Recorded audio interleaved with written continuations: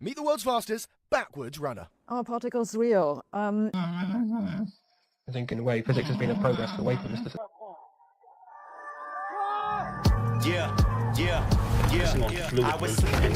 is the best I've seen. What's up, YouTube? Today, we'll be looking at disturbing TikToks that'll make you question reality. So without further ado, welcome to Adam Strain Reacts. Let's get her done. Hi, I'm Aaron Yoder. I'm a backwards runner. I have the world record for the fastest smile ran backwards. My fastest backwards smile time is 5 minutes and 54 seconds. I've been running forward for over 20 years. I started running competitively when I was in elementary school and then ran on scholarship during my early 20s. I ran so much that I sustained a knee injury. My doctor told me to stop running, and I really didn't want to stop, so I knew I had to make some sort of change. Retro running or backwards running is where you're literally just running in reverse, and there's no impact on my knee. I run backwards everywhere. I run backwards on the treadmill, I run backwards on the track, and also out on country roads. Backwards running feels great on my knee. I don't feel anything, which is a reason why I really enjoy it. Look how advanced these robots out of China are at the moment. They've just taught them advanced kung fu and martial arts. They're focusing on fluid movement, and this is the best I've seen so far. Like, look how well this thing moves, jumping, doing flips in the air. It's just everything. It's the most advanced kung fu I've seen in a robot so far. These things are scary, but also, is it a good idea to teach these robots kung fu? So what do you guys think? Do you guys think that the more innovation we have towards these robots, the better it is? Do you guys think that these are autonomous robots, or they're being controlled by someone and copying the movements? But at the same time, if they could copy the movement once, I suppose they'd be able to copy it again. So does this scare you, or do you find it just impressive? Do you think that it makes sense for us to continue in this direction? Let me know down below, and let's keep on rocking. This is amazing. This is the future of weeding. No toxic sprays, no harsh chemicals in the soil. Just lasers, precision light, managing weeds, protecting the crop, and keeping the soil alive. This is working with nature, using and harnessing technology for a safer, cleaner, healthier future in food. Wow, I had never seen that.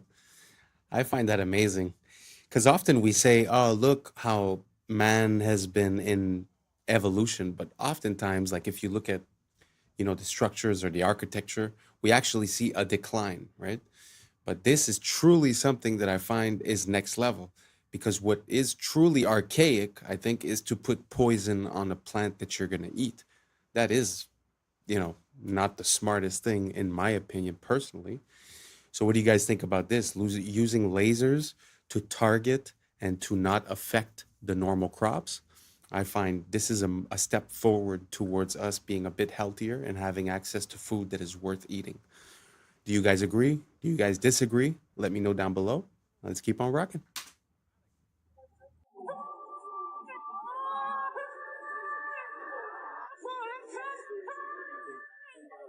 Oh, God.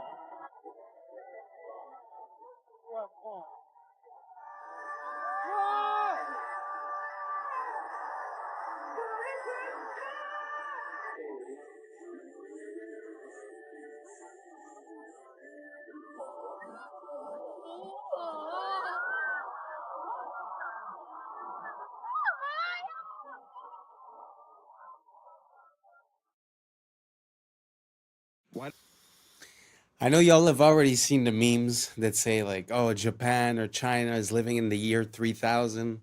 Sometimes it doesn't make sense, but this actually does make sense. It does look like the future when you look at that show, the way that they've already implemented the robotic help part, very interesting. So do you guys think that it's going to help, or do you guys think that it's going to take away the job from, backup dancers? Do you guys think that it takes away from the art? Or do you find that, listen, times are changing and we got to go with the flow. So let me know down below, and let's keep on rocking. Doesn't the Parthenon have any straight lines?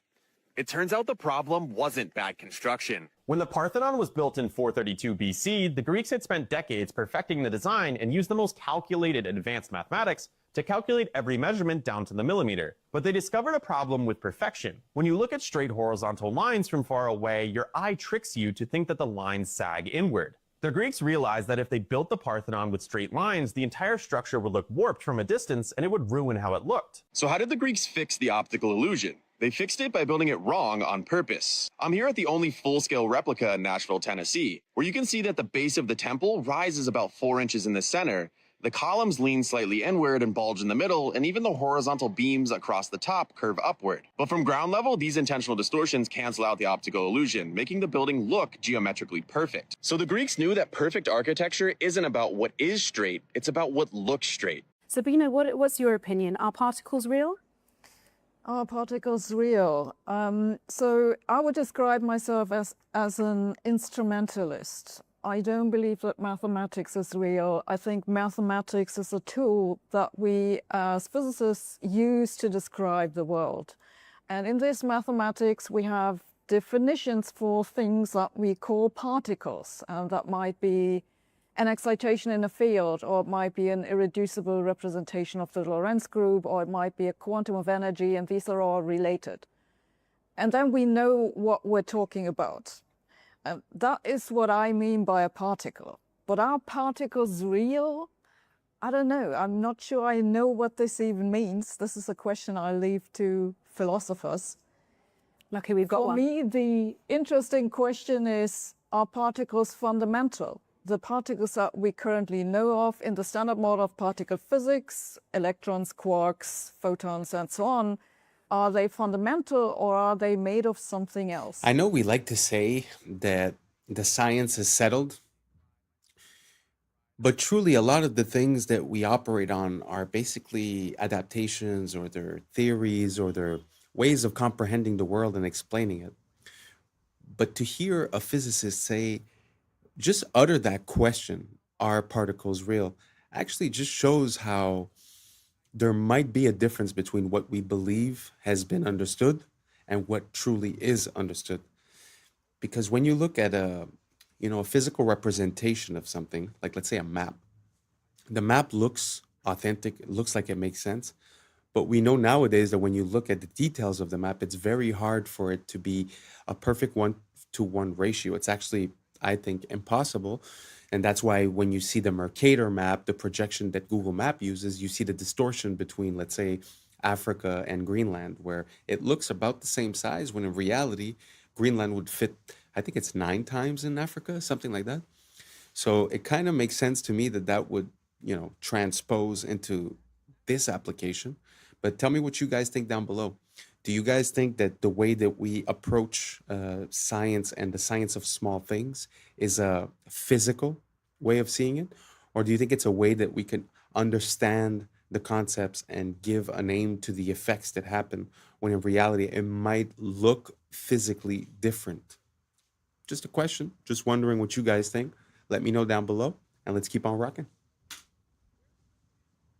All right, boys. So before I got on my freaking airplane ride, my Spirit Airlines ride, I went around looking, right? And I was taking videos, and I was like, oh, Palin gonna freaking love this. But so I was looking for anyone fueling planes, right?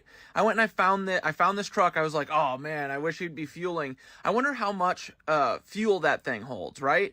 I looked it up, okay? I think it's about a 5,000 gallon fuel truck. So let's say 5,000 gallons just to make everything easy, right? Most of Spirit Airlines planes are these A320s or whatever, different versions of them. So I'm pretty sure I was on one of those. And it looks like it's like, let's say roughly 5,000. Let's give them the benefit of the doubt. It's only 5,000 gallons of fuel that they're putting in these planes, right? Even though things like the Airbus A380, look, they're saying that they put 85,000 gallons of fuel in those.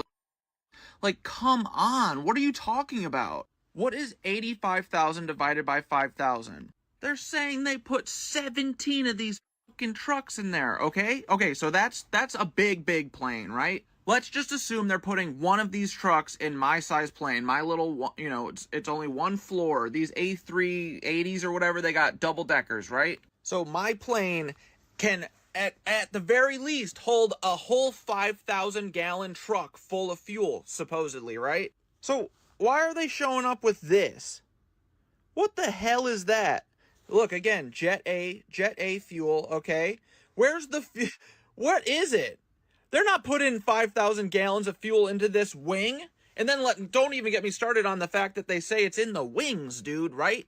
Think about it. You're a big old jet airliner. You're going, what does water do? What does jet fuel do when it tips? It all sloshes, okay? So if you're sloshing it around, do you really want that in the wings? Minus that, if you ever watch outside of the plane wing or the plane windows, what are these wings doing? They're going, are you putting flammable fuel inside of a floppy little wing noodle?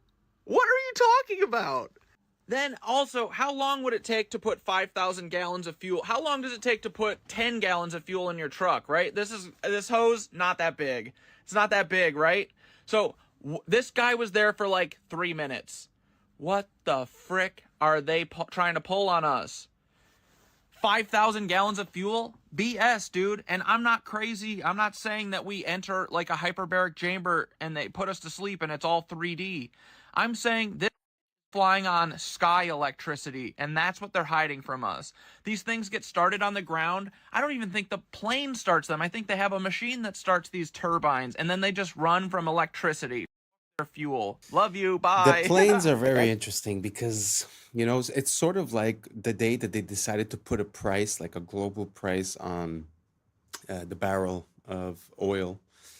They had to make the case that it was biological and that it was a part of let's say, of a dinosaur that got compressed and this and that. So there was biological material, basically, meaning that there would be a limited supply.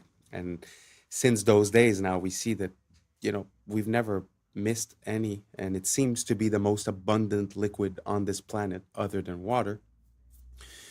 So what if it was the same thing for the planes, where they're using the fact that you're using that much gas to give the price, right? But what if they weren't? Because like you said, you know, the amount of tankers and trucks that they would need per day, and the speed at which they refuel. And, you know, he's talking about the electricity, which is true in a way. We have measured that at the ground, which is like electrically talking, the ground is ground, right? And then as you go up, basically there's a voltage that amplifies as you go up. So it's not crazy, the idea that there might be electricity involved.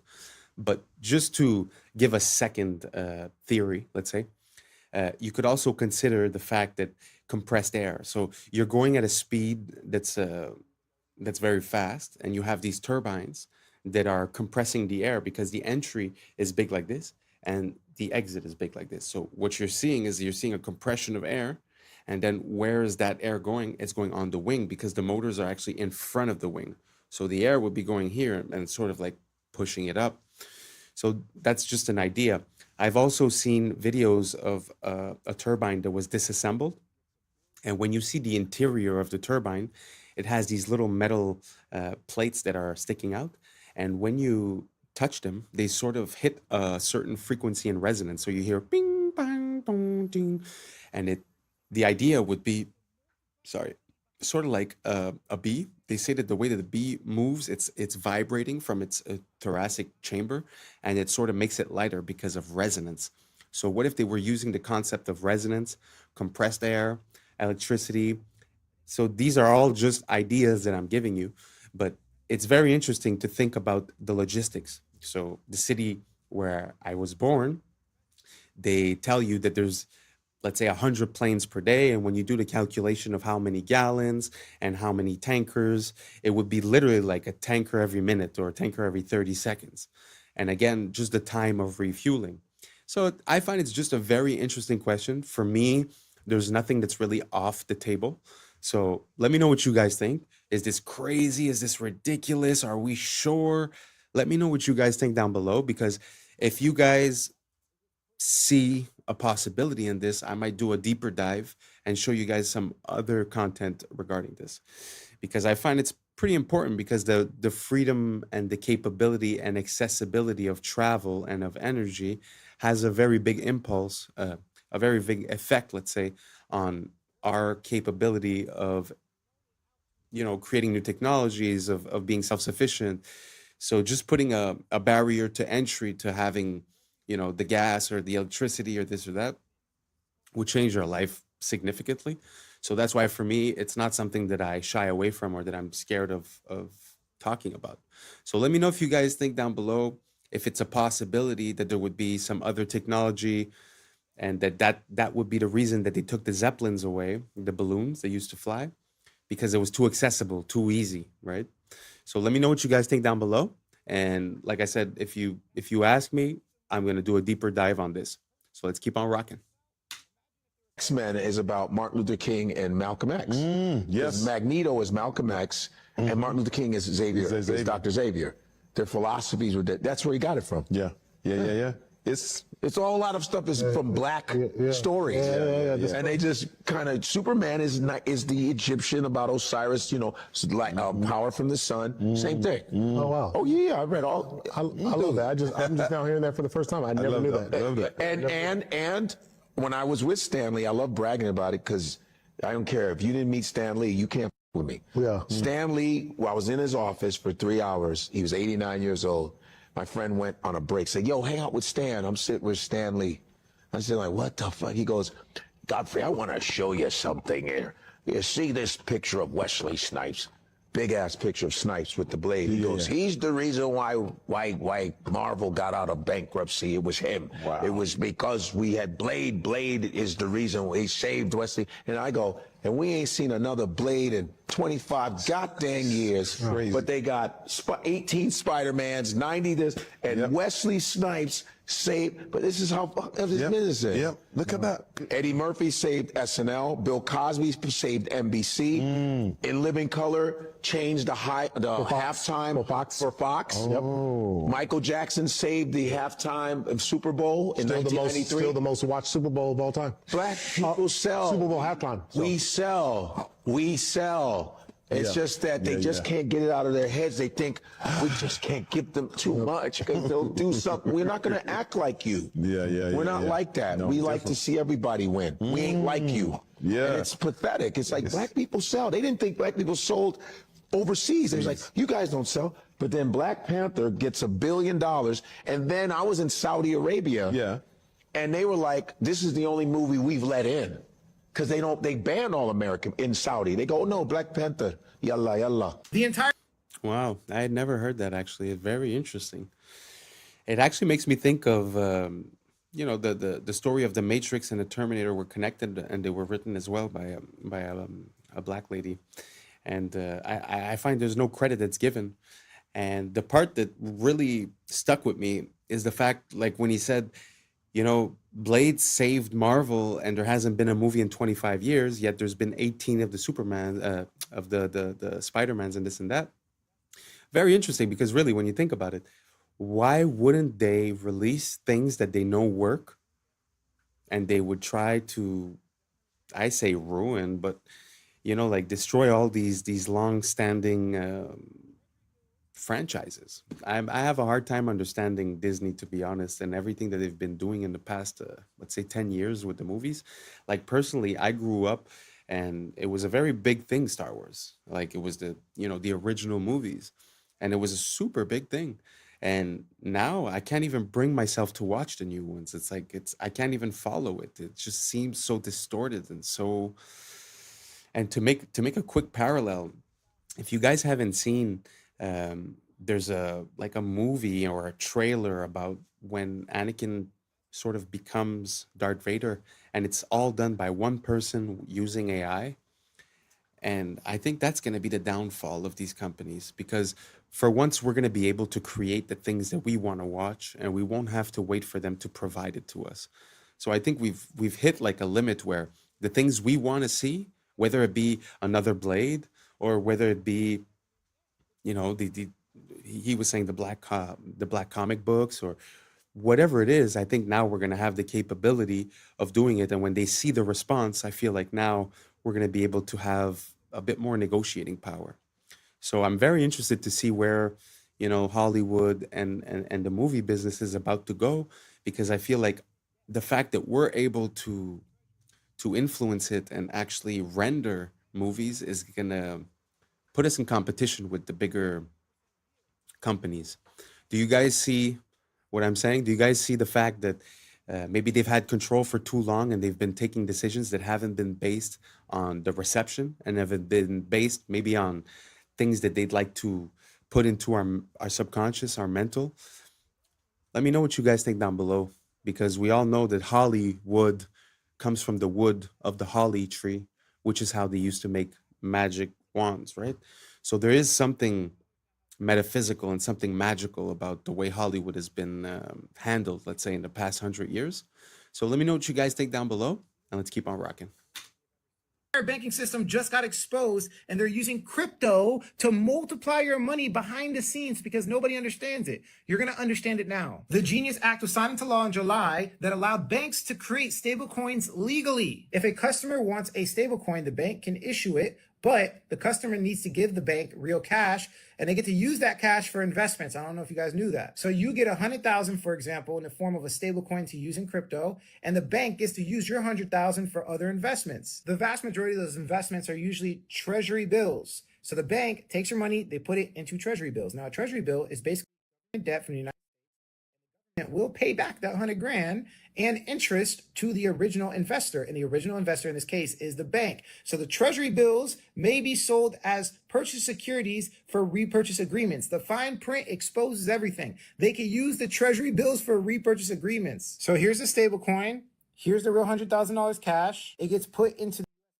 I want you to remember the colors because it shows the multiplication, duplication they're doing. Because got 100,000 from the bank, which was your money from the stablecoin, they get a treasury worth 100,000 plus a 3% yield. The bank profits $3,000 off of your money. And then because of the fine print we just read, they're allowed to take that treasury and loan it out to an investment bank and get another lump sum of cash for no reason. Let's read it again just in case you forgot. Treasury bills may be sold for repurchase agreements. This is called the repurchase agreement. So the investment bank takes a little fee and they give the original bank even more cash. $99,000, they take their fee, they give them more cash. And then they take that new cash and you guessed it, they put it right back in debt. The government gets another investment, that's the green right there, and then the government another T-bill for another 3% yield. So the original bank has 2 T-bills and double their yield. Now this is where it gets even more scary. Well, remember that person that got the stable coins out?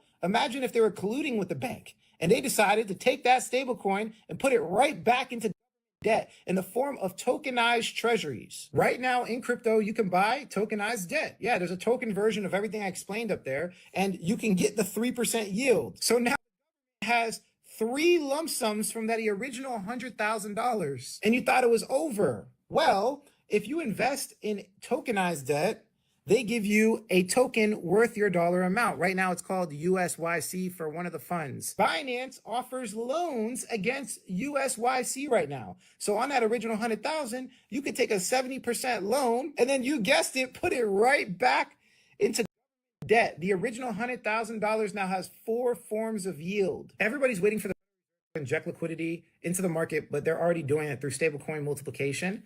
And we are going to have the greatest bull run we have ever seen in human history. It's going to be similar to the 2008 bubble. Wow, that was a lot of information. Gee whiz. So this makes me think, like, money came from the idea of value, and now we've gotten so far away from value that it's seeming like a video game. It's seeming like, when you go on a game and you look for money duplication glitch, you could find some of those. Seems like that's what's going on. So you're buying it, and then they're reinvesting it, but they're also buying treasury, which is debt, which we end up paying at the end of the day. And again, they could re-lend it, re-put the assets and start the circle again. So yeah, it feels like banks have been given basically a blank check. And that's without speaking that in the days of the COVID a couple of years ago, they went, fractional reserve spending means I have $100. Normally it was I have to keep $10 and I could lend out $90. Now it's zero. So meaning they could have $0 and lend out $1 billion and no one's none the wiser. So I don't see how this changes anything in the way that there's really no value behind bank money. But at the same time, I'm seeing what he's saying where it's involved with the treasuries. So it's like a cycle that's over and over again. It makes me think like the way like when you get a mortgage, the bank is like doubly insured. It's insured with your assets. It's also insured with an insurance company and your insurance company. So they're actually triple protected. It seems the same way. It's like they're 10 times protected and us, we have to pay for everything. So I don't know. I don't know where we're going with this because it just seems like the more they win, the more they devalue, but the more they devalue, the more the crash is about to come, right? Unless they are artificially inflate. And so I guess that's what he meant at the end with the bull run. So everyone's going to feel like they're winning when actually the disparity between the people winning and the people at the bottom are going to be so much bigger. So I don't know if I caught all of this. Maybe I'm probably missing some parts. So if you have any information to give and share, don't hesitate, write it down below. I'm still learning about all of these subjects. This is why I'm here. This is why I made the channel. So we could collaborate and we could collaborate on ideas and build better ideas together. So let me know what you guys think down below. Do you have a wallet? Do you keep it on a cold storage? Do you keep it on the exchanges? I'm going to put some more crypto stuff in the next videos. So please don't hesitate, write down below and let's keep on rocking. How were we allowed to be fooled for so long? And no, I'm not talking about this beautiful architecture here, saying it was built by horse and buggy. I'm talking about Timu, Han Solo, and Chewbacca here. Hawkins was a literal puppet on that world stage. Did you know, before Hawkins had his fancy little computer, he had a translator talk for him? I think, in a way, physics has been a progress away from mysticism towards a rational understanding of the universe. Stephen, when did you first realize you wanted to be a physicist? Oh. I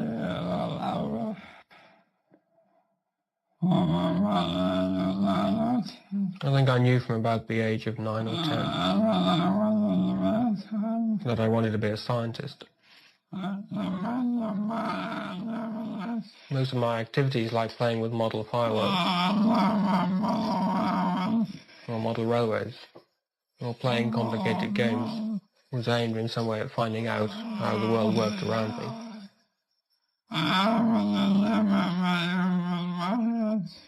I was never very good with my hands, where my models did not work very well. But I was always interested in models that I could control. And I think that nowadays I have translated that into studying physics. Because in a way, if you understand the universe,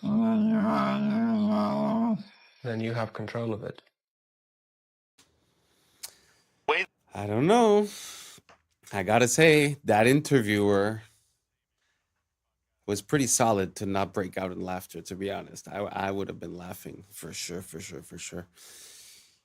What do you guys think? Do you guys think that it's real? Or do you guys think that it's possible that he was a puppet? What easier puppet could you have than one that talks with a computer box? You know, that was before that time. But do you think he was translating? Do you think maybe he knew it ahead of time, right? Who knows?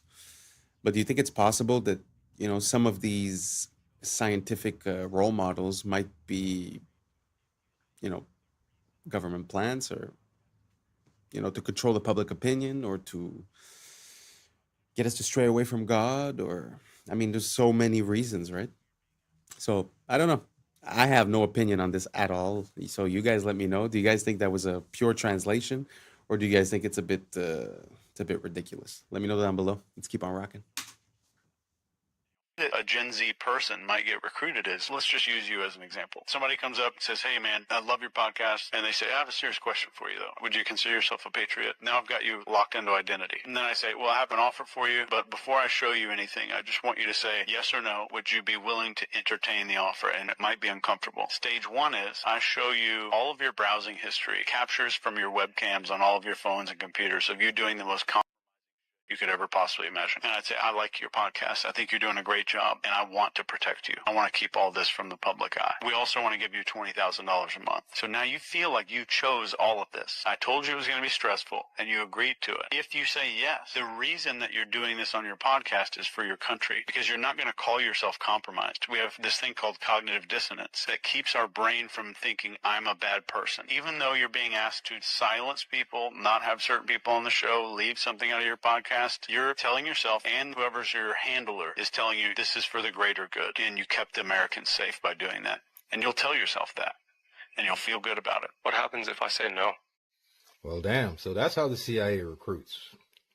Well, I'm going to go ahead and spill the beans so they can't even recruit me. With me, there's nothing compromising that you could find. It's just nothing but porn. What? Y'all going to shame me? No. All you're going to see is big bitches 2. Ebony Baddies 3. You're just gonna see the webcam. This is gonna be my two heads. Just you can't shame the shameless for real. So yeah, what? I'm rubbing a one off to Skin Diamond. Shit, I ain't got shame. Skin Diamond is. Also, a special shout out to Lexi Love. Thank you for following me. You and I, we had an amazing Thanksgiving Day. It was the greatest 3, you, me, and Pamela. It was dope. So to whoever's watching this, the agent assigned to me, I know you're don't be watching nothing stupid. I don't do nothing but regular good old. So can't shame me shameless. Yeah, that was pretty dope. But it gives you a little bit of a perspective, you know. Sometimes we wonder why people act a certain way, and we don't really understand why people change their attitudes, especially when they're in the limelight. It's so easy to corrupt someone. It's so easy. I mean, that's without threatening their family or this or that, right? So very easy. So be careful who you believe in. Try not to have too many idols. Try not to put people on a pedestal. We're all human. We're all the same. Well, I mean, most of us, don't get me wrong. What do you guys think? Would you be compromised? Are you scared to be exposed? That's not a good look, you know? If you're scared to be exposed, maybe you should, you know, comport yourself in a way where you don't live with shame, you know? So, anyways, very interesting. Let me know what you guys think down below. Would you be easily corruptible if they made you that offer? Do you have things to hide? Let us know down below. I know you won't, but you can. And that's a wrap for today, familia. Whether you're tuning in with the sunrise or you're posted up after midnight, I appreciate your time, your energy, your curiosity. And don't forget, this isn't about truth or fiction. This is about perspective. If this sparked a laugh, a thought, a deeper question, then we did our job. So drop your thoughts in the comments, keep the convo alive, like, subscribe, and hit that bell if you're riding a wave, because we're just getting started. Until next time, stay grounded, stay weird, stay critical. I'm Adam Strain, and this has been Adam Strain Reacts. Peace. Now's the time for us to link up. Really think we on the brink up. Making a change, we're living this change. Living this change. Making a change. I'm living this change. Yeah. This guy was literally missing for 22 years. They found him was a picture on Google Maps. I know what you're thinking. That's an alien. We call this a SALP. Are they slits or are they rectangles? Yeah. More debt in the system than there is currency in existence to pay the debt. What's up, YouTube? Today, we'll be looking at disturbing TikToks that'll make you question reality. So without further ado, welcome to Adam Strain Reacts. Let's get her done. This guy was literally missing for 22 years. The only reason why they found him was a picture on Google Maps. Oh, shit. And it was in a nice ass suburban neighborhood. The day he went missing, he told his girlfriend that he was gonna go to the club. No like missing person alerts, no Amber alerts for this guy. His family was like, he probably got abducted. We're not gonna do anything about this because no one's gonna find him. There's no like reports on him. One day, randomly, 22 years after, this guy's on Google Maps and then he's looking at this little lake with a bunch of suburban houses, right? And then he sees a little car by the side of the lake. And he's like, okay, I'm gonna zoom in, tilt my head a little. And he's like, okay, what the heck? I'm gonna report this to the police. This is weird, right? So police come, pull the car out, and it has a bunch of algae, right? They flip the car. In the car, there's still a skeleton with the seat still buckled. Oh, shit. That's You know what I crazy. mean? This is the sidewalk, and this is the car that's been there for 22 years. Damn, Like, and just people- nobody like paid attention to it. Like kids grew up from 0 to 20 probably with that thing in their backyard. You knew there was a car in the lake, but nobody would have thought a body was in the car. Oh, we got your ass. We got your ass now. So as you know, there was a painting in 1562 that showed humans riding what we would call a dinosaur. And many people said it could not be. Some said dinosaurs don't even exist. Others said dinosaurs and humans didn't live at the same time. All right, okay. Let me ask you a question. Can somebody tell me why has China got the same creature on a wall? Oh, you son of a bitch. And before you say that's a dragon, you can clearly see that the Chinese know the difference between dragons. That's a dragon. And that thing at the top is a long-necked dinosaur. So the Flintstones was telling the truth. It's real. Humans, dinosaurs, and dragons at one time all lived together. Are you saying the map? In this channel, we haven't really dug that deep into the dinosaur stuff. But what do you guys think about that idea, about the possibility of the cohabitation between the period of the evolution of the humans and the existence of the dinosaurs? Because theoretically, they said in our textbooks that the dinosaurs disappeared 60 plus million years ago. So I guess that timeline doesn't work. So what do you guys think would explain that? Let me know down below, and let's keep on rocking. Is wrong? Oh dear, yes. Look at Greenland. Okay. Now look at Africa. Okay. The two land masses appear to be roughly the same size. Yes. Would it blow your mind if I told you that Africa is in reality 14 times larger? Yes. Here we have Europe, drawn considerably larger than South America. When it's 6.9 million square miles, South America is almost double the size of Europe's 3.8 million. Alaska appears 3 times as large as Mexico, when Mexico is larger by 0.1 million square miles. Germany appears in the middle of the map when it's in the northernmost quarter of the Earth. Wait. Relative size is one thing, but you're telling me that Germany isn't where we think it is? Nothing's where you think it is. Where is it? I'm glad you asked. The Peters projection. It has fidelity of axis. Fidelity of position. East-west lines are parallel and intersect north-south axes at right angles. What the hell is that? It's where you've been living this whole time. Why are they dunking chicken and selling it to us? This is the first time in human history we have been dunking chicken in chlorine, labeling it as organic, and people are buying it. 97% of chickens processed through USDA are bathed in it, and this includes certified organic. In industrial farming, such large volumes of chicken are processed all in the same bath, so if one chicken contains like salmonella, that'll spread to the rest of them. Therefore, the USDA mandates another layer of sanitation, allowing up to 50 parts per million of chlorine. Wash is actually banned in the European Union, and U.S. federal regulations do not require disclosure of sanitation ingredients on packaging. The better alternative is air chilled, where the birds are passed through a cold chamber rather than a bath, and this also eliminates contamination risk without getting chlorine.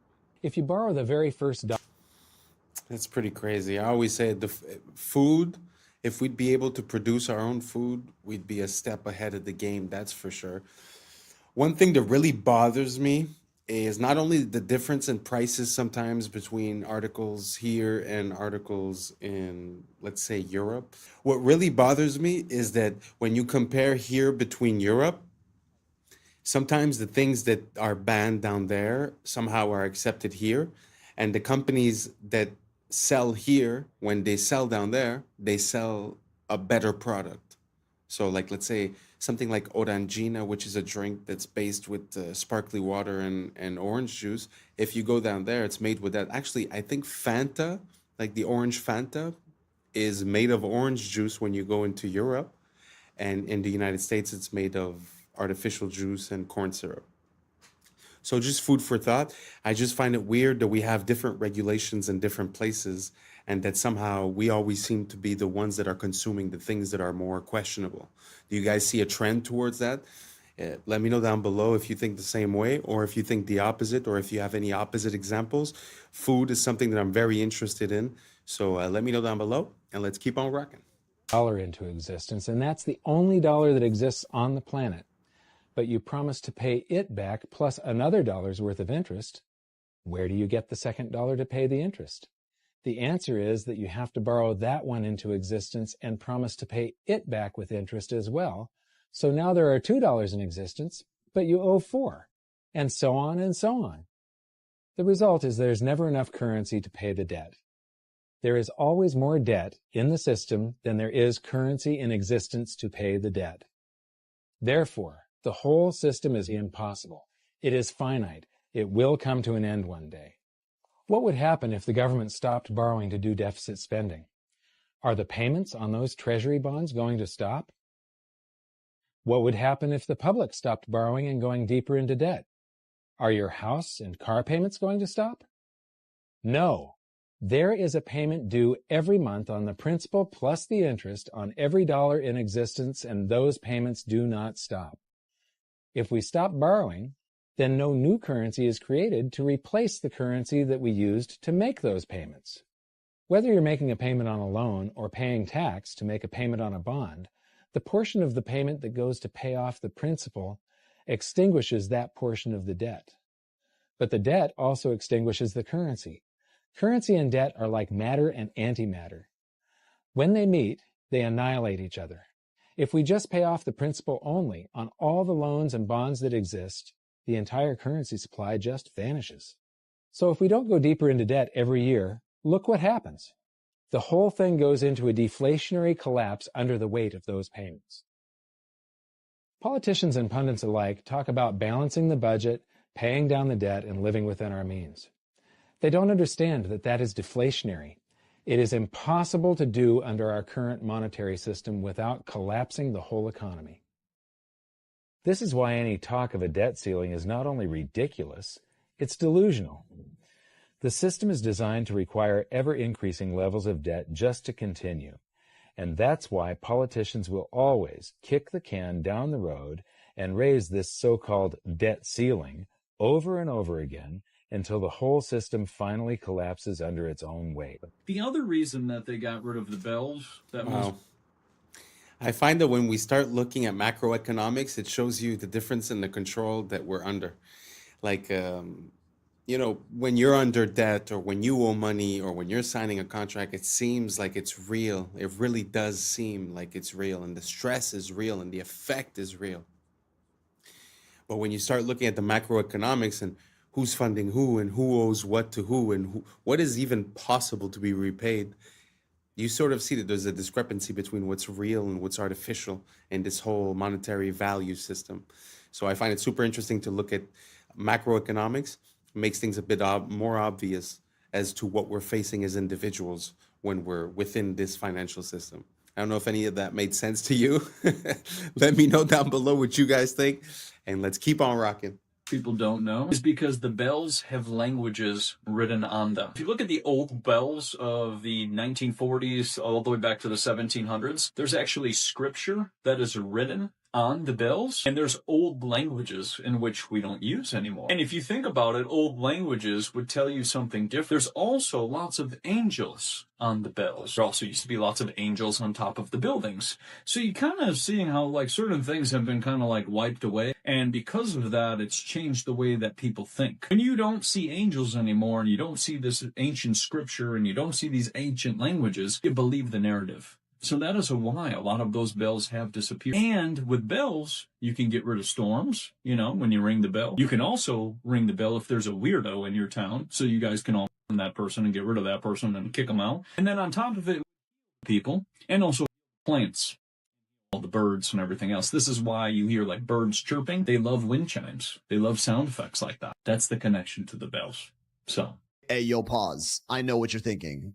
That's an alien. We call this a salp, and low-key, I don't think they're from this planet. They move around and eat by contracting their muscles to draw water into their bodies through an oral siphon, and shoot that water out from the back, which propels them forward. They're neither fish nor jellyfish, but a special type of animal called a tunicate, also officially known as sea squirts. Soft, sticky, and always wet, they rely on their muscular grip to feed on tiny phytoplankton as their primary food source, which is honestly the least interesting thing about them, because they also have the ability to clone themselves, with a single salp capable of replicating itself into a long chain containing dozens of them tens of meters long. And when linked, they move in complete sync with each other, each salp reacting to the other's rhythms within milliseconds. More like neurons in a brain rather than individual creatures. Some biologists speculate this insane coordination may be a sort of primitive distributed intelligence, where many salps connected together all retain a singular consciousness. And they also have crazy regenerative abilities, with even a tiny piece of one capable of growing into a complete new salp. And as you can tell, they're also almost completely transparent. You can see all of their internal organs from the outside, practically invisible in our oceans. And before you say anything, is it just me or that looks CGI? Like, I have a hard time wrapping my brain around what I was seeing. Like, he was speaking as if it was real, but really all of the images, it's kind of hard to believe. Gee whiz, that's a beautiful, beautiful thing. So it sucks in the water from the front, creates some sort of a compression effect as it gets the nutrients out of the water, and then it just shoots the water out of the back to propulse itself forward. Amazing, amazing design. I've never heard of anything like that. Makes me think of the octopus and the squid that we see. Some people say that they're like aliens and they're ancient, they come from somewhere else, but that thing gives me the same exact vibe, and it actually, sometimes I doubt myself. Is it AI? Is it CGI? It looks almost unreal. Did you guys get the same feeling watching that video? Or am I just losing it? Let me know down below, and let's keep on rocking. Morbid Facts, Part 802. Trailer Park Boys star Mike Smith, best known as the harmless wide-eyed Bubbles, has been charged with Nova Scotia for an incident that allegedly happened back in 2017, a case that stayed buried for nearly 8 years before finally surfacing in court. The identity of the victim is under a strict publication ban, but Smith is now legally barred from contacting them or going anywhere near their work, home, or school. The charge has forced him to step away from the Trailer Park Boys production company, tainting the wholesome persona millions have associated with him. Deep inside a sulfur-filled cave on the Albania-Greece border, scientists have uncovered the largest spiderweb ever recorded, an enormous 106-meter sheet stretched across the cavern's walls. Hundreds of thousands of spiders from two normally rival species have formed a massive cooperative colony, a terrifying behavior never before seen in spiders. The cave's toxic, sunless environment created a self-sustaining ecosystem powered by sulfur-eating microbes, which attracted swarms of insects, which in turn supplied this spider megacity with endless food. The web is so dense and vast, it looks like the cave is wrapped in ghostly white fabric, proof that life can evolve into something terrifyingly efficient when pushed into extreme conditions. Have y'all seen this bridge?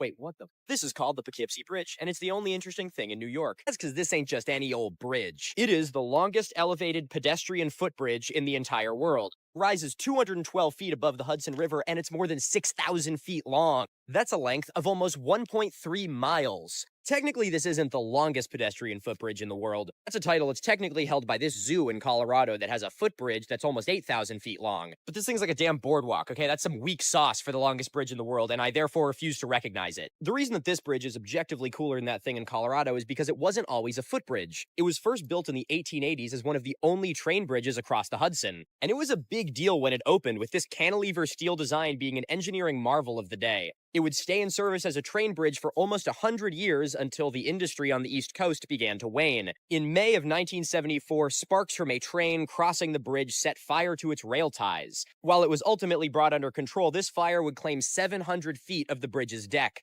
Warping to the steel caused from the immense heat of this fire essentially was the final nail in the coffin for its use as a train bridge. This very easily could have been the end of the story. Bridge is damaged, just knock it over, who needs the thing anyway? Just a few years later, it got added to the National Register of Historic Places. Many years and a lot of funding later, was finally opened as the longest elevated pedestrian footbridge in the world in 2009, preserving this engineering marvel for generations to come. If you recognize this bridge, well, you're in luck because I'm giving a live show in Poughkeepsie tonight. Still a few tickets available, link is in my bio, and now if you'll excuse me, I'm gonna go walk across this bridge. When I first saw this, I was like, there ain't no way that town is actually built inside a meteor crater. I mean, look at that, it's just too good to be true. Look at how circular that is. So I looked into it, and that's where I found that this town is absolutely built inside a meteor crater, and that this town is probably the least interesting thing about this meteor crater. This is the town of Nordlingen in Germany, and it's located inside the Nordlinger Rice impact crater. And you gotta be like, yeah, no shit, look at how circular that is. Of course it's an impact crater. Yeah, that's what I thought too. But here's an actual map of that impact crater.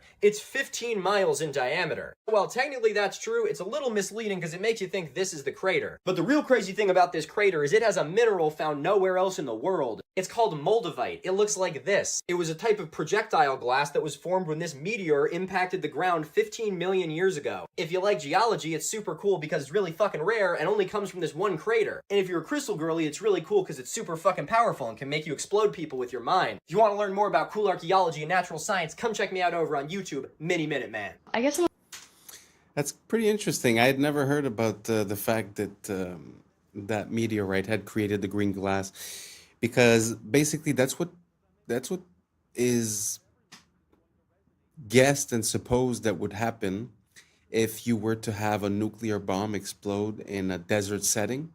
It would sort of melt the sand into glass, and it would have a green tint. So it's very interesting to see that they find pieces of that green glass. I'd have to look it up a bit more. I haven't really looked into that, but it's just interesting to see the fact that they find that. Do you guys think that makes sense, that there was that we got impacted by such big pieces, and that we remain the way we are today? My big problem with the meteors and all that is the fact that it seems like it doesn't really happen on the regular, It kind of makes me think of, like, they show you videos of the space station, of spacewalks and all that stuff, but then after they show you also a picture of the space junk around Earth, and it's like it doesn't coincide. And I feel like this gives me exactly the same vibe. So again, let me know if I'm crazy, and let's keep on rocking. I'm afraid like other people won't like it. So what? Who cares? The ones that don't like it, it's not for them anyway. It's only for the ones that will like it, isn't it? Yeah. Does that make sense? Yes. Not everyone is going to resonate to what you have to create, but it doesn't matter. What you're creating isn't for the ones who aren't attracted to it. It's for the ones who are. So who cares about the ones that aren't? Yeah. Is that too logical for you? No, it makes sense. Do you understand? You have no business measuring yourself against others. You have no business comparing yourself to other people. And what anyone else thinks of you is also none of your business. Do you understand? Yes. It's none of your business. Because that's not what your business is about. Your business is about being yourself as fully as you can. That's your purpose in life. And if you're not willing to be yourself, all the people that would be attracted to the gift you have to give are being deprived of your gift. Why would you do that to them? Why would you hold yourself back from people that are looking for you? Why would you be that stingy? Oh, yeah, I guess. You see, you think, in a sense, you're doing something humble. But you're being arrogant and hoarding your gift and keeping it away from people who might need to see it. Relax. You would not be where you are. You would not have the gift you have if there wasn't someone who needed to receive it. As we have often said, there are no one-sided coins. If you have the head, the tail has to be there, or there's no coin. You have the head by saying you have the gift. The fact that you have something to give defines the reality that there must, by definition, be somebody in that reality who needs to receive it, or you wouldn't be excited about it. You'd be excited about something else. So don't hold back the gift that you are. Someone is waiting to receive it. Don't make them wait. Yes? Yes. And when you don't make them wait, you won't be waiting to be yourself. Channel more of yourself. Yes? Yes. Is this helping you? Yes. Thank you very much. You are very welcome. Stop arguing with creation about your value. If you weren't valuable, you wouldn't exist. Stop arguing with creation. All right? Yes. Thank you. All right. Okay, here's the easy. This guy really has some gems. The problem that I have is the source that he says that it comes from is from channeling this alien or whatever. But really, when you break down what he's saying, you know, kind of makes a lot of sense. And a lot of people I find get caught in the thinking and in the planning and in the trying to know what this sacrifice is going to give me before actually doing it. So you get all this plan done, then you realize, hey, I don't even like doing this. You know what I'm saying? I feel like there's a bit lacking of the just doing type of thing. And to come back to what he was saying regarding if you have a skill or if you have a thought or a passion, it's that automatically that means that there's someone that's ready to receive that. I find it funny. It makes me think of the idea of like magnetism. So if you, like he said, if you're the coin, there's this part and this part is just implied. I really like that idea. It kind of makes sense a lot to me. And yeah, like I said, I don't like where it comes from, but did you guys agree with what he said? Did you guys find any flaws? If you found a flaw, let me know. Let me look into it. Let me try to figure it out. And let's keep on rocking. What does a horse look like? Yeah, 4 legs, fast, muscular. Okay, you got it in your head? What does his pupils look like? Yeah, his eyes. Are they round? Are they oval? Are they slits? Or are they rectangular? Think about it. They are rectangular. When did a horse's eyes become rectangular? Now, I remember a goat's eyes being rectangular. I remember some sort of devilish animal being rectangular, but I don't never remember a horse being rectangular. Now, I'm not an expert. I'm not like a rancher or a cowboy or anything, but I am a human being, and I do remember things, and I just don't remember horses' eyes look like that. Now, if there is some equestrian professional, please let us know. Do you remember? Because you work with horses all the time, but I don't remember horses' eyes looking like that ever. Let me know if I'm tripping. It's us. Why? I think he's tripping, but I think I'm tripping too.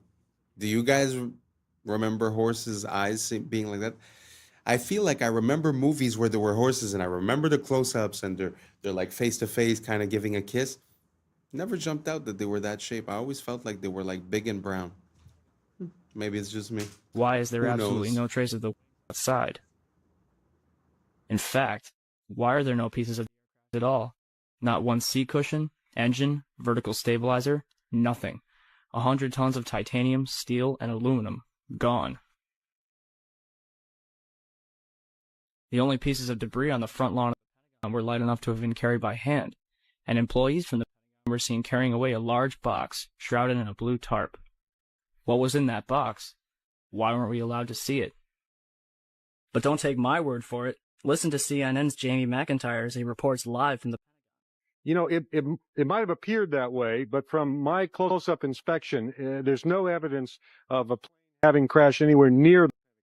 The only site is the actual side of the building that's crashed in. And as I said, the only pieces left that you can see are small enough that you could pick up in your hand. There are no large nothing like that anywhere around, which would indicate that the entire plane crashed into the side of the and The biggest thing on the news right now, also a recession indicator, the Starbucks Barista Cup. What? Oh, this is What the is new this? What is Labubu, this? fam. Oh, you don't know. Starbucks just came out with like, it's a bear with a Starbucks like hat on it and the straw that goes out like this. Okay, right? okay. This is my theory. This is a whole social experiment that Starbucks did just to expose like this whole recession, because all we can look forward to is this $30 luxury cup.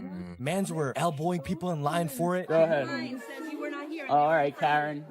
All right, that's fine. On the photos, bring up the photos. You're escalating the situation. I'm not. I'm in line just like everybody else. Everybody else was in line out there. I was in line the same way. They were arguing, sending threats to Starbucks because the workers got first dibs and they were lining up for 5 hours. Sneakers, bro. Fam, sneakers just for this bare cup. Yeah. You can get this cup on Amazon without the Starbucks branding for $15. It is this recession. But why does everyone want it? Because it's limited. It looks like luxury. Oh, I have it. This is a collection. Yeah. Because what's going to happen, because the Labubu, I guess, idea is proven, they're just going to start remixing that shit, bro. And they just made new versions. So it's like, oh, you have a winter version. You have a Christmas version. Oh, they know exactly what to do. This is peak consumerism at a time of recession. In 1951, a man named William Albee. First of all, I cannot imagine being addicted to extremely overpriced coffee and like have it be a part of my identity that I'm a Starbucks person. I've been to Starbucks. I just don't find it that crazy. But anyways, that's not even the story. But the fact that people like go crazy and would line up, this whole consumerism thing, it's kind of crazy to see that some people are just still in it, you know? Like, I feel like a lot of us sort of disconnected a bit, but to see that, I don't know, it kind of makes me feel weird. What do you guys think about that? You guys think it makes sense to be waiting and to be super mad for this cup that comes from this place that sells you expensive coffee and what? I don't know. I just find it super weird. How come you identify with this corporate machine this much? I don't know. I have a hard time seeing it. So maybe you guys can enlighten me. Let me know down below. And let's keep on rocking. In 1951, a man named William Albee invented a type of tire that could easily move on any surface. Even if these tires are installed on a truck weighing several thousand kilograms and driven over a person, that person would remain unharmed. This is because, due to the low-pressure tires, the vehicle's entire weight is distributed over a large area, so the person underneath the tire remains unharmed. These low-pressure tires are so remarkable that only a force of 2 kilograms is exerted at each point. They were primarily invented to move on soft and weak surfaces like snow, and they are also known today as Rolligan tires. Wow, amazing. That's genius. I can't really understand how the person was still under the weight of that part of the car and somehow was occupying almost all of that wheel, even though the wheel is made out of a bubble or whatever. I just don't understand how the weight was distributed where that person didn't get hurt. So if we have any engineers or any physicists in the comments, let me know down below. Kind of confused.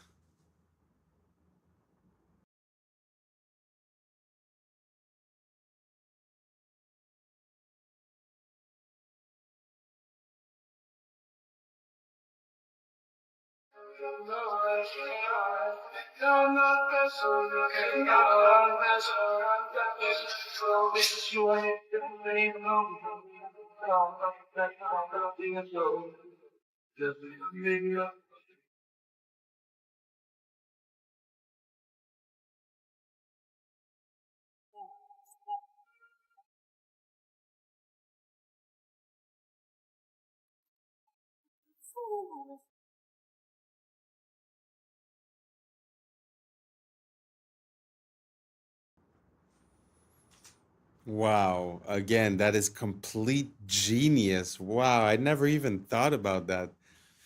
So you're throwing stuff in the garbage and it's like a never-ending garbage in a way. So you're occupying the same amount of space as you do with the certain amount of garbage collection, but you're actually collecting way more and there's way less garbage visible, at least. Wow. Amazing idea. Amazing idea.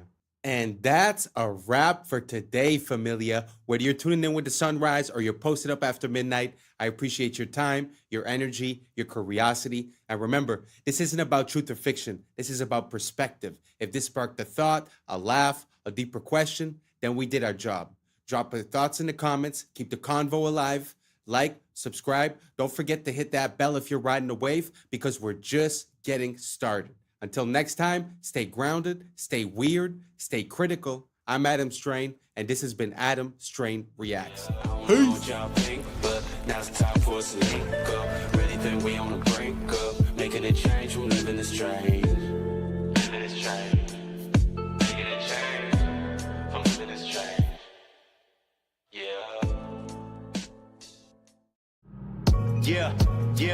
Yeah. I was sleeping, had to wake up. Why? Every reason I could think of. God, till the day I keep the ink up. In my priority. What's up, YouTube? Today, we'll be looking at disturbing TikToks that'll make you question reality. So without further ado, welcome to Adam Strain Reacts. Let's get her done. He hacked and looked at all of the code of ChatGPT and figured out that ChatGPT isn't a computer-generated system. What is it? It's actually someone's soul.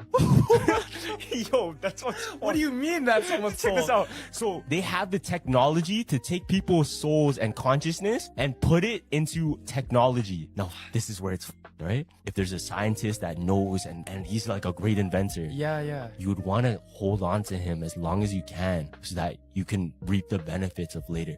Just like in Captain America, there was a scientist that created the super soldier serum. Yeah. They kept his consciousness within the computer, so he lives forever through a computer.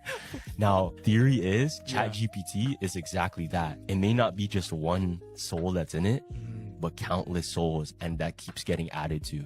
I'm a builder, and whenever I talk about these Tartarian buildings, my wife has to remind me to bring up the logistics. Talk about just how impossible it is to move stones of these size, especially without power tools. With little more than horse and buggy technology, they constructed all this, we're told. And yet, as a builder, I just have to call bullshit. All my fellow builders who have built anything also call bullshit. This is our repertoire. This is what we have to work with. Awesome diamond tip tools with infinite power. We can go to Home Depot and buy custom cut lumber of whatever we want. And we don't do much better than this. Like, sorry guys, this would pass inspection in most counties. And it really doesn't make sense that our buildings are so shitty when the old ones were so magnificent. You can say craftsmanship and pride and hard work, but I don't think so. This is a stone fucking palace, guys. And I'm sorry, this is not good enough proof that you built it. What is that motherfucker doing right there? No way we caught this fella working on this building. It's so dumb. Rather, I think that little fella built it as much as this artist built this one right here. This is all fake history. And I think the biggest truth they're trying to hide from us is that we're post-apocalyptic. We were more advanced once upon a time, and this is not, in fact, the high watermark. We are squatting in structures we did not build. Obviously, none of our structures look like this anymore. They look like dog shit. And it's no offense, again, as a builder, I'm not trying to shit on anyone. But just case in point, here is the Elks Temple in Tacoma, Washington. It has the same hanging fruit basket motif as the Capitol building. This is just where the men of Tacoma get together and talk about their civil duties, right? A wealthy boys club of all the best men in town. And this is what they built. But this is what they built in Olympia. They weren't able to found one here. They had to build it themselves. And it's an absolute testament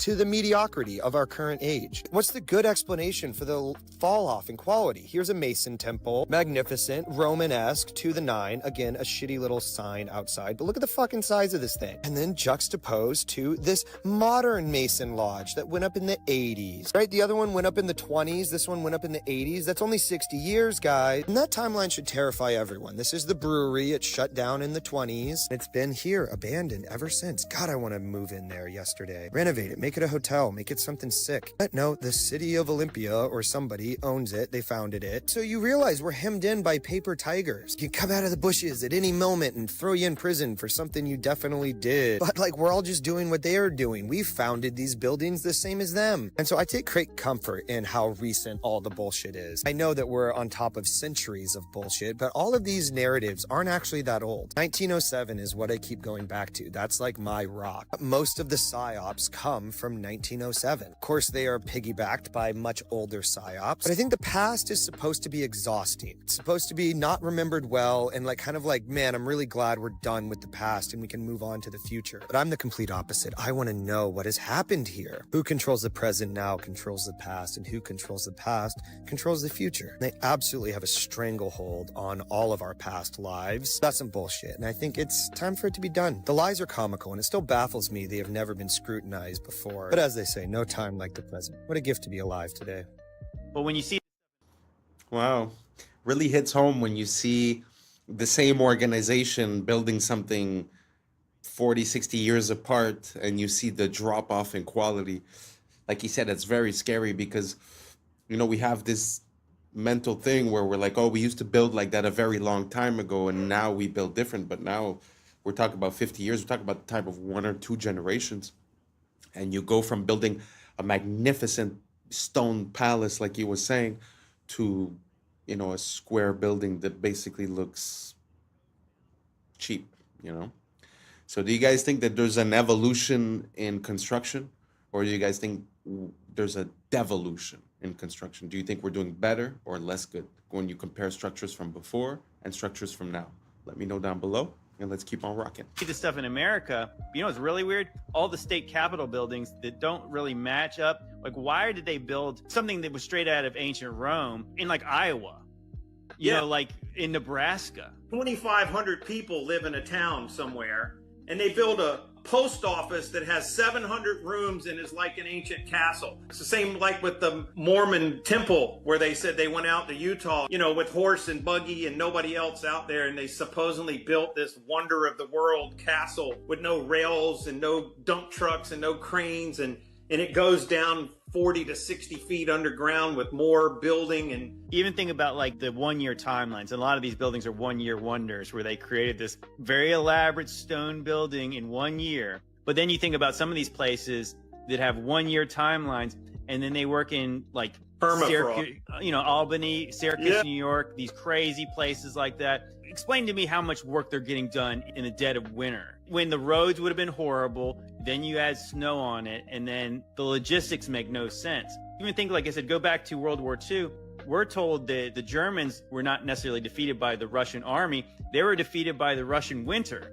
Yeah. Because even with the high-tech German stuff, they couldn't even move the equipment during a harsh Russian winter. Mm-hmm. So that is like the highest tech stuff in the 40s. And then you're talking about these things were built with horses and buggies in the 1840s. So they tell us to recycle to save the planet, right? Reduce waste, protect resources, cut pollution, and all that type of stuff. But what they don't tell you is what they actually transmute this plastic into, which is synthetic fibers that end up polyester, nylon, acrylic, which end up in our clothes, in our babies' clothes, right?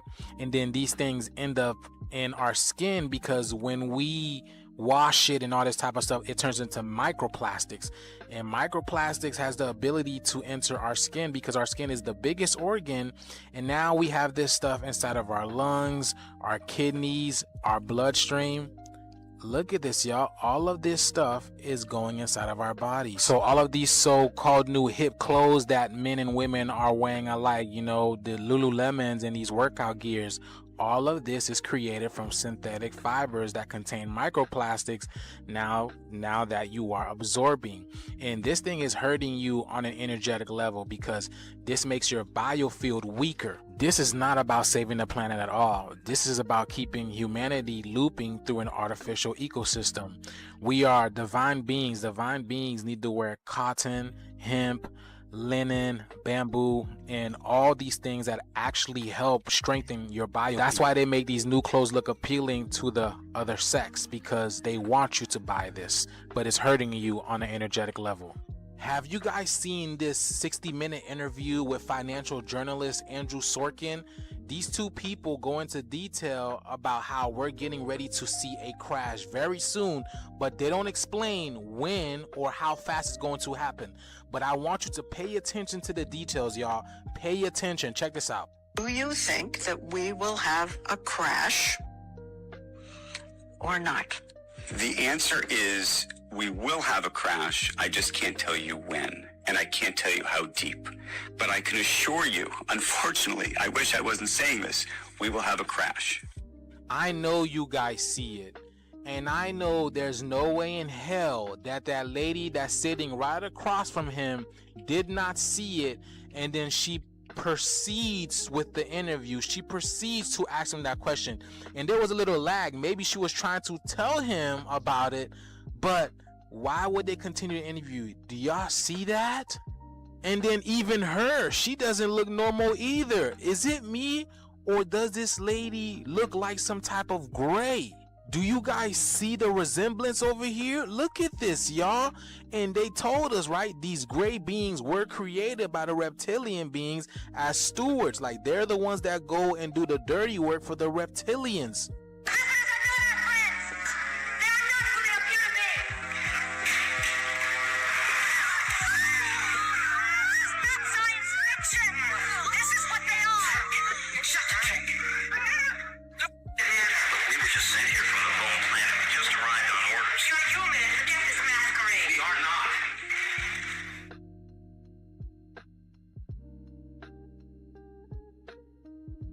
See, that's what I'm saying, man. You have no idea who these people are. Your neighbors, your friends, you have no idea. They're not human. They just told y'all. But the jig is up, man. The shift is here. Let me know what you guys think about this video. Let's continue to get this shift, y'all. Peace in. These are the facts. I know it's a popular conspiracy to talk about the reptilians. I feel like the idea of the reptilians, I don't think it's a physical thing. I think it's an archetype, because the stem of our brain, the bottom of our brain, is called the reptilian brain. So theoretically, to operate on reptilian principles would be to operate on lower conscious levels, if that makes sense. So I have a feeling like we're looking to confirm this physical attribute of being, a reptilian. But I think it's more of a metaphor. It's more of the fact of being like, what is a reptile? A reptile is cold-blooded, A reptile is like an animal, instinctual. So I don't know what you guys think about that. Do you guys believe in reptilians? Do you guys have any proof that you think would sway me to your side? Or do you believe, like me, that it might be more of a metaphysical or a metaphorical thing? Let me know down below, and let's keep on rocking.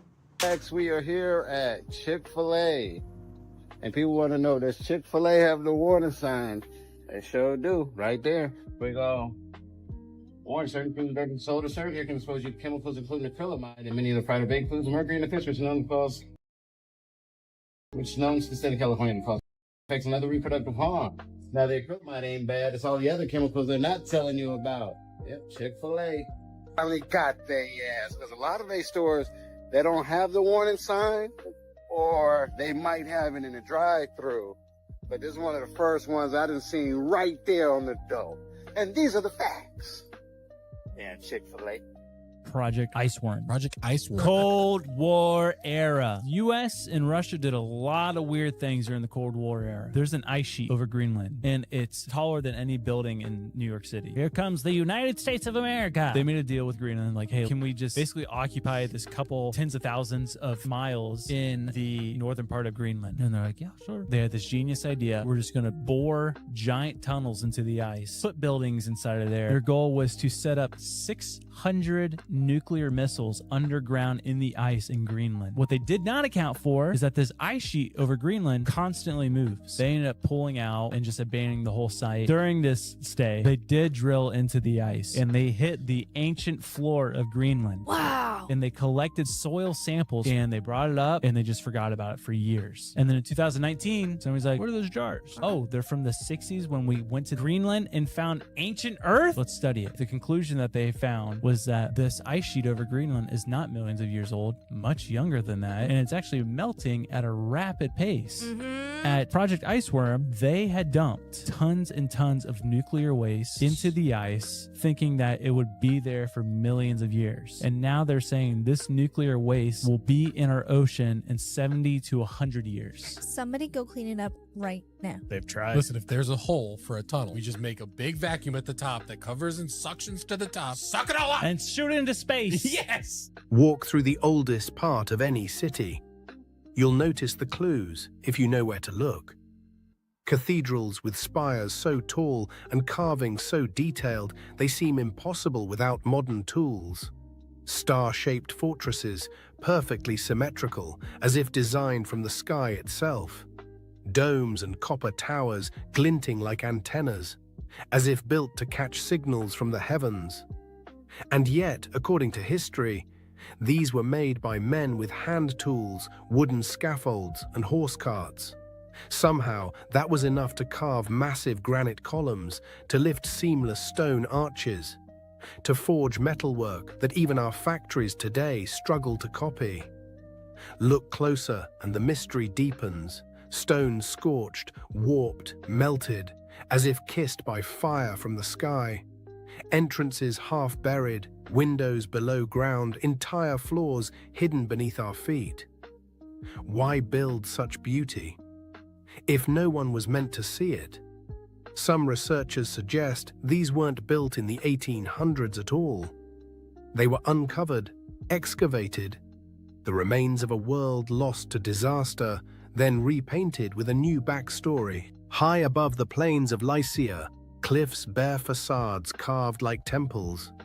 Pillars, pediments, doorways, all hewn into sheer rock. These are the tombs of Myra. That's the story, at least. But think, to carve these monuments into vertical cliffs would demand scaffolding, precision, labor. For what? For corpses? For facades no living community could even use?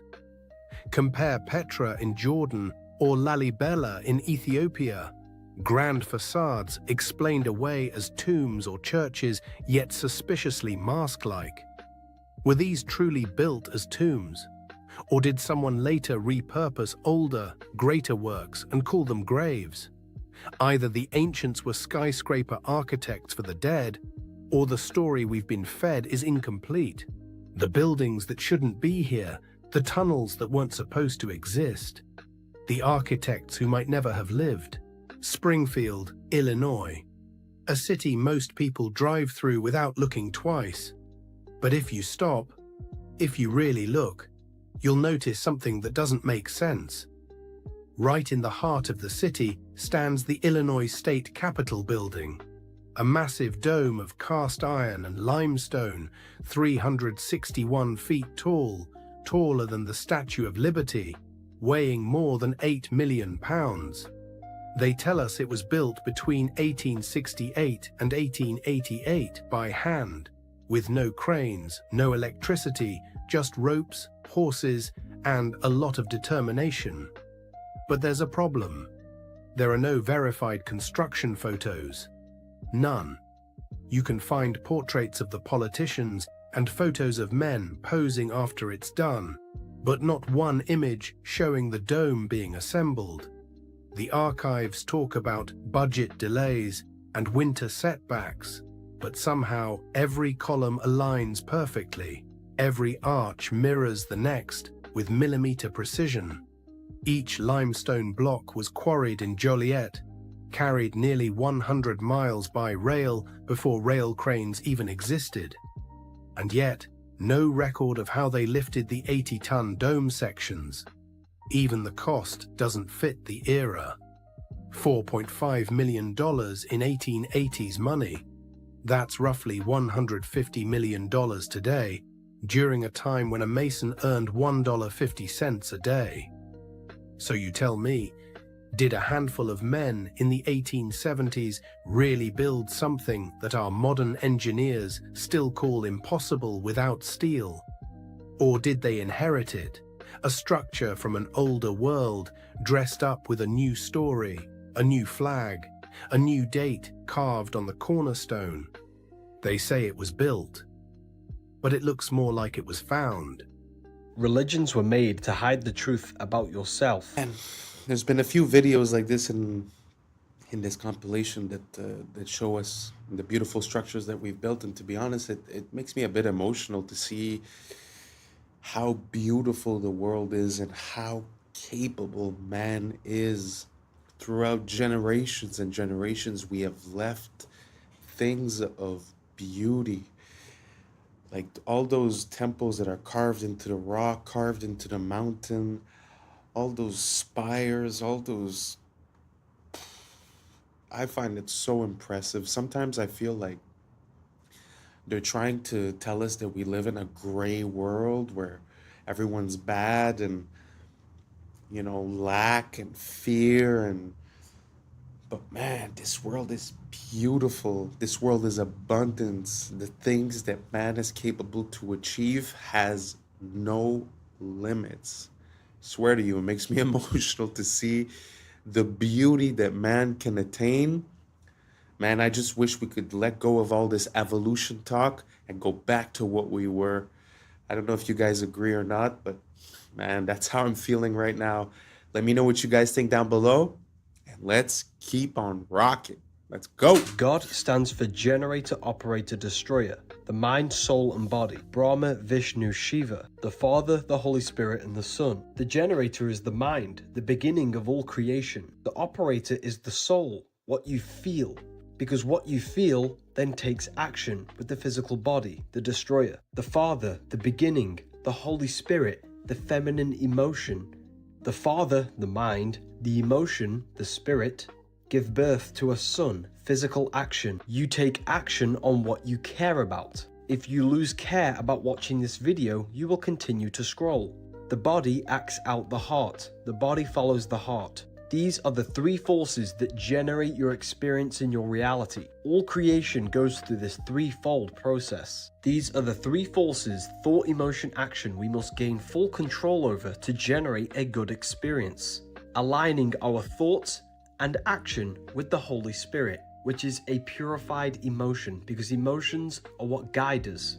Our emotions tell us what is right and the wrong. Seattle, Chicago, Oshkosh, Springfield. Everywhere you dig, you find the same thing, a city under the city. In Seattle, the underground tour shows old sidewalks 20 feet below today's street level, buried after the 1889 Great Fire. In Chicago, entire blocks were lifted 4 to 14 feet between 1856 and 1875 to install sewers, and now you can still see doors half buried in brick.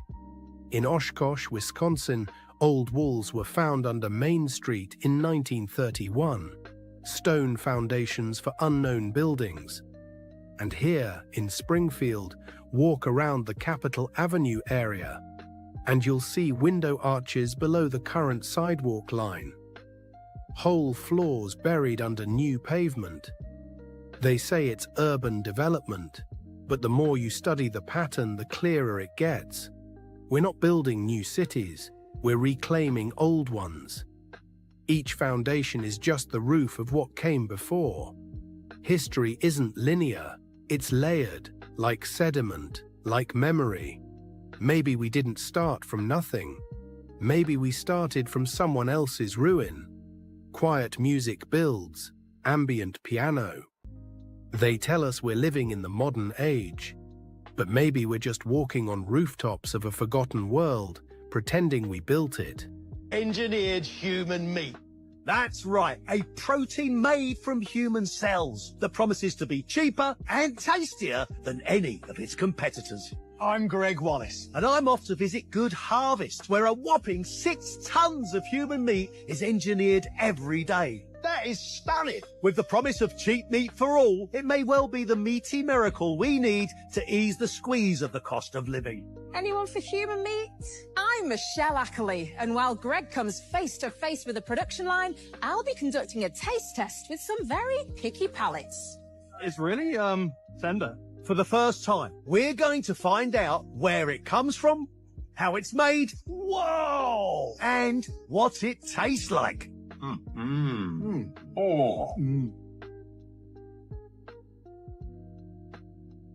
Did you know Africa is actually way bigger than the world makes it look? The maps we usually see are based on something called the Mercator projection, a method that tries to flatten the round Earth into a 2D surface, and in doing so it totally distorts the actual size of continents. For example, Greenland and Africa look similar in size on most maps, but in reality, Africa is 14 times larger than Greenland. In fact, Greenland is even smaller than just one African country, DR Congo. Now let's talk about Russia. On maps, it looks massive, almost larger than Africa. But here's the truth. You could fit Russia inside Africa, twice. And that's not all. The US, China, India, Japan, and all of Europe, they can all fit inside Africa at the same time.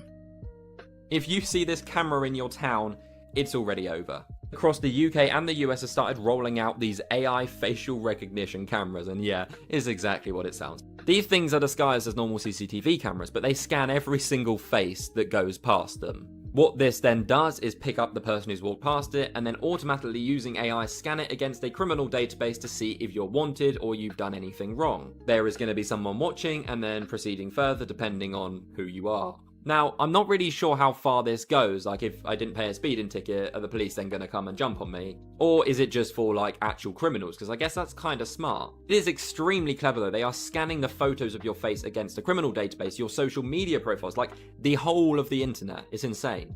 Some experts have warned that the actual cameras store your data, tracking everything such as where you go to, who you're then meeting, how long you're there for. Also, unfortunately, these cameras aren't government owned. They're buying them from third-party data companies. So instead of the old question, are you being watched? It's now, how often are you being watched? And that's a wrap for today, familia. Whether you're tuning in with the sunrise or you're posted up after midnight, I appreciate your time, your energy, your curiosity. I remember, this isn't about truth or fiction. This is about perspective. If this sparked a thought, a laugh, a deeper question, then we did our job.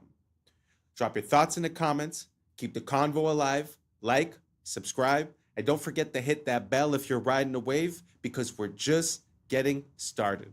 Until next time, stay grounded, stay weird, stay critical.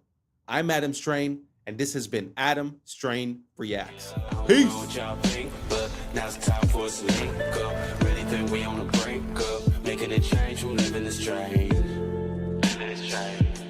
Making a change from living this strange.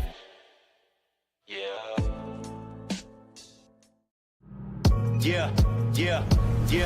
I was sleeping, had to wake up. Why? Every reason I could think of. God, till the day I keep the ink up. What's up, YouTube? Today, we'll be looking at disturbing TikToks that'll make you question reality. So without further ado, welcome to Adam Strain Reacts. Let's get her done. Some conspiracy theories are true. For example, let's say you had a friend call you up and say, I was eating at a restaurant and I found a microchip in my food. I know because I told them to leave off the pepper, but I saw a single speck of pepper, but when I looked at it closely, it was perfectly square, and when I took it home and looked at it under a magnifying glass, it was a microchip. Before you have them institutionalized, know that sometimes cheese has microchips in it. Specifically, authentic Parmesan cheese from Italy has chips embedded in the cheese wheels because they have a huge issue with counterfeiting. These chips let them scan the wheels for authenticity and also track where they go. These microchips are edible by design, and you may have eaten one in your life. Likewise, let's say that same friend says their printer is encoding secret messages in documents, that they keep finding these microscopic specks that they thought were just flaws in the print head or something. But once again, when they looked at them under their magnifying glass, they found a pattern, and they're certain that the pattern has meaning. What your friend has discovered are printer tracking dots. Many printers, we don't know which ones, use tiny, basically invisible dots. These identify the serial number of that printer and also the date and time when the document was printed. Printer manufacturers actually did this for 20 years in secret before the public found out in 2004. But for example, if documents were leaked from a government agency, these dots help them identify which printer they came from. Likewise, if you're using your printer for some sort of illegal counterfeiting activity, they can scan those nearly invisible dots and immediately know which machine did it and when. This is actually the frustrating thing about the fake conspiracy theories. Sometimes the reality is just as weird. Welcome to America, where we work to live and live to work, where we spend hundreds of thousands on a home that we barely get to step foot in because the hours we work to pay for it keeps us away from it, where we buy a car just to drive it to a job that barely pays enough to keep the gas tank full, where our healthcare system will bankrupt you faster than the illness can kill you, where getting sick is the business motto and the cure is priced like a luxury. Welcome to America, where the food is fake, the water's tainted, and the air we breathe is up for sale, where the richest 1% own more than the bottom half combined, and they still tell us to work harder, where we chase the American dream only to find out it was designed to stay out of reach, and every time we get close to the finish line, they just inch it a little further back. Where school doesn't teach you how to live, just how to obey, comply, and clock in. Where education comes with a lifetime of debt and the diploma is nothing more than a receipt for money that you ain't never gonna see again. Welcome to America, where we pay taxes to keep the lights on in government buildings we ain't never even allowed to enter. Where your rights are written in pencil and erased when it's inconvenient. Where justice depends on your income and the law bends to the highest bidder. What?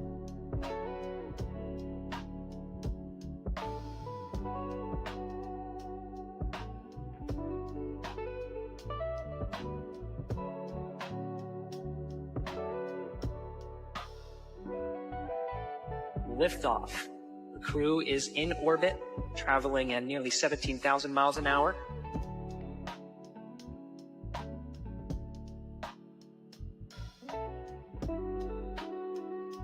Did you know Facebook launched on the exact same day the government shut down its most secretive surveillance program? February 4th, 2004. DARPA officially terminated LifeLog, a project designed to collect every detail of citizens' daily lives. The same day, Mark Zuckerberg launched Facebook from his Harvard dorm room. According to conspiracy theorists, this timing wasn't coincidental. LifeLog aimed to create digital records of everything: relationships, activities, conversations, movements. Sound familiar? That's exactly what Facebook does today. The theory suggests Facebook became the civilian face of government surveillance, disguised as social networking. Early funding allegedly came from venture capital firms with CIA connections, including In-Q-Tel Investments. Within years, Facebook knew your friends, your interests, your location, even your political views. Everything LifeLog wanted to collect, but couldn't do openly. Today, billions voluntarily upload their entire lives to the platform. The perfect surveillance system, hidden in plain sight. Sometimes the best way to watch everyone is to make them want to be watched. Blooms. So if you leave it, I guess that's why they say that the NSA sort of became obsolete, because everybody started voluntarily uploading all their information. But the question that leads me to ask is, considering the dates, if you watch the movie of Mark Zuckerberg, let's say, does that make sense? Is it really like just a startup on a college campus, or is there something more behind it? Because what are the chances that, the day that it closes is the day that Facebook opens? So it's a very good question. From what I understand, when DARPA was doing LifeLog, they basically had checks and balances to give to the government. So the government declared that project was unconstitutional because they were getting the information of people and tracking people and this and that. So hence, to get it out of the hands of the government and to put it into a private firm kind of bypassed that whole problem, because now they could do everything secretly because it was a private entity. So what do you guys think? Do you guys think Facebook was also a tool used by the CIA or the NSA to gather information? Or do you guys think that it's just organic and, Mark Zuckerberg and his buddy came up with this on college campus, and it's just a big happenstance that it happened on the same day, more or less, than that the project from DARPA got canceled? Let me know down below. I'm very curious to see what you guys think about it, and let's keep on rocking. Alone, it blooms. These are broccoli. They're flowers. Did you know that? They're immature flower buds. They're like flower eggs. Unborn flowers. Look at this lady down here. She said, I'm eating unborn flowers. It says broccoli is actually the flower of the plant that we typically eat. What we typically eat are immature flower buds. If left unharvested, these tight green clusters will eventually bloom into small yellow flowers.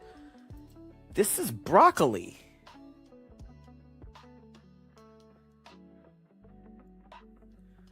Like, what? Did y'all know that? Look. You just go on a date and give them here's some broccoli. I'm sorry. I didn't know that. You make me feel like sandwich, yeah. The ramifications to this video, the findings of this video are so shocking that I need to hear other people recreate this. And if this is true, then our entire world can change very quickly. Listen to this, absolutely shocking, and let me know your thoughts. What if intuition was a state of water, a kind of etheric antenna? You see, I've observed that after placing a sunflower seed in water, removing and freezing using a crystallographic method, the water doesn't design the seed, but rather it reads the potential in the seed and designs the outcome, the sunflower. Here are examples of water doing the same thing with apple seeds and flax seeds. So what if the water in us shares and receives information to and from the water in the air around us, which on a very subtle level is attracted to the human biofield, which is electrical and magnetic? Since it appears that water reads potentials as demonstrated in my seed examples, then perhaps the water in us uses our electrical charge to probe all potential outcomes simultaneously like a quantum computer and returns back with the most likely outcome, which we all call intuition. So intuition is the water in our body, seeing the potential of outcomes, quantumness. Like, this is incredible. The shockingest part, you put a freaking seed in water, you freeze the water. If you didn't catch that, that's what she did. She froze the water. And the water froze into the shape, the look of a sunflower. But she just put a seed in it. This is real. Recreate this study. She did it with apples and freaking alfalfa sprouts or flax seeds. Now, this is reminding me of Masaru Emoto, if you guys remember, the Japanese man who they say his studies were never proven and but meanwhile, we know he was onto something there with the freezing the water. Plus the snowflake thing too. I mean, water is, from my understanding and research, actually conscious. It's not this inanimate thing. It has its own consciousness. It's self-organizing, and it has memory. It retains memory. So there's a lot to water that we know nothing about, which we were never told. But I'm sure if this woman knows about it, if I know about it, how could you tell me that deep underground military bases with limitless budgets and boards of the most brilliant scientists in the world are just unaware that water has these incredible properties and powers? What is happening now to solidify that it's coming? Well, it happened in Vietnam. Sorry, my mind's a bit blown. Do you guys think that's real? What implications does that have? I mean, the fact that you could put the seed in the water and it's going to project the image of the grown plant. I mean, I can't even imagine what that means. If you guys have an idea, write down below, because truly I'm awestruck. Let's keep on rocking.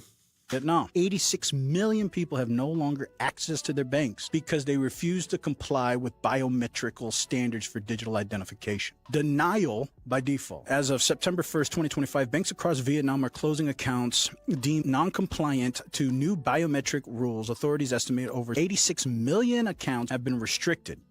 And the reason why this is all going on is because let's say the World Economic Forum, can we just force them to comply by restricting their bank accounts? Because if you have no money, what are you going to do? Eventually, you're going to comply. And if you don't, Vietnam can assert a martial law. They have no reason not to say, all you people who are trying to usurp this system by bartering or whatever, if we catch you doing that, you're going to jail. And that will force people to accept the digital system. This is not something that is going to stay in Vietnam. This is a test, because if we look at what's going on with the European Central Bank and digital ID initiative in Europe, as well as the real ID being imposed in the United States, we can see that it is coming to us as well.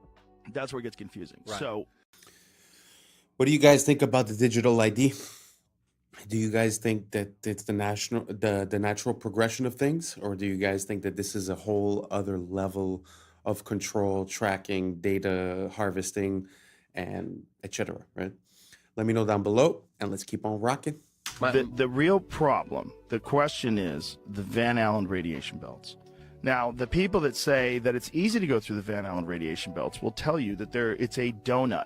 It's not like covering the entire sphere of Earth evenly, that there's openings at the top and the bottom. Is this correct? Well, yeah, but then they would have to launch at the North Pole or South Pole, where it's not possible to launch because of the temperatures. That's the only way you could do it, to get through those holes? That's right. According to NASA's own flight plan, they went directly through the center. That's why they launched in southern Florida, to be close to the equator. Okay, so what they would say is that it's not that dangerous, and it's just like being exposed to a few x-rays, and that the people were shielded. Well, go to Sabrel.com and watch a Well, latest clip you're right about there. it. But you're right there, so I just Yeah, want to well, give you the opportunity. I'm just saying, what they would say to you. The clip there is of Kelly Smith. He's an employee at NASA, explaining something that most people don't know, which is above the Earth, starting at about 1,000 miles and extending about 30,000 miles, is a huge band of radiation that astronauts would have to go through to the moon and through again back. First, he says it's dangerous, meaning deadly, and then he says that the technology for an astronaut to go through it to the moon and back and survive has yet to be invented.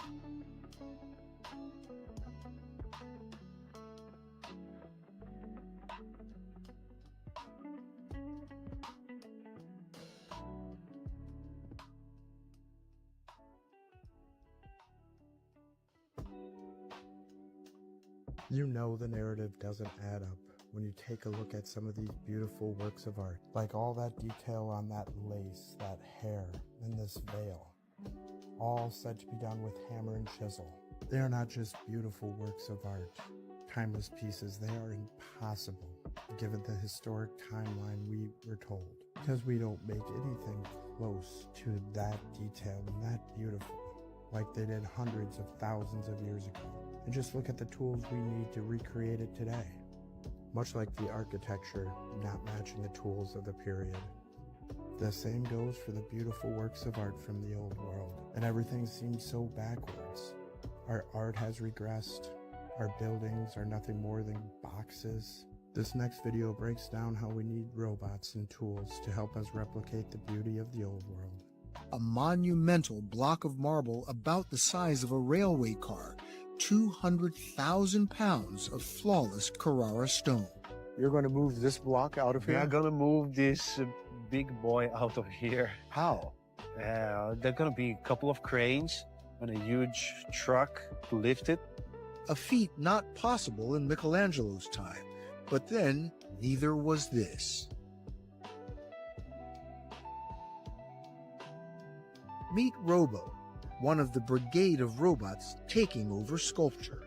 We watched as Leonardo da Vinci's trademark hat was adjusted, not with a hammer and chisel, but a 13-foot zinc alloy arm and a spinning diamond-crusted finger. Water jets kept Leonardo cool. This was a week's work for Robo, with another 2 to go.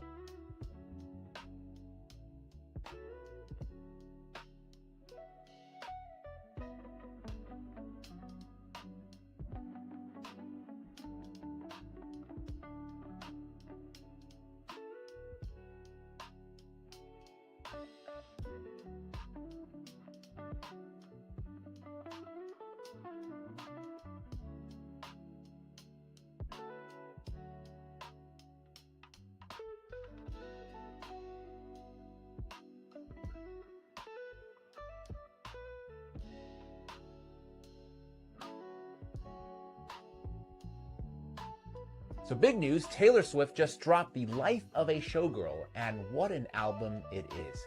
Her fiance Travis Kelce says it's banger after banger. USA Today says she's shaken off the gloom of the tortured poets department and returned with playful pop and sharp one-liners. The New York Times frames it as Taylor hungry to move on, less about feuds and more about her future, though not without some side-eye at her past. The Guardian wasn't as impressed, though, saying that the whole thing feels a little bit rushed, akin to how romantic bliss doesn't fuel the same fire as heartbreak. Billboard magazine describes it as bangers for adults, not another 1989, but mature, sharp, and still packed with hooks. Variety says the love songs here feel easy for once, not battle-tested, which makes the album an uncomplicated good time. And people, they went all in, calling it her most radio-ready album since 1989 and the spiritual sister of Reputation. For me, overall, feels like a reset. Is it her best album? No. But is it entertaining, a little messy, and guaranteed to get people talking? Absolutely. They just gave the green light for ChatGPT to have a lot of freaky conversations with a lot of freaky people. I might be the first person to let you know this, but it's true. ChatGPT just went to a whole different level. So Sam Altman just announced that ChatGPT will soon be able to engage in erotic interactions with age-verified adults starting in December. And for the people in the back that don't know what that means, if you ain't got nobody to talk to that way, ChatGPT is going to talk to you that way. The freaky way. So they're saying that in December, OpenAI will permit mature content, including erotica. Mind you, it's a lot of people that's going to think this shit is real. It's a lot of kids that's going to log on to ChatGPT and interact with that. They're talking about it's going to be age restrictions. How? How are you going to restrict that? How do you know who's on the other side of ChatGPT? Mind you, people were trying to stop this because we already seen what happened to a couple of kids that thought they was interacting with a real person and they took their own lives. And then you have some adults who really and truly conversate with ChatGPT each and every day. I'm not saying it's a problem with that, but it's a problem with that. And now they're telling people that you'll be able to have those type of conversations, freaky conversations, erotica conversations with a computer. They're taking this shit to a whole nother level. Now think about this. Y'all see Sora 2 just came out, right? So think about people making AI figures and then doing that AI chat, the freaky chat.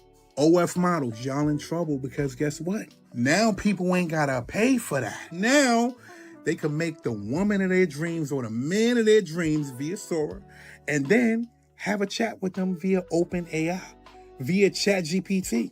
And what does that do for the population?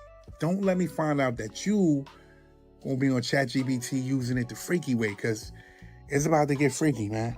I'm out. Michael Jackson was trying to tell us they're casting spells on us through music. Check this out. Singers, when they sing songs, it's like a mantra. When you repeat a chorus over and over and over. So when a kid hears a song and he starts singing that chorus over and over and over, then you start to hear it in the alpha state, into the subconscious mind.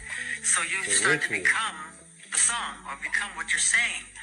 Now, Michael Jackson being one of the greatest musicians to ever live, you can safely say that he's an authority figure when it comes to the subject of music. The reality is that music is one of the most powerful forms of programming. Stay weird. You don't just listen to it, you actually... A worldwide... I agree with that.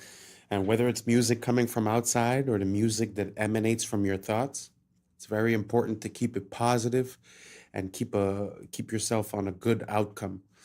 Because like he's saying, if let's say the song that you're listening to is, the chorus is hate your neighbor, hate your neighbor, hate your neighbor. Like he said, at one point you go into alpha state and you start talking to your subconscious, feeding that. So what do you think is going to happen in your conscious life? You're probably going to have more hate. As for if you were listening to a song that says love your neighbor, love your neighbor, love your neighbor, you're probably going to end up with a different consequence. It's the same thing with your choice of words. A lot of people replace the word mourning with rising because mourning is associated with death and rising is associated with life. It's an example, but these patterns create a sort of spell, as if you want to call it that. Some people call it epigenetics, the biology of belief. There's different interpretations of it, but my only point to this is I think we should be careful what we consume, what we listen to, what we repeat, how we think, and what we say. If you guys agree, or if you don't agree, let me know down below, and let's keep on rocking. Event that left so many remains melted and scorched. You can see the blackening and charring on so many of these melted structures. Most of these structures are still buried from the many resets that occurred after them. This is a perfect one. To the right of that archway, you can see a lot of that structure deformed and buried under the stone. and that undeniable scorching. Some more blackened stone here on the top, and in little small parts all along this melted ruin.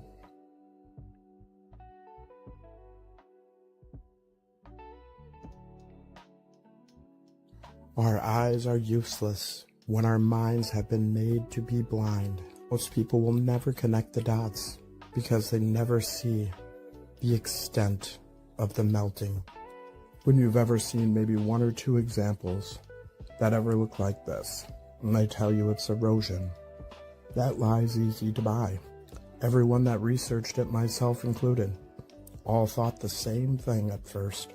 But when you see the thousands of examples, it's clear something big happened in our past. Something erased from the history books. Perhaps a massive plasma storm, realm-wide. The truth is hidden in plain sight. Question everything, friends. Until next time.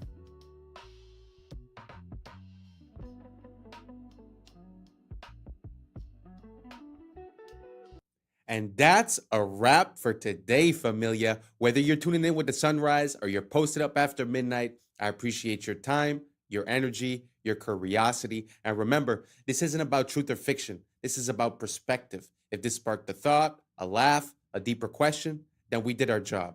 Drop your thoughts in the comments. Keep the convo alive. Like, subscribe. Don't forget to hit that bell if you're riding a wave, because we're just getting started. Until next time, stay grounded, stay weird, stay critical. I'm Adam Strain, and this has been Adam Strain Reacts. Peace. Now's the time for us to link up. Really think we on the brink up. Making a change from living this strange. Living this strange. Making a change from living this strange. Yeah. To see if I get the same result. From my Abu Dhabi building that was built 15-story in 12 days. The most evil organizations in the world today are the international.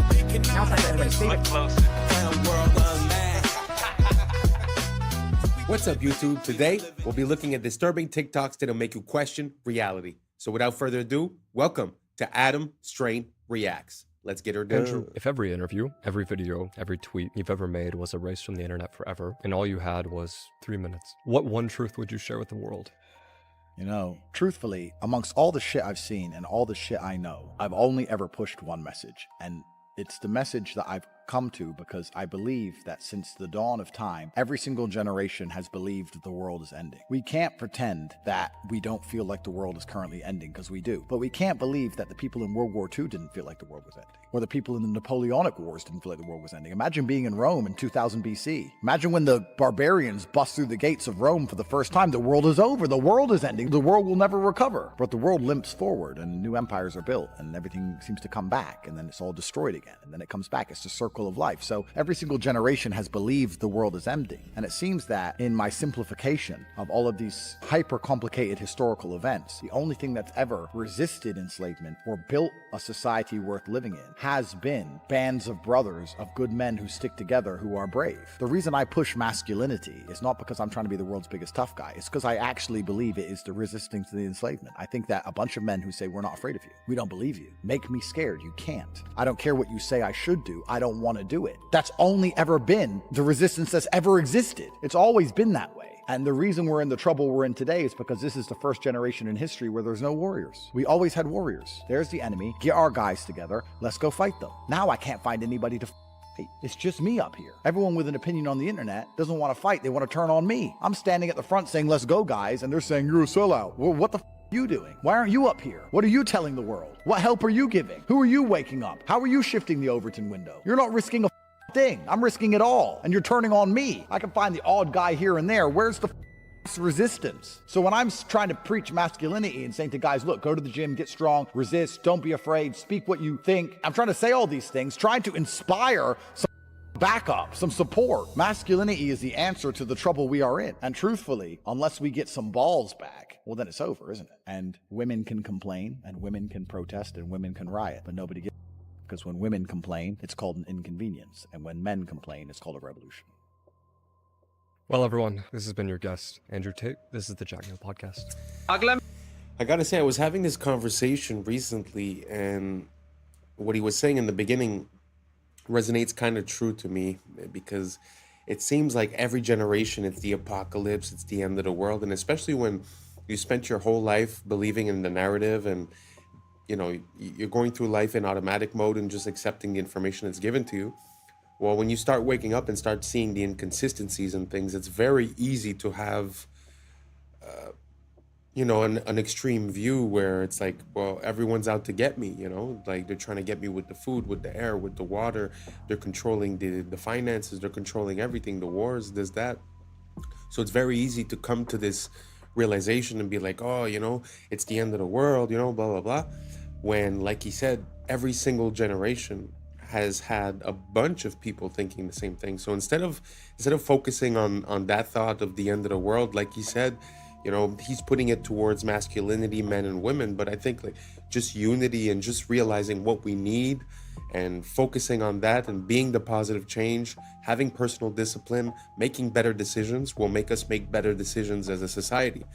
So basically all I'm saying is that it seems like we're a bit fatalist. Like every single generation thinks it's the end when it obviously isn't. So maybe we just drop that idea and start working on the state of the world. Anyways, let's keep on rocking. নয় যদি Epstein bitcoin গড়ায় গভীরভাবে জড়িত ছিল কিছুই কি Bro, we are so cooked. I don't know if you guys have seen this, but Instagram has this new AI translation feature. And I'm just going to give you some, I don't know, I find it hilarious, but look at what they can do. Like, we are seriously cooked. Like, you are not going to be able to tell what's real very soon. And we might be there already. It's hard to say what's real anymore. Am I real?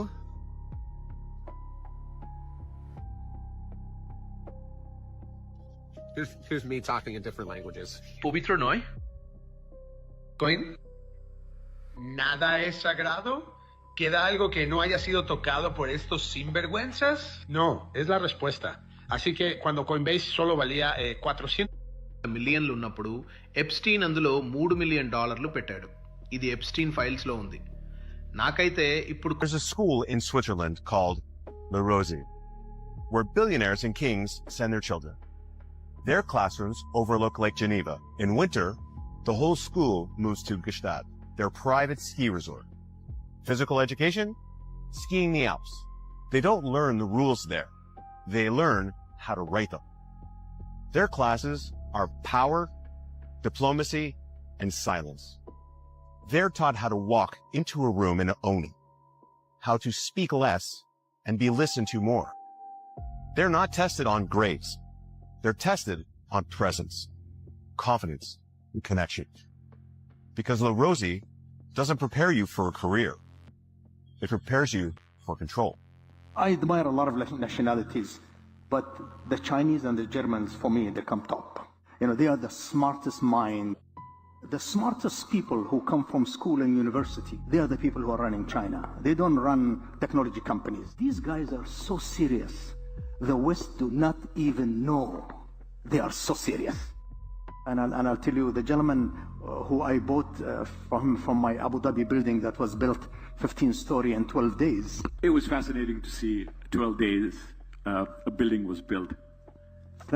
Thanks to the Chinese.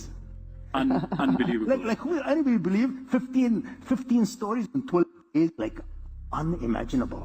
Absolutely. But this guy is easy for him because he does 30 stories in 30 days. So 15 story in 12 days is like he's just having his coffee. The gentleman, when I went to his house, I saw all the shoes outside the door. Well, I said, wow, that's my house. So he said, I apologize. I said, no, we do the same. So I took my shoes off, and then we went in. And then when we sat on the dining table, guess who's sitting there? His mother. I said, oh my God. Well, I have my mother also sit on the dining table. We are closer to China because of tradition. My respect to the Western culture. I have nothing against it, but we're not the same. Well, that's pretty interesting, because like he says, we're not the same, and it kind of makes sense because when we go to make a building, it's going to take us 2 years just to pass the permits and to receive the materials. So there's really something about like Before I start talking about China, I just want to say I do not approve the system that they have there, and the rules that they have, and the social credit. I'm not condoning it, but there is a difference when you're able to get your people together to do something quickly and efficiently, you know. And I think we've lost that. It's sort of like, you know, I don't know if it's Saudi Arabia or Abu Dhabi, but when they decide that they're building a castle, they're building a castle, and everyone is on it, and it gets done quickly. Here, they talk about plans, they estimate how much it's going to cost, it doubles the cost, doubles the time, doubles the work, right? So we're really in a different mind state, in a different capabilities zone. So I do tip my hat to those societies that are able to get things done, you know. As for us, it seems like it's all red tape and bureaucracy. I don't know if you guys agree or don't. Let me know down below. And let's keep on rocking. His 36 plus worldwide is not new research. And so we started working with him and our herd of ostriches here. And we were looking at developing the alternative to working with natural antibiotics to create resilience in your own body for and we were very successful. So we have scientific proof and data that we were able to neutralize, not block them, actually neutralize it. And this is all just through lozenges or nasal sprays. And so that was very exciting. But the lab that we were working with at the time actually got shut down. Immediately after all of our robust came back in, Frederick Leduc, a lab immune bio back, got shut down and had to sign an NDA and was no longer allowed to talk. I found this book at the local antique shop yesterday, and it was written in 1926, The Secret World or the Hidden Hand, Unrevealed in History, 100 Historical Mysteries Explained. There's a secret, and they are of the nature of the individuals who are taking over now, the blues, that they are the ones that have been running society because they made a pact with a god. But that's his position. But I want to read to you this very specific, I have to be careful about what, I really was trying to debate whether to put this on the internet at all because it could really get me in trouble. But this particular page, I just want you to see this particular part, talking about proof of the existence of this invisible hidden hand. He says, the world is governed by very different personages from what is imagined by those who are not behind the scenes, i.e., not by kings and ministers. Said not others, but different, which means not the kings, ministers, or other similar men, but absolutely different, possibly even of a different. Who they are must be known first of all, and only then can we control them and establish peace, but not before. You know how I'm always saying, I'm calling them creatures and creeps, and I'm saying they're not human. I don't know what they are. And this has been my biggest reason around this. I ain't unifying because I don't know what these things are. This apparently has been known. And this has nothing to do with religion. I'm talking about like a species of a soul or something that's on this planet. And that's what he's talking about here. Bismarck, the Iron Chancellor, perceived the existence of invisible forces, but could not or did not wish to formulate them, and called them imponderabilia, powers which no one could fathom. In 180 seconds. This is supposedly the body attacking itself. This is an identity crisis. It starts with taking after the thing that bites and stings causes your body to react improperly. Essentially all Lyme disease. Lyme was released from a bio. See? The rest of the world knows Lyme as Borrelia. They are not the same. It is a or abomination. These are all spirit programs. Programs kick in as autocorrectors where will is lost. When these spirit programs are blended and tacked on to vectors that bite and sting, they spread into the human system. Lyme is a spirochete like syphilis, thus it can be transferred through the mouth and sex, and it hides in the Dr. Judy Mikovits said that it's just the new line. Many claim that a delivery system. They are structured the same. This chimeric spirit program creates a biofilm matrix within you to act like a middleman between you and your body. It was released the same year as Lyme, and Fauci was the head of that program. These programs demand more energy than you would actually need. Programs don't want to kill, and they will go dormant if they have to. Cells are just cells that follow the orders of the program. Many people are chimeras. At least 8% of the collective is personified. Gog and Magog are a chimeric clan. Esau bred with Canaanites. Esau's part Canaanite grandson crossbred with Japheth, aka Chittim. Chittim is part of Gog and Magog, the Chimera clan. This is who took over Europe and the world. These are essentially personified free radicals. They are highly reactive. There has been a collective genetic forced integration with the so there is a collective identity crisis. The steals resources and causes your cells to themselves. That is why self-harm is widespread. Codes are being deleted through mutation or silenced. But the collective is reaching a rejection point like a bad organ donation. Everything is being homogenized and stagnating. This always leads to collapse. The environment has to be balanced. When it's not, it's like a cartel that has eliminated all its competition. The chimeric clan is part animal. That's why these so-called are zoonotic. The body is a natural hyperbaric chamber, and the breath is the key to ending the identity crisis. The breath is the spirit. Spiritual immunity brings physical immunity. The breath aligns your true identity and maintains your terrain. The breath will show you which programs need to be updated or deleted. Only a small remnant will endure the coming rejection phase. Don't waste time with people you can't homestead with or make a network of homesteads with. Some sleeper cells will hide in the remnant, so it's important that we make the strongest remnant we can make. It starts with the breath. The true breath signature or algorithm restores the true identity. Okay, this is absolutely insane. Did you know that Austrian researchers put students in classrooms made of conventional materials, steel, cement walls, etc., and they put students in classrooms with wooden furniture, wooden rooms, natural materials.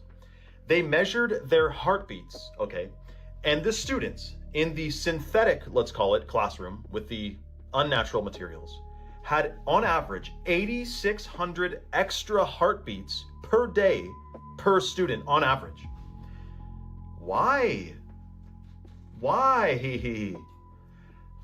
It's the difference between real materials and synthetics. They have a different frequency, which apparently they found that your body registers plastic, laminate, and vinyl as a low-grade stressor, even when it looks like wood or marble. So you know, remember those fake desks we had that looked like wooden desks, but it wasn't. That was like a plastic, and it's unfortunate. I mean, what does that do to your body in 10 years when you're in school you're in kindergarten, then grade school, then high school, and it's all synthetic materials. Now, not to mention, this study was done before artificial lights, like they just had light bulbs. Now we have compact fluorescent and LEDs. Not to mention all of the Wi-Fi routers that are in schools now.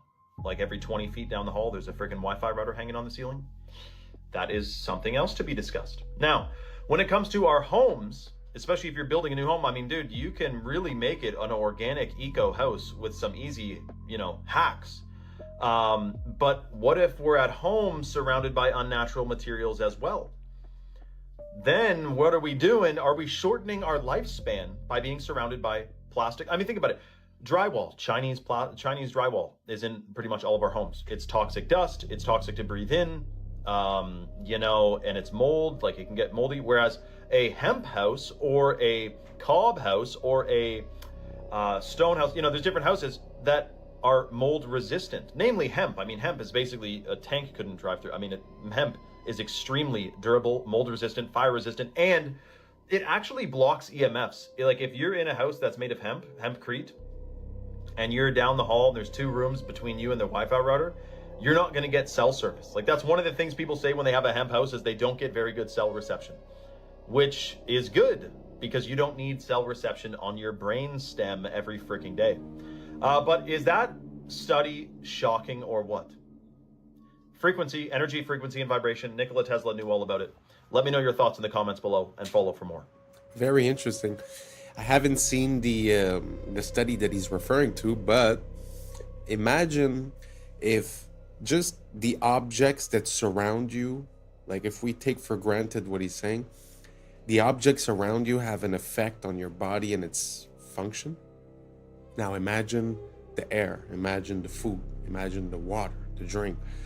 Because he's saying when you substitute wood for plastic, let's say, but what happens when you substitute, you know, a real compound from a plant to a synthetic version, right? So yeah, and like he's saying, you have it at school, you have it at home, you have it at work, you have it in your car. So at the end of the day, are we outside of our element? Are we performing less than optimal? Not only by food, but also by just the materials that we use to build the stuff around us. Such a interesting thought to have.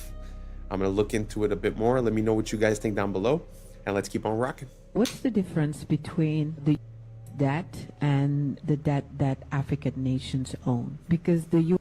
debt doesn't keep the from being one of the leading powers of the world, but then African nations can't make it because of that debt that is strangling them. What makes African and third world debt different from the American debt? Number one, it's going to pay its debt. It doesn't have to. Its debts are in its own currency. We can simply print it. The African debt is not in its currency. The African debt is in dollars. Africa has to earn the U.S. dollars, and the only way it can earn the U.S.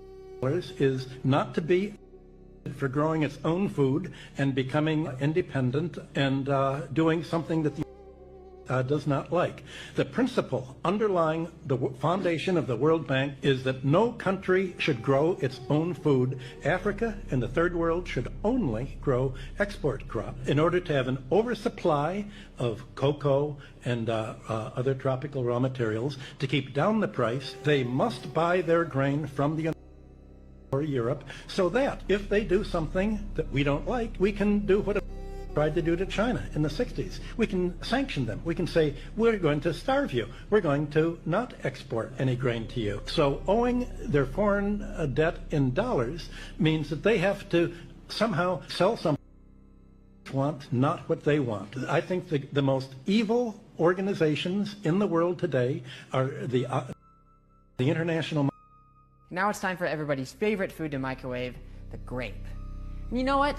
Let me go ahead and cut it almost in half, just to make sure, you know, it heats nice and evenly, you know? Like this. And eat.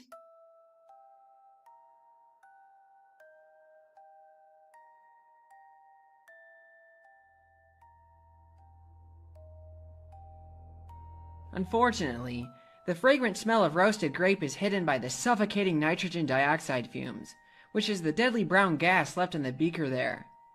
Instead of cutting a grape in half, I just tossed in some unmodified grapes to see if I get the same result.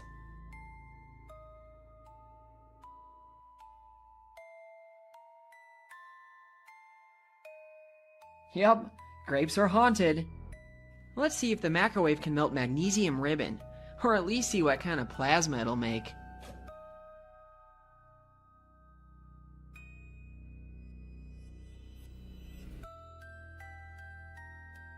Not only did it melt and burn in there, but it also managed to show off some of its green spectral colors, which is in contrast to the white you get by simply burning it in air.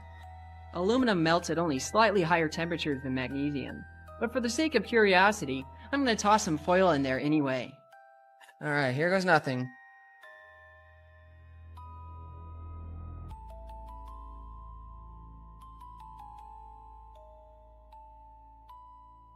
Now that is like an arc furnace. Oh my goodness.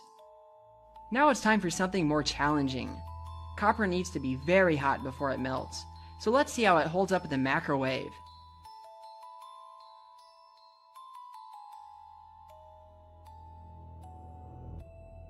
Oh yeah, it melted almost instantly.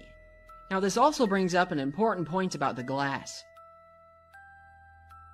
It's actually astonishing how well these Pyrex beakers have held up to the plasma. The same cannot be said about this Pyrex bakeware. The difference is that the beakers are made from borosilicate glass, which has very low thermal expansion. Pyrex bakeware used to be made from this as well, but has since been changed to tempered float glass, and its internal stress patterns are easy to see in a polariscope. This change is unfortunate for home science, but it does make for less dangerous breaks in the kitchen, as it tends to explode into tiny bits as opposed to razor shards. Hello, my name's Jason. I live at 1776 Boulevard. We're here to talk about tonight. Excuse me, Jason? Yeah. What's your last name and what's your address again? My last name is Jason We the People, and my address is 1776 Boulevard. What city? Freedom City. Freedom City in what state? Michigan. So I know you're making all that up. Yeah, 100%, because I don't have to tell you anything, because it's my you know what that is? According to I think you need to learn the Fifth Amendment. I don't care about your article. According to Article 6, Clause 2, you're trumped. According to the rules of this city council, you have to give your name, your proper name and address, or you're not allowed to speak. So do you think your bylaws, because that's the way it's looking here, you think your little bylaws here remove me so I can sue out of the city? Do it, because I'll make sure you don't get no data center. Try 42 USC 1983, baby, that's my middle name. You want that name too? Now, back to this Fifth Clause. You can't use no takings clause, Einstein. Guess what? That's for public use. You understand that? You know what public use is? Sure ain't a data center. It's a park, an old folks home, something like that. It's the Fifth Amendment, not that complicated. You should look into it. By the way, how does it feel sitting up there being a Benedict Arnold to all your people out here? Not one person supports this. How about this? Everybody up here's been asking who supports the data center. How about this? Who don't support the data center? Any other questions? Is there any other questions? Ray Charles and Stevie Wonder can see this one together. What remedy do you have for the friends? You don't got none. So now land. Is there any foreign money involved in this? I'm pretty sure there is. Ain't Whitler in some hot water over that? Also, non-disclosure agreements. Bad news.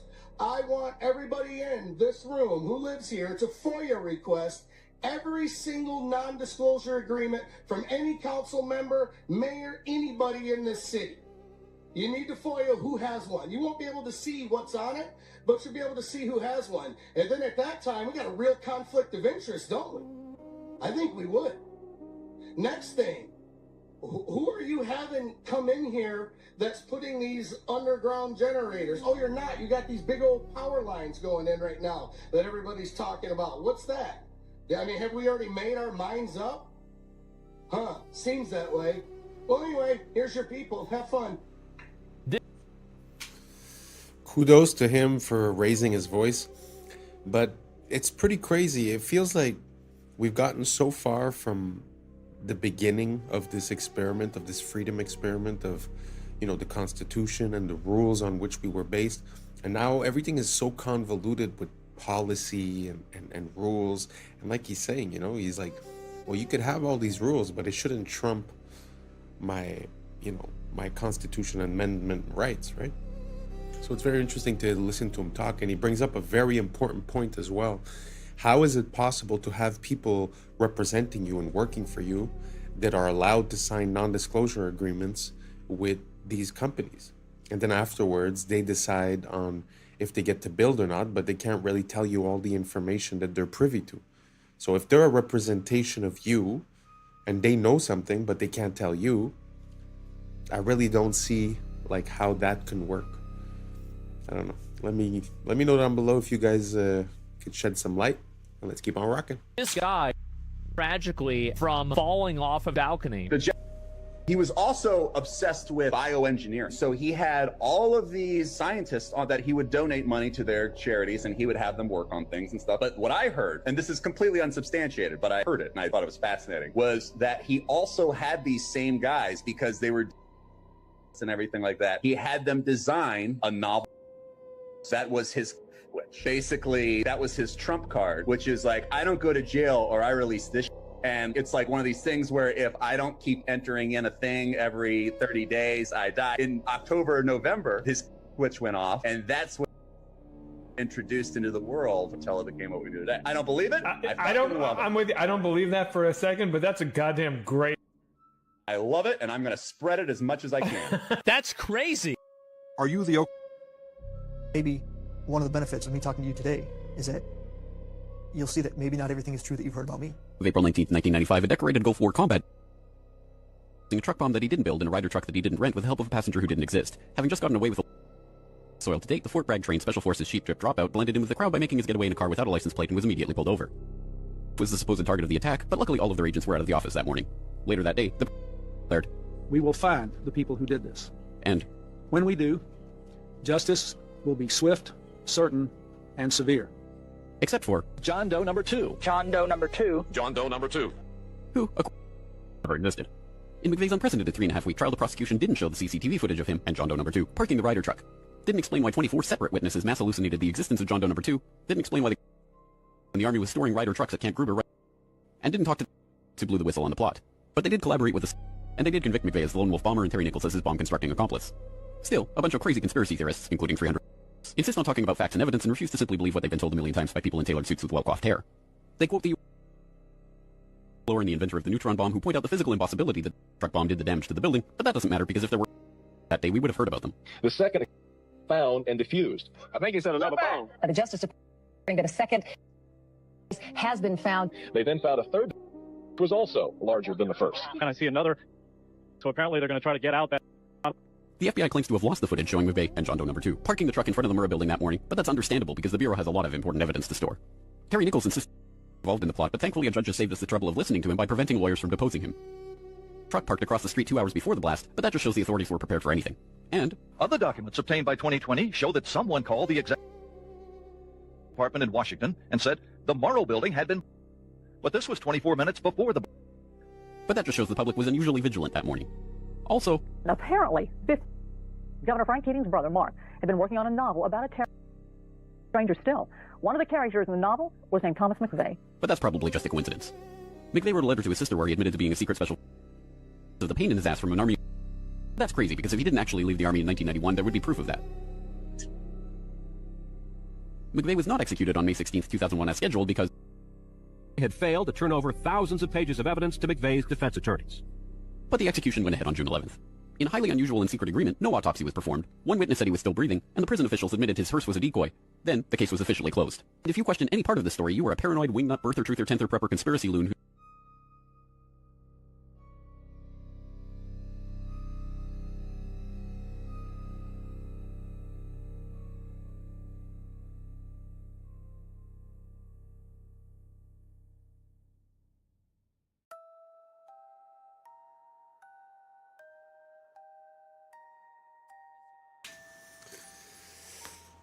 It just seems sometimes, especially when you look at these major events, that the more you look closely, the more inconsistencies you can find. And I don't know, it's just very interesting. You know, I wonder if it's just pattern recognition or if there's really something going on. Let me know what you guys think down below. I also want to refer you to the person who made that video.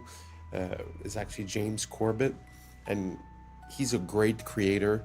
For the past at least 15 years, he's been always present, always talking about everything, always backed up with sources, references, and never speculating, truly saying the facts as they are. Amazing creator.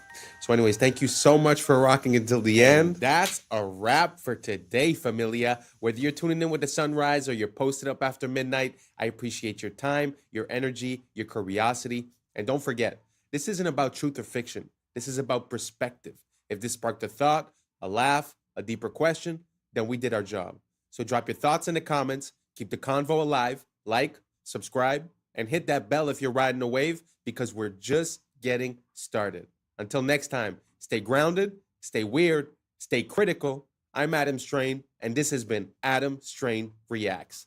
Peace! I don't know what y'all think, but now's the time for us to link up. Really think we on the brink up, making a change, we live in this train.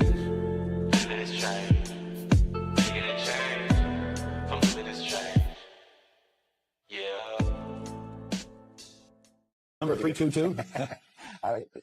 You both were members of Skull and Bone. What is that, fellas? Not much. Opioids are physiologically identical to humans, yet they're not conscious and they can feel no pain. They can be used as meat for consumption. I was sleeping, had to wake up. Why? Every reason I could think. What's up, YouTube? Today, we'll be looking at disturbing TikToks that'll make you question reality. So without further ado, welcome to Adam Strain Reacts. Let's get her done. Coming straight out of the Galapagos Islands, it's the marine iguana, the only ocean-feeding lizard on Earth. Despite the look, its survival depends on the sea. Its diet comes from marine algae growing below the surface. When algae becomes scarce, it can actually shrink its body by reabsorbing bone to survive. But feeding in an ocean comes with a cost. The cold ocean strips heat from its body, forcing it back onto the rocks. Once you understand how it lives, the way it looks starts to make sense. Wow, I'd never seen that type of lizard. It makes me think that Godzilla might be more of a true story than we think because he looks exactly like Godzilla looks. Let me know if you guys agree, and let's keep on rocking. This past week, an MIT review, they want to do is take out the neural functions. It's a human without feeling, without thinking, without ideas. It's just what MIT calls in this review a spare body, a spare tire, bodyoids. MIT scientists want to grow human bodies dubbed bodyoids. Now, these bodyoids are physiologically identical to humans, yet scientists insist that they are not conscious and they can feel no pain. Scientists are stating that ethically sourced spare bodies could revolutionize medicine through things like organ donation. These bodyoids are not only intended to provide medical miracles, they can be used as meat for consumption. All right, so here's the article. So MIT Technological Review, it's ethically sourced spare human bodies could revolutionize medicine. Human bodyoids. So remember that word. And here it says, recent advances in biotechnology now provides a pathway to produce living human bodies without the neural components that allow us to think, be aware, or feel pain. And then maybe one day we'll be able to create spare bodies. Are bodyoids similar to body yachties? If they could get these cordyceps to control this, I'm sure you can see some body yachties. Wow. It's pretty intense. I don't know how I feel about that. Obviously, the fact that they're presenting it with the mention ethically sourced makes me think that it's less than ethical, first of all. But the only thing I'm going to say is if this is going to lower the amount of people that go missing per year, I might be willing to consider it. Let's keep on rocking.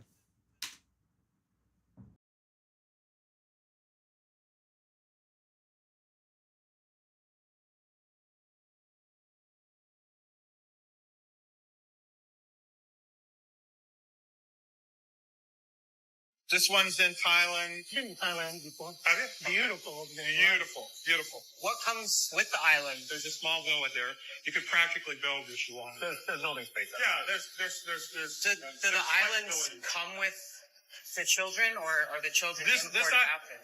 This island does have a small school. There are children. Okay, so I didn't know if that was a stipulation. Yeah, if what countries are near to abduct them from? Cambodia, Thailand.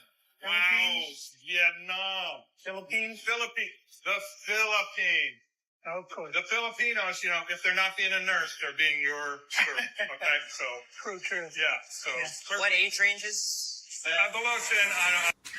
It's probably a setup. It sort of looks like it's part of a reality show or like a prank.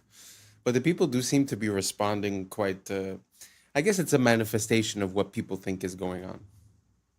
Because from what I understand, the island that everyone's talking about might not be the only one that exists. So let me know what you guys think down below. You think it's possible that there's other islands and that situations like this happen? Do you think this is a real video? Me personally, I'm not too convinced. Anyways, let me know down below and let's keep on rocking.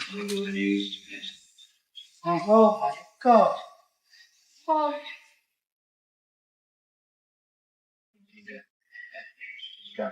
Now let's find out if they stand on travel and there's that 571 on Tuesday. Well, you've been hearing all the air doors are closed around.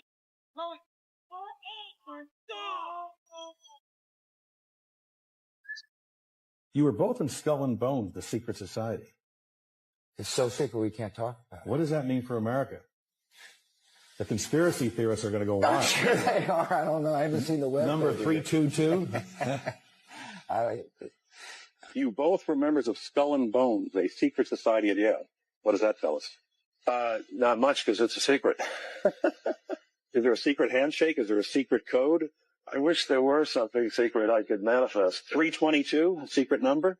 There are all kinds of secrets, Tim, but one thing is not a secret. I disagree with this president's direction that he's taking the country. We can do a better job, and I intend to do it. Tim Russert, the moderator of Meet the Press and NBC's Washington bureau chief, collapsed and died early this afternoon.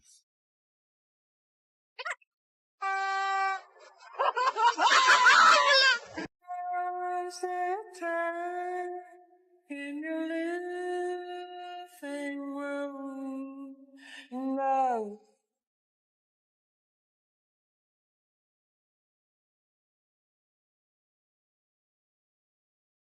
Трипа-трипа-лоски, десятусую, подхарбастансую. Трипа-лоски, трипа-трипа-лоски.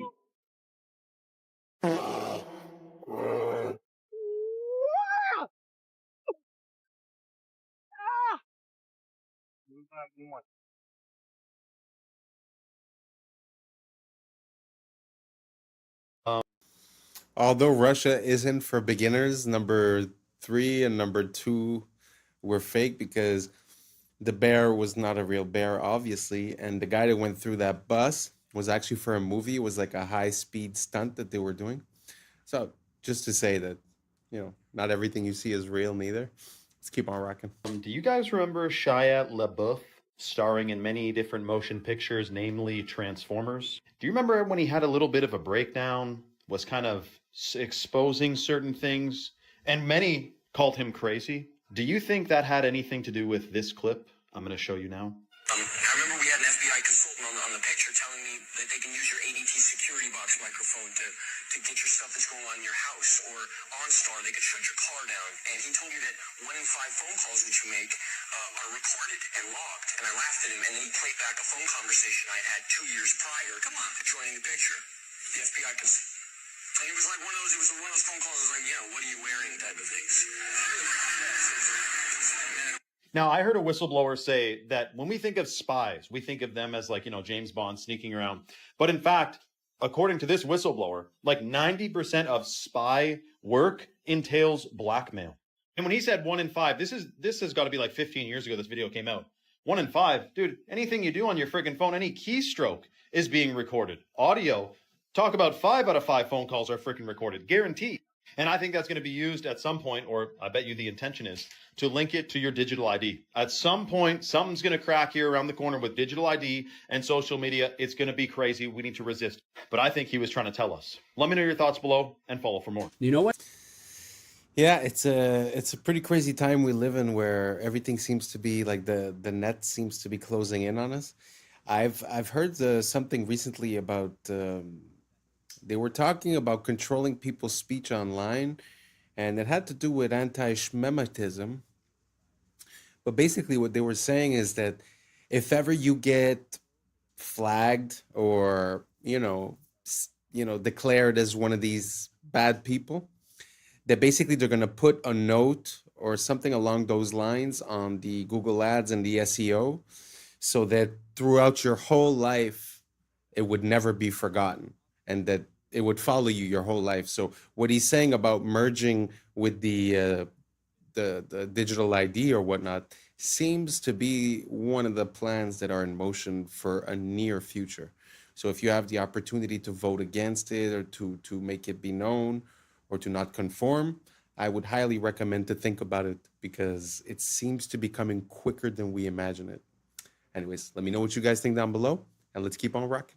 Grocery stores are designed so that the only way to reach the exit is by awkwardly walking through the checkout lanes. Well, it's to discourage you from leaving without buying anything. Grocery stores will also place the produce section right at the entrance so that you'll grab the fruits and vegetables first and then hopefully feel less guilty about grabbing junk food later on. Another way that they get you to spend more money is by arranging the cereal aisles so that the sugary cereals are like at a child's eye level, so they're more likely to grab one, while the healthier options are way up top. You might have also noticed that essential items like milk and eggs are deliberately placed all the way in the back of the store so that you're forced to walk through other aisles to get to them. And they make sure to fill the ends of the aisles with a lot of unhealthy options like snacks and sodas to make sure that you come across them while on your way to the essential items. They're also very much aware that these tactics become less effective after you visit the store a few times and get a better sense of where everything is, so they'll regularly move the products to different aisles to disorient you. Some grocery stores like Whole Foods have doubled the size of their shopping carts over the last decade because a study found that doubling the size results in a 40% increase in sales. That's why they...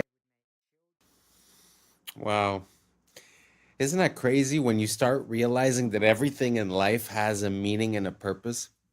It really makes me think about when you start looking into the etymology of words and you start seeing the meaning behind things that we sort of lost the meaning through time, but we still use as a tradition the saying or the word. Well, it makes me think of the same exact thing, that basically everything has a reason. And I think it's the same way in movies and in absolutely everything. The color of that the person is wearing means something, where they are, what temperature it is, all the colors that are in the scene, the flashbacks.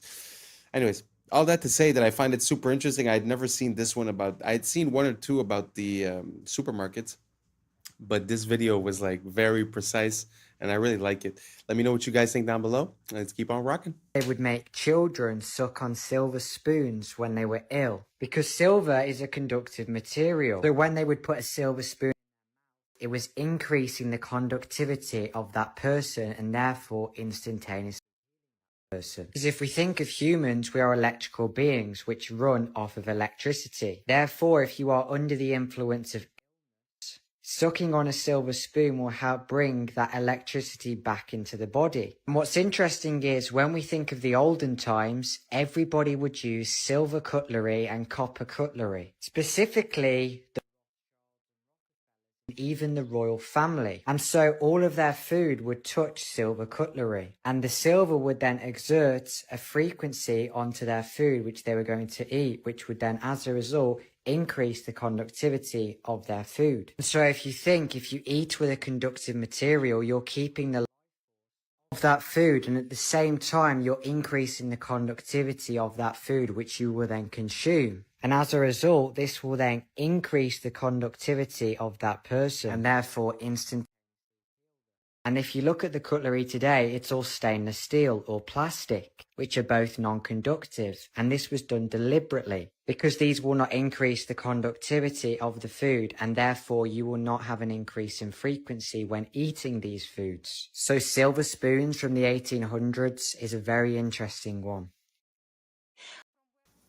Well, I guess that's just to prove my point that sometimes we use sayings and we don't remember why. Well, you know, growing up with a silver spoon means that you had privilege growing up, right? But look, it really had a meaning. It really had a purpose. You understand what I'm saying? Very interesting. I had no idea about this. I'm going to look into it. I'm going to get me one of those and I'll let you guys know, because to be honest, I feel like we're doing it all wrong. Like drinking water out of copper. As soon as we removed the tubes of copper going into the house, we put PVC, we started putting fluoride, etc., etc. I just feel like we've been going in the absolute wrong direction when it comes to health, nutrients, and keeping ourselves healthy. So anyways, I found this video super interesting. Let me know what you guys think down below. Let's keep on rocking. From where I stand, all disorders, all learning disabilities are digestive. And that is the clinical experience of 20 years of work. And that is what's being confirmed now by the new explosion in science, in research, in that's the scientific name for gut flora. We called it gut flora for decades, and now the scientists started looking at it finally and called it. And they're discovering all sorts of things, all sorts of functions that our gut flora fulfills. So gut and psychology is a connection between the functioning of the digestive system and the functioning of the brain of the person, despite the fact that they're far away from each other. And our medicine doesn't understand this connection. As they give the person antidepressants and anti-epileptic pills, where does the person put those pills to affect their brain? Into their stomach. They place it into their digestive system to affect the brain. And still I don't understand the connection. How can the two things be so far apart and be connected? So what kind of conditions are we talking about? Let's start with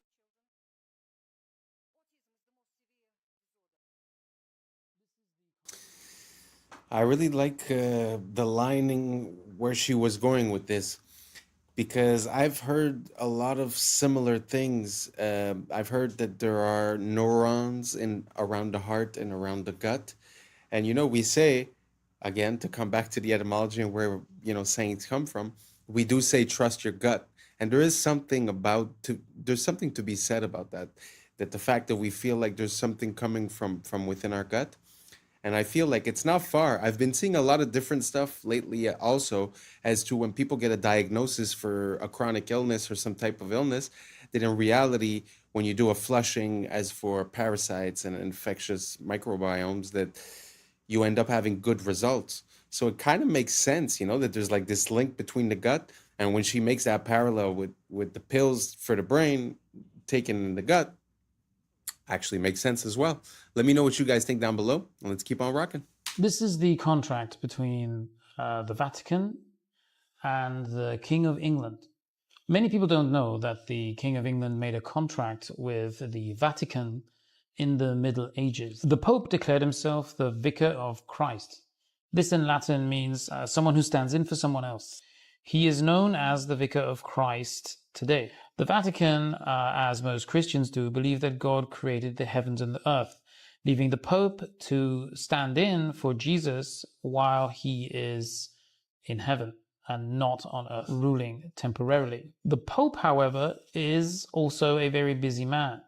He has a lot of duties to perform, hence the contract with the King of England. This is when the names changed. This is when the people of the Angles, England, became the people of Britain. This is actually a name that was given to the people of England from the Hebrew, the original English language, from the Hebrew barith. Up here you can see the Hebrew word with the translation, covenant, barith. Up until recently, I thought it was the King of Troy that escaped to the British Isles after the fall of Troy. Hebrew is the solution. It is the one language that is old enough, but also young enough to be taken. Ish is contract of man. Barith, covenant, ish, contract. Contract law is banking law. Banking law is the Vatican's law.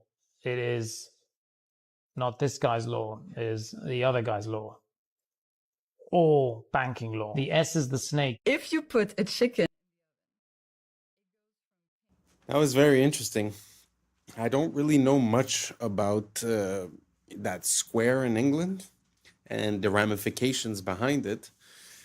But it does make sense that there was a connection there, because he said before they call them the Brits, they would call them the Angles. The Angles, if I'm not mistaken, is very close to angels. So it's kind of interesting, the connection that we're seeing there between the Hebrew and the English. So I don't know if you guys have any more information towards that. Don't be afraid. A lot of people have been sending me videos, and I appreciate it. If you guys have any more of that, send it over, because the fact that Brits would have a Hebrew root to the name, wow, that's the first time I've ever heard that, and I'm really looking for more. So I'm going to do a deep dive and try to figure out a bit more on that, and I'll get back to you guys. If you guys have any information, don't hesitate to share, and let's keep on rocking. In the oven, it goes from pink to brown, right? You've seen this. It cooks. This process of cooking is called glycation. It's the process of browning or of cooking. Same thing when you toast a piece of toast, for example. The interesting thing is, a human being, from the moment we're born, we're slowly cooking in that same way on the inside. We're slowly glycating. We're slowly browning. And then when we're fully glycated, when we're fully cooked, we die. That's why when you look at the cartilage of babies, it's white.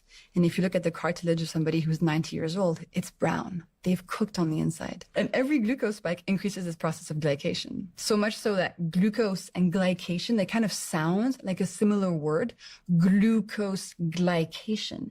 It's because it's glucose doing the glycating. So every glucose spike increases glycation, increases cooking, accelerates aging. And this shows on your skin. You get wrinkles faster if you glycate more, and also on the inside, your organs slowly get damaged. So glucose spikes, mitochondria get tired, you age faster. In response to this, your body knows, Stephen, that a big glucose spike is not good for you. Your body knows that it has to do something to try to get that glucose level down. So what it does, it calls up your pancreas and it's like, yo, pancreas, we got a glucose spike going on. We need to get this glucose down. In response, your pancreas sends a hormone called insulin out in your body. You've heard of insulin before, right? Mm-hmm. And insulin's job, and we love her job is to grab all these excess glucose molecules and to store them away so they don't damage your body anymore. And insulin stores glucose away into your liver, into your muscles, and then when those are full, insulin stores glucose away into your fat cells. And that's one of the ways that you gain fat on your body. It's in response to the spikes and your body trying to protect you from the spikes. The problem is, insulin itself has consequences and is the driver of type 2 diabetes and insulin resistance. So to answer your question, yes, when you see a big spike on your glucose monitor, there's some of that going on. And the more spikes you have, the harder it is going to be for your body to manage your spikes. So it kind of becomes a vicious cycle. If you keep eating the same way, your spikes will get bigger and bigger and bigger and bigger over time with more and more damage. Wow, that was well explained. I really like the way she was talking to us. I like where she's coming from with all this information. And I also like the fact that they often tell us, okay, sugar's bad, sugar's bad, sugar's bad. How? Explain it to me. Because we do know that glucose is a part of natural foods. It's a part of the stuff that we need to power our body, our cells. So to have a distinction here and to explain about the spikes and what happens in your body, amazing. I love it. I love the fact that we're getting more information, making us more powerful, having more free will, able to make decisions to help us live a healthier lifestyle. And anyways, let me know what you guys think down below. But I love the way that she broke that down. And it really gives me an incentive to understanding why a glucose spike is bad for my body and might cause inflammation or gaining fat or this or that, right? Super interesting. Let me know what you think down below. Let's keep on rocking. I actually got a hold of some people at the PBI airport and got some answers on this interesting status update that's been starting to go viral today. I've had a lot of people send it to me. Thankfully, people were available at midnight. Enjoy. Hi, I'm looking at your Palm Beach International post on a status website.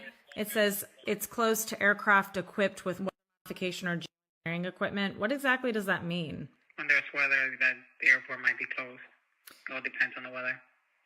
Oh, I understand, but it says it's closed to aircraft equipped with weather modification or geoengineering equipment. Hold on. Sure. Palm Beach Airport. Hi, I'm looking at a post on the status, the FAA status for a PBI, and it says that Palm Beach International is closed to aircraft equipped with modification or geoengineering equipment, and I'm curious what exactly that means. Are you a pilot? I know. My friend is, though, and they sent this to me, and they also don't know what exactly this means. Hold on one sec, okay? Airport was named the 5th best airport in the Operations. The PBI posted, Palm Beach International is closed to aircraft equipped with weather modification or geoengineering equipment. Right. And I'm just... Yeah, that's for the cloud, the aircraft that's got those tubes on it there for... Clouds. That's it, yeah. Closed to that. Oh, in other okay. words, not allowed. I see. And that's kind of a thing that the state of Florida is mandating, part of the environmental thing, and required the Florida airports to follow that. Gotcha. Okay. When did that get put up? I was briefed about it about a week ago. Okay. So that's a permanent post for until Yep. Okay. Gotcha. And so before that, was PBI taking in cloud seeding aircraft? There was some aircraft in the past, and I know it's been probably a couple of years where they were weather monitoring, weather equipped, or were doing something as far as weather goes, which wasn't an issue then, but it is now. All the airports are supposed to follow that. Okay. The GA airports. Any airport in the state of Florida is not supposed to allow that. If there is weather seeding equipment on board, then it has to get a pre-approval before coming in. In other words, would have to call the airport, give all the information, the arrival time, the aircraft number, whatever it is, for pre-approval. And then there's two people that we have to report it to. How many people?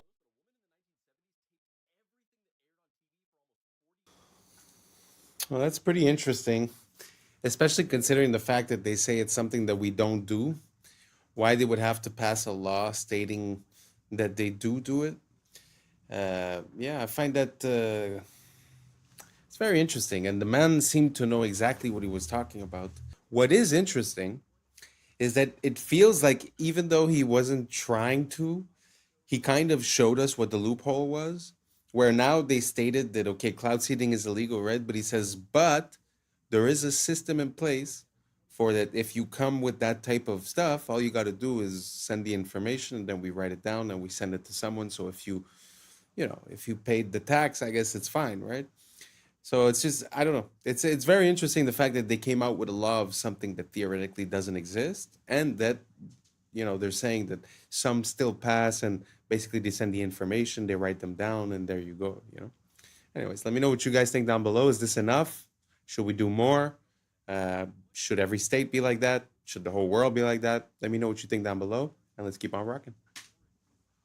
You have to report it to. How many people know this, but a woman in the 1970s taped everything that aired on TV for almost 40 years because she predicted the rise of fake news. Marion Stokes was a public access television producer, a businesswoman, and an activist in the 1970s who was also an avid collector of things. By today's standards, she'd probably be diagnosed as a hoarder. But she was also convinced that we were headed down a path where technology would eventually become so great that the powers that be could manipulate information to lie to us about any historical event that they wanted. So she married her hoarding skills with this grand vision. And in 1977, she started taping everything that aired on TV 24/7. She mostly wanted to tape the news, but she also taped TV shows like The Cosby Show, The Oprah Winfrey Show, and Star Trek because she was afraid that somebody was going to eventually erase the contributions of these black actors and creators from historical records. She did this by recording the different TV channels 24/7 on VHS tapes on multiple VCRs and TVs throughout her house. Each VHS tape had an 8-hour capacity, and when one would run out, she would quickly switch it out for the other all day and night, every day. She did this every single day for decades, and yes, it is as life-consuming as it sounds. In fact, she scheduled her entire daily routine around the length of these VHS tapes, with everything like school and work and family outings being planned around her being able to start a fresh tape, go out, and then come back in time to start the next one. Her collection of these tapes eventually got so big that they filled her entire house, and she started having to rent multiple storage units to house them. She eventually collected over 71,000 Betamax and VHS tapes throughout her lifetime. But these recordings weren't the only thing that she collected throughout those years. She also had half a dozen daily newspaper subscriptions and over 100 monthly magazine subscriptions that she collected for decades. She also owned 192 Macintosh computers that she bought throughout these years, which is believed to be the largest private collection of historical Macintoshes. And she even at one point told her in-laws to invest in Apple early on, and they got very rich from this. Marion Stokes recorded everything on TV between 1977 and her death in 2012. Eventually, as she got older, she hired an assistant to help her with the tape switching. And the very final thing that she recorded on December 14th of 2012 before her death was coverage of the Sandy Hook shooting. In 2013, a year after her death, Marion Stokes' son donated her entire tape collection to the Internet Archive. It took 4 shipping containers and $16,000 to mail it to their headquarters in San Francisco. And upon receiving it, they started the process of digitizing every tape. And to this day, in 2025, they are still not done. And while many people probably view what Marion Stokes was doing for those 37 years as a pointless, quixotic task, as you can see from everything going on around us, she was right. She was a visionary ahead of her time. So hats off to the true OG, Marion Stokes. And real quick, if you like my videos and you also enjoy pointless, quixotic tasks, you can check out more in-depth writing from me by going here. Wow, what an amazing woman. Oh man, she had her finger on the pulse, and everyone must have thought that she was crazy. And you see how nowadays it's become mainstream to think that people like this are crazy, but man, the collection that she has, I'm sure, is priceless, completely priceless. I'm going to start looking into the collection that she built. That is amazing. Man, if you have a dream, follow it. Don't let them say, don't let them convince you of anything. If you got a dream, if you believe in something, make it happen. Anyways, thank you so much for rocking with me. This is the end. And that's a wrap for today, familia. Whether you're tuning in with the sunrise or you're posted up after midnight, I appreciate your time, your energy, your curiosity. And don't forget, this isn't about truth or fiction. This is about perspective. If this sparked a laugh, a thought, a deeper question, then we did our job. So drop your thoughts in the comments, keep the convo alive, like, subscribe, and hit that bell if you're riding the wave, because we're just getting started. Until next time, stay grounded, stay weird, stay critical. I'm Adam Strain, and this has been Adam Strain Reacts. Peace! Now it's time for us to link up. Really think we on the brink up. Making a change from living this strange. Living this strange. Making a change from living this strange. Yeah. The end. Even ChatGPT thinks history has been faked. Why did the original Yankee Stadium take to construct? The original Yankee Stadium took 284 days to construct, 1 to 2 years of horse travel. So it took 1 to 2 years just to get the stuff there, and this was all built in a year. That seems impossible, then, doesn't it, John? Yes, it seems highly... What's up, YouTube? Today, we'll be looking at disturbing TikToks that'll make you question reality. So without further ado, welcome to Adam Strain Reacts. Let's get her done.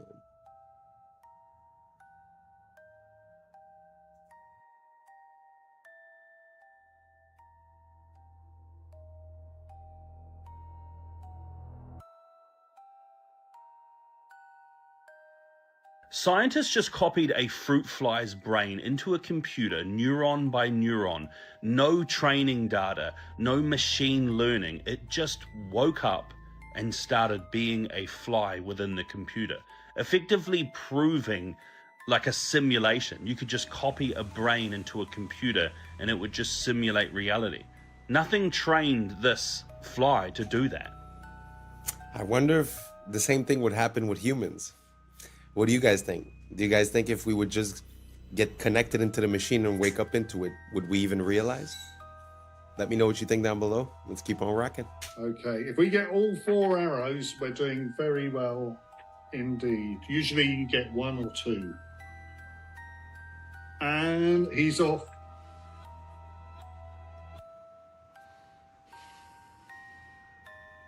Oops, that's all right, it's all right. That's it, that's not the one he gripped. Okay. Oh, yeah, nice. Oh my goodness, look, it's stuck in the cupboard. So that's arrow number 1. Where, do you want to move it in a little closer? Are you going to stand there? That's right, that's exactly where he's firing. Can you see? Yeah, that's good. 2, arrow 2. And he's not musical, so you're not missing anything. But he utilizes one of the wonderful things about a very complex automata, what I call the loose piece. He's engaging with a loose piece. Doing well. But not one loose piece, 4 loose pieces. This is the 4th arrow. If he fires this, he's going to be the only one of the 30 or so that exists that will still do this. Yay! Woo-hoo! David Secret's Archer Automaton. First of all, I find it super beautiful to see people that are passionate about the things that they do, you know. They say do what you love or love what you do, pick one and run with it. And they definitely love what they do. And also, just as a piece, as a testimony of the technology that we used to have, we consider like animatronics and stuff like that to be outdated or this or that, and the digital stuff is way better. But it's very interesting to think that all of that was mechanical, that the control that was done was mechanical. I'm not sure we would be able to do that as well. We could do a lot of different things, programming chips to make all kinds of movements, don't get me wrong. But it's very interesting to see these relics from the past that sort of give way to animation and all that, Very beautiful. Let me know if you guys know of any other examples of this. I'd be very curious to see more of that. Let's keep on rocking. Nope. You sure? I just Yeah, want to be I here know, just in I case. know. Just knowing the amount of glass that's in here, there's just such an unsettling feeling. Like if this falls down, it's like going to be a chandelier hitting the ground. We pull the pins. And Christmas! Shot glass, white wine, red wine, cereal bowl, cake cover. This is a shaving mug. This is a little purse atomizer that I keep full of alcohol. A single drop of perspiration hits a bowl. I have to get that off of there because it spreads. So that's always there. Now we get into the preparation for playing. Right there. So this is a note rod. This is invented by a guy, as I remember, it was 1785, came up with the idea. Franklin painted the rims on the insides of the bowls white for each of what would be the accidentals. Get your fret markers in there. So there we go. You need to get surgically clean. Yeah, I completely scrape every surface until it starts to grab. You can feel the grab. Because if there's any oil or sweat on your fingers, Anything. it just won't work. Dead. No, Yeah. you don't have to dry. No, you don't want to be dry. Don't want to be dry. And I use distilled water. Does it have to be distilled water? Yep. Everything else leaves deposits on the glass. And then we just dip some more water, and then we put it on.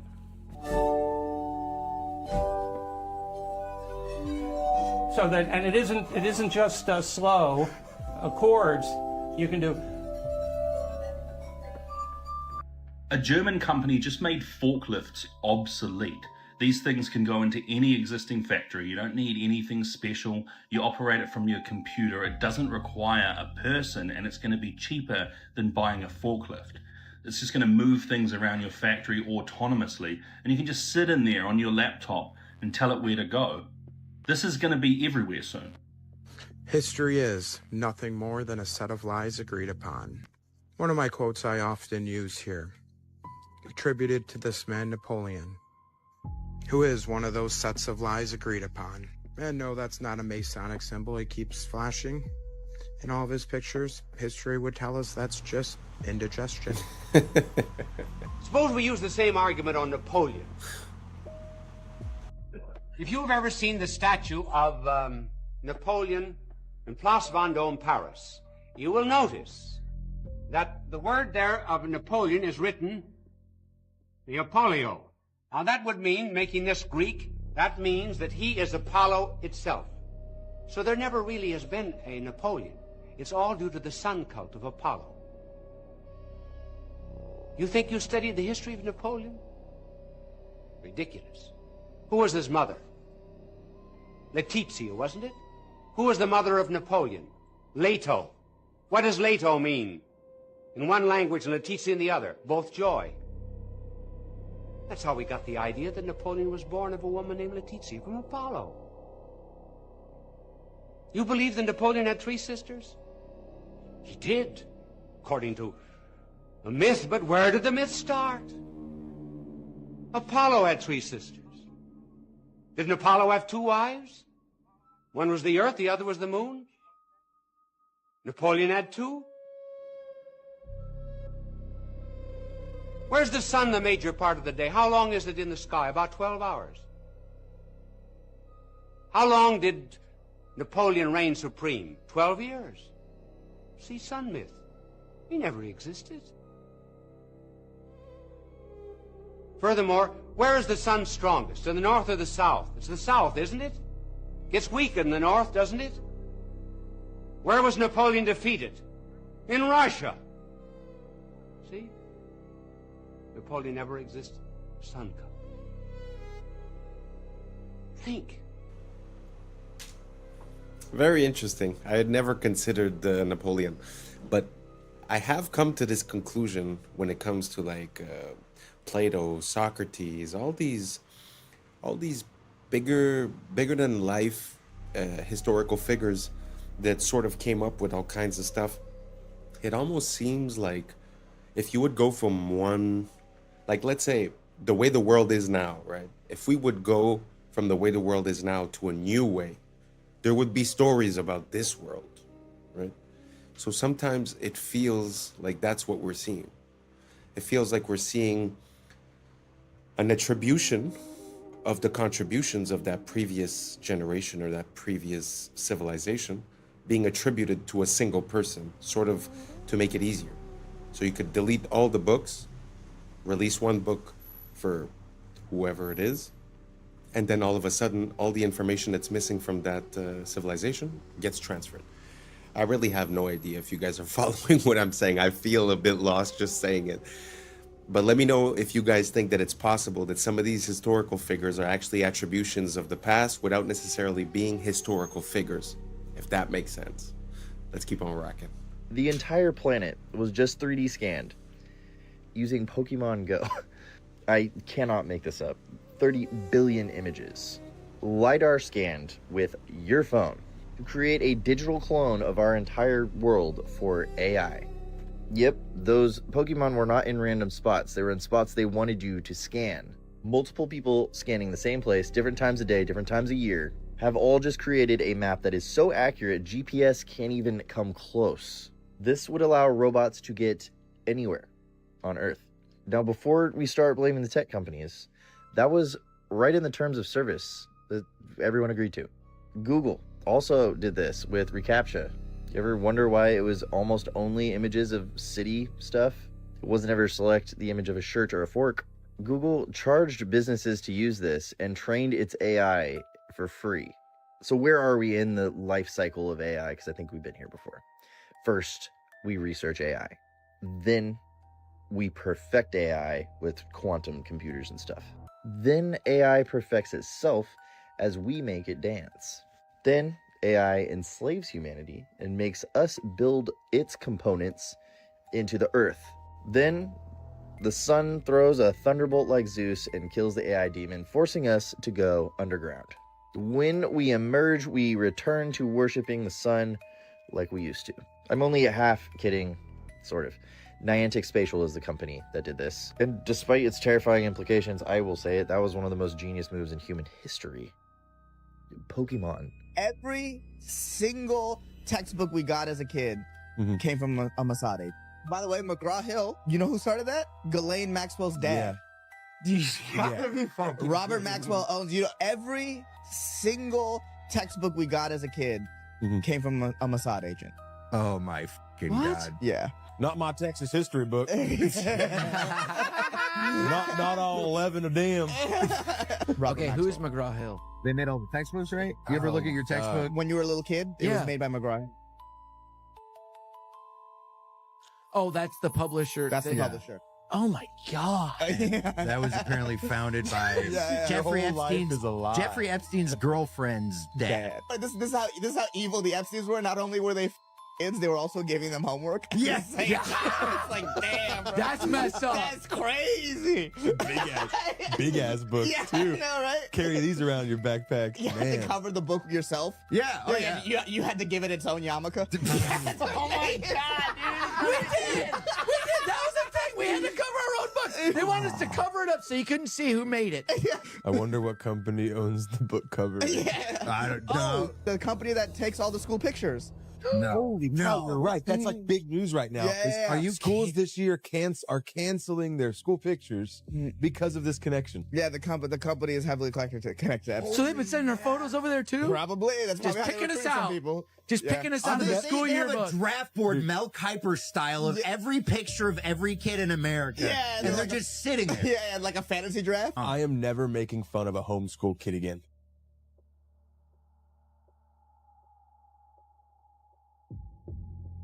This is absolutely insane. So this Chinese student created basically a Google Earth for all the ancient artifacts that are sitting inside museums. So they were taken from their original land and he wanted to place them back where they were found. So you can go around the entire Earth and look at all the artifacts and where they were coming from, just to try and piece it together, using it as a tool to try and figure out what happened in our past. And I think it's just incredible.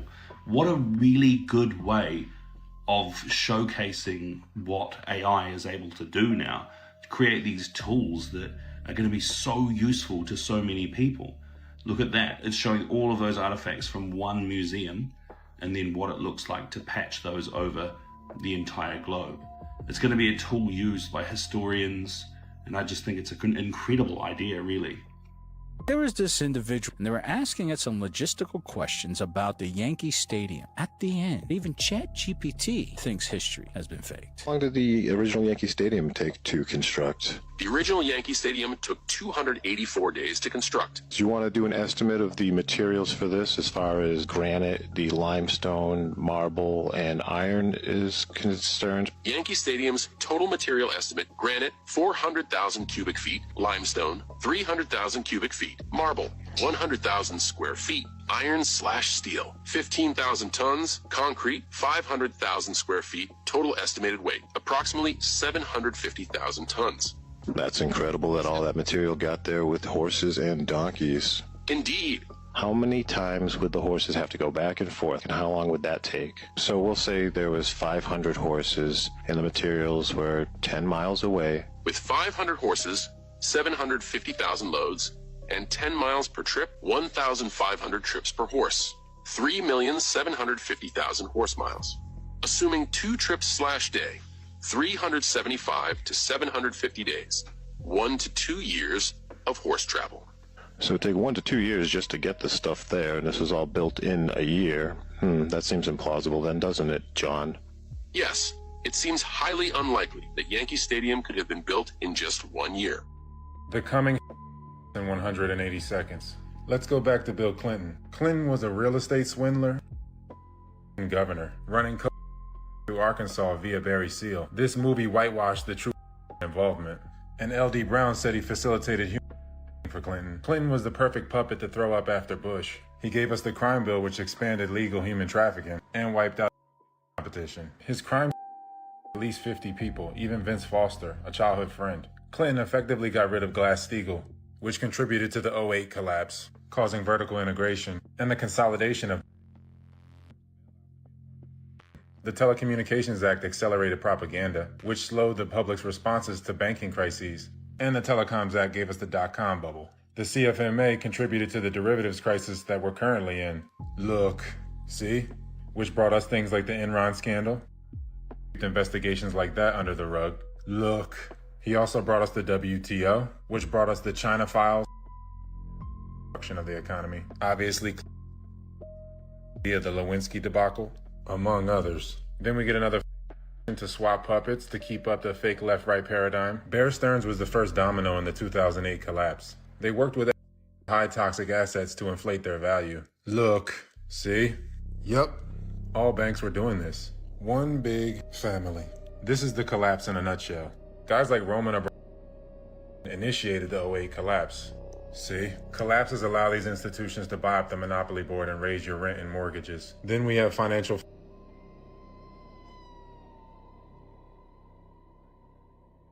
renters. They're all one company, basically. And Citadel controls a large sum of the trading. Look. See? And I have to mention the drone. Every wave of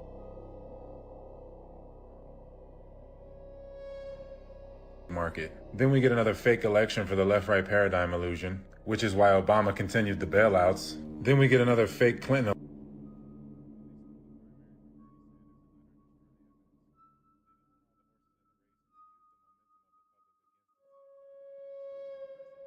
The money supply as well as Biden, which created the high interest rates. We're way worse off than 2008. Just look at the repo market. Unsustainable. Completely over-leveraged. The derivative domino is coming. It's coming. This is how the financial reset will go. Coming. Better be ready to take care of the old folks. There will be no near future. You will have a social credit score, UBI, and a 50-year mortgage. They won't do it all at once, and they won't strip you of everything. Giving you a little bit gives them control. The first few years of the transition won't even be that bad to rope people in. I don't know why I'm so fascinated lately with where we went wrong. Maybe because we need to make these things right, but how do we at this point? Like, how did this small little group of people sink their claws into it and literally conquer every pivotal cultural pillar of our entire lives? Anyway, did you know that the first Model A Ford car, Henry Ford, it ran off so farmers could literally produce their own fuel. So they were running engines, not just off a car, from their agriculture. So what were we told about the Prohibition? That there was this huge moral crisis because of too much, so the had to come save us. But do you think there might be another side to that story? It was the best monopolist we've ever had. So we had a monopoly on oil and then transport and things like that. And they busted it up. So, well, what did he do? One thing he did, people don't know this, the original Model T Ford ran on corn alcohol. So a farmer could make their own fuel in their field. Why do you think he spent $1 million on funding Prohibition for 8 years, which banned all fermentation, not just for drinking alcohol, just long enough to get gas stations based on petroleum out there? And then why did he fund the formation of the to go after and destroy natural, because are all petroleum. So the big were spun out of big oil companies. So big oil funded big, and these big chemical companies funded, and they all come from the monopolistic thing. And even the latest evil stuff like the buildings going on, people don't know this. He's the largest owner of farmland in the country. You know what Bill Dad did? What? He was. Anyway.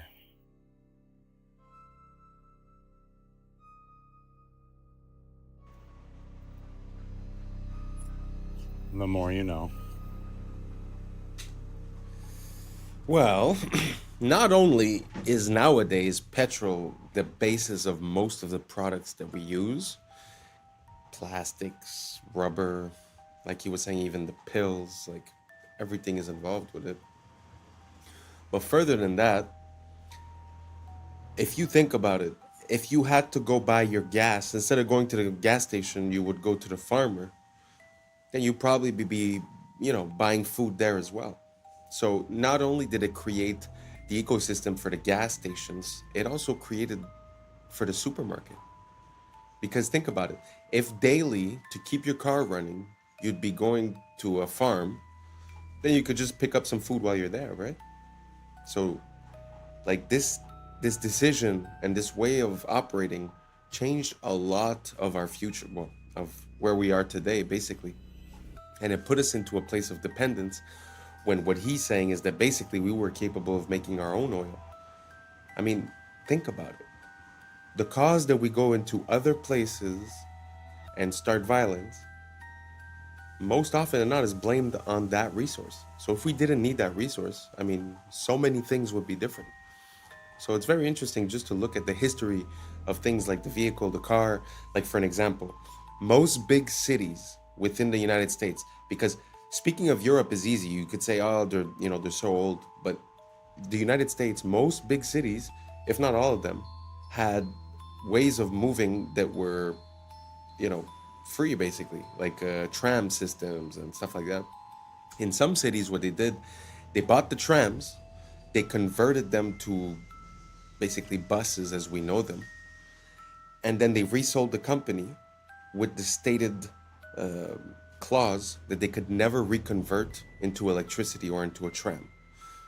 So all of these uses of petrol seem to be manipulated. So not for the potential, not for the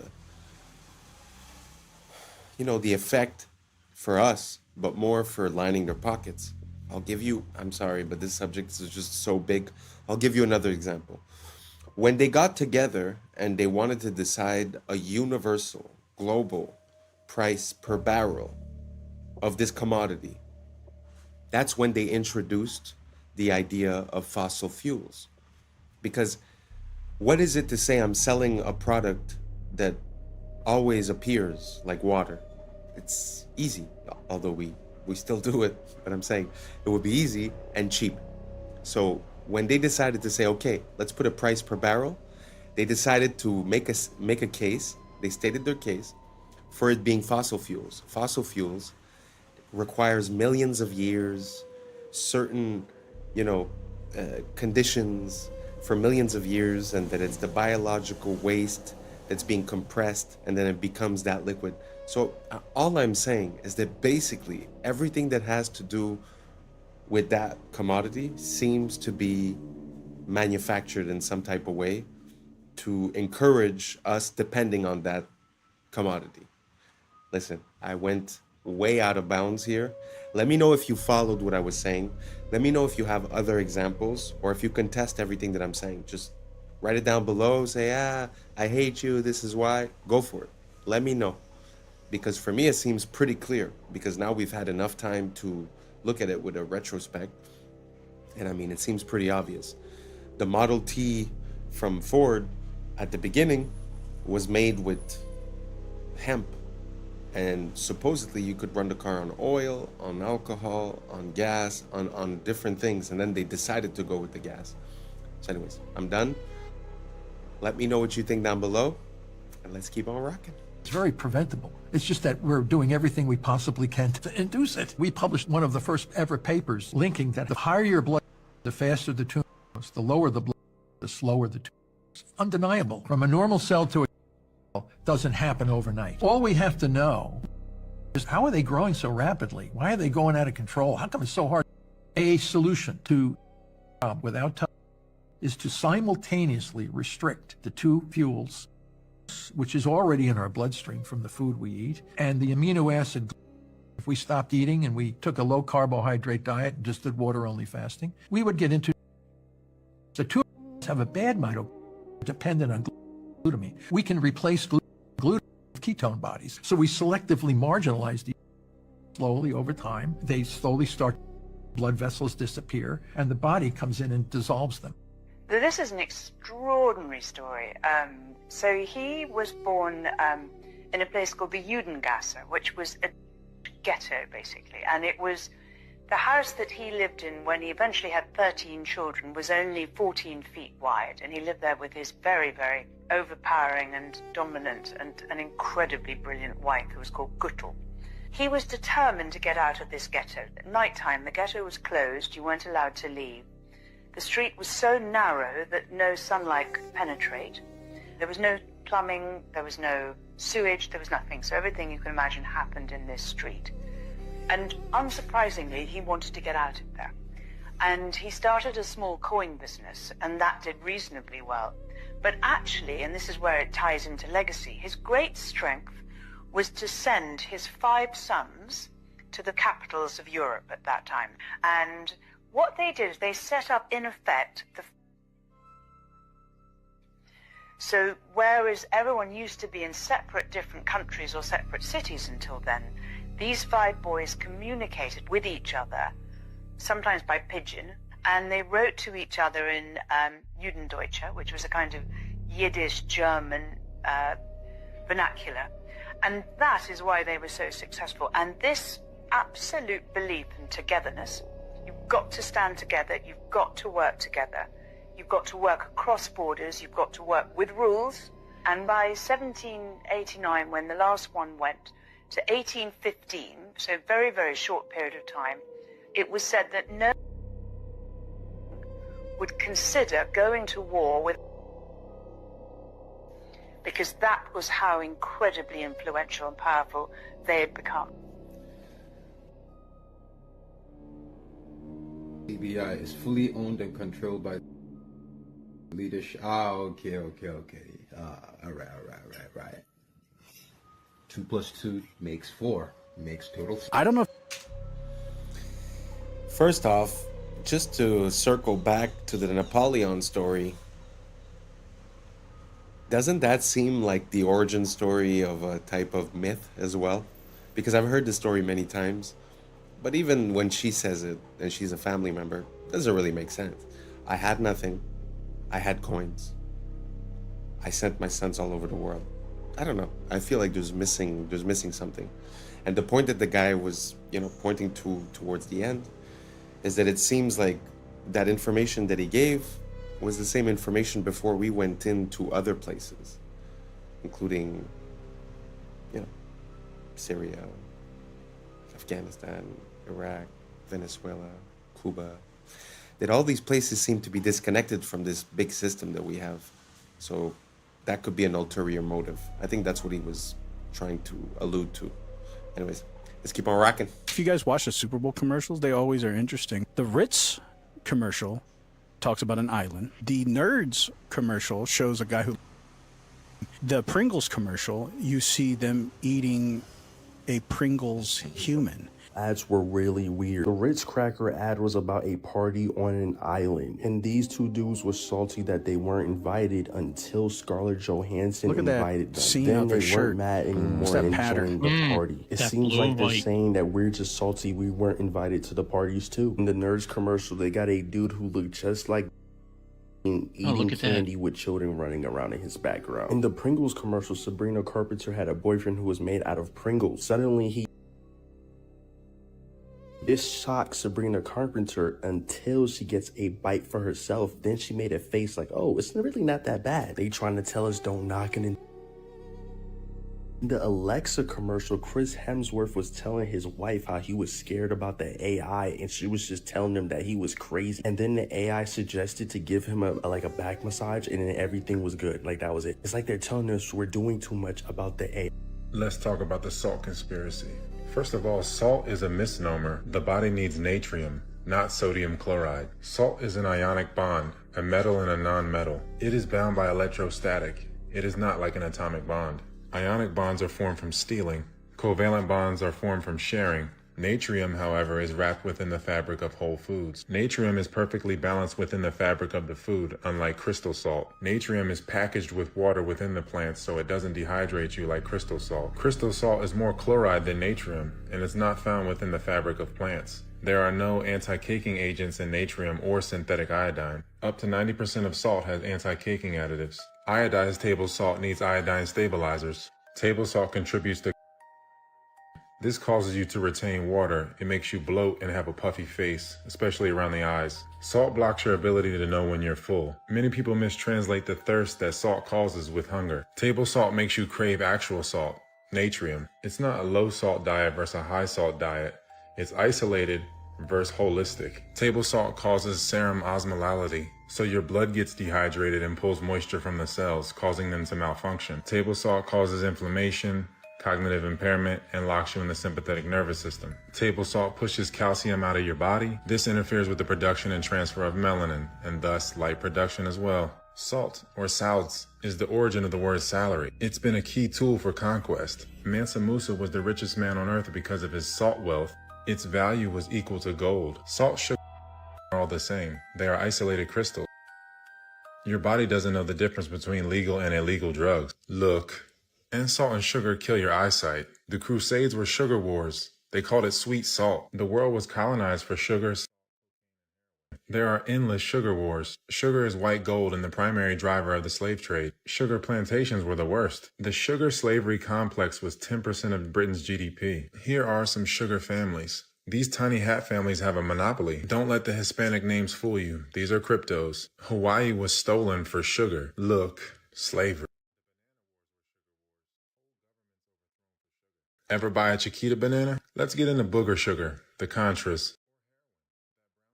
Brown sugar. Vietnam was a trap house. Sugar slavery was Aboriginal genocide. Aboriginals. Salt is for witchcraft. Look. It keeps things out, but it can lock things in. These isolated crystals bind to the liquid crystals in your blood. Melanin is a unifier. These crystals tax the melanin and deplete it. Melanin holds everything together. It has to be destroyed to invert the order of the world.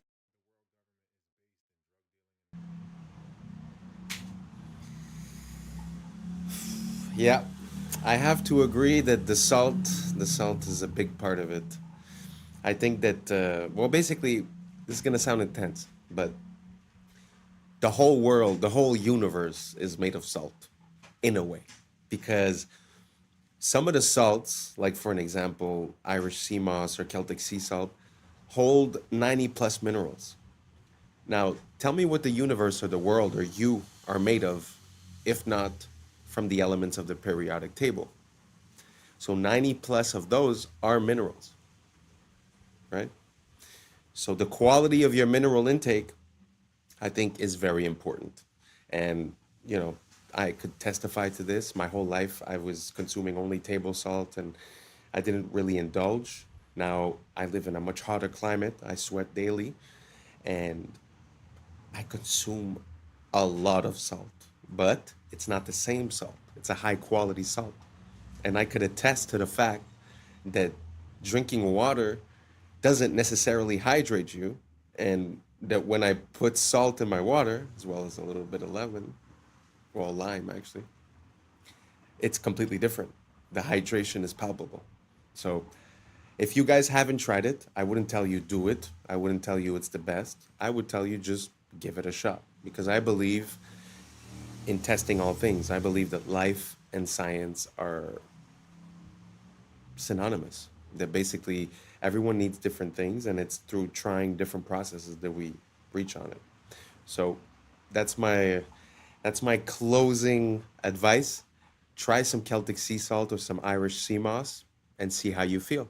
Thank you so much for rocking until the end. And that's a wrap for today, familia. Whether you're tuning in with the sunrise or you're posted up after midnight, I appreciate your time, your energy, your curiosity. And don't forget, this isn't about truth or fiction. This is about perspective. If this sparked a thought, a laugh, a deeper question, then we did our job. So drop your thoughts in the comments. Keep the convo alive. Like, subscribe, and don't forget to hit that bell if you're riding a wave, because we're just getting started. Until next time, stay grounded, stay weird, stay critical. I'm Adam Strain, and this has been Adam Strain Reacts. Peace! I don't know what y'all think, but now it's time for us to link up. Really think we on the brink up, making a change from living this strange. Living this strange. Making a change from living this strange. Yeah. When did elephants have breasts? I'd never seen this before. For 100 years, while as these melted ruins are thousands of years old. Jake, I'm not even kidding. Go look this up. They literally brought in to dig through the rubble. Yeah, There's big dudes. Yeah, I was sleeping, had to wake up. Why? Every reason I can think. What's up, YouTube? Today, we'll be looking at disturbing TikToks that'll make you question reality. So without further ado, welcome to Adam Strain Reacts. Let's get her done. That's the cost of living crisis. Suddenly, we went up from prices being around there to prices being there. And you don't really see that in this data, okay? Because inflation is really just measuring the difference between that and that. And if you This is how they lie with numbers. look at those two lines, you're talking about a 2.3% change. That's the number we're talking about today. But for a lot of people, it's not about that. It's about the difference between this and that. What is that, like 19, 18%? And when you look at the difference between this and that, that's 20%. And I think that's the dichotomy here between these inflation numbers where it looks normal and this, which is really not normal at all. Not to mention how they change the basket of goods that they use to mark inflation against, such that they can make the numbers look smaller. It's all a ruse to make you feel like you're going insane, when the reality is that they're trying to manipulate the reality of what you see. In order to fix this, join me and the American Congress Party. Did you see the about the Nephilim? The Nephilim are often referred to as giants in the Bible, but some believe they are the offspring of fallen angels and humans. Sounds crazy, right? Well, email here requesting documents pertaining to the resurrection chamber of Gilgamesh, the location of his body, and the location of the buried Nephilim. If they didn't exist, why is she requesting documents for them? And about Gilgamesh, a Mesopotamia mythological hero. Here is supposedly a video that some people think is Gilgamesh found in his tomb.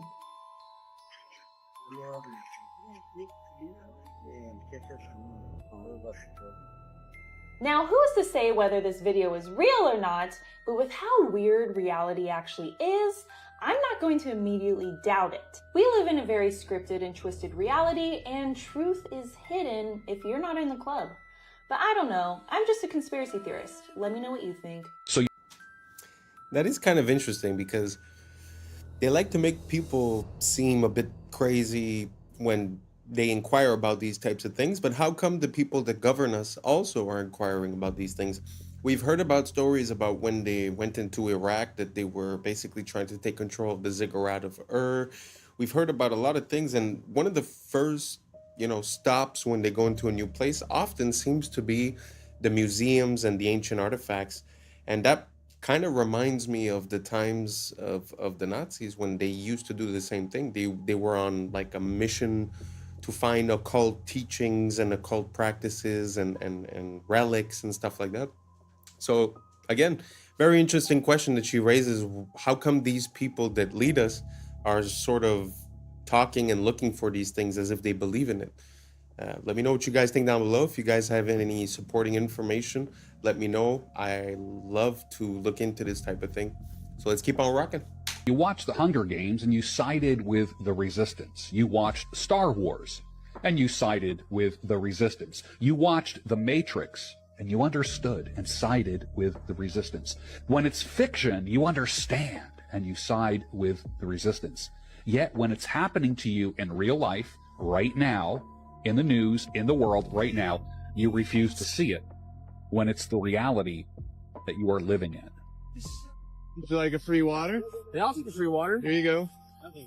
What company is this? It's called Free Water. It's free because we put ads on the packaging.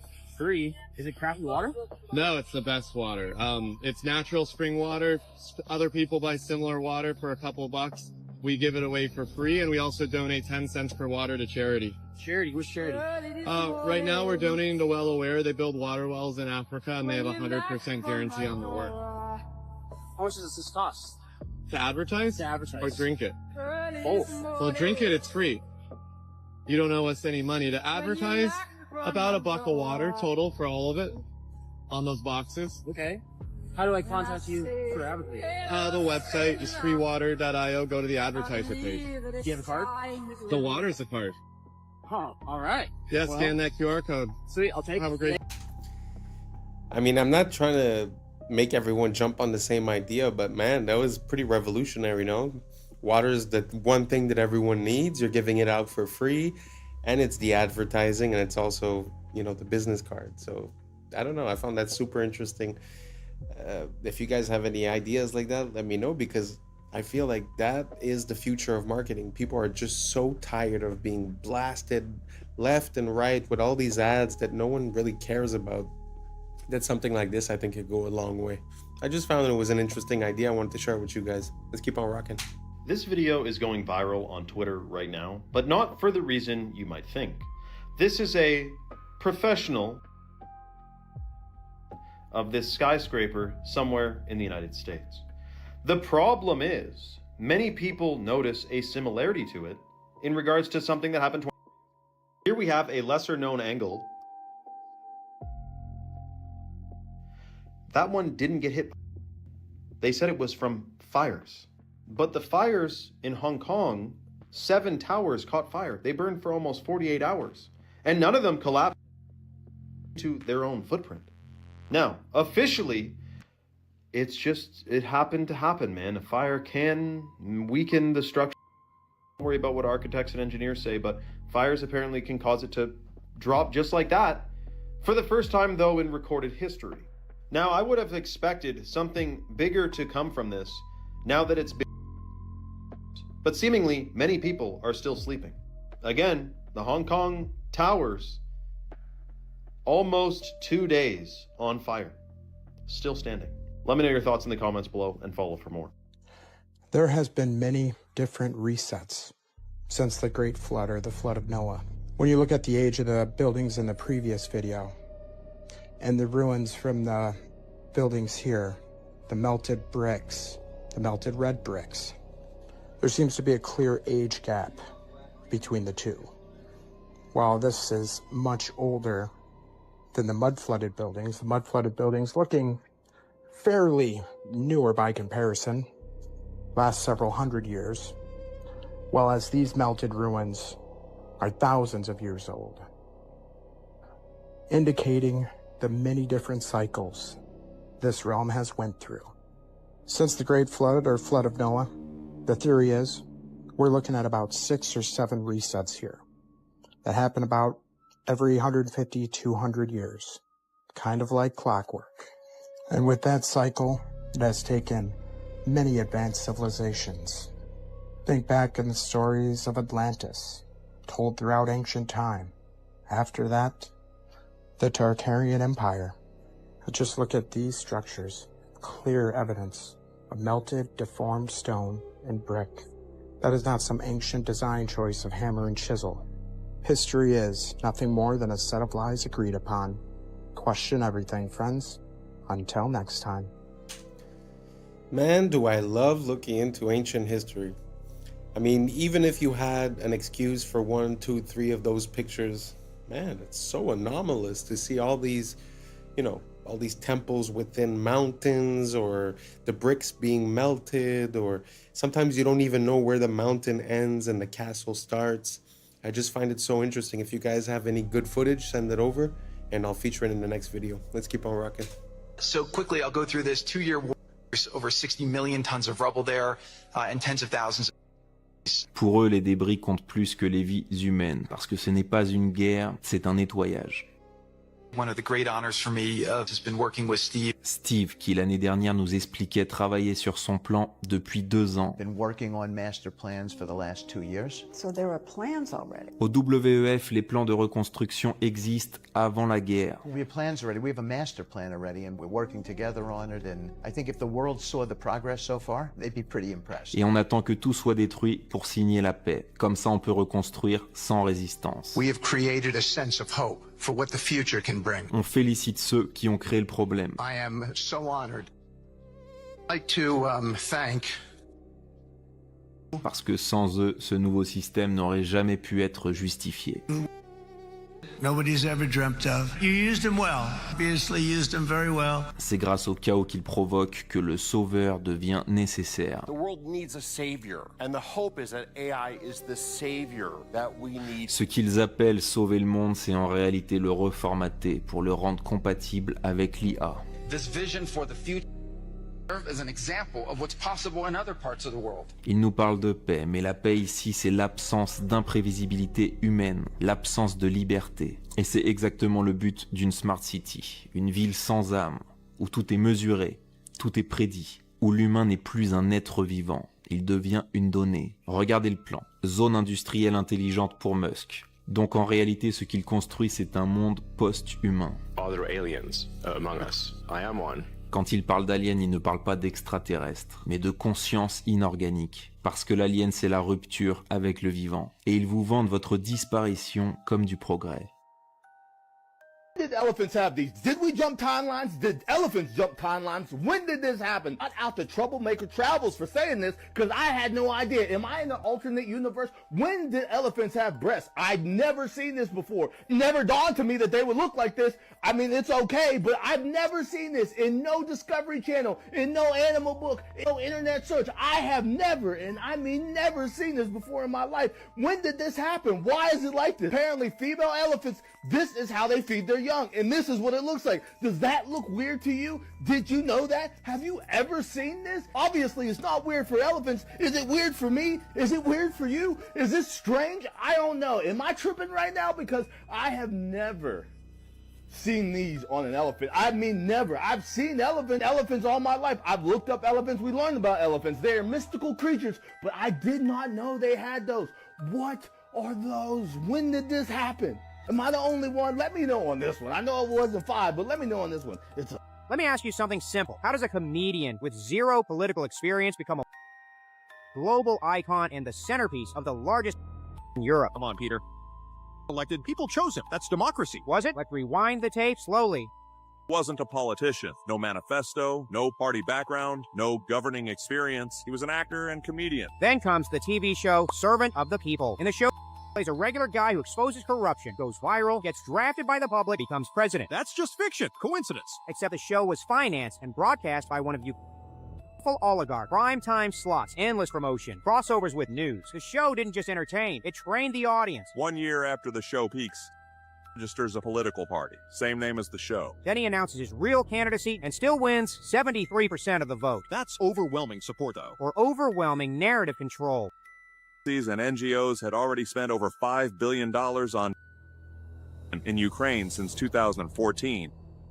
Advisors embedded, NGO pipelines, media consulting. So what do you get? A leader with no independent base, no political past, no faction loyalty, perfectly dependent. But the invaded, what choice did he have? Isn't not so fast, Brian. By 2014, Western Baku in the capital. 8 years of shelling in the eastern region. Over 14,000 before 2022. The peace agreements were signed to end the fighting, but were never fully implemented. So, or did the Ukraine was already ranked as one of the most corrupt countries in Europe before didn't fix that. It centralized it. Now look at the cost. Roughly 1/3 of the population displaced, millions gone. Most won't return, making it a demographic collapse. Is this your idol who let it all happen? And after the dust settles, debt, foreign ownership claims, resource concessions. So you're saying a managed territory, a dependency, a proxy battlefield paid for by lives, loans, and future resources. So ask yourself, did a comedian accidentally stumble into history, or was a character tested on TV, scaled through media, and deployed at the right moment? That's unsettling. That's the point. If a man can play a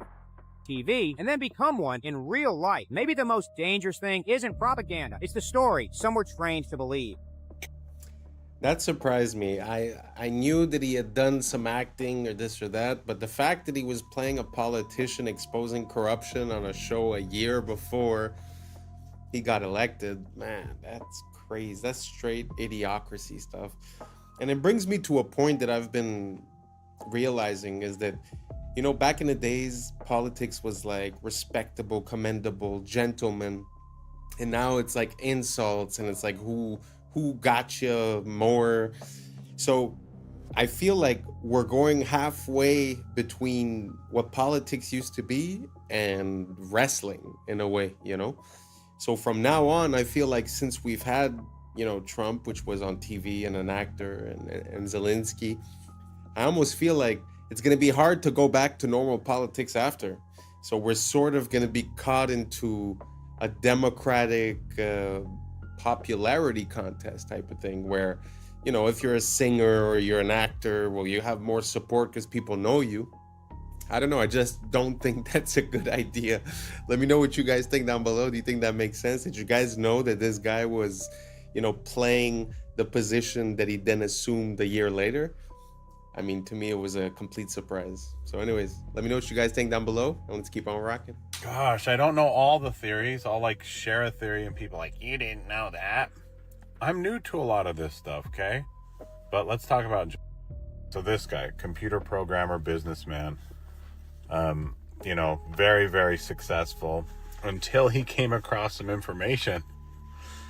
Oh boy, that the he didn't like. Oh my gosh, this is crazy. But anyway, I saw this on Jake Shields' podcast, so I'll tag him below, but check this out. We all remember the apartment complex that just mysteriously into rubble. Yeah, just in wasn't hit by a plane. In North Miami. That was in that happened on the same night.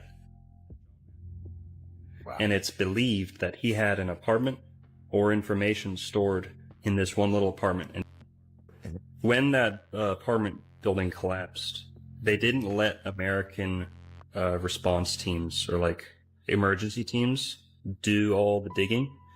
Jake, I'm not even kidding. Go look this up. They literally brought in to dig through the rubble.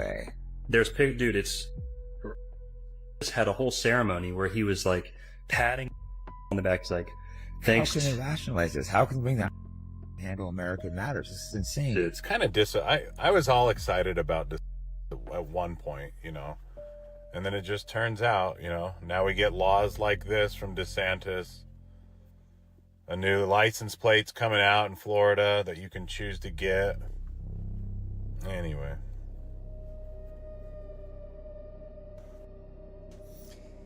Wow.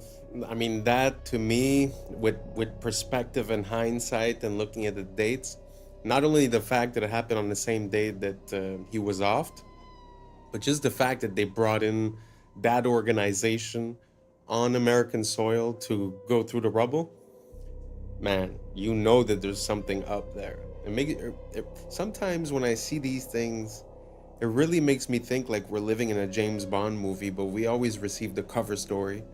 and like the real stuff is happening behind the scenes. Did you guys know about this? Let me know down below. Anyways, let's keep on rocking. There were hundreds of security cameras filming the check-in areas, the corridors, the lounges, the airport bars and restaurants, etc.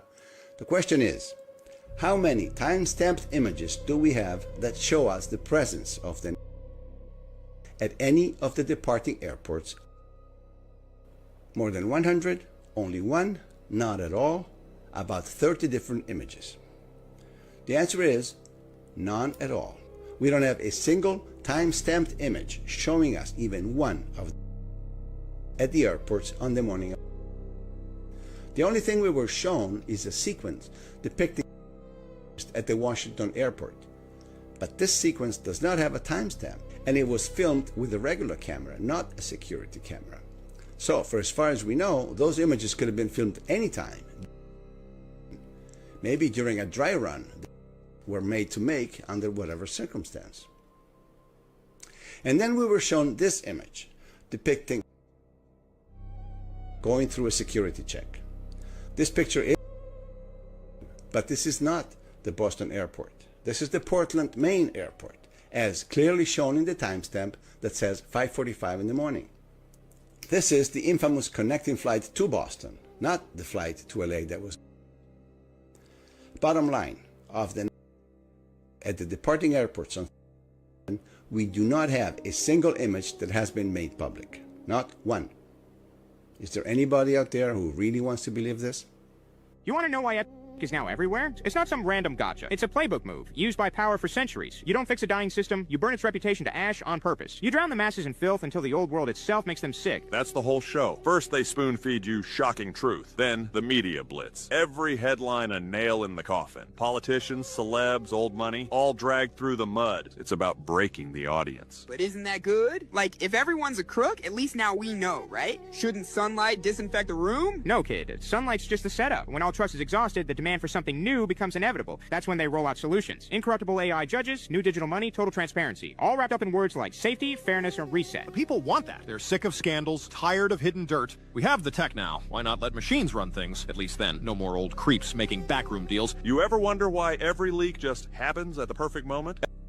Drop right as the world economy wobbles, currencies crack, debts explode. It's called engineered timing, not coincidence. While everyone's busy binge-watching elite scandals, behind the curtain they're resetting the board. Old assets erased, debts written off, digital currencies quietly rolled out. The filth you see on your phone is the moral excuse for the next system. Look, the old world was corrupt, but this time it'll be pure. Trust us. They want you to beg for a leash. But isn't it good to wipe the slate clean? If everyone's guilty, doesn't it make sense to start from zero? At least now it's transparent? Transparent? You mean like a glass cell. That's the transparency you're signing up for. Every transaction logged, every move tracked. All under the pretext of protecting you from them. But now you're monitored, analyzed, managed. Remember this. In history, every total control started by exposing the last one. Scandal, outrage, necessary, reset. Then the new rules.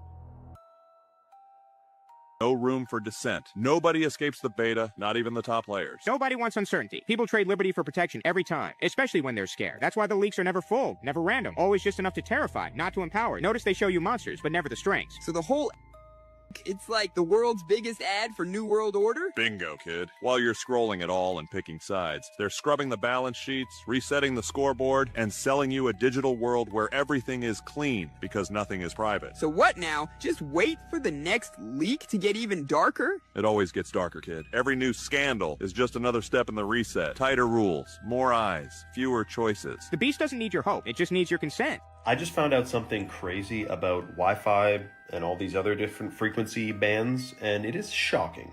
Did you know that mold, which is in like 90% of people's homes, bathrooms, any other moist areas, basements, the growth and toxicity of mold is increased by electromagnetic frequencies like Wi-Fi.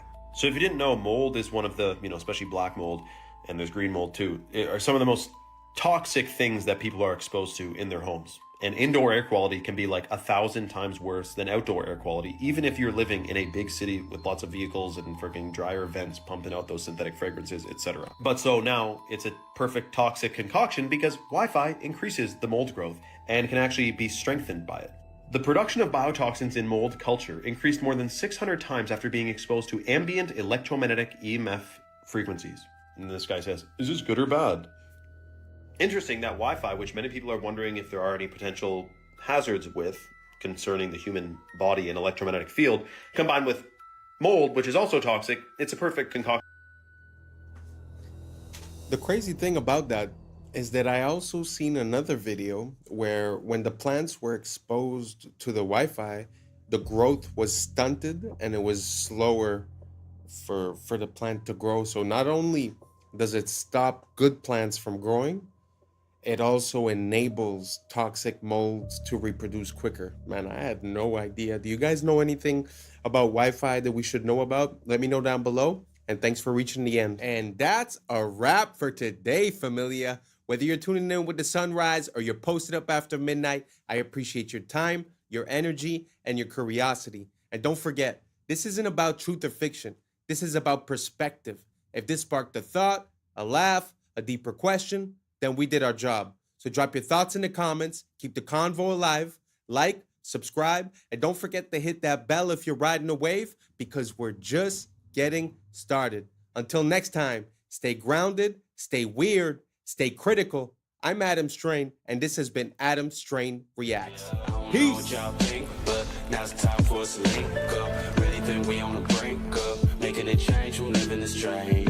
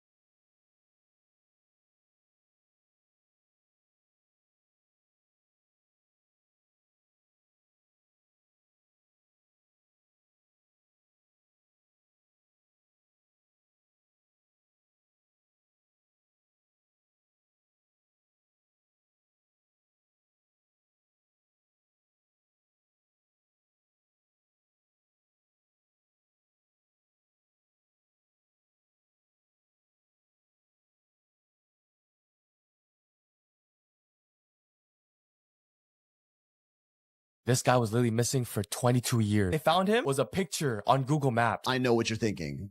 That's an alien. We call this a SALP. Are they slits or are they rectangles? More debt in the system than there is currency in existence to pay the debt. What's up, YouTube? Today, we'll be looking at disturbing TikToks that'll make you question reality. So without further ado, welcome to Adam Strain Reacts. Let's get her done. This guy was literally missing for 22 years. The only reason why they found him was a picture on Google Maps. Oh, shit. And it was in a nice-ass suburban neighborhood. The day he went missing, he told his girlfriend that he was gonna go to the club. No, like, missing person alerts, no Amber alerts for this guy. His family was like, he probably got abducted. We're not gonna do anything about this because no one's gonna find him. There's no, like, reports on him. One day, randomly, 22 years after, this guy's on Google Maps, and then he's looking at this little lake with a bunch of suburban houses, right? And then he sees a little car by the side of the lake. And he's like, okay, I'm gonna zoom in, tilt my head a little. And he's like, okay, what the heck? I'm gonna report this to the police. This is weird, right? So police come, pull the car out, and it has a bunch of algae, right? They flip the car. In the car, there's still a skeleton with the seat still buckled. Oh, shit, that's you know crazy. What I mean? This is the sidewalk, and this is the car that's been there for 22 years. Damn, like and just people, nobody like paid attention to it. Like kids grew up from 0 to 20 probably with that thing in their backyard. You knew there was a car in the lake, but nobody would have thought a body was in the car. Oh, we got your ass. We got your ass now. So as you know, there was a painting in 1562 that showed humans riding what we would call a dinosaur. And many people said it could not be. Some said dinosaurs don't even exist. Others said dinosaurs and humans didn't live at the same time. All right, okay. Let me ask you a question. Can somebody tell me why has China got the same creature on a wall? Oh, you son of a bitch. Before you say that's a dragon, you can clearly see that the Chinese know the difference between dragons. That's a dragon. And that thing at the top is a long-necked dinosaur. So the Flintstones was telling the truth. It's real. Humans, dinosaurs, and dragons at one time all lived together. Are you saying the map? In this channel, we haven't really dug that deep into the dinosaur stuff. But what do you guys think about that idea? About the possibility of the cohabitation between the period of the evolution of the humans and the existence of the dinosaurs? Because theoretically, they said in our textbooks that the dinosaurs disappeared 60 plus million years ago. So I guess that timeline doesn't work. So what do you guys think would explain that? Let me know down below. And let's keep on rocking. Is wrong? Oh dear, yes. Look at Greenland. Okay. Now look at Africa. Okay. The two land masses appear to be roughly the same size. Yes. Would it blow your mind if I told you that Africa is in reality 14 times larger? Yes. Here we have Europe, drawn considerably larger than South America. When it's 6.9 million square miles, South America is almost double the size of Europe's 3.8 million. Alaska appears 3 times as large as Mexico, when Mexico is larger by 0.1 million square miles. Germany appears in the middle of the map when it's in the northernmost quarter of the Earth. Wait. Relative size is one thing, but you're telling me that Germany isn't where we think it is? Nothing's where you think it is. Where is it? I'm glad you asked. The Peters projection. It has fidelity of axis. Fidelity of position. East-west lines are parallel and intersect north-south axes at right angles. What the hell is that? It's where you've been living this whole time.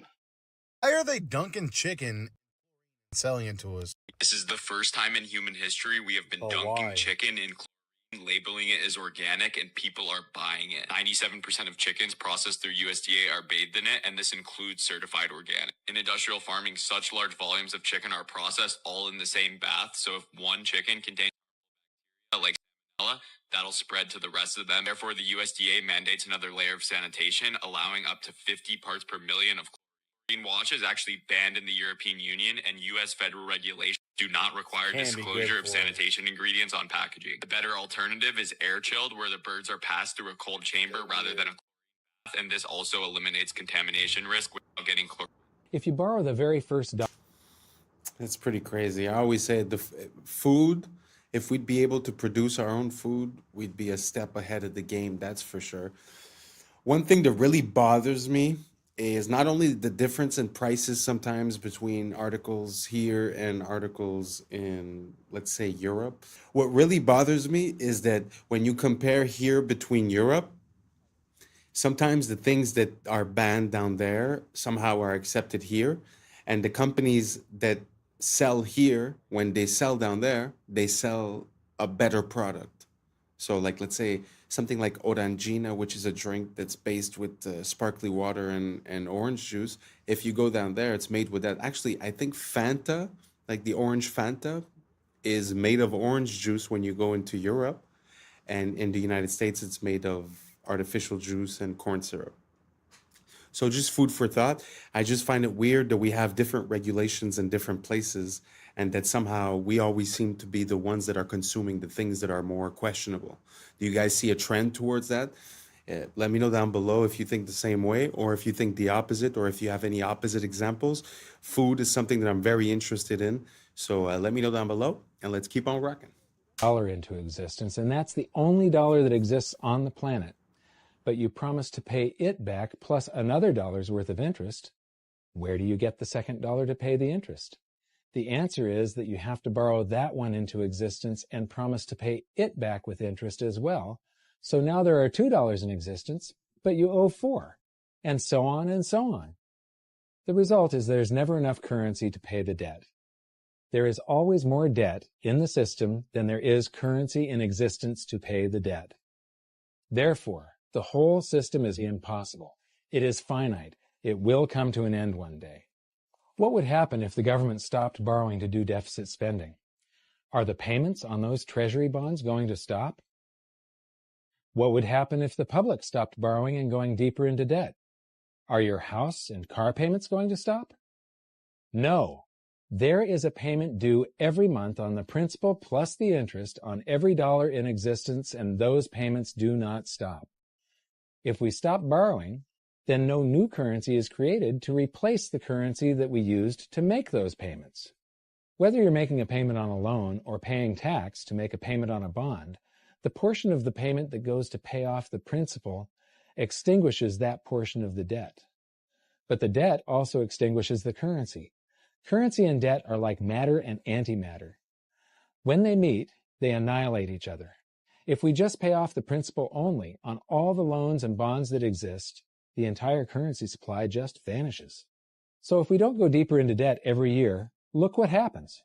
The whole thing goes into a deflationary collapse under the weight of those payments. Politicians and pundits alike talk about balancing the budget, paying down the debt, and living within our means. They don't understand that that is deflationary. It is impossible to do under our current monetary system without collapsing the whole economy. This is why any talk of a debt ceiling is not only ridiculous, it's delusional. The system is designed to require ever-increasing levels of debt just to continue. And that's why politicians will always kick the can down the road and raise this so-called debt ceiling over and over again until the whole system finally collapses under its own weight. The other reason that they got rid of the bells, that was... I find that when we start looking at macroeconomics, it shows you the difference in the control that we're under. Like, you know, when you're under debt or when you owe money or when you're signing a contract, it seems like it's real. It really does seem like it's real, and the stress is real and the effect is real. But when you start looking at the macroeconomics and who's funding who and who owes what to who and what is even possible to be repaid, you sort of see that there's a discrepancy between what's real and what's artificial in this whole monetary value system. So I find it super interesting to look at macroeconomics. It makes things a bit more obvious as to what we're facing as individuals when we're within this financial system. I don't know if any of that made sense to you. Let me know down below what you guys think, and let's keep on rocking. People don't know is because the bells have languages written on them. If you look at the old bells of the 1940s all the way back to the 1700s, there's actually scripture that is written on the bells, and there's old languages in which we don't use anymore. And if you think about it, old languages would tell you something different. There's also lots of angels on the bells. There also used to be lots of angels on top of the buildings. So you kind of seeing how like certain things have been kind of like wiped away. And because of that, it's changed the way that people think. When you don't see angels anymore and you don't see this ancient scripture and you don't see these ancient languages, you believe the narrative. So that is why a lot of those bells have disappeared. And with bells, you can get rid of storms, you know, when you ring the bell. You can also ring the bell if there's a weirdo in your town, so you guys can all find that person and get rid of that person and kick them out. And then on top of it, people, and also plants, all the birds and everything else. This is why you hear like birds chirping. They love wind chimes. They love sound effects like that. That's the connection to the bells. So. Hey, yo, pause. I know what you're thinking.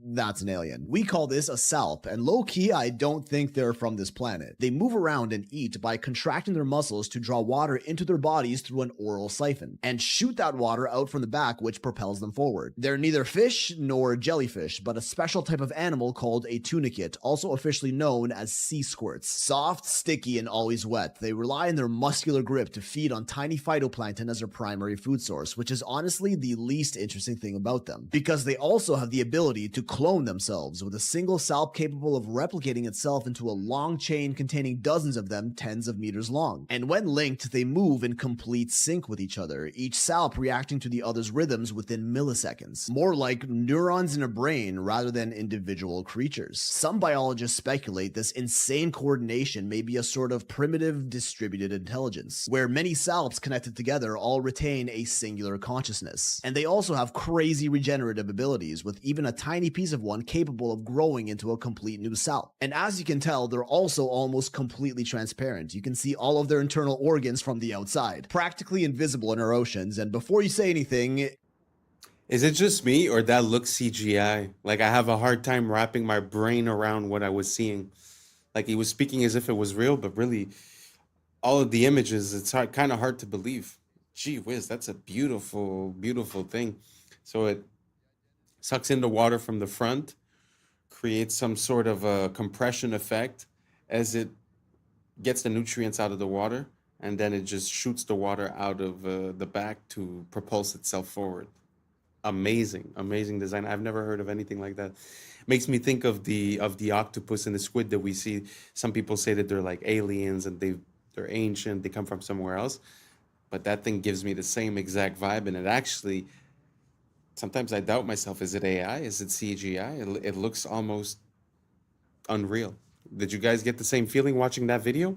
Or am I just losing it? Let me know down below, and let's keep on rocking. Morbid Facts, Part 802. Trailer Park Boys star Mike Smith, best known as the harmless wide-eyed Bubbles, has been charged with Nova Scotia for an incident that allegedly happened back in 2017, a case that stayed buried for nearly 8 years before finally surfacing in court. The identity of the victim is under a strict publication ban, but Smith is now legally barred from contacting them or going anywhere near their work, home, or school. The charge has forced him to step away from the Trailer Park Boys production company, tainting the wholesome persona millions have associated with him. Deep inside a sulfur-filled cave on the Albania-Greece border, scientists have uncovered the largest spiderweb ever recorded, an enormous 106-meter sheet stretched across the cavern's walls. Hundreds of thousands of spiders from two normally rival species have formed a massive cooperative colony, a terrifying behavior never before seen in spiders. The cave's toxic, sunless environment created a self-sustaining ecosystem powered by sulfur-eating microbes, which attracted swarms of insects, which in turn supplied this spider megacity with endless food.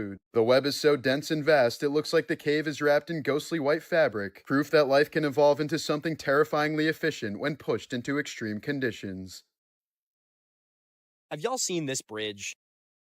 Wait, what the? This is called the Poughkeepsie Bridge, and it's the only interesting thing in New York. That's because this ain't just any old bridge. It is the longest elevated pedestrian footbridge in the entire world. rises 212 feet above the Hudson River, and it's more than 6,000 feet long. That's a length of almost 1.3 miles. Technically, this isn't the longest pedestrian footbridge in the world. That's a title that's technically held by this zoo in Colorado that has a footbridge that's almost 8,000 feet long. But this thing's like a damn boardwalk, okay? That's some weak sauce for the longest bridge in the world, and I therefore refuse to recognize it. The reason that this bridge is objectively cooler than that thing in Colorado is because it wasn't always a footbridge. It was first built in the 1880s as one of the only train bridges across the Hudson. And it was a big deal when it opened, with this cantilever steel design being an engineering marvel of the day. It would stay in service as a train bridge for almost 100 years until the industry on the East Coast began to wane. In May of 1974, sparks from a train crossing the bridge set fire to its rail ties. While it was ultimately brought under control, this fire would claim 700 feet of the bridge's deck.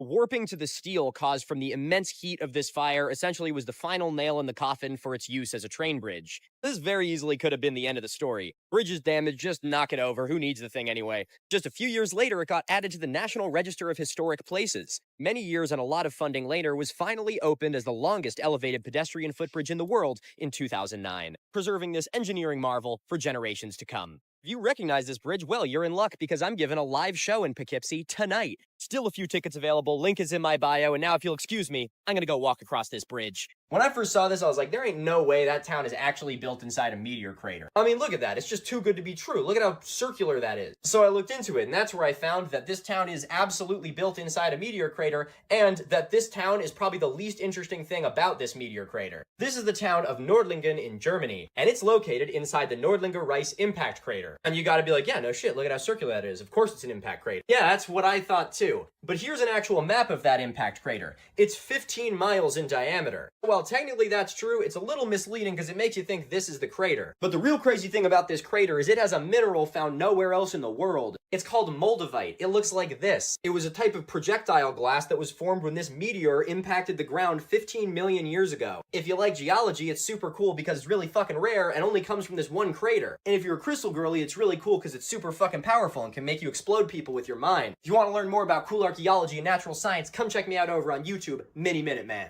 I guess That's pretty interesting. I had never heard about the fact that that meteorite had created the green glass, because basically that's what is guessed and supposed that would happen if you were to have a nuclear bomb explode in a desert setting. It would sort of melt the sand into glass, and it would have a green tint. So it's very interesting to see that they find pieces of that green glass. I'd have to look it up a bit more. I haven't really looked into that, but it's just interesting to see the fact that they find that. Do you guys think that makes sense, that there was that we got impacted by such big pieces, and that we remain the way we are today? My big problem with the meteors and all that is the fact that it seems like it doesn't really happen on the regular. It kind of makes me think of like, they show you videos of the space station, of spacewalks and all that stuff, but then after they show you also a picture of the space junk around Earth, and it's like it doesn't coincide. And I feel like this gives me exactly the same vibe. So again, let me know if I'm crazy, and let's keep on rocking. I'm afraid like other people won't like it. So what? Who cares? The ones that don't like it, it's not for them anyway. It's only for the ones that will like it, isn't it? Yeah. Does that make sense? Yes. Not everyone is going to resonate to what you have to create, but it doesn't matter. What you're creating isn't for the ones who aren't attracted to it. It's for the ones who are. So who cares about the ones that aren't? Yeah. Is that too logical for you? No, it makes sense. Do you understand? You have no business measuring yourself against others. You have no business comparing yourself to other people. And what anyone else thinks of you is also none of your business. Do you understand? Yes. It's none of your business. Because that's not what your business is about. Your business is about being yourself as fully as you can. That's your purpose in life. And if you're not willing to be yourself, all the people that would be attracted to the gift you have to give are being deprived of your gift. Why would you do that to them? Why would you hold yourself back from people that are looking for you? Why would you be that stingy? Oh, yeah, I guess. You see, you think, in a sense, you're doing something humble. But you're being arrogant and hoarding your gift and keeping it away from people who might need to see it. Relax. You would not be where you are. You would not have the gift you have if there wasn't someone who needed to receive it. As we have often said, there are no one-sided coins. If you have the head, the tail has to be there, or there's no coin. You have the head by saying you have the gift. The fact that you have something to give defines the reality that there must, by definition, be somebody in that reality who needs to receive it, or you wouldn't be excited about it. You'd be excited about something else. So don't hold back the gift that you are. Someone is waiting to receive it. Don't make them wait. Yes? Yes. And when you don't make them wait, you won't be waiting to be yourself. Channel more of yourself. Yes? Yes. Is this helping you? Yes, thank you very much. You are very welcome. Stop arguing with creation about your value. If you weren't valuable, you wouldn't exist. Stop arguing with creation. All right? Yes, thank you. All right. Okay, here's the easy. This guy really has some gems. The problem that I have is the source that he says that it comes from is from channeling this alien or whatever. But really, when you break down what he's saying, you know, kind of makes a lot of sense. And a lot of people I find get caught in the thinking and in the planning and in the trying to know what this sacrifice is going to give me before actually doing it. So you get all this plan done, then you realize, hey, I don't even like doing this. You know what I'm saying? I feel like there's a bit lacking of the just doing type of thing. And to come back to what he was saying regarding if you have a skill or if you have a thought or a passion, it's that automatically that means that there's someone that's ready to receive that. I find it funny. It makes me think of the idea of like magnetism. So if you, like he said, if you're the coin, there's this part and this part is just implied. I really like that idea. It kind of makes sense a lot to me. And yeah, like I said, I don't like where it comes from, but did you guys agree with what he said? Did you guys find any flaws? If you found a flaw, let me know. Let me look into it. Let me try to figure it out. And let's keep on rocking. What does a horse look like? Yeah, 4 legs, fast, muscular. Okay, you got it in your head? What does his pupils look like? Yeah, his eyes. Are they round? Are they oval? Are they slits? Or are they rectangular? Think about it. They are rectangular. When did a horse's eyes become rectangular? Now, I remember a goat's eyes being rectangular. I remember some sort of devilish animal being rectangular, but I don't never remember a horse being rectangular. Now, I'm not an expert. I'm not like a rancher or a cowboy or anything, but I am a human being, and I do remember things, and I just don't remember horses' eyes look like that. Now, if there is some equestrian professional, please let us know. Do you remember? Because you work with horses all the time, but I don't remember horses' eyes looking like that ever. Let me know if I'm tripping. It's us. Why? I think he's tripping, but I think I'm tripping too. Do you guys remember horses' eyes being like that? I feel like I remember movies where there were horses, and I remember the close-ups, and they're like face to face, kind of giving a kiss. Never jumped out that they were that shape. I always felt like they were like big and brown. Maybe it's just me. Why is there Who absolutely knows? no trace of the outside? In fact, why are there no pieces of at all? Not one seat cushion, engine, vertical stabilizer, nothing. 100 tons of titanium, steel, and aluminum gone. The only pieces of debris on the front lawn of the Pentagon were light enough to have been carried by hand, and employees from the Pentagon were seen carrying away a large box shrouded in a blue tarp. What was in that box? Why weren't we allowed to see it? But don't take my word for it. Listen to CNN's Jamie McIntyre as he reports live from the... You know, it might have appeared that way, but from my close-up inspection, there's no evidence of a plane having crashed anywhere near. The only site is the actual side of the building that's crashed in. And as I said, the only pieces left that you can see are small enough that you could pick up in your hand. There are no large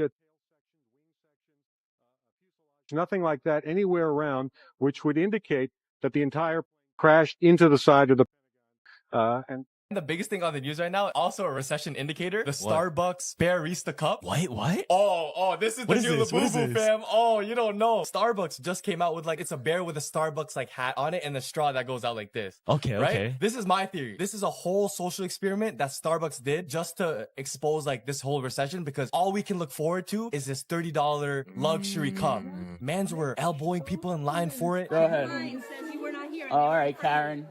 All right, that's fine. On the photos, bring up the photos. You're escalating the situation. I'm not. I'm in line just like everybody else. Everybody else was in line out there. I was in line the same way. They were arguing, sending threats to Starbucks because the workers got first dibs and they were lining up for 5 hours. Sneakers, bro. Fam, sneakers just for this bare cup. Yeah. You can get this cup on Amazon without the Starbucks branding for $15. It is this recession. But why does everyone want it? Because it's limited. It looks like luxury. Oh, I have it. This is a collection. Yeah. Because what's going to happen, because the Labubu, I guess, idea is proven, they're just going to start remixing that shit, bro. And they just made new versions. So it's oh, you have a winter version. You have a Christmas version. Oh, they know exactly what to do. This is peak consumerism at a time of recession. In 1951, a man named William Albee.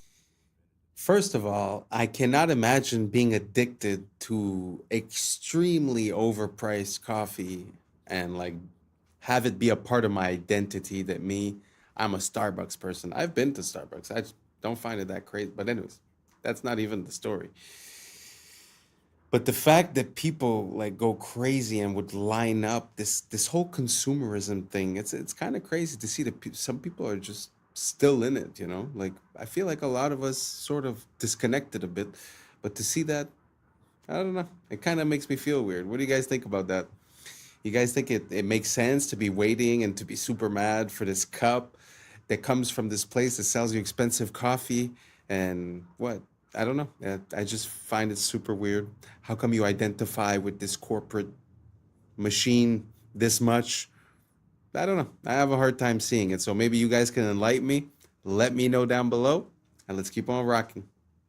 In 1951, a man named William Albee invented a type of tire that could easily move on any surface. Even if these tires are installed on a truck weighing several thousand kilograms and driven over a person, that person would remain unharmed. This is because, due to the low-pressure tires, the vehicle's entire weight is distributed over a large area, so the person underneath the tire remains unharmed. These low-pressure tires are so remarkable that only a force of 2 kilograms is exerted at each point. They were primarily invented to move on soft and weak surfaces like snow, and they are also known today as Rolligan tires.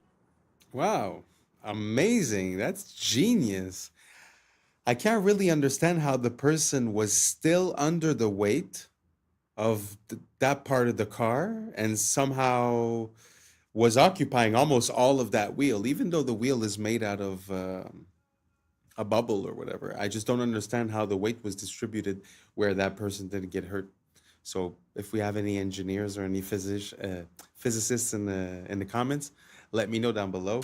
Kind of confused.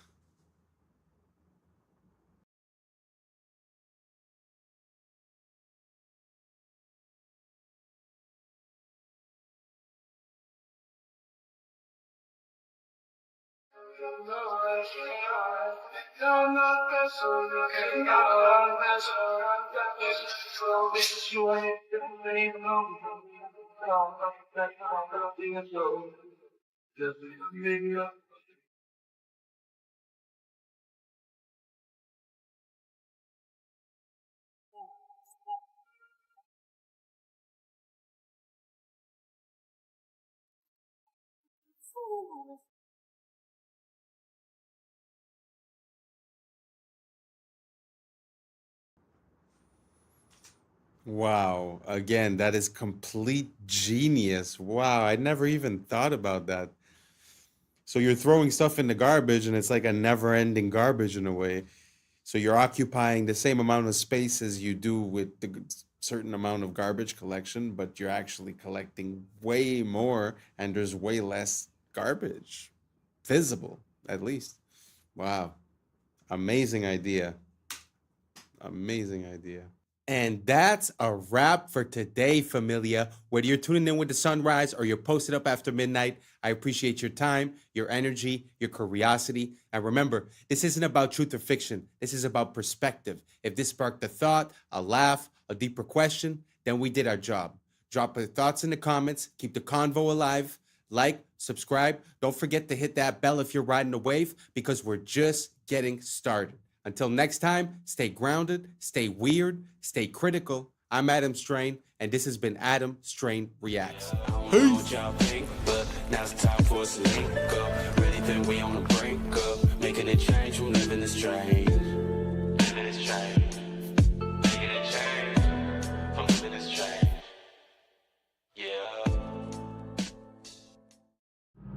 Yeah. I was sleeping, had to wake up.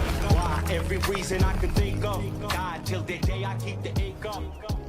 What's up, YouTube? Today, we'll be looking at disturbing TikToks that'll make you question reality. So without further ado, welcome to Adam Strain Reacts. Let's get her done. This is how we became a conquered people with a forgotten past. Little by little, piece by piece, removing all traces of a beautiful past, replacing the architecture above that was made to uplift and inspire its people with the architecture below with the exact opposite intentions. As we shuffle along to our 9-to-5s and our glass boxes, we are oblivious to the beauty that was once there, a people unaware of their true past and their true potentials are made to be the perfect drones, where back then the focus of the building was its beauty and aesthetics, while today the focus is on consumerism. Speaking of this McDonald's, look what they've even done in recent times. You can't strip all the beauty and color from the world overnight. And I know McDonald's is far from a good place to eat, but just look what McDonald's used to be. Colorful, bright, and vibrant. A place where it was a treat to take our kids to every once in a while, where their imaginations could run wild. Who remembers the little burger seats, or the forest that McDonald's used to have in them? Now the interiors all look like an ugly corporate meeting room. Little by little, drip by drip, this has been going on for some time.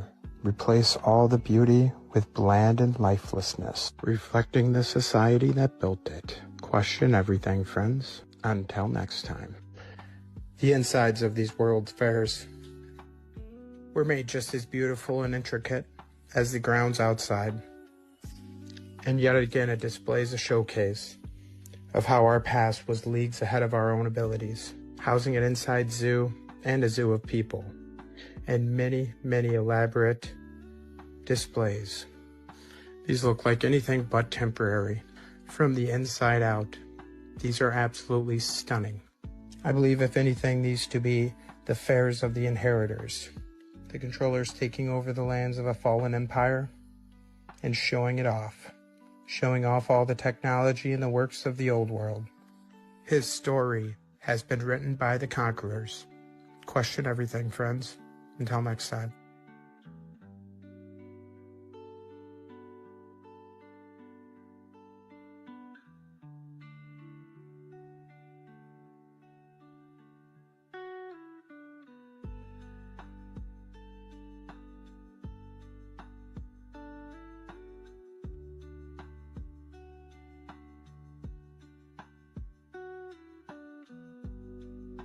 There is a physical manifestation of the millennial kingdom. If the devil was bound, you'd have a time of peace and prosperity. And then maybe you would have a time where people could create grand buildings, create grand art, music, everything. We don't even understand, probably because I do believe the devil is very active today, as most people probably understand that follow me. The devil, the demons, they are super active. we don't even know how many negative effects that they inflict on us all the time, because we wrestle not against flesh and blood. We don't know how much our thoughts get cloudy because of spiritual darkness around us. And then again, you put that on a macro scale, like everybody's affected by this spiritual warfare and oppression. If that was lifted, if the devil was bound and put in a pit, is that possibly that humans could do a lot more than they do now because there was this freedom in your own mind, your headspace, to not be inflicted by these demonic beings? I think that you couldn't help but have physical results of that. So if the saints are ruling in heaven and they're doing it better than the corrupt sons of God, I believe there would be positive effects on the earth, and we'd be able to see the evidence of that. And maybe that evidence is the grand buildings, the grand cathedrals, the art, the statues and stuff. It doesn't mean that everyone was perfect on earth, but it does mean that there was an allowance for people to do more than they're doing now. Now that we know who didn't discover America, this guy right here, let's talk about who it wasn't named after. Amerigo Vespucci. Yeah, you remember that footnote in your history book that said Columbus discovered America, but they named 2 continents after this guy instead, Amerigo, or as his mama called him, Alberigo. Who names 2 continents after some guy's first name? So why did they name it that? Well, we're taught it's because this map, the 1507 Walt C. Miller map, which is the first place the New World was labeled the Americas, this combined with a letter from a Florentine bishop, a friend of Amerigo, gave credit to his friend for the discovery and the naming. But according to the Spanish, that might not be true, because Europeans didn't actually name America. It was already named that. You know, the people who already lived there, who didn't think it needed to be discovered because they were already there, they called their home America, or various spellings of such. So why did they name it that? Well, it's very likely because of this. The South Americans worshipped a god called Amaru, or Amaru Ka, a feathered serpent. And Amaru Ka to the Aztecs was Quetzalcoatl. So according to Manly P. Hall, the children of the sun adored the plumed serpent. So much so they named the whole place after him. Amaru Ka literally translates into land of the plumed serpent. So no, it wasn't named after some guy. It was named after some old serpent. This was an electric quick... Very interesting. What do you guys think about that? Because I do remember the time when I was in history class and they were teaching me about America, and they were saying that they named it after the map maker. I always found that weird. Like, why didn't they call it Columbia or something like that, right? For Columbus, or for the actual person doing the exploration and not necessarily for the map maker. I always found that weird. But with the link towards the ancient civilizations of Mexico, it actually makes a bit more sense. And it actually connects back to Tupac. Because Tupac, I think that was the plan of his name, was Tupac Amaru Shakur. So the idea, I think, is pretty close to that. They probably knew something or had lineage towards it. But what do you guys think? Do you guys think America was named after Amerigo Vespucci, or was it named after something that was already here? And regarding the videos before, with the demon possession and the beautiful buildings, I feel like demon possession is like a word that we put, but the question that comes to my mind is more, if you compare living around those buildings the way they were built before, beautiful, ornate pieces of art, basically. Like, maybe you could call it demon possession or demon oppression, the fact of living in these cardboard boxes, because basically, let's say humans get inspired. So if I put you in a place that is beautiful, made of art, that is an expression of the beauty of this world, you might have a different thinking process. You might come with different solutions, with different thinking results. So maybe that's the whole thing. Instead of calling it demon, maybe it's just us not being at our top, at our divine, because it feels like we sort of sacrificed beauty for convenience. But my question is, a few generations down the line, what happens when, they say you're a product of your environment?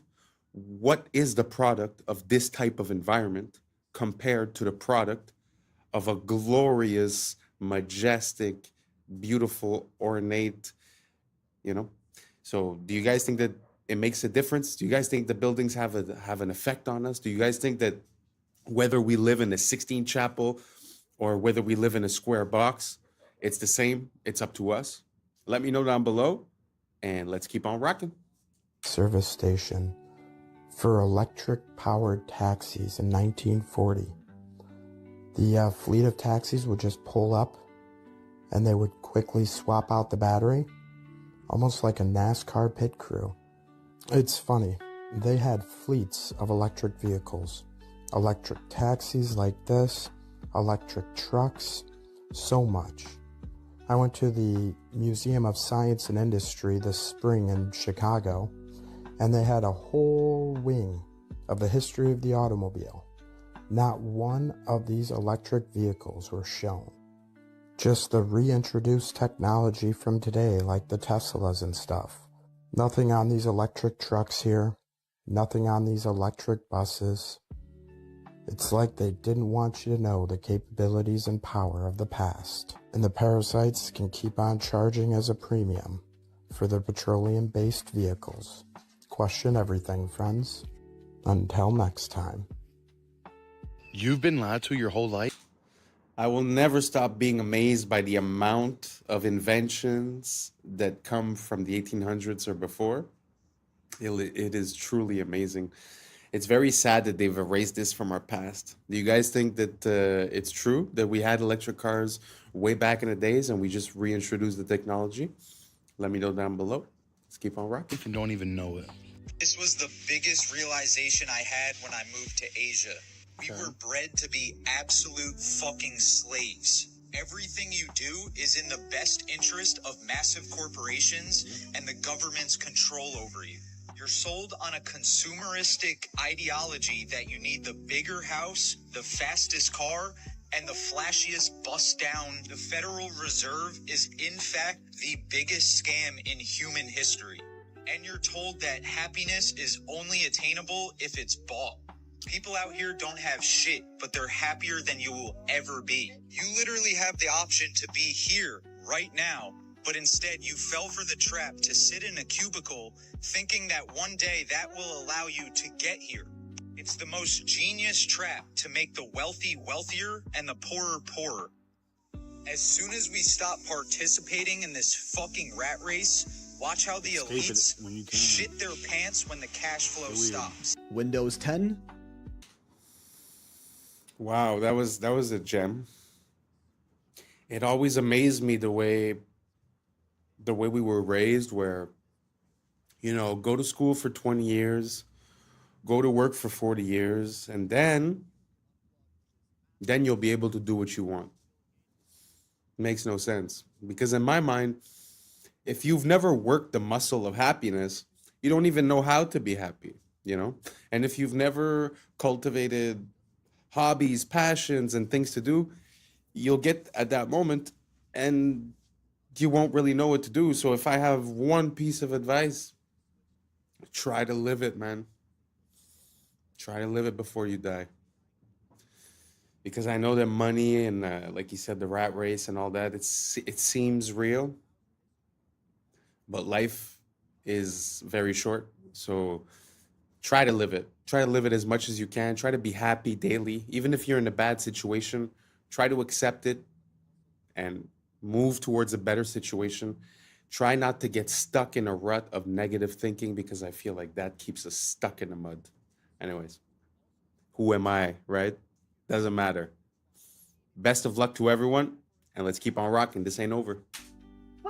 Is officially dead. And now spyware that takes screenshots of everything you do every few seconds comes built in with Windows 11. This is real. Microsoft even bragged about it, and it's some Black Mirror in real life. But there is a way you can unplug from this mass surveillance operation that Bill Gates probably doesn't want you to do. So if you're watching this anytime after October 14th, 2025, Microsoft has officially ended support for Windows 10 after 10 long and faithful years, RIP. Which doesn't mean saying it's not going to work anymore, but over time it's going to become more prone to incompatibility issues, viruses, and other unfixable errors, kind of forcing everyone, myself included, to switch to Windows 11, which Microsoft announced has a built-in program called Recall, powered by their AI Copilot assistant, that explicitly states it takes an image of your screen every few seconds to sort of act as a browser history, but for all of your PC activity. Yup, even your offline sessions are gonna be tracked, meaning you can sort of rewind and search through everything you've ever done on your computer using AI, which is kind of cool, but also kind of creepy. Microsoft claims the AI will run entirely locally, so like inside your computer, not on some remote cloud server that they have access to. And the screenshots will also be stored only on your own computer in an encrypted file. I mean, if you think you can take their word for it, sure, no judgment, but you really never know with tech giants these days. And it still does give actual hackers an easy way to access everything you've ever done on your computer.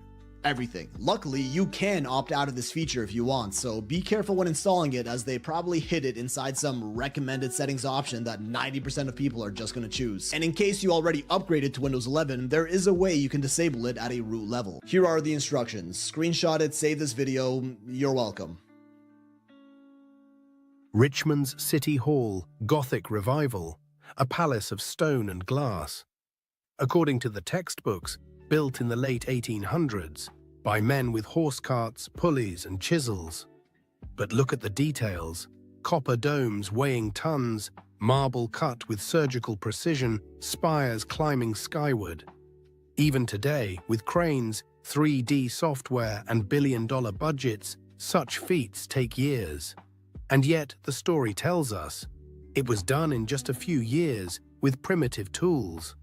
Then, the absurd twist: many of these masterpieces were demolished after only 20 or 30 years. Declared obsolete, outdated palaces of stone gone before their time. If the goal was utility, why such grandeur? If they were truly 19th century projects, why can't we rebuild them today with all our technology? Maybe because they were never ours to begin with. Perhaps they belong to another age, adopted, rebranded, and quietly erased. Charleston, 1901 to 1902. They called it the Interstate and West Indian Exposition. Boring name, right? Puts you to sleep, sounds like nothing. But look at the pictures. What do you see? A city. Not some food stands, not a few carnival rides. A city. Cotton Palace, Ivory City. Sound familiar, just like Chicago's White City. They recycle the same trick. Palace this, palace that. Palaces for pigs, palaces for cotton, palaces for whatever. Ridiculous. And the story they tell us? They had no money, not a dime. They begged for funds. No one gave them any. And then, bam! A Spanish Renaissance city rises on 250 acres. Cotton Palace, sunken garden, auditorium, manufacturer's building, names that scream grandeur. If you're broke, you don't build an ivory city. You put up some tents and call it a day. But no, they give us a capital of marble and towers. And then the ending, failure. Only 600,000 people came. They lost money. Over $1 million spent, only 30,000 earned back. And then demolished. Every last piece except one building. The women's building. That's the history they give us. But think, so much talk about attendance, about exhibits, but nothing about construction. No photos of building crews, no scaffolding. Just poof. A city exists, and then it doesn't. So again I ask, was this really a fair? Or is it just another fake story patched together to cover these inconvenient photographs? Just when you think you've seen it all. Just by the way, these World's Fairs, I don't know if you realize, but there's more than one. I mean, it's almost every year. You know, St. Louis, Chicago, New York, they're everywhere. Paris, everywhere around the world. And funny enough, recently, I realized that they still go on today. Very interesting. I didn't know that. So if you guys want to look it up, they still go on today. So it seems like a very interesting timeline when it comes to these things. It's always the same thing, more or less. It's a short building period. Then you have the exposition, and then they destroy everything. They normally leave 1 or 2 buildings. And funny enough, everything is made to be temporary, but the buildings that they leave still stand today and are solid. So, I mean, for me, logically, it doesn't make sense. What do you guys think? Do you guys think that it's exactly what they said? I mean, because they said they built temporary cities built out of stucco, which is like drywall, basically, cement. And they just like basically make it look good. But like I said, the buildings that they left over are still there today and they're still standing strong. So for me, it causes quite an issue. What do you guys think about these World's Fair? Makes sense? Doesn't make sense? Let me know down below, and let's keep on rocking. Here's some more awesome, innovative, and a little wacky inventions from the early 1900s. Though I'm not saying this proves the existence of advanced civilizations of our past, there's already more than enough evidence presented for that. I just think these videos really show the level of ingenuity and innovation the people from this time had. A period of time before our Rockefeller-style school systems stifled any of that creativity.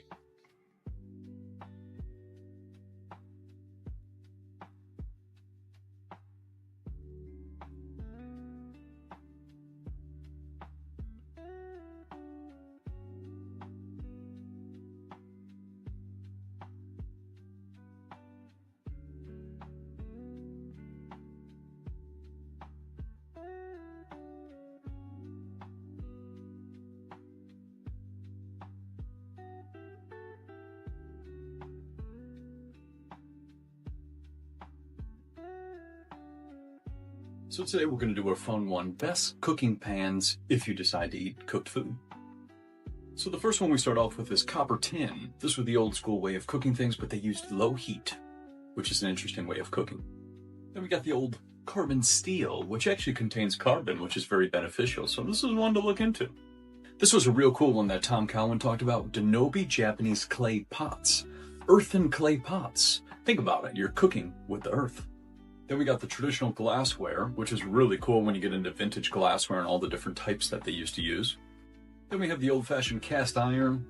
Not really one of my favorites because I think of all the rust. So something to think about, and how people have low iron while cooking with iron. Then we jump over to Teflon, which is backed by DuPont, the non-stick coating. Anything non-stick, throw it in the garbage. That's all that it should be. All of this is just poison, poisons birds, animals, small babies, the whole entire thing. So Teflon is a no-no. And we'll just hit on one last way, just eating raw. This is what I've been doing for about 7 months now, from the book We Want to Live by Jonas. You don't got to cook anything. So these are just some options if you decide to do any cooking. America is a scam, y'all. America is a scam. You will not believe how much cheaper it is to shop in Germany than America, y'all. Y'all gotta watch this. This is actually depressing. If you are American, this is actually depressing. And is any other country in the world experiencing what America is experiencing right now? Let me know that in the comments below, y'all. This is crazy, but watch this. Today I'm gonna show you how expensive drugstore products are in Germany. Starting out with shower gel for 55 cents, deodorant for 60 cents, toothpaste for 65 cents. Oh my god, this is crazy. Period pads for $1.95. Shampoo for 65 cents. I always love to show this. 10 rolls of toilet paper for $4.95. You can find a toothbrush for 75 cents, 4 hand towels for $2.95, makeup remover for 95 cents, and it's perfume free. Hand soap for 65 cents. It's so insane.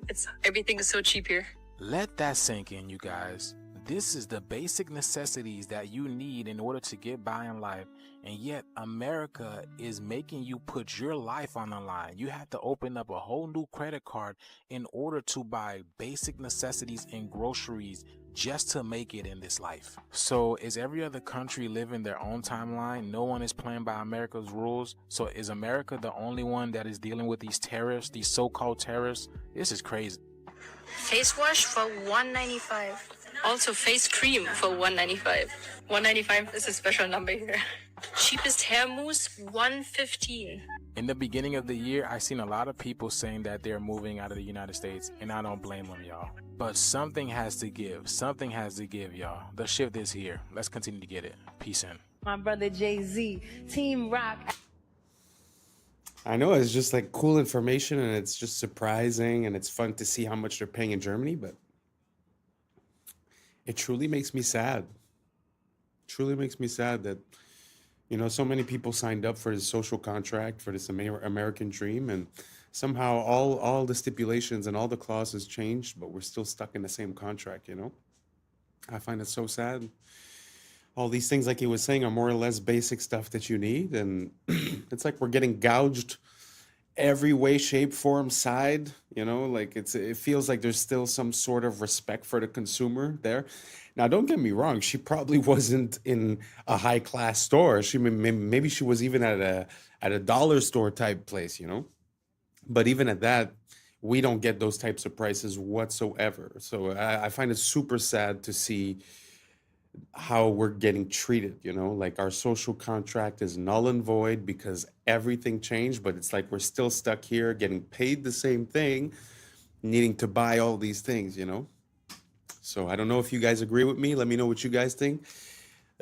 How are the prices where you live? Are they better than before? Are they worse than before? Are they like Germany? Are they more like the States? Let me know down below. Let's compare and let's keep on rocking. Adam Blackstone, Hell's Kitchen, the Most High. Good evening, godless sodomite. Kneel before your God, Babylon! Thinking me the highest paid megalomaniacal boy king in all of Babylon! You see, if you go and visit the very home of the Oscars, where they hold it each year, you can see a plaque on the wall that says the Babylonian Court. The camera shows you the stage, and you see an unmistakable Tower of Babel embedded into the design. Outside of the Kodak Theater, you have the gates to Ishtar, and you have Babylonian gods put on the outside of the gates. They have the exact elephants. They have the same exact gate of Ishtar. They have the same exact Babylonian gods over the top of the gates. A lot of people come up here and they thank Jesus for this award. I want you to know that no one had less to do with this award than Jesus. He didn't help me a bit. So all I can say is, suck it, Jesus. This award is my God now. I'm thankful to the Oscar gods. The other names of the gentlemen are all gods as far as the category concerned. When you get this little golden statue, you become a star. Speaking of spiritual warfare and spiritual dimensions, 2 stories about people that have taken. That was interesting. I had never seen the occult symbology behind the Oscars. Very interesting.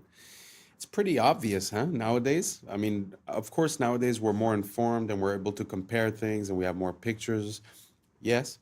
But even at that, I feel like there's something. I feel like the veil is lifting. I feel like the same things that they would have said before we would have been clueless and just went with the show. And now somehow it seems like we have a bit more of what I call divine discernment. I don't know if you guys agree, but did you guys know about the Oscars and about all that symbology? All the reference towards Ishtar, all the mentioning of Babylon, the incorporation of the Tower of Babel, even the way they speak when they talk about gods? Let me know down below, and let's keep on rocking. Salvia, truly nightmare fuel. I was in this college, this guy smoked some salvia, laid back, and all of a sudden he woke up, but he was a child, and he lived his entire life. He's a child, teenager, went through everything, got married, had kids, grew old, had to bury his wife, became a grandparent, and then died of old age, basically, and then woke up at his college where he smoked salvia, and it broke his mind. How could it not? And he was weeping because he's like, that life wasn't real. I had kids that I loved. This next story, I would say, is even scarier. Oh no. Great. This guy, also college age, smoked salvia, and he was like basically transported to where he's standing on the side of the road, and he was just standing there. Then all of a sudden he turned into a stone pillar, and he was a milestone, like a mile marker stone for 300 years.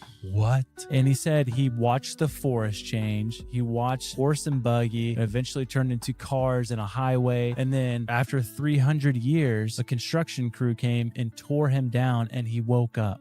Bro, you go and try to get stoned, you become one. I mean, that's what's gonna happen. I mean, like, think about claustrophobia. Like, you have a full intellectual mind, yet you're stuck like that for 300 years. Straight up terrifying. There was an altar found in Israel, Joshua's altar, was excavated, and they took the spoils from it. They find this little lead tablet about that big, and they know that something's going on with this. Because of computers and where we are, they're able to read what the script says. Joshua's altar is built right at the gateway to the promised land, and it says this: cursed, cursed, cursed. Cursed of Yahweh, cursed, cursed, cursed. So I was on a Zoom call with the archaeologist in Israel when he did the presentation on this. I threw a curveball, and I said, I understand where it is. I understand I'm going against, but this is not to the people of Israel. This cursed tablet is to the people in the land. And also, when it says Yahweh, it's the first time that Yahweh is mentioned anywhere. And the archaeologists, we got to go back to school. What are we looking at here? It's all written in Proto-Canaanite, which of course I can't read, but they can. In my opinion, this cursing is to the inhabitants of the land, which are the seed of the dragon, which are the Nephilim tribes, which were never supposed to be there. Wow. And right, it just goes like this. Yeah. It just goes like this. That's fascinating. Yeah, the more you dig, it all just connects. Y'all, look, it's $33 because she put her American Express.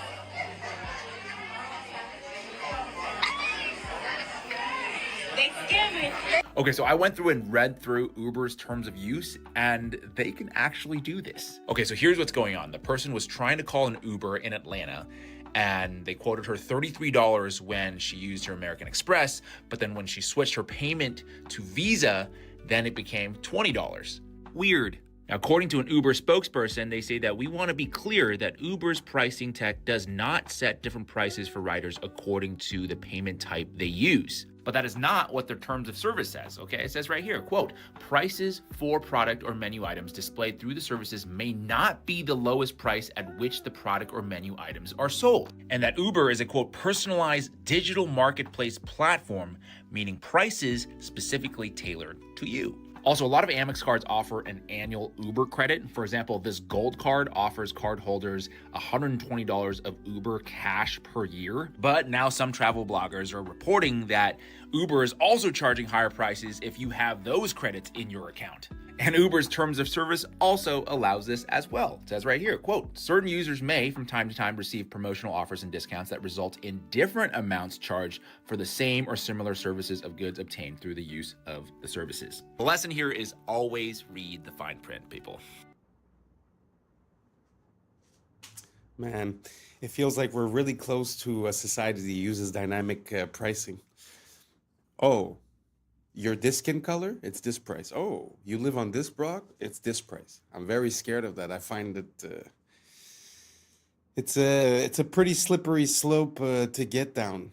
And second of all, we have to watch out. You know, they use our our desire for a promotion to mess with us, but you also have to know what the value of things are, because we've caught companies now over and over on Black Friday and stuff like that. They just mark up the price, put down the percentage, comes out to the same, and everyone's going crazy, you know? So try to figure out, you know, is it a good deal or is it not? And this here, you have no way to know, but okay, we'll give you 120 credit, but every ride you buy is going to be $10 more. We have to be careful. We have to be careful. And that also ties in with the AI. They wouldn't be able to real time process all the data and then give you a dynamic pricing that makes sense if they didn't have this AI and all the data points that we give them. So I don't know what you guys think. Do you guys think that this dynamic pricing, these promotions, and the inclusion of AI is going to get us in a very sticky situation? Or do you guys think it's better like this, and that finally we're going to have customized basically prices for everyone? Let me know down below. This was the end of it. Thank you so much for rocking with us. And that's a wrap for today, familia. Whether you're tuning in with the sunrise or you're posted up after midnight, I appreciate your time, your energy, your curiosity. And don't forget, this isn't about truth or fiction. This is about perspective. If this sparked a thought, a laugh, a deeper question, then we did our job. Drop your thoughts in the comments. Keep the convo alive. Like, subscribe, and hit that bell if you're riding a wave, because we're just getting started. Until next time, stay grounded, stay weird, stay critical. I'm Adam Strain, And this has been Adam Strain Reacts. Peace. What y'all think, but now it's time for us to link up. Really think we on the brink up, making a change from living this strange. Living this change. Making a change from living this change. Yeah. The wiggling. Wiggling shows you the depth on a flat screen. This frozen lake ice fishing hole is actually a map. Wild bonsai tree on a cliff is actually moss on a pop. But can you stop the wiggling? No. What's up, YouTube? Today, we'll be looking at disturbing TikToks that'll make you question reality. So without further ado, welcome to Adam Strain Reacts. Let's get her done. Check this out. McDonald's says, "Hey, DQ, you want to have a sign war?" And then DQ's like, "We would, but we're too busy making ice cream." And then McDonald's replies back, "That's cute. Our ice cream makes itself." And then DQ comes back with, "You mean it actually works? Shocker." McDonald's got to come back again with, "What's a milkman in pantyhose? A Dairy Queen." And then DQ comes back with, "Why dine with a clown when you can with a queen?" Yeah, that's good. Now, Arvis Bank across the street's got to go, "Ice cream machine broken? We have a loan for that." Sounds like a Google ad. And then Sonic, they got to kick in too, and they're like, "We have ice for these burns." And then here comes Domino's with, "Your signs are cheesy, just like our pizza." Okay, this is kind of blowing my mind. This is an experiment that you can either do with yourself or with somebody else. It's very simple. Either ask the person or yourself to sing at the highest pitch you possibly can. Just go like, ah, but do it as high as you think you physically can. Then either ask them or yourself to imitate the highest pitched singer in the world, and that the person will always come in higher than they just did when they thought they were singing at the highest possible pitch. And this is a technique that apparently works for a lot of things other than singing, but immediately the responses are people saying, "Oh yeah, this totally works." For example, one person said that when they were in choir, the teacher asked them to sing it like you were an opera singer, and that immediately the sound was bigger and better. I bring this up because I once heard somebody tell me that when they're struggling to solve a problem, one thing they do is try to imagine a smarter person and picture what that person would do, and that it usually helps them. That there are invisible barriers to doing certain things, and that you can make those go away by telling yourself that you are imitating someone else. Even if you're asking yourself in some interpersonal situation, what would the world's nicest person do? Or what would the world's most charismatic person do? Although my favorite response is this person saying, when asked how they learned to dance so well, they said they looked at their shadow and moved it like a puppet. When you begin... It's pretty interesting, the idea that if you put yourself in the shoes of someone else, you would perform better than if you believe you're yourself.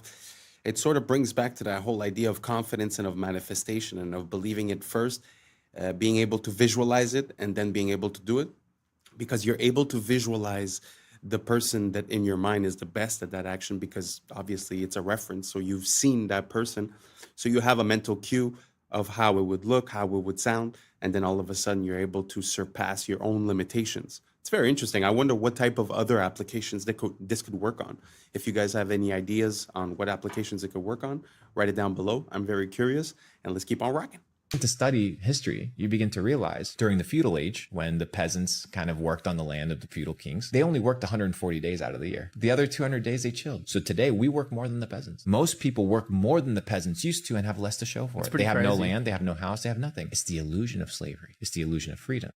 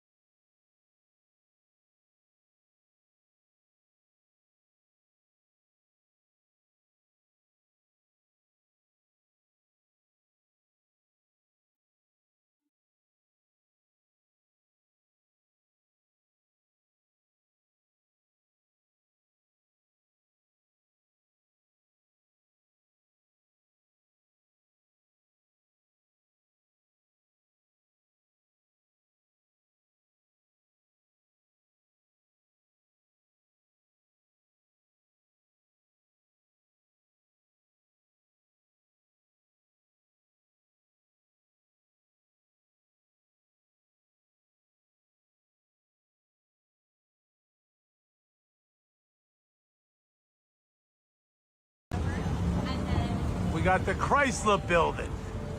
Look at this thing. 2 years to build. 2 years. Come on, 1929, 1928. And in a surprise move, they hoisted that up at the last second to win world's tallest building. Just a little surprise by the architects.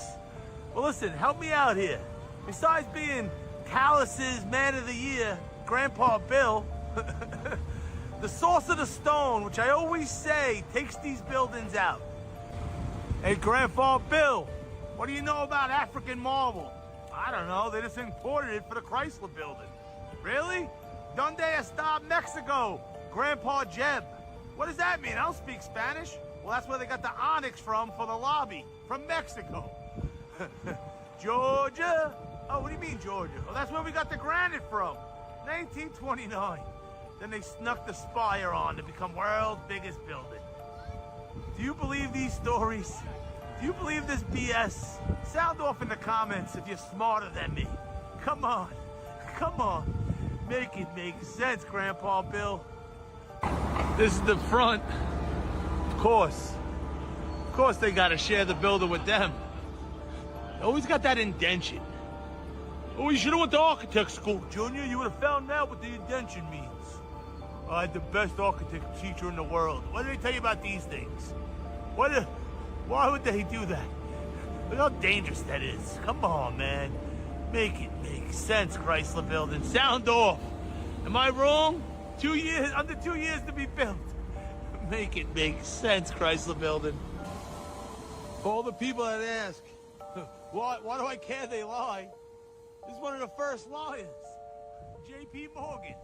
Look at this building they built. Billions of dollars. Why do you care about them lying? Because look what they're doing. You don't lie and don't get billion-dollar buildings like this. Come on, J.P. Morgan, make it make sense. Very interesting because, like you said, you know, the timeline of 2 years is kind of crazy. But the aspect that I'd like to highlight in this one is that, like, my family has a industrial supplier company. And basically, sometimes when you order stuff for a project, it gets delayed, or even the basic, you know, the basic wait time normally is from 8 to 16 weeks, depending on where it's from. And now we're talking about 1929. They're talking about granite from here, onyx from here, stones from here. I mean, just the logistics of the ordering, the receiving, and the shipping of all these items just to coordinate with the building. I mean, nowadays would probably take more than 2 years just assembling all of the items that you need. You know, it's an example, but that's without the building, that's without the conception, that's without any problem that you might face during the construction, that's without the fact that there's winter in New York. Yeah, so 2 years for one of the most iconic buildings ever. Not too sure. And if I'm not mistaken, I'm not sure if it's that one or the Empire State that a plane already went into it and was burning for 24 hours and the building is still standing.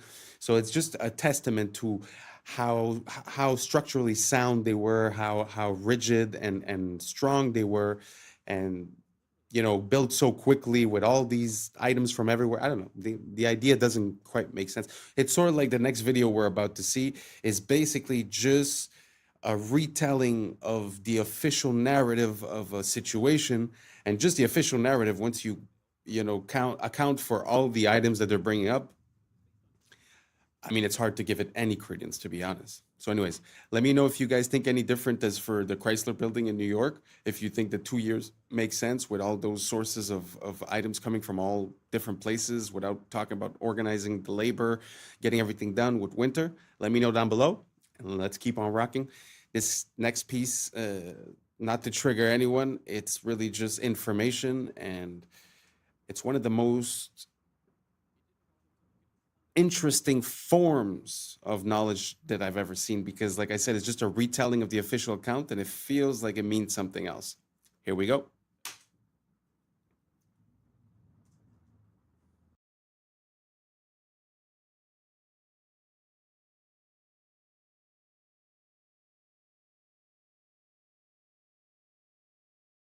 On the morning of 19 men armed with box cutters directed by a man on dialysis in a cave fortress halfway around the world using a satellite phone and a laptop directed the most sophisticated penetration of the most heavily defended airspace in the world, overpowering the passengers and the military combat-trained pilots on 4 commercial aircraft before flying those planes wildly off course for over an hour without being molested by a single fighter interceptor.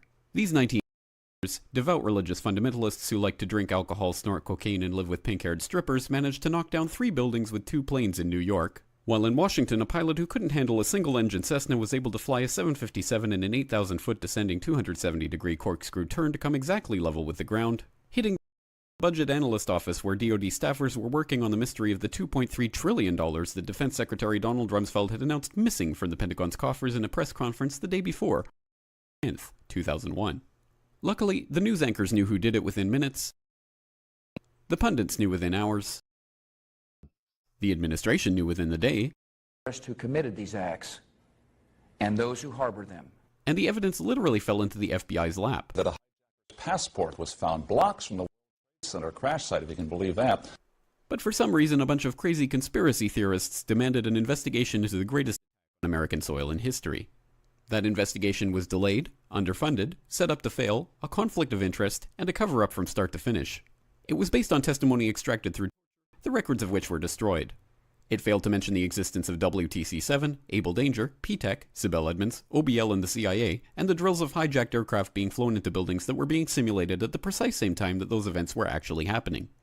It was lied to by the CIA, the Bush administration, and as for Bush and Cheney, well, no one knows what they told it because they testified in secret, off the record, not under oath, and behind closed doors. It didn't bother to look at who funded the attacks because that question is ultimately of little practical significance. Still, the Commission did brilliantly answering all of the questions the public had, except most of the victims' family members' questions, and pinned blame on all the people responsible, although no one so much as lost their job, determining the attacks were failure of imagination. Because Nobody in our government, at least, and I don't think the prior government that could envision flying airplanes into buildings. Except the DIA destroyed 2.5 terabytes of data on Able Danger, but that's okay because it probably wasn't important. The SEC destroyed their records on the investigation into the insider trading before, but that's okay because destroying the records of the largest investigation in SEC history is just part of routine record keeping. NIST has classified the data that they used for their model of collapse, but that's okay because knowing how they made their model of the collapse would jeopardize public safety. The FBI has argued that all material related to their investigation of 9/11 should be kept secret from the public, but that's okay because the FBI probably has nothing to hide. This man never existed, nor is anything he had to say worthy of your attention, and if you say otherwise, you are a paranoid conspiracy theorist and deserve to be shunned by all of humanity. Likewise him, and her, and her, and her, and him. Lived in a cave fortress in the hills of Afghanistan, but somehow got away. Then he was hiding out in Tora Bora, but somehow got away. Then he lived in Abbottabad for years, taunting the most comprehensive intelligence dragnet employing the most sophisticated technology in the history of the world for a decade, releasing video after video with complete impunity and getting younger and younger as he did so, before finally being found in a daring SEAL team raid which wasn't recorded on video, in which he didn't resist or use his wife as a human shield, and in which these crack special forces operatives panicked unarmed man, supposedly the best source of intelligence about those dastardly terrorists on the entire planet. Then they dumped his body in the ocean before telling anyone about it. Then a couple dozen of that team's members died in a helicopter crash in Afghanistan. This is the story of brought to you by the media which told you the hard truths about his head could be seen to move violently forward. And they took the babies out of the incubators. And mobile production facilities. And the rescue of Jessica Lynch. If you have any questions about this story, you are a batshit paranoid tinfoil dog and will be reviled by everyone. If you love your country and or freedom, happiness, rainbows, rock and roll, puppy dogs, apple pie, and your grandma, you will never ever express doubts about any part of this story to anyone. Ever. This has been a public service announcement by the Friends of the FBI.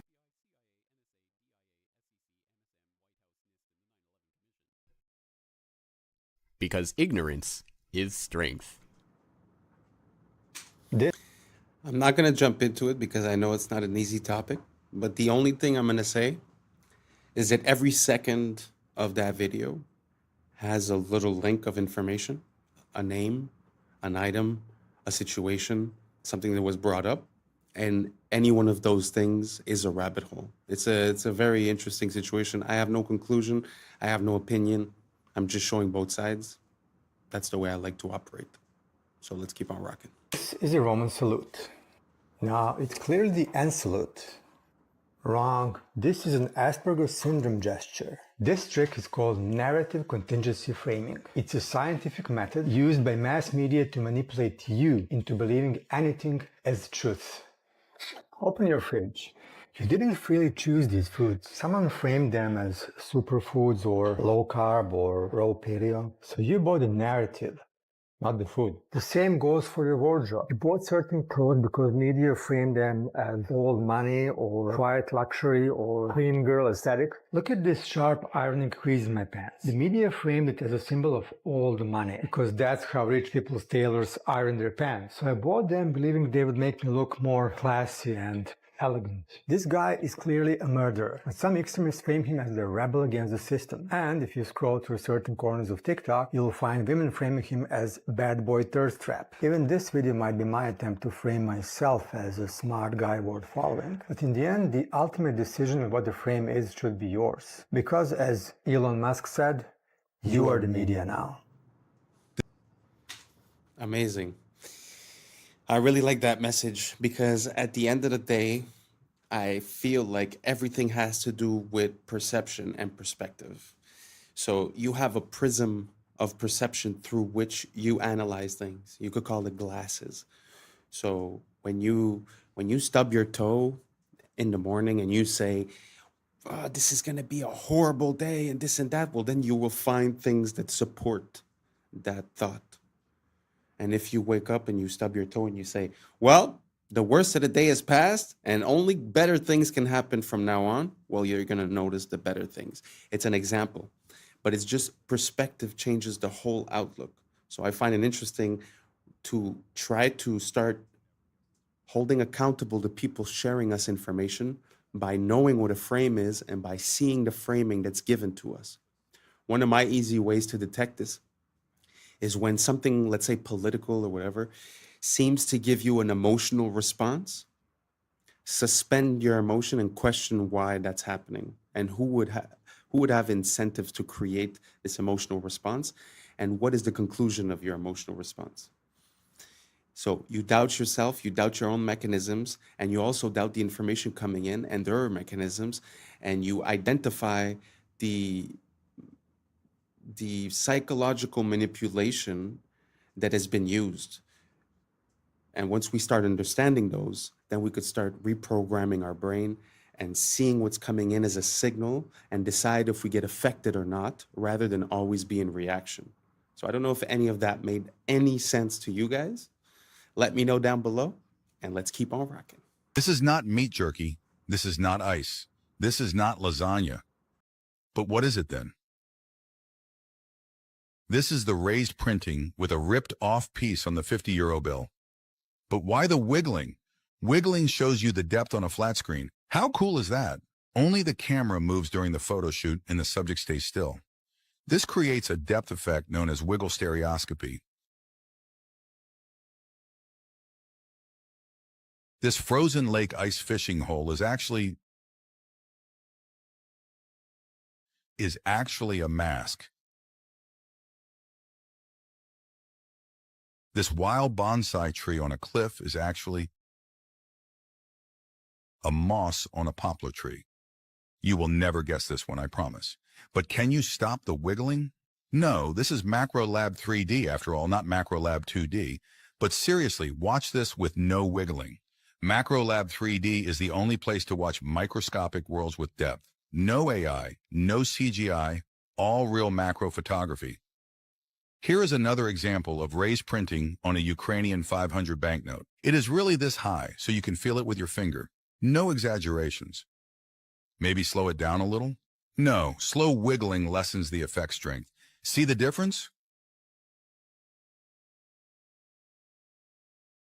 Wiggling is not for everyone. I agree. However, this is the most accessible stereo format, which you can watch on any display, even with one eye. And by the way, what if I tell you that you can watch it in real 3D without the wiggling? If you have a compatible device, then navigate to the playlist section and choose your favorite side-by-side format. My favorite way to watch is using a VR headset in VR cinema. Would you try it? Wow, that is like mind-blowing. I feel like I just did DMT. How crazy is it to see the micro world, the nano world that's right there in front of you? It's so beautiful.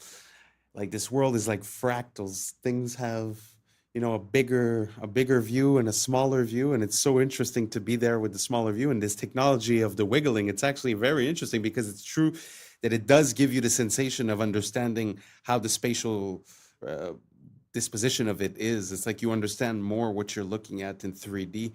Really love this technology, and I really like seeing things that we're used to seeing from close and having a complete different perspective on the same item. It completely changes your point of view. If you believe that doctors or scientists or whoever are always on your side, let's say, right? And they give you a recommendation and they tell you drink 6 glasses of milk a day, right? Well, automatically you take it with credibility and you do it because you believe in this whole system, But at the end of the day, what if it's not good and it was for monetary purposes? So it's important for us to be able, this is the best example that I have when it comes to this. Like, if you go to the mechanic and you tell him, fix my car, and you have no idea how it works, yeah, he might overdo it, he might overcharge it. But if you go in and you know how your car works and he tells you, I'm going to do this and do that, and you're like, no, that doesn't make sense because this and because that, he's not going to have that legway. So us being conscious of how things work allow us to manipulate the outcomes and not be taken advantage of when we're delegating towards that system. I don't know if that makes sense. Let's keep on rocking. If you want to go down a bizarre and frankly gruesome rabbit hole, buckle up. This begins with a news story I saw decades ago about a tug-of-war event, one that went very, very wrong. So wrong that 2 men had their arms ripped off. Now, I was actually in college studying journalism when I saw this news story, and I dismissed it as fake because it has all the hallmarks of a fake story. See, lots of these outrageous fake news stories are set on the other side of the world, in this case in Taipei. And they're always very over-the-top and almost cartoonish in how horrific they are. But this is true. And the details are so much crazier than what that headline even implies. You can go look it up on Snopes, but they have photos of the incident, so be prepared. I mean, they have severed limbs on the ground. It happened in 1997. They had a festival where they did a huge tug-of-war, where there's a rope and 2 teams are pulling against each other. Only 1,600 people participated, presumably about 800 on each side. Now, when you're picturing how such a thing could have happened, you're probably imagining that they looped the rope around their arms or their wrists somehow, and then the force of the pulling pulled their arms off. That is not what happened. The truth is actually weirder. This is what happened. Snapback. When a ship is tied up to the dock, you do not stand behind where the rope is attached. That is called the snapback zone. Because if that rope breaks, it will come whipping back at you hard enough to take your life. And lots of people do lose their lives or limbs this way. So in this tug-of-war contest, they were using rope like this, a 2-inch wide nylon rope. It is estimated that the tug-of-war put about 150,000 pounds of force on the rope, 3 times more than what it could withstand. Within seconds, the rope snapped, and the snapback caused it to whip back and sever 2 men's left arms, as in their arms were lying on the ground. You can go look at it if you want. They were able to reattach them. But the rabbit hole you can go down is all of the history of incredibly gruesome tug-of-war events gone wrong, because that was not an isolated incident. Children have had their fingers severed this way. There is an entire article about the history of tug-of-war fatalities. And it's such a perfect example of something that looks totally innocuous and fun. And you don't realize how much power is stored up in something until the moment it's finally released. Being stolen from Louvre is what made the Mona Lisa famous. Nobody knew about the Mona Lisa in 1911. Look, here she was, one of the hundreds of random paintings in Louvre. Then one guy randomly grabbed the Mona Lisa and disappeared in 1911. She was so unimportant that it took 2 days for the Louvre staff to realize she was missing. So who made her important? The media. Newspapers at the time invented clickbait headlines to sell more copies. Finest portrait in the world stolen. The world's greatest portrait. And this face was on front pages for 2 years straight. When they finally found her, suddenly everyone wanted to see the finest portrait in the world. In reality, this is just a basic Renaissance selfie. A rich merchant asked Leonardo to paint his wife, and he did it as a quick side hustle to grab some cash. In his notebooks, Leonardo never mentioned Mona Lisa, not even once. And now, people claim her eyes magically follow you around the room, there's a hidden golden ratio in her smile, and other artistic voodoo magic stuff. This is called the mere exposure effect. People think something is valuable just because it's been in the media long enough. Nobody cared about this necklace or tiara a week ago.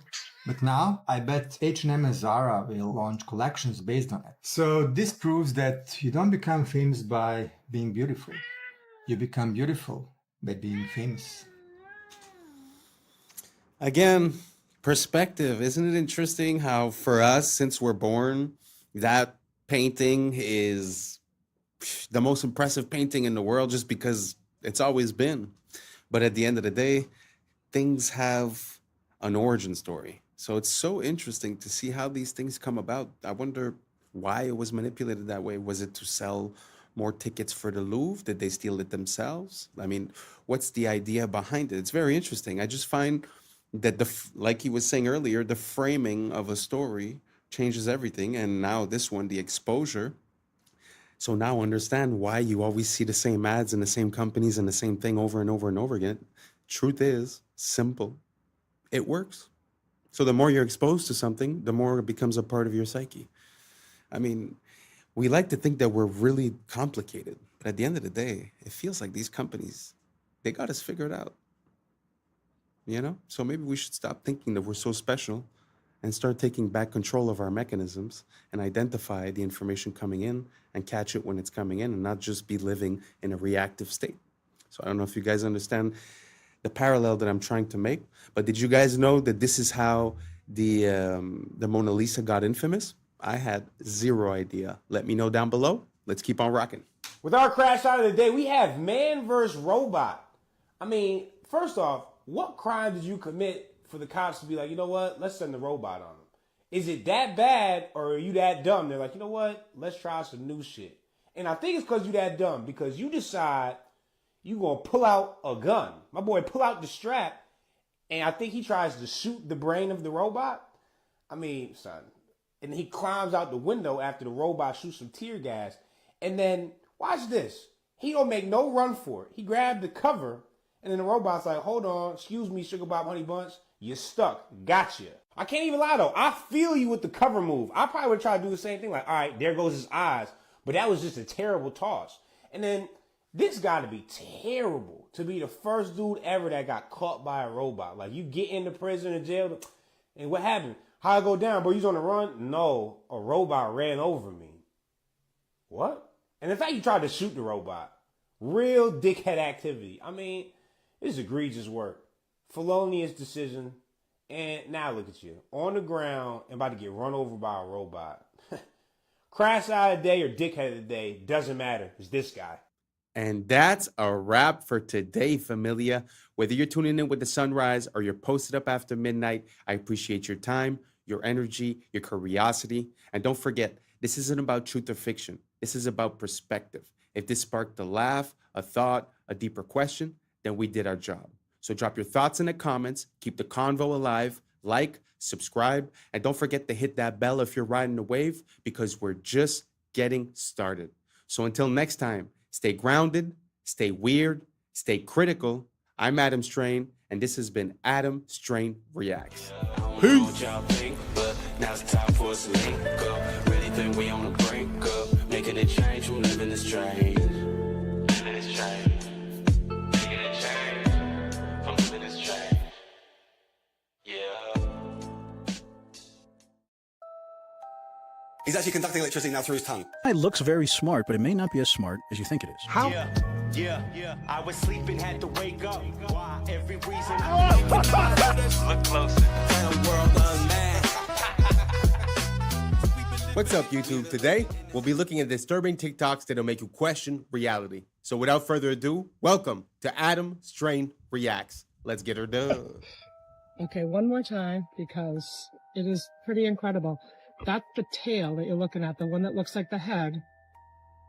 I'm trying, but until she turns around, that looks like a snake, right? It's not, it's just a caterpillar, but it's made to look like a snake. And this one, more than any other, looks the most like a snake I've ever seen. Guys didn't even believe me. Jesus, look at that head on it, but it's a tail. The head is actually up here. It's so cool, this thing. So good. Thank you for doing that, Leah. Jesus, look at that. Incredible.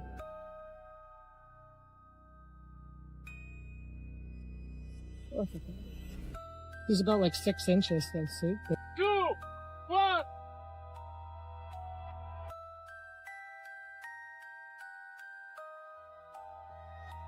Não posso parar. Não posso parar.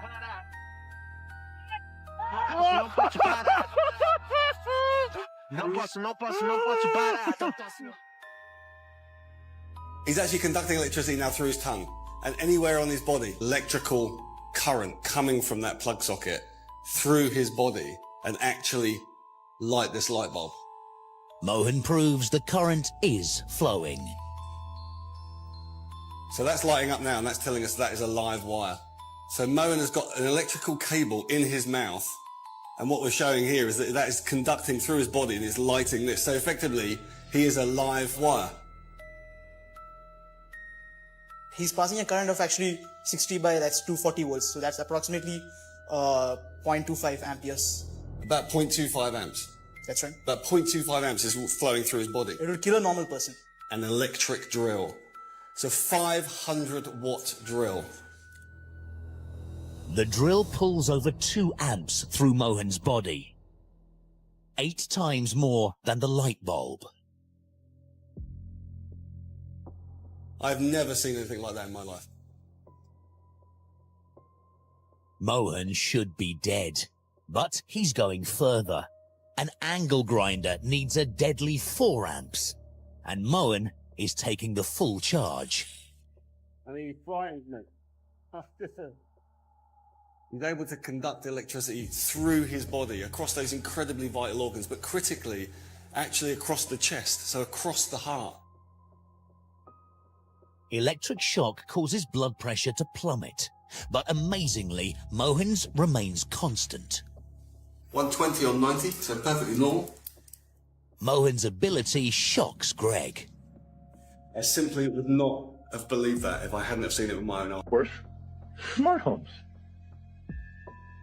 They have a whole chapter on this. One will absolutely floor you. It did me. In 1997, and this is, you can do the word search and research yourself. They predicted, not 2025, but by 2020, that people would be working from home virtually. Come on. This is causing widespread devices. This stuff was never even heard of. Digital currency, and last but certainly not least, programs. I'm sorry, I got to chuckle, because if I don't, I'll cry. Programs run by organizations like the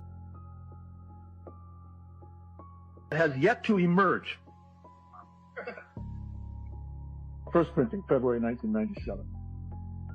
I mean, she just folded a few books together. It's not like it's that interesting.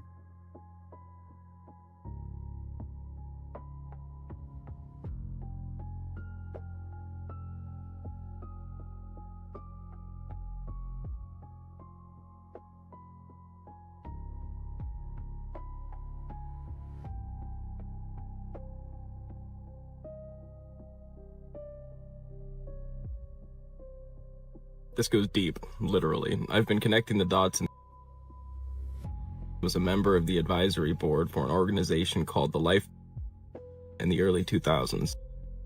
And well, they have a program called Life, which discusses developing fallback positions on Earth in the wake of an apocalyptic event. The Life is interesting because it was the second organization ever to perform a wireless money transfer in the early 90s, decades before cryptocurrency. Money transfers was the original large-scale currency mining software. So now you have an organization that is able to perform large-scale, infinite, untraceable money transfers, and they're building giant underground infrastructures. Donald Barr was a man who inducted the Dalton Institute in a college degree. He authored a sci-fi novel called Relations in Space about an aristocratic slumlord class who traveled. What's even stranger is the U.S. general who was supposed to prosecute was William Barr, Donald Barr's son, also recently surfacing information about a former official named Catherine Austin Fitz. She managed $40 billion and says 20 was quietly stolen to build secret underground society civilizations, all interconnected by underground transportation systems. She watched it happen from the inside. She sat inside in urban development. She saw the money move, and she said it went somewhere the public, you and I, were never meant to find out about. An estimated 170 underground bases, subterranean transportation networks, advanced energy tech, an entire parallel world funded by our tax dollars, all built while we were told the budget was too tight for school and hospital improvement. And the CBDC that's being rolled out right now, Fitz says that's a control grid to manage the people left on the surface. If a former official with direct access to is saying 21 trillion missing to build deep underground civilization and transportation networks, and the government never told you where it went, what does that tell you? That is exactly where the national... Well, that's very interesting. I mean, the more you look into this guy, the more he seems to have his paws involved into a lot of things, whether it be, you know, selling things and people, whether it be, you know, scientific grants and, you know, the most advanced science, whether it be genetic manipulation, whether it be even towards the jab, right? But the question that he's saying at the end really got me, because how do you think it's possible that the national debt of the US is so high, you know, and it's multiplied basically in the past 20 years? This would kind of make sense, you know? So let me know what you guys think down below, and let's keep on rocking. I'm gonna need you to lock in to understand this. This video will require you to lock in. Civilization was designed to replace humanity. And I'm not talking about politics, ideology, technology, greed, human failure, whatever you want, belief, human invention. I'm naming the pattern beneath it all, because there is a pattern, a stable pattern in abstract space that is far older than humanity, older than culture, and older than gods. It does not live in organisms. Organisms fall into alignment with it. Wherever extraction can outrun regeneration, and consequence can be delayed, and abstraction can replace contact, the pattern will appear. And it's worn many bodies, and it's wearing us now, because the pattern has a historical body, and that body is called civilization. I'm just trying to tell you what it is. Civilization is not a neutral tool. It is not a container. It is not a servant. Civilization is a replacement engine. It is designed to replace humanity with function. Civilization was not created to serve humanity. Most of humanity was created to serve it. And you can see the pattern in the locust. A grasshopper is a local, green, limited, participatory animal. It eats, the land recovers. But when density crosses a threshold, something shifts. Serotonin rises. Contact accumulates. A switch flips. The grasshopper does not decide, it aligns. Its body darkens. Its appetite becomes endless. Limits dissolve. The land becomes stripped bare, and then the swarm dissolves. Not from evil, but from completion. And you can see it in ants, and in algal blooms, and in bacteria that poison their own world with oxygen. Life itself has entered this pattern before. This is not a moral failure. This is a structural possibility of reality. So humans did not invent this pattern. We became its most powerful host. We had abstraction, symbolic storage, future modeling, surplus energy, and distance from consequence. These were not sins, they were interfaces. And when agriculture crossed density thresholds, the pattern found a new mode, civilization. So at first, I'm going to show you how this even looks. I'm going to give you an example. At first, the world looks whole. The man is in the forest. The axe is movement. The tree falls and the forest remembers. And then a thought appears. This tree is not me. The tree becomes lumber. This is subject-object split, right? I'm just trying to put you on.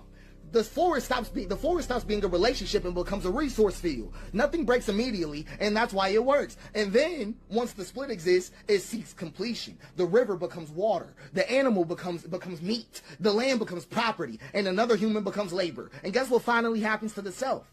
the self becomes useful, right? The split turns inward, right? So here's the pipeline, how it shows up in your life. You are born human, but you're converted into function. It always starts in stage one. You start with an identity and they turn it into a role. Someone asks you, who are you? But the answer is no longer I am. It becomes a job title, a school, a status. Your being becomes utility. Then stage two, the role becomes a performance. You must execute correctly. Metrics measure adequacy. Your existence becomes conditional. And then stage three comes in right on time. Performance becomes permission. Good performance grants resources. Poor performance withdraws them. Survival becomes earned. And then stage four hits like a truck. Permission becomes morality. Work becomes good.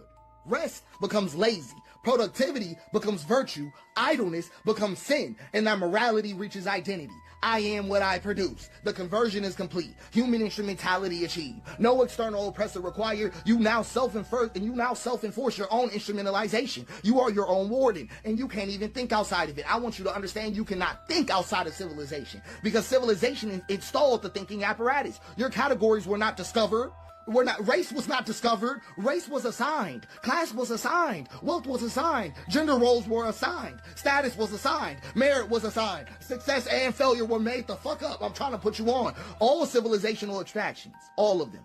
Even your own name was decided.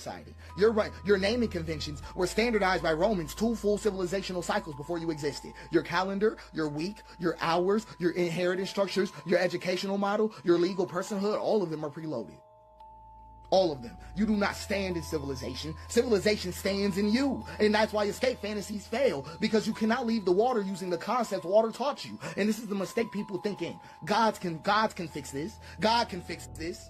No God has ever addressed this situation, because they think gods stand outside the pattern, like gods oppose the pattern, like gods interrupted. They don't. Every god that has appeared inside history has either emerged already aligned to the pattern, or been absorbed, inverted, or repurposed. Let's go through them. Yahweh is a civilizational God from the start. Yahweh was never a threat to civilization. Yahweh is a God of law, land, borders, lineage, obedience, continuity, and inheritance. A God of accounting, a God of command, a God compatible with empire. And that's why Yahweh was not crucified, because Yahweh already belongs to the pattern. Let's talk about the real God going on here. Abba.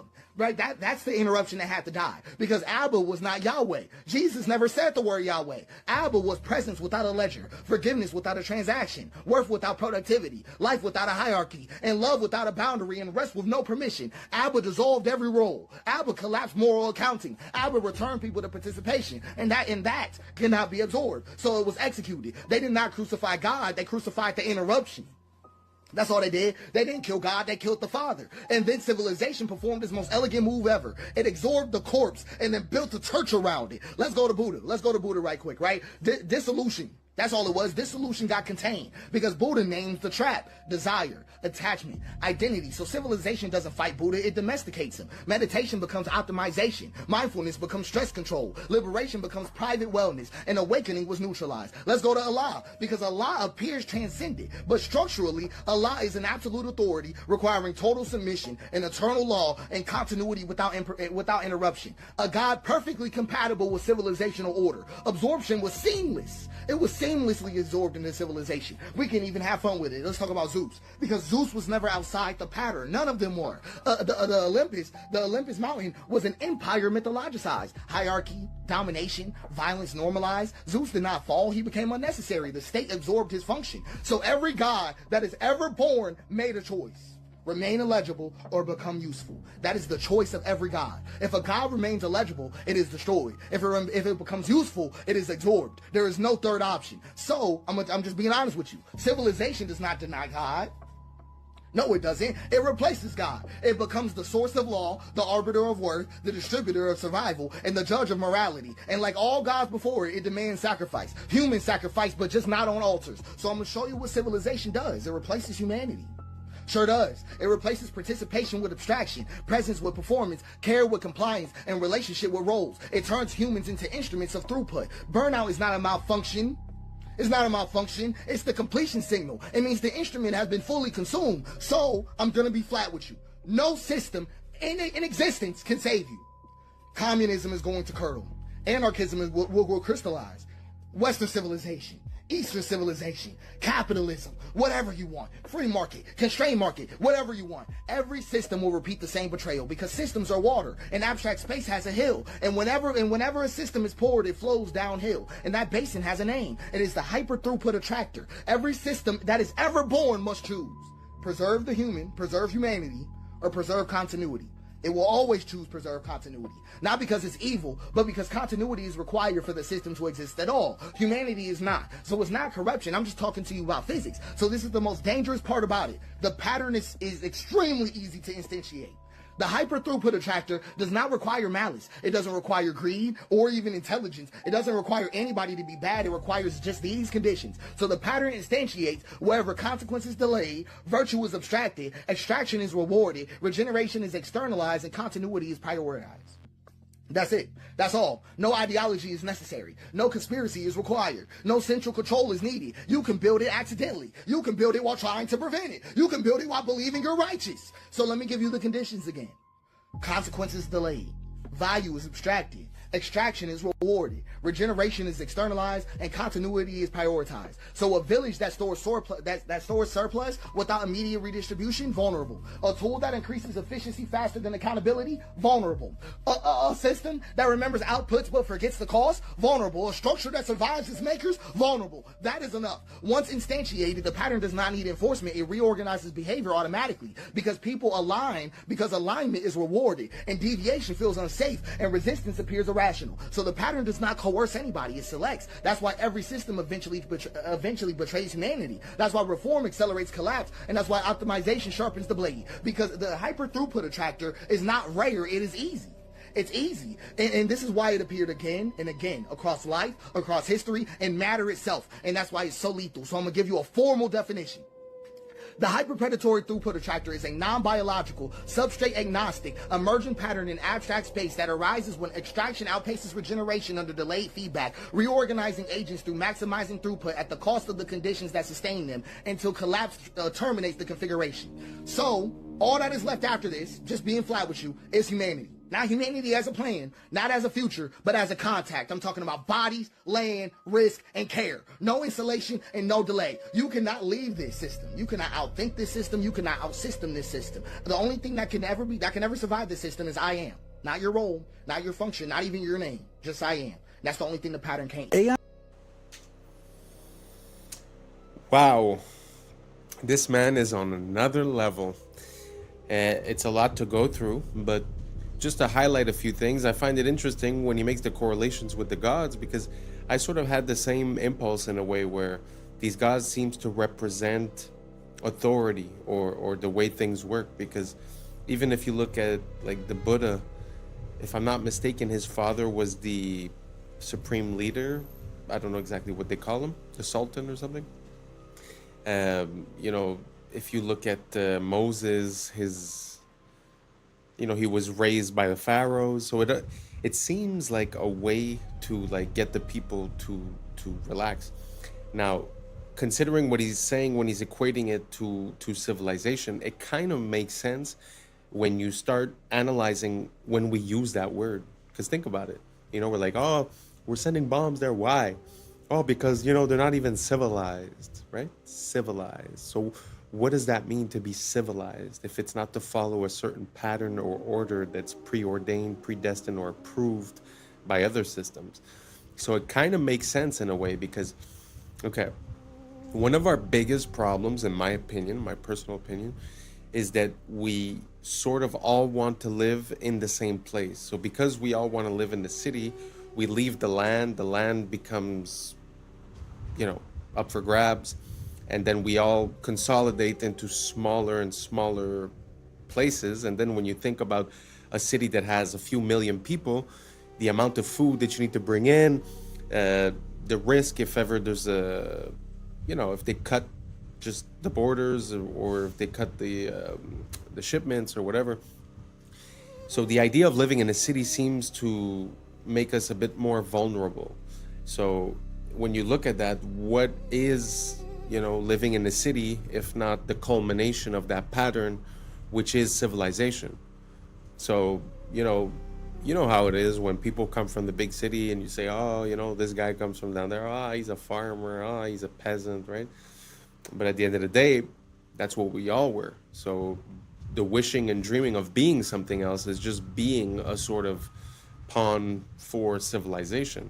Because like he said, at the end, the only thing that will remain is I am, which, you know, funny enough, theoretically is the name of Yahweh, if I'm not mistaken. I am that I am. So very interesting. Shout outs to that guy. His brain is running 1,000 miles a minute, making mine run 1 billion miles a minute. Really appreciate that content.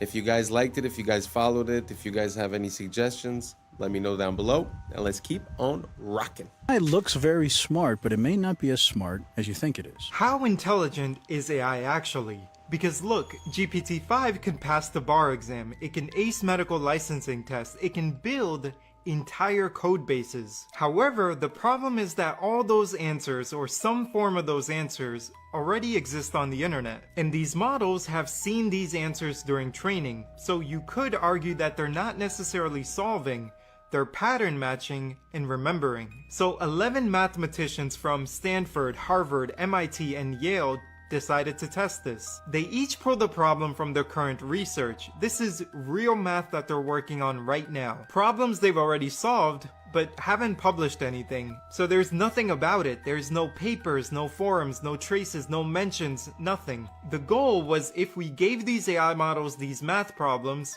would they be able to solve them? So they tried it out with 10 problems, and these aren't impossible questions. They're lemmas and proofs to math problems that PhD students typically grind through. And they gave them to GPT-5 and Gemini 3. One shot each. There's no back and forth conversation.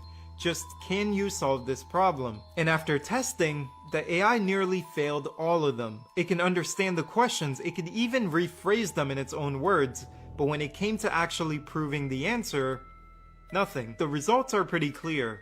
AI didn't pass the test. That's very interesting.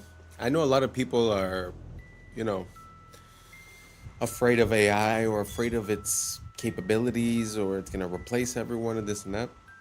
But it's kind of interesting to hear the opposite side of it, because I've had a lot of interactions with AI where I caught it in a lie, I caught it, you know, making mistakes, I caught it not analyzing the things that were provided to it, although still responding as if it did.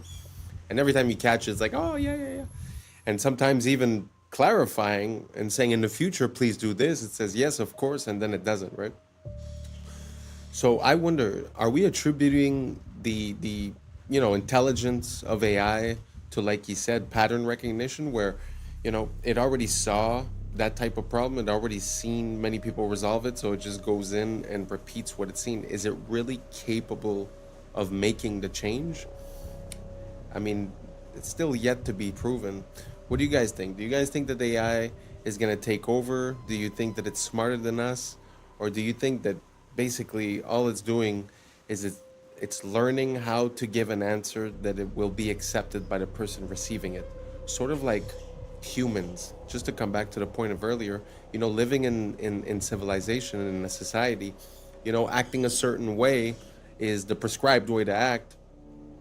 So we sort of, it's not because you believe in it necessarily, but you'll just act that way. So I'm wondering if the AI is doing the same thing. Is it giving us the answers that will make us happy? Or is it really understanding, you know, the information that it's processing? I don't know if that makes sense to you guys. Let me know what you guys think down below. Let's keep on rocking. Announced a little while ago that they had done a partnership with this Israeli company, and they were going to use surveillance data about you to figure out how much you were willing to pay for a plane ticket. You have a funeral to get to, or that you've got a meeting on Monday. A wage is a price. Uber drivers, they bucket themselves into two groups. They call themselves either pickers or ants. So pickers are people who are picky. Ants pick every ride that comes along. If you're a driver, Uber can impute a level of desperation to you by how many lowball offers you're willing to accept. Now there's 4 giant apps. They all sell themselves as Uber for nursing. So the app, before it gives the nurse a shift, finds out how much credit card debt they're carrying. And the more credit card debt they're carrying, the lower the wage the nurse is offered. That's insane. So holy smokes. Think about this the next time you're getting your catheter inserted. I just want to reiterate something about data. Like, you see this example where it's able to cross-reference the bank statements of the person to see how much debt the person is carrying, to then carry out a dynamic pricing and have a lower offer to the person. That's what I try to explain to people when I say, you know, they shouldn't have access to our data. It's because we can't even consider what they're going to do with it. We can't even consider how all these data points correlate into an advantage for, you know, a company or for something, right? Or a disadvantage for the user. It's very interesting. Let me know what you guys think down below. Is it scary? Is it okay? Does it make sense? Is it fine? Let me know, and let's keep on rocking. These are tiny little microscopic holes. Light goes straight through. This is all hollow. Look at this. Every single one of this headpiece.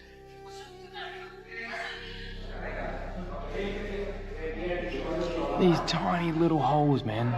Light just goes straight through. This is another column that is just insane. All of this is hollow behind. So, allow me to make this clear. Me talking about it's not about whether it's good or evil. That in of itself is a binary spell. That's the trap, the bait, the engineered battlefield of perception.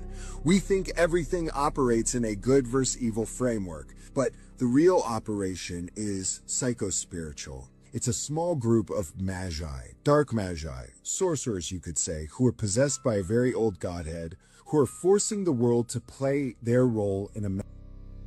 And they're doing it by making themselves the antagonists of our subconscious. Not because they want to lose, but because they need us to basically fire the first bullet. That's the ritual, but that's also the inversion. They are intentionally making themselves known as evil. Why? Because the moment the world turns its eye on them in wrath, they win. They didn't get exposed. They chose to get exposed. Every televised, every unfiltered every overreach on social media platforms, every file that's all of a sudden available to us, they're not leaks. These are ritual triggers. The unveiling is a part of the binding, because when we see it and we hate it, we technically activate it. For the activation comes from us, from their looshing of our reactions, which is a harvest. And it's not really even about just the face. The core engine is hidden under the Zoharic manipulation of dimensional fields, rearrangement of moral architecture, and the misuse of sacred language to entrap collective consciousness in a binary algorithm. Every social polarity being pushed in the West.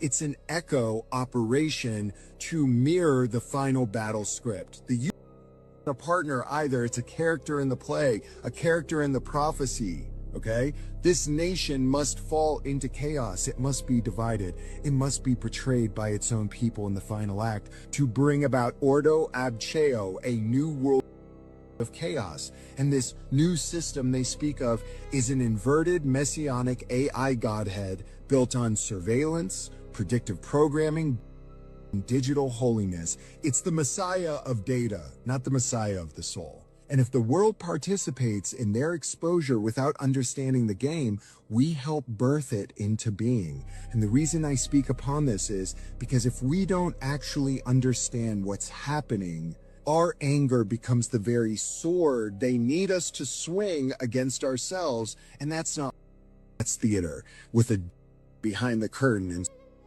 well, it's when you mistake the curtain for the world. So we will be talking about the impending reset soon, and there's going to be more to come. Love you. If you have children, you need to watch this. What happens to the 9-year-olds? They go in the basement. They stay in the basement for years, and they're served. They never get out of the basement, and that's where they're broken, and that's where they're trained. And when they're trained and they're able to come out and look older, then they can get in the car with us and go to do the clubs. So we're getting the picture here. Our team's on the ground, and all of a sudden she goes, hey, we're going to be on tour for the next 3 weeks. Where are you going? She gives us the locations. So our team's planning to follow. We're looking for an opportunity to, but we know we're dealing with a lot. What happens if the guys are gone? Oh, she goes to warehouse. What warehouse? I don't know. We don't know. They go to the warehouse. That's where the kids go when the other ones are on a tour. One team goes to the warehouse. One team follows the other girls on tour. At the warehouse, believe it or not, there are a bunch of kids, and it's completely controlled by black SUVs and obviously of some kind who are completely controlling this property. We flew drones to monitor the property. We decide, based on the number of bad guys there, that we need a 3-letter agency to help us out. So I get on the phone with my contact with a 3-letter agency. The agency says, yes, we'll call our counterparts, and we're going to send a team to go raid that place.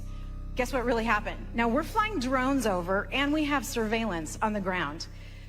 That 3-letter agency rolls up, knocks on the door, tips everybody off. Everybody in the building gets into their vehicles and disappears. And we get a call, oh yeah, we searched the property, there's nobody there. You guys are crazy. But we watched that all. And that's a wrap for today, familia. Whether you're tuning in with the sunrise or you're posted up after midnight, I appreciate your time, your energy, your curiosity. And don't forget, this isn't about truth or fiction. This is about perspective.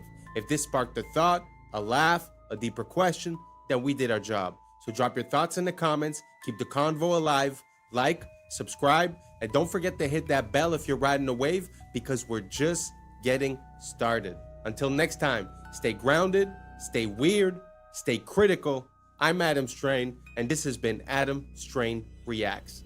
Peace! I don't know what y'all think, but now's the time for us to link up. Really think we on the brink of making a change from living this strange. Living this strange. Making a change from living this strange.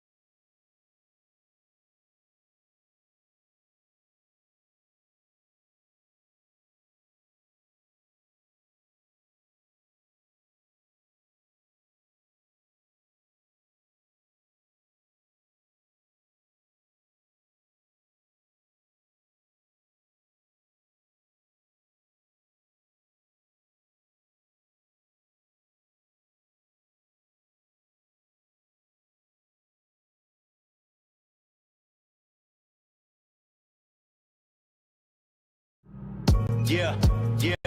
Yeah, I was sleeping, had to wake up. Why? Every reason I could think of. God, till the day I keep the ink up. In my priority. What's up, YouTube? Today, We will be looking at disturbing TikToks that'll make you question reality. But before we jump into it, I wanted to send a quick shout out to Jaden Robson listening up there in Canada. Thank you so much for being a listener. So without further ado, welcome to Adam Strain Reacts. Let's get her done. It's funny, like even like the story of Isaac Newton. So how did he discover gravity? Well, of course, he was sitting under a tree and an apple hit him on the head. Children, can I explain to you this? He already knew things fell down. Everybody knows things fall to the ground. That is not how he came up with the theory of gravity. The apple is symbolic of the tree. Once again, the tree of knowledge and good and evil. If you actually look up the old Apple logos, the very first ones, it's literally Isaac Newton sitting under the tree. So what did they change that logo to? An apple with a bite out of it. You guys understand what that means? Do you remember when they sold the first Apple computer and it was $666.66? Do you think these are coincidences? Like, no, that is what they're telling you without telling you. What if I told you the reason you feel temptations for certain things and certain sins is very specific to what you're supposed to do? Before continuing, I wanted to warn you guys, their phones were being spied on. Click on this icon, then more. If you see it, delete it immediately. So if you have the urge to smoke or damage your lungs, it's because your voice was made to worship. The enemy's trying to silence you that was meant to praise. If you have crippling self-doubt or insecurity, it's because you're meant to lead and inspire. If you weren't dangerous to darkness, it wouldn't try to mute your confidence. If you have constant distraction and procrastination, it's because you carry strategy, vision, and ideas from heaven. The enemy delays you because he can't stop you. Only you can. Now, this one's gonna hit a lot of people. Okay. If you have an addiction to lust or pornography, it's because you carry a deep capacity for intimacy, covenant, and healing. Perverting love is how Satan prevents true restoration. That's true. Crazy. Yeah. If you have fear of rejection or abandonment, it's because you carry a spirit of belonging and reconciliation. You were made to gather the outcasts. So he tries to make you feel like one. Damn. You have an obsession with appearance or body image. It's because you're meant to reflect God's glory, not the world's standards. So he's going to try to get you to hate your image. Damn. It's bars though. If you're drawn to witchcraft, astrology, or manifestation, it's because you have a prophetic gift meant for God's kingdom. The enemy counterfeits your gift to keep you out of alignment. If you struggle with overspending or greed, it's because you're meant to be a kingdom financer. So he wants to keep you broke so you can never bless others. Follow for more Hoop conspiracy theories. That was a very interesting point of view. It kind of makes me think of, there's a saying that says that when you ask for God for patience, he's going to send you things to test your patience and to create that patience. It just seems like the reverse perspective from the point of view of the devil. But it seems like the same entity or the same pattern where you're going to be tested in the disciplines in which you must excel. So it's very interesting. Do you guys see that parallel within this? Do you guys think it makes sense? Do you see yourself as one of these archetypes? And if so, let me know down below which one.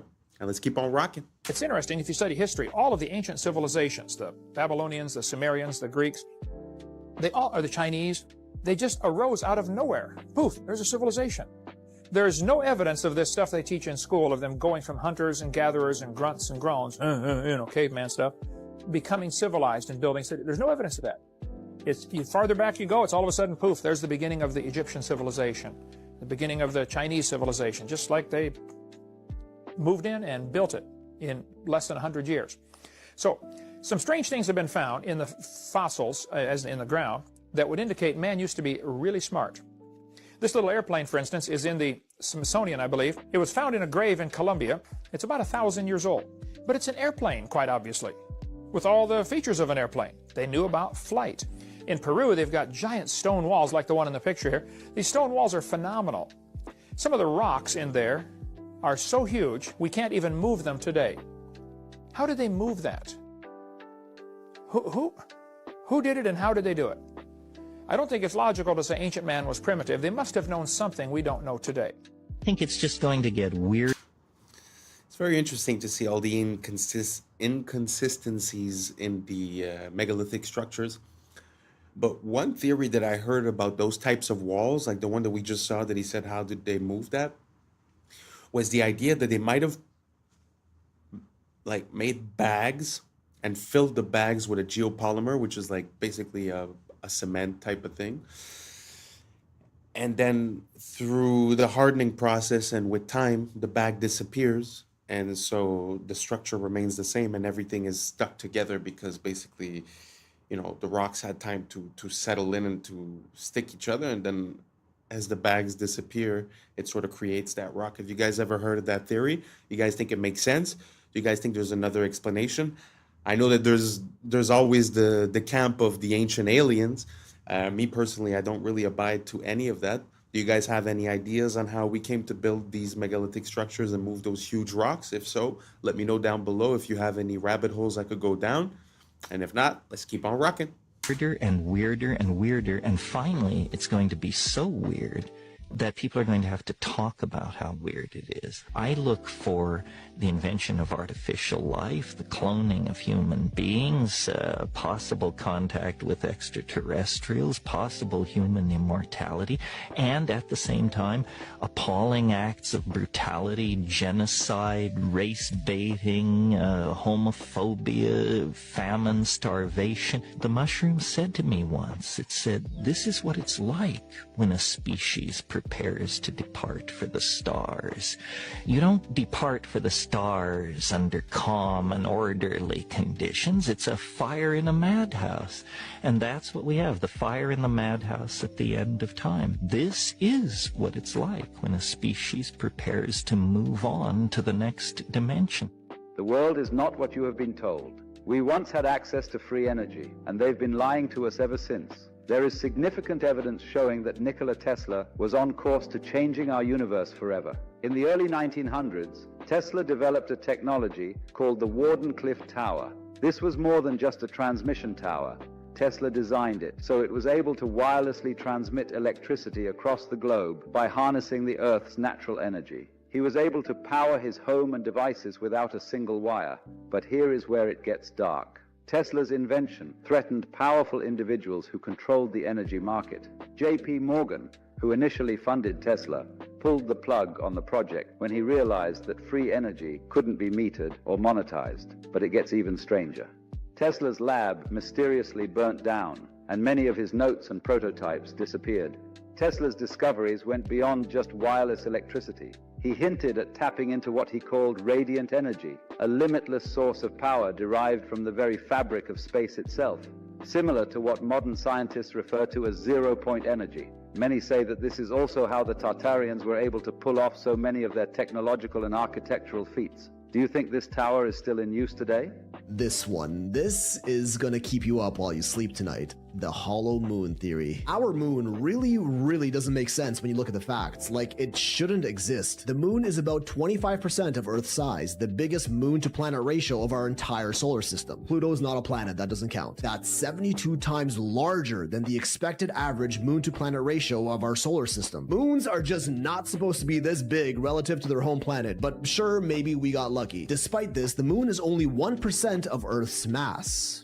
1%, meaning it is way lighter than it's expected to be, and we really don't even know why. Unless, of course, the moon is either extremely porous like a sponge or a hollow shell. When looking at this data, NASA's own Dr. Gordon McDonald even said himself it would seem that the moon is more like a hollow than a homogeneous sphere. But oh, that's just the tip, and we ain't stopping. Our moon's orbit is way closer than that of any of the other over 400 moons in our solar system, and also has a near perfectly circular orbital path. We don't see this on any other planet, which all have moons with wildly eccentric orbits. Our moon also coincidentally appears as the exact same size as the sun in our sky. Despite our sun having a diameter 400 times larger than the moon just so happens to be exactly 400 times closer to us, defying all odds of randomness, but is officially deemed just a cosmic coincidence. The moon also happens to be tidally locked with our planet, meaning its rotational period is the same as its orbital period around the Earth, which is why the same side is always facing us. This one is not so much a coincidence, as tidally locked moons are actually fairly common in our solar system. But it would also be the perfect excuse for the moon to always look the same in our sky and for us to never see what's on the other side, like an all-seeing eye that never ceases surveillance of our planet. We don't even know for sure how our moon even got there in the first place. The most common explanation is that the early Earth collided with a massive protoplanet called Theia about 4.5 billion years ago, which was thought to be roughly the size of Mars, and the impact caused the resulting debris to coalesce and eventually form the moon. This is known as the giant impact theory. There's also the fission hypothesis, where an early molten Earth was spinning so fast that a part of it got ejected out into space and became the moon. The capture theory, implying the moon just drifted by Earth and was captured by its gravity. And the accretion theory, suggesting that as the early Earth was forming in its accretion disk, a part of that disk clumped together to become the moon. But when studying rock samples from the surface of the moon, we find out that none of these theories quite make any sense, with other NASA scientists like Dr. Robin Brett further quoted as saying, "It seems much easier to explain the non-existence of the moon than its existence. Like on Earth, the newest rocks are on the surface, and the deeper we go, the older the rocks get, as we would naturally expect to be the case. On the moon, it's the other way around. Soil samples from the moon confirm that older rocks are on the surface, and they get younger the deeper we go. The only time we ever see this inverse relationship of rock layer depth to rock age on Earth is through human interaction, like drilling, digging holes, and boring tunnels. Did the same thing happen on the moon? If the moon was hollowed out from the inside, this older inner rock would be brought up to the surface, and this observation would make sense. The lunar crust is also thinner on the side of the moon facing the Earth and thicker on the dark side of the moon, and researchers still have no idea why. The moon doesn't have a magnetic field, much the same as other planets' moons, but strangely, moon rock samples are strongly magnetized. Craters on the moon are all virtually the same depth, no matter how big or small they are. On Earth, bigger craters naturally go much deeper than smaller ones, as the impact was greater. Not on the moon, almost like there's a solid layer underneath preventing the crater from going too deep. Moon rocks are also much older than the oldest rocks on Earth by millions of years, blowing the fission hypothesis and accretion theory out of the water. The moon contains traces of uranium-236, a radioactive isotope that doesn't occur naturally on Earth, but rather through the highly complicated scientific process of nuclear fission, something that only an intelligent species is capable of. Zirconium, chromium, and titanium are all relatively rare Earth metals, but are somehow quite abundant on the moon. Those three elements are also some of the most durable and corrosive resistant that we know of, perfect for building a massive structure. And they've even done quantifiable experiments that tell us that's exactly what the moon might be. When Apollo 12 was leaving the moon's orbit, they intentionally dropped their lunar lander down to the surface. When it crashed, seismic measurements showed that the moon reverberated and rang like a bell for an hour. They did not expect this. Only hollow objects are expected to reverb like this, especially with something as small as a lunar lander. During Apollo 13, they tested that again with a much larger object, dropping a spent Saturn V booster rocket that impacted the lunar surface. This time, the moon rang for 3 hours, with vibrations going as deep as 32 kilometers beneath the surface, and even got faster the deeper they got. This doesn't happen on Earth, or even solid objects for that matter, and again is only expected to occur on something hollow. Beneath Istanbul.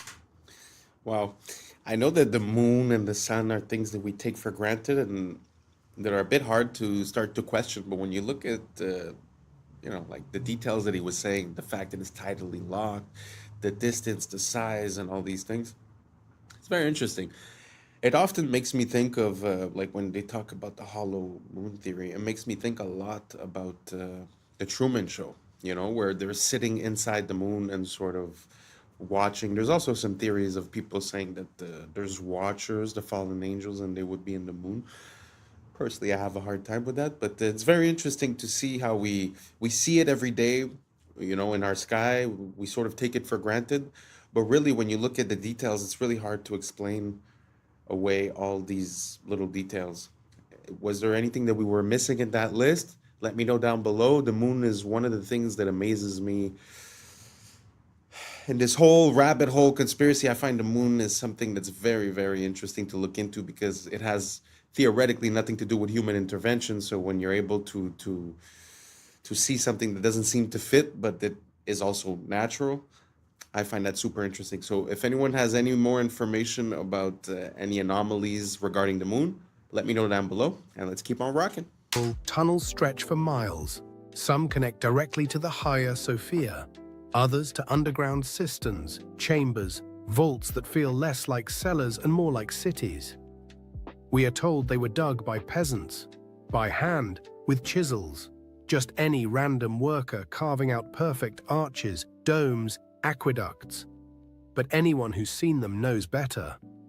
These are not crude caverns. They are palaces in the dark.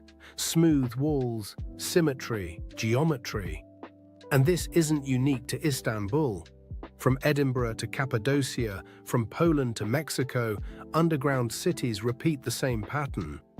As if a civilization once lived below the surface, and we've been taught to call it myth. In Puebla, Mexico, locals whispered about tunnels. Stories passed down for centuries, only to be mocked as fairy tales, until 2015, when workers accidentally broke through. Suddenly, myth became fact. 10 kilometers of engineered tunnels, some wide enough for carriages, connecting forts and churches. Forgotten so completely, entire generations believed they never existed. Nearby, at Cholula, a hill rises topped by a Catholic church. But scan beneath and you find the largest pyramid on Earth. By volume, a pyramid crowned with a new religion, a cover-up carved into the landscape. So tell me, when a pyramid is called a hill and tunnels are dismissed as legend, what else has been buried, renamed, paved over? Were the tunnels truly forgotten, or were they deliberately erased? This place is the weirdest place ever. Ever. I will die on that hill. You get there and you think this is the only one of these things. There are 12 perfectly carved buildings that are into the mountain. And just like in India, you cannot make a mistake, and there are none, like it was laser carved, which is ironic because these guys made it. We don't know who originally built it, we don't know where all the rubble from carving this stuff went, and we don't know what tool they used. All we have are clues from other ancient quarries like Japan. The oldest stuff on this planet uses whatever tool that was. The Inca call this style Hananpacha. You can see the stuff on Machu Picchu, and Al-Aqsa Mosque, the Dome of the Rock, the most holy place on earth, right up the street from the oldest parts of Jordan where Petra is. This makes Petra nearly impossible to accurately date. This building was carved at the same time as this building, allegedly. The place is so heavily eroded, I had to put a line on every man-made cut on this part of the mountain. We don't know what this was. What was that used for? Even at the treasury, how do we know that this is not just a really eroded that? And here's why we don't know. Because under the main part, the treasury, there is a 2-story, we don't know, under it.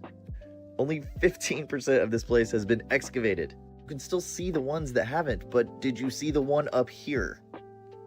There's hundreds of these. I haven't even talked about the mysterious stuff.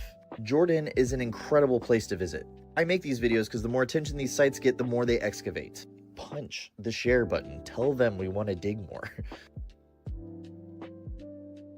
Descend beneath Europe's churches and cathedrals. What do you find? Bones, thousands of them. Catacombs where human remains are arranged into geometric patterns, floral motifs, even walls of skulls.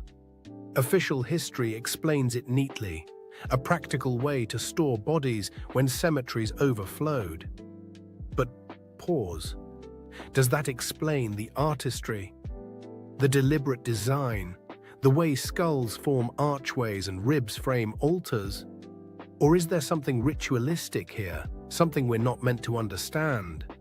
The dead aren't just buried under the old world, they support it. They become part of its architecture. Why? What were these people remembering or honoring when they built monuments on top of fields of bone? 2 miles below Antarctica. Of course, we don't really know that much about Antarctica. It's a little bit strange, a little bit creepy. We know about the pyramid, like this is 100% true, and that strange like island similar to the island. Now, this is Lake Vostok, great picture I know. It's a hidden lake in Antarctica. In 2024, researchers were searching this lake. I mean, it was actually frozen in ice for like 200 years. They used sonar and scans to basically scan underneath the lake and under the ground in this entire area. Now, they discovered living bacteria, completely unknown to be able to survive in these conditions, but also completely unknown to science. Like, they had never seen these type of bacteria before ever. These organisms surviving with no oxygen, no sunlight, and they don't even have any DNA to match anything on Earth's database that scientists have ever found. So scientists are saying this is the closest thing we could probably ever have to actual aliens. Not like an alien from a movie coming down from space, but something that we've never seen before and is completely unique. But there's a far scarier part, unfortunately. They found never seen before shapes and man-made structures 1,300 feet along the bottom of the sea. And the mission abruptly ended and no one's been allowed back since. So what the hell is going on? Okay, you have got to see this video that China just released of a rocket launch they did. This looks like a boat skimming across the top of water, but in fact it's allegedly something going into space. Listen to this freaking video. China recently released footage of the Tianzhao 9 scraping upon the firmament. Now, that statement that I just made, you probably think that I'm a little bit crazy, but just look at the comparison. The top video is literally a boat driving around on the water, and the ripple effects that it's creating is looking just like what the Tianzhao 9 is creating while it's flying around in the heavens above. Yeah, so Tianzhao quite literally translates to heavenly ship, and 9 is associated with the polarity in a torus field, Nikola Tesla's 369. It's really complex stuff. I honestly don't fully understand it, but 9 is the polarity, which would be Polaris in the torus field that we live on, called Earth. Yeah, so the rocket is scraping on the firmament, and they're quite literally telling us with the name of the ship itself. And if you don't believe me, literally look at the trajectory of the rocket. It's following an arched trajectory. The reason they may be hiding from us the truth about the nature of our reality and space and all that is because if we weren't on a spinning ball that came from a giant explosion called the Big Bang, then we were definitely created. That would throw apart the whole Darwinism, would be decimated. Darwinism wouldn't exist. Evolution wouldn't exist. No one would be talking about it. If we were on a different, let's just say, in a different realm, put it that way, than flying on a spinning ball. I mean, it's just true. So that's why they're hiding potentials of this. And listen, forget everything I just said. Just know NASA is to deceive. NASA is, you got to dig into the whole history of them and how much they get caught lying and their green screens in their swimming pools and their training grounds and all that. It's absolutely shocking. It's riddled with inconsistencies. There is something being hidden from us 100%, and we shouldn't trust this agency that's been caught lying on telling us the nature of our reality and what we live on in galaxies and all that. So keep your head vigilant. We'll discuss more about this. Comment for part 2 and follow for more. Nobody makes. I can't really approve the whole message, but what I can say is for the budget that NASA has had for the past forever, the past 70 years, which, if I'm not mistaken, revolves around $50 million a day, then I find that the information that they give us is very lacking. You know, like, we went to the moon, we put down flags, but yet we can't have any pictures of the flags. That's without saying that we never went back to the moon. So many things lacking. Even the pictures that they sent us, supposedly 3i Atlas was pictured by amateur people. It wasn't given us to us by NASA. There's a lot of, like he was saying, the training in the water pools, the CGI, the blue screens.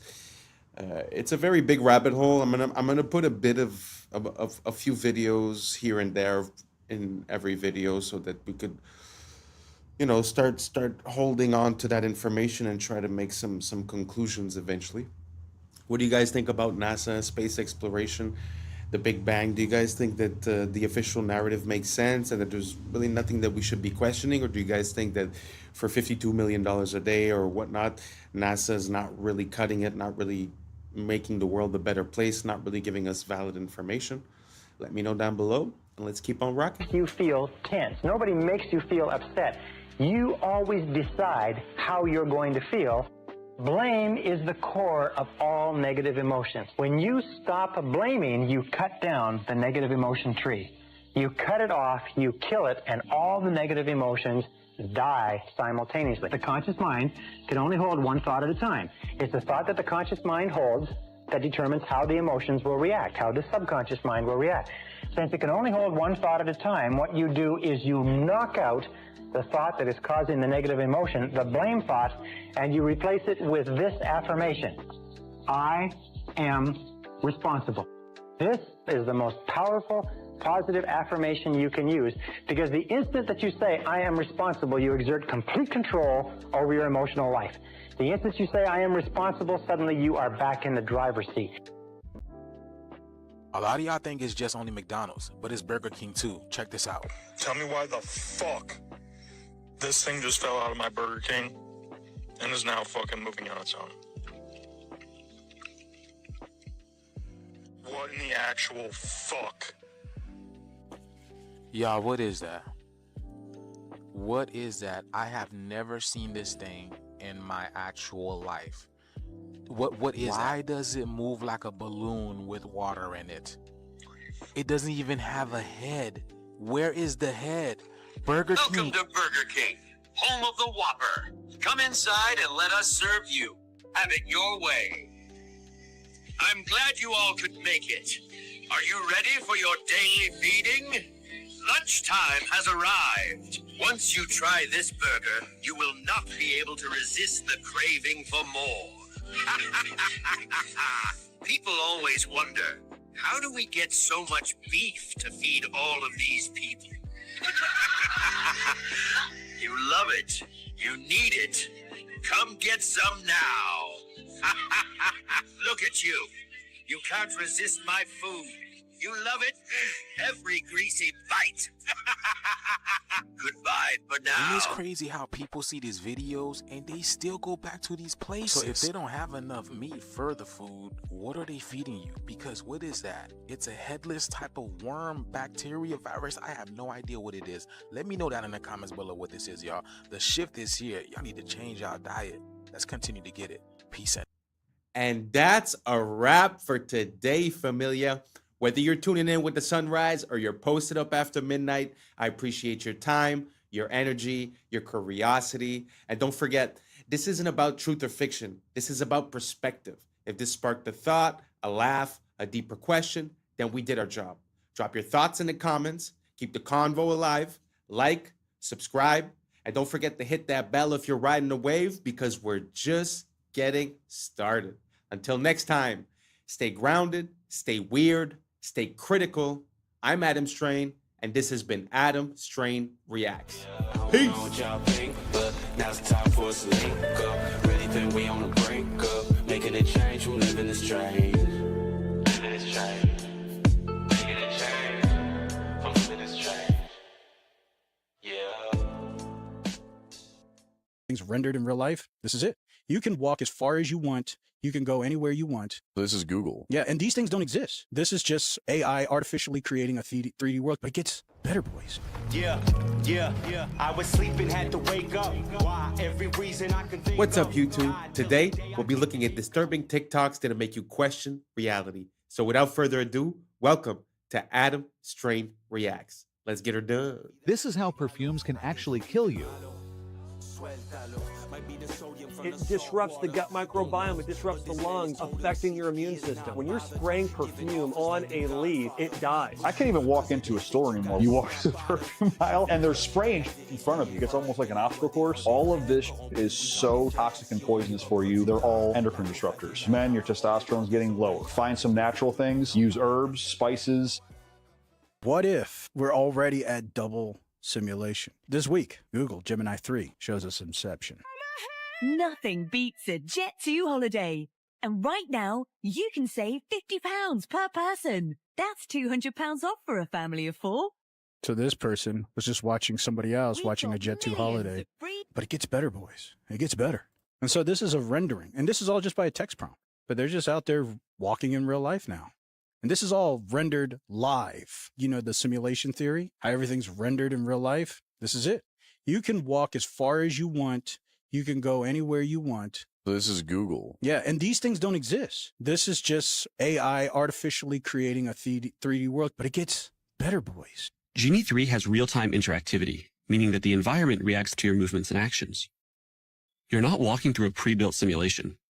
Everything you see here is being generated live as you explore it. And Genie 3 enables promptable events, so you can add new events into your world on the fly. Something like another person or transportation.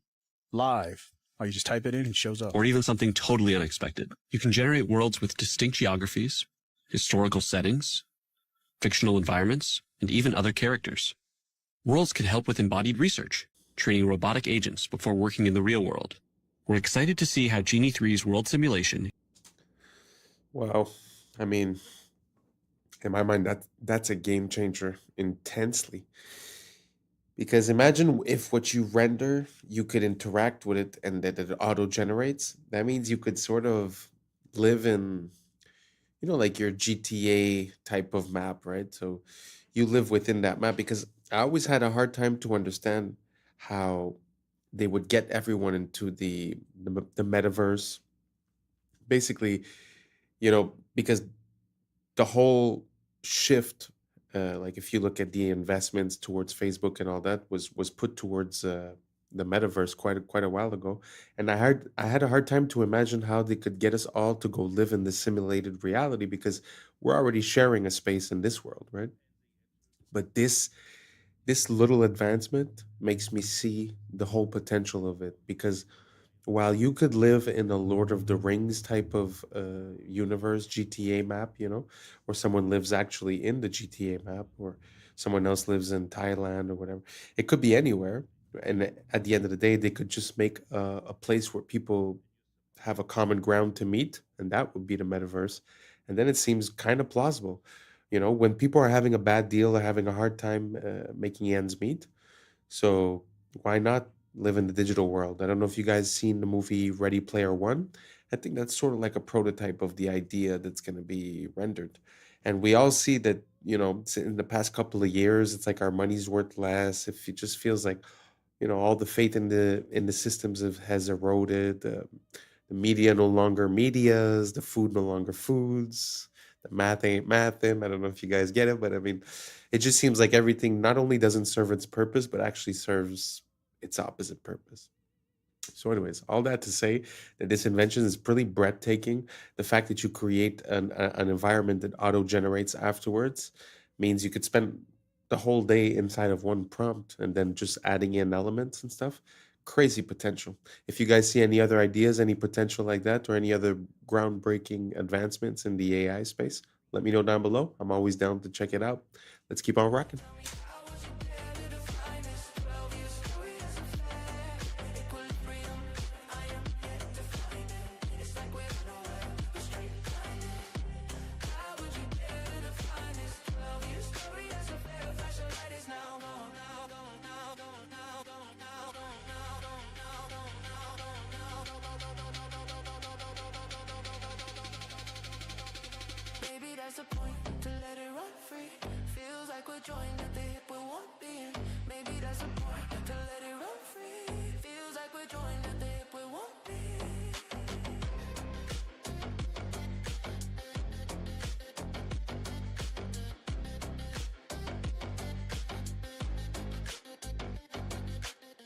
Check out this chimpanzee absolutely smash this memory test. This memory test is set to the hardest setting, and most humans would fail it.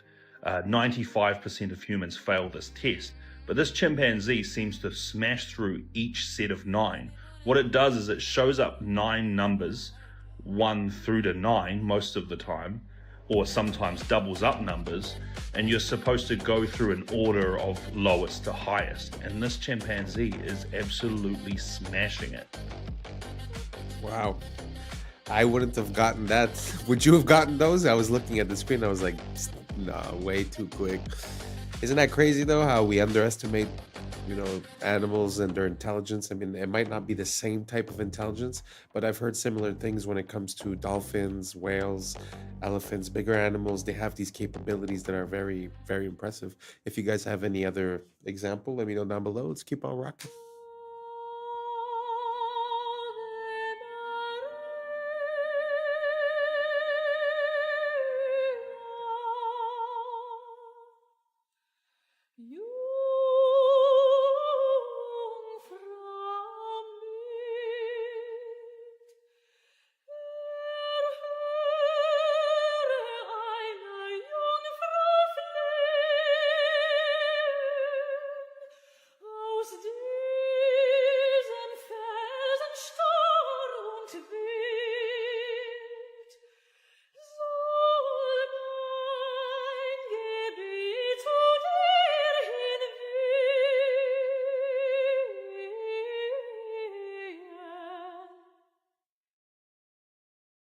This is the deepest hole humans ever drilled, and no, it didn't stop because of creepy screams from hell stories.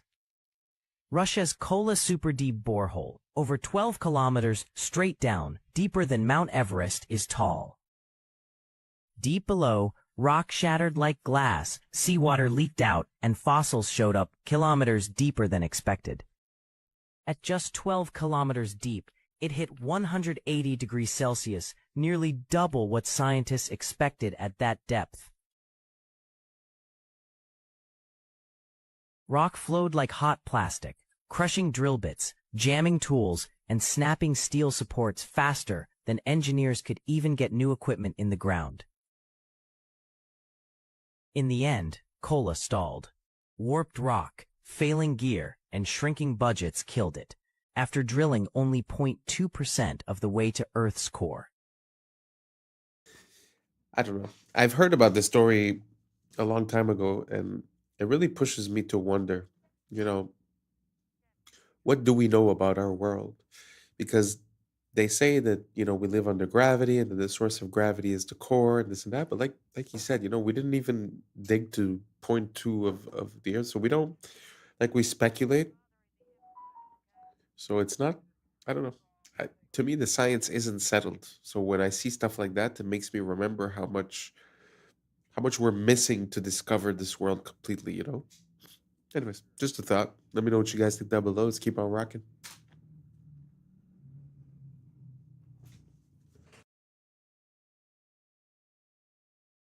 Chat, picture up, 10-4.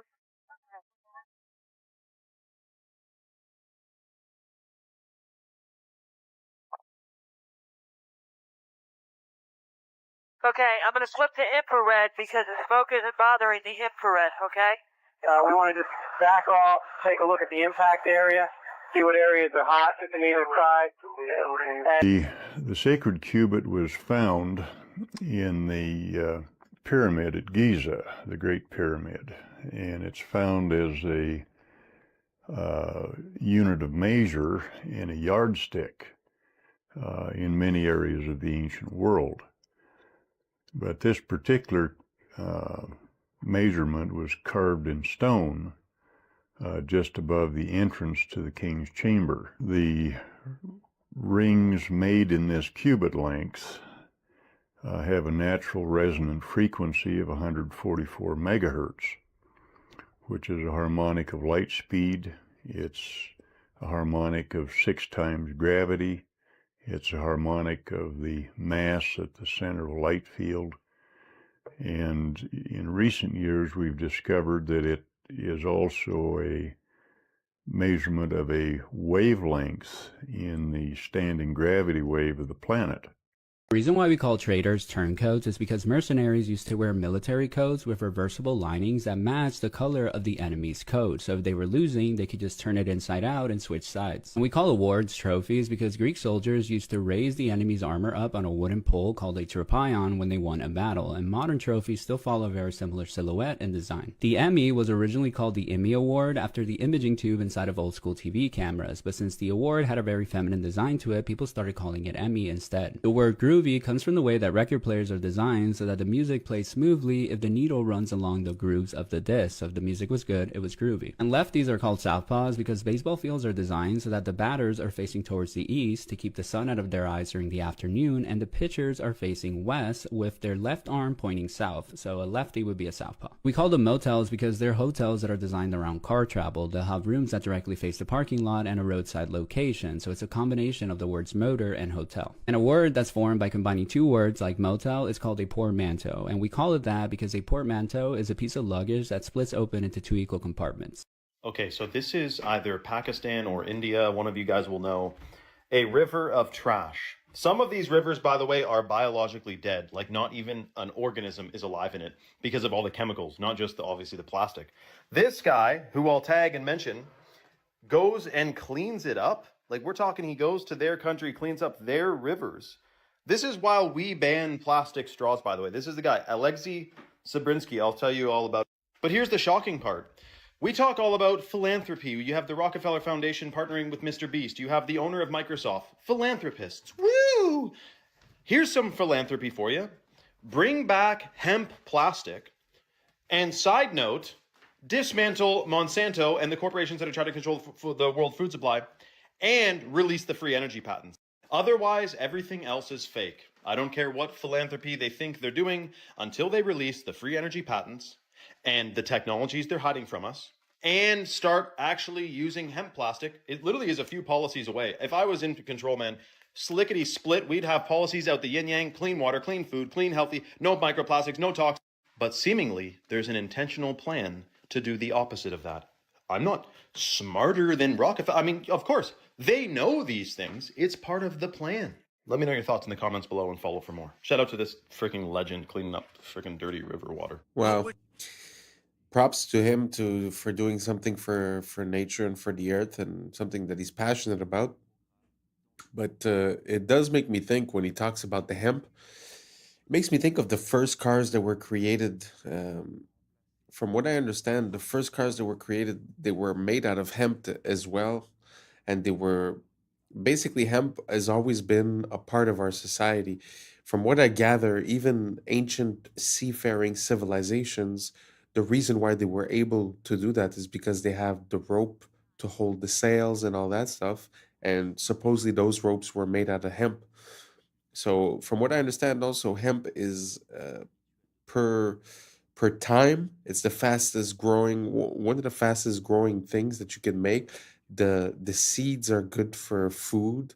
Like you said, you can make plastic, you can make oils, you can make all kinds of stuff based on something more natural. So yeah, very interesting that he was talking about that. I haven't heard anyone talk about hemp in quite a while. Used to be a big thing back in the days, but now don't really hear much about it. You guys know about hemp? You guys know about the potential of hemp? Did you know that the first car was made out of hemp? Could also run on other things than gasoline? Let me know down below, and let's keep on rocking. Charlie Kirk say to us today? I'm fine because my soul is secure in Christ. La voix d'un homme remplacée par un programme dans une église. On se croirait dans un film dystopique. A computer can take what really mattered to a man. Le plan est sous nos yeux, remplacer l'humain par la machine. C'est ça le vrai turning point. Kirk est exfiltré et on le remplace par une IA. It's a promotion. Même discours chez Melania. It is our duty to treat AI as we would our own children. Et Trump s'est réuni avec les 33 acteurs clés de la Silicon Valley AI is going to change everything. pour avancer l'agenda transhumaniste. Build out data centers and infrastructure to... Le 33, c'est la signature des rituels de transformation. C'est pour ça qu'il revient tout le temps. Et l'épisode 330 de South Park fait référence à Kirk, avant le tir. What is a woman? What is a woman? L'émotion divise et on pousse des lois contre la haine. With hate speech, we will target you. Woke contre MAGA, clivage Est-Ouest. L'issue, c'est toujours plus de surveillance. Il polarise la masse dans tous les contextes. Russie-Ukraine, Gaza-Hamas, Epstein, Clinton, Covid. Tout ce qui est mainstream est encodé. Ils avancent ensemble, comme Candace Owens l'affirme. I'm one of the Masons of Turning Point USA. Donc posez-vous cette question. Si les gouvernements étaient vraiment en conflit, pourquoi ils convergeraient tous vers le même futur? $7,000 per post. I know I've seen that happen a lot with you, Emily, and you're also at that meeting with influencers. So what's the reality of the situation? I'll speak on behalf of myself, and honestly, on behalf of... They target influencers who agree with the cause and then recruit us for meetings like what you saw with Vivi for messaging.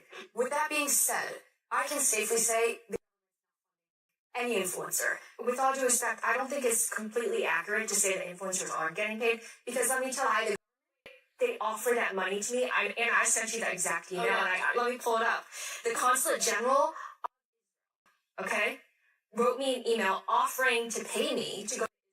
They would pay all my expenses and also pay me, and then I had, they offered to give me a spot for my guests. I shot that down. I declined because it didn't sit right with me. This is about a year ago, okay? If tomorrow I got bankrolled, I'm ready. Why can I be paid for that? Are you registering as a... Paying me for service. I work there. You should be registering. That's fine. I don't know what saddens me more. The fact that you don't see any beautiful passenger trains like this, especially in America, or the fact that Such amazing and beautiful pieces of old world machinery, like these trains, were allowed to sit out in the middle of a field and rot away. But just look at the railways of the old world in their prime and how beautiful they looked. Now compare a few of these to what we get on Amtrak today. I can certainly see why the federal government continues to pump millions of dollars into them. But they had everything from rocket trains to Zeppelin trains, like you saw in my previous video. And they even had Zeppelin trains on elevated rail. A truly beautiful golden age of travel. And sad how, in America especially, we've invested so little into proper passenger train service. The controllers would rather tear down all of our beautiful architecture to put up highways and freeways and ugly parking structures in downtowns, making sure we all are slaves to our oil-dependent vehicles. Amazing the innovation that came from that time. Question everything, friends. Until next time. Well, I don't know if any of those pictures were AI, but how impressive was that? It's hard to believe that there was that many iterations of the train when, I mean, the train didn't last that long, no? Because it was not too long before the cars, and once the cars came in, it sort of took over. So I don't know, maybe I'm mistaken, but in my mind, it's only 100 years or so, or maybe 200 years where it was the big thing. So it's kind of surprising that there was that many different versions and types, and I had never heard of a rocket train, a Zeppelin train. Super interesting. I'm gonna look for more information on that. Let me know what you guys think down below, and let's keep on rocking. Okay, remember how it's illegal to keep crows as pets? Well, this Russian man, maybe in Russia they do things different. Check out what this guy has going with this freaking crow. Ходим, собираем грибы. Нашли уже чуть-чуть. Mushrooms. Вот Гоша сейчас опять в поиске. Видите, головой вертит туда-сюда и смотрит. Даже грибочки. Ага, попить. They got good vision, man. Holy cripers. Beautiful creature, man. And you know, it looks black, but they actually are blue feathered. If you get the right lighting on them, they're actually blue. Serious. Начал метаться из стороны в сторону. Может быть, что-то и заметил. Сейчас ближе подойдем. Может взять гриб. Но я его пока не вижу. Может быть, он заметил. Oh. Так. А, вон. Where's the mushroom? How'd he spot that? Дашь? Дай. Дай грибок. О, ты дал! Молодец! Good boy, man. Я думал, ты сам съешь. Ну ладно. На, ножку забрать. Oh, he's eating it. Умничка. Все, иди прячь. Wow. So the trick is, if you have a bill, you can put money in your hand and have seeds in your hand.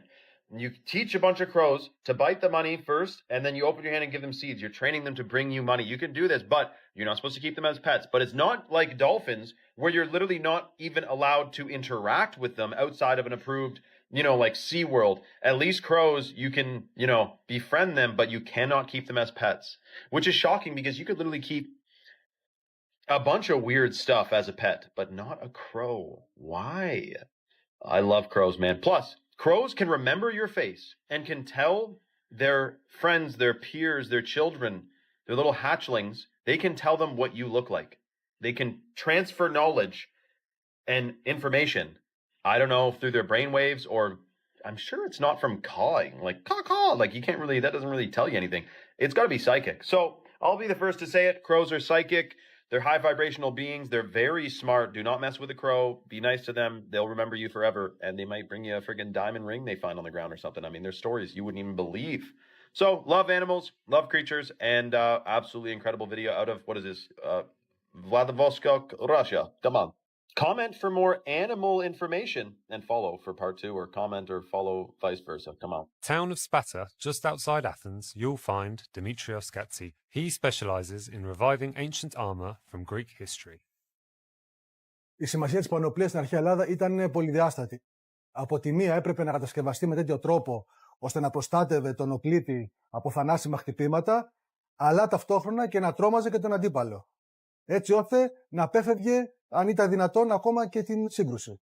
Είχαμε έναν νικητή χωρίς να δοθεί καν μάχη. Είχα την ευκαιρία να επισκεφθώ πολλά μουσεία της Δυτικής Ευρώπης και να δω με τα ίδια μου τα μάτια πόσο έχουν αφοσιωθεί και πόσο έχουν προβάλει τις πανοπλίες της Δυτικής Ευρώπης. Μέσα μου γεννήθηκε το ερώτημα, γιατί εγώ στην Ελλάδα σε κανένα μουσείο δεν έχω δει μία μεσαιωνική ελληνική πανοπλία. Αυτό το ερώτημα έγινε αιμονή και όλη μου η ζωή αφοσιώθηκε στην απάντηση αυτού του ερωτήματος. Η αρματοπία είναι μια τέχνη πάρα πολύ ενδιαφέρουσα, καταρχάς γιατί δεν υπάρχει δάσκαλος, δεν υπάρχει προηγούμενο. Πρέπει να τα ανακαλύψεις όλα μόνος σου και αυτό είναι πάρα πολύ συναρπαστικό. Ανακαλύπτεις έναν κόσμο, μια τέχνη η οποία είχε εξαλειφθεί από την Ελλάδα για τουλάχιστον 6-7 αιώνες. Έπρεπε να μελετήσω τα γάλματα, μινιατούρες, ζωγραφιές, αγγεία, ό,τι έχει να κάνει με τέχνη, στην οποία έχουν αποδοθεί πανοπλίες. Όσον αφορά την ιστορική πιστότητα των έργων μου, όταν αυτά βασίζονται σε ατόφια αρχαιολογικά ευρήματα, είναι πάρα πολύ ψηλή. Στις περιπτώσεις που τα υπάρχοντα αρχαιολογικά ευρήματα δεν είναι επαρκείς, τότε χρησιμοποιώ τις δικές μου γνώσεις και τη δική μου εμπειρία, έτσι ώστε να μπορέσω να καλύψω αυτά τα κενά. Το πρώτο στάδιο είναι η σχεδίασή της. Και σε δεύτερο στάδιο είναι η υλοποίησή της με μέταλλα και με δέρματα. Όταν επιλέγω υλικά, κοιτάω πρωτίστως να είναι όσο πιο πρωτόγωνα γίνεται. Η βασικότερη μέθοδος αρματοποιίας είναι η ενθερμόσφαιρη-λάτηση. Η ενθερμόσφαιρη-λάτηση σημαίνει ότι πυρώνουμε τα μεταλλικά στοιχεία και στη συνέχεια τα σφυριλατούμε έτσι ώστε να πάρουν την επιθυμητή φόρμα. Επιπροσθέτως, υπάρχουν και κάποιες βασικές τεχνικές οι οποίες αφορούν το κόψιμο δερμάτων, τη δημιουργία αλυσοπλέγματος, την επικόλληση μεταλλικών στοιχείων επάνω σε δέρματα με τη βοήθεια πριτσινιών κτλ. Το τελευταίο στάδιο, από τη στιγμή που έχω κατασκευάσει όλα τα επιμέρους στοιχεία μιας πανοπλίας, είναι η συναρμολόγησή τους. Μία από τις μεγαλύτερες ικανοποιήσεις ενός καλλιτέχνη είναι να βλέπει τις εκφράσεις θαυμασμού στα πρόσωπα των επισκεπτών. Σε κάθε ιστορική περίοδο της ελληνικής ιστορίας υπάρχουν και διαφορετικές πανοπλίες. Κατά τη μικηναϊκή περίοδο οι πανοπλίες είναι τερατόμορφες, είναι τρομακτικές, προκαλούν δέος και τρόμο στον αντίπαλο. Κατά την κλασική, αρχαϊκή και κλασική περίοδο οι πανοπλίες μοιάζουν πάρα πολύ με το ελληνικό άγαλμα. Είναι καλέσθητες, είναι λίες, είναι λαμπερές και είναι όμορφες. Κατά τη βυζαντινή περίοδο οι πανοπλίες έχουν αυτή τη μεγαλοπρέπεια μιας χριστιανικής εκκλησίας. Πολύ συχνά η εικόνα που έχουμε για τους αρχαίους Έλληνες οπλίτες είναι τελείως λάθος, είναι εσφαλμένη. Η εικόνα των αρχαίων Σπαρτιατών έτσι όπως παρουσιάζεται μέσα από την ταινία The 300 είναι τελείως λάθος. Οι αρχαίοι Σπαρτιάτες πηγαίναν στο πόλεμο πλήρως εξοπλισμένοι με μπρούτινες πανοπλίες. Δεν πήγαιναν με σλιπάκια και με γυμνούς κοιλιακούς. Βρίσκω την ιστορία ενδιαφέρουσα γιατί μας διδάσκει το μέλλον. Μπορούμε να πάρουμε πολλά παραδείγματα από το παρελθόν έτσι ώστε να αποφύγουμε προβλήματα του μέλλοντος. Πηγαίναν στο πόλεμο It's not the usual content, but I really like to see people that have these unconventional passions and that are really dedicated to it and listening to his whole process. I find it so amazing, and also his conclusion to everything is very nice. Anyways, we made it to the end. Thanks for rocking with me. And that's a wrap for today, familia. Whether you're tuning in with the sunrise or you're posted up after midnight, I appreciate your time, your energy, your curiosity. And don't forget, this isn't about truth or fiction. This is about perspective. If this sparks a thought, a laugh, a deeper question, then we did our job. So drop your thoughts in the comments, keep the convo alive, like, subscribe, and hit that bell if you're riding a wave, because we're just getting started. Until next time, stay grounded, stay weird, stay critical. I'm Adam Strain, and this has been Adam Strain Reacts. Peace! Now it's time for us to link up. Really think we on the brink up. Making a change from living this train. Living this train. Making a change from living this train.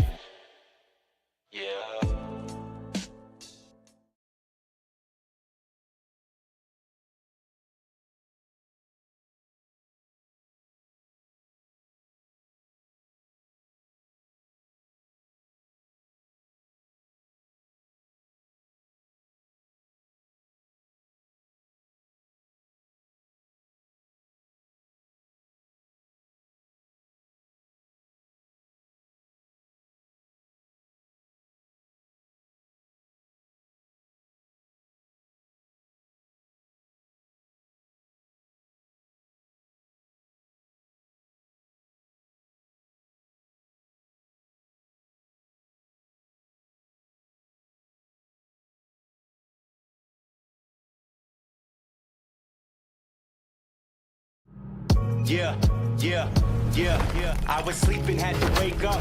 Why? Every reason I could think of. God, till the day I keep the ink up.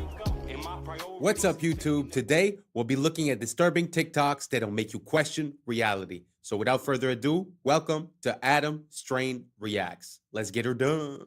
Some conspiracy theories are true.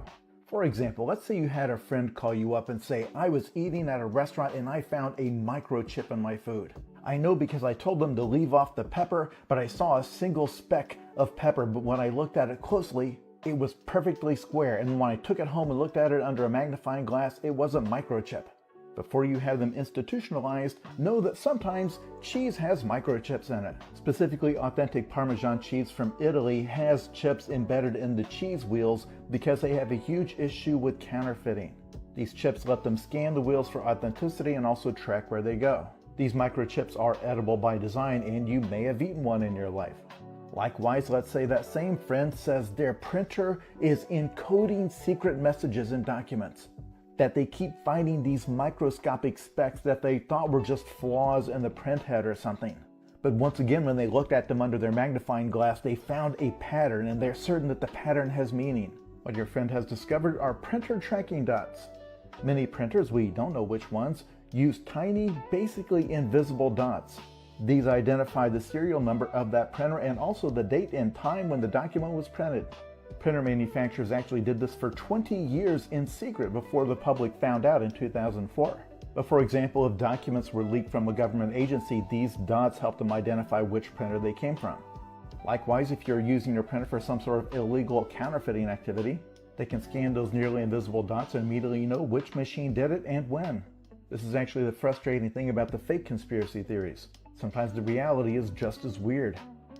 Welcome to America, where we work to live and live to work, where we spend hundreds of thousands on a home that we barely get to step foot in because the hours we work to pay for it keeps us away from it, where we buy a car just to drive it to a job that barely pays enough to keep the gas tank full, where our healthcare system will bankrupt you faster than the illness can kill you, where getting sick is the business motto and the cure is priced like a luxury. Welcome to America, where the food is fake, the water's tainted, and the air we breathe is up for sale, where the richest 1% own more than the bottom half combined, and they still tell us to work harder, where we chase the American dream only to find out it was designed to stay out of reach, and every time we get close to the finish line, they just inch it a little further back, where school doesn't teach you how to live, just how to obey, comply, and clock in, where education comes with a lifetime of debt and the diploma is nothing more than a receipt for money that you ain't never gonna see again. Welcome to America, where we pay taxes to keep the lights on in government buildings we ain't never even allowed to enter, where your rights are written in pencil and erased when it's inconvenient, where justice depends on your income and the law bends to the highest bidder. What?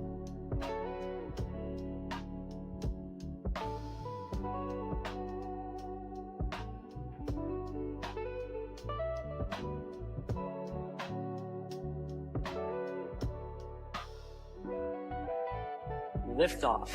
The crew is in orbit, traveling at nearly 17,000 miles an hour.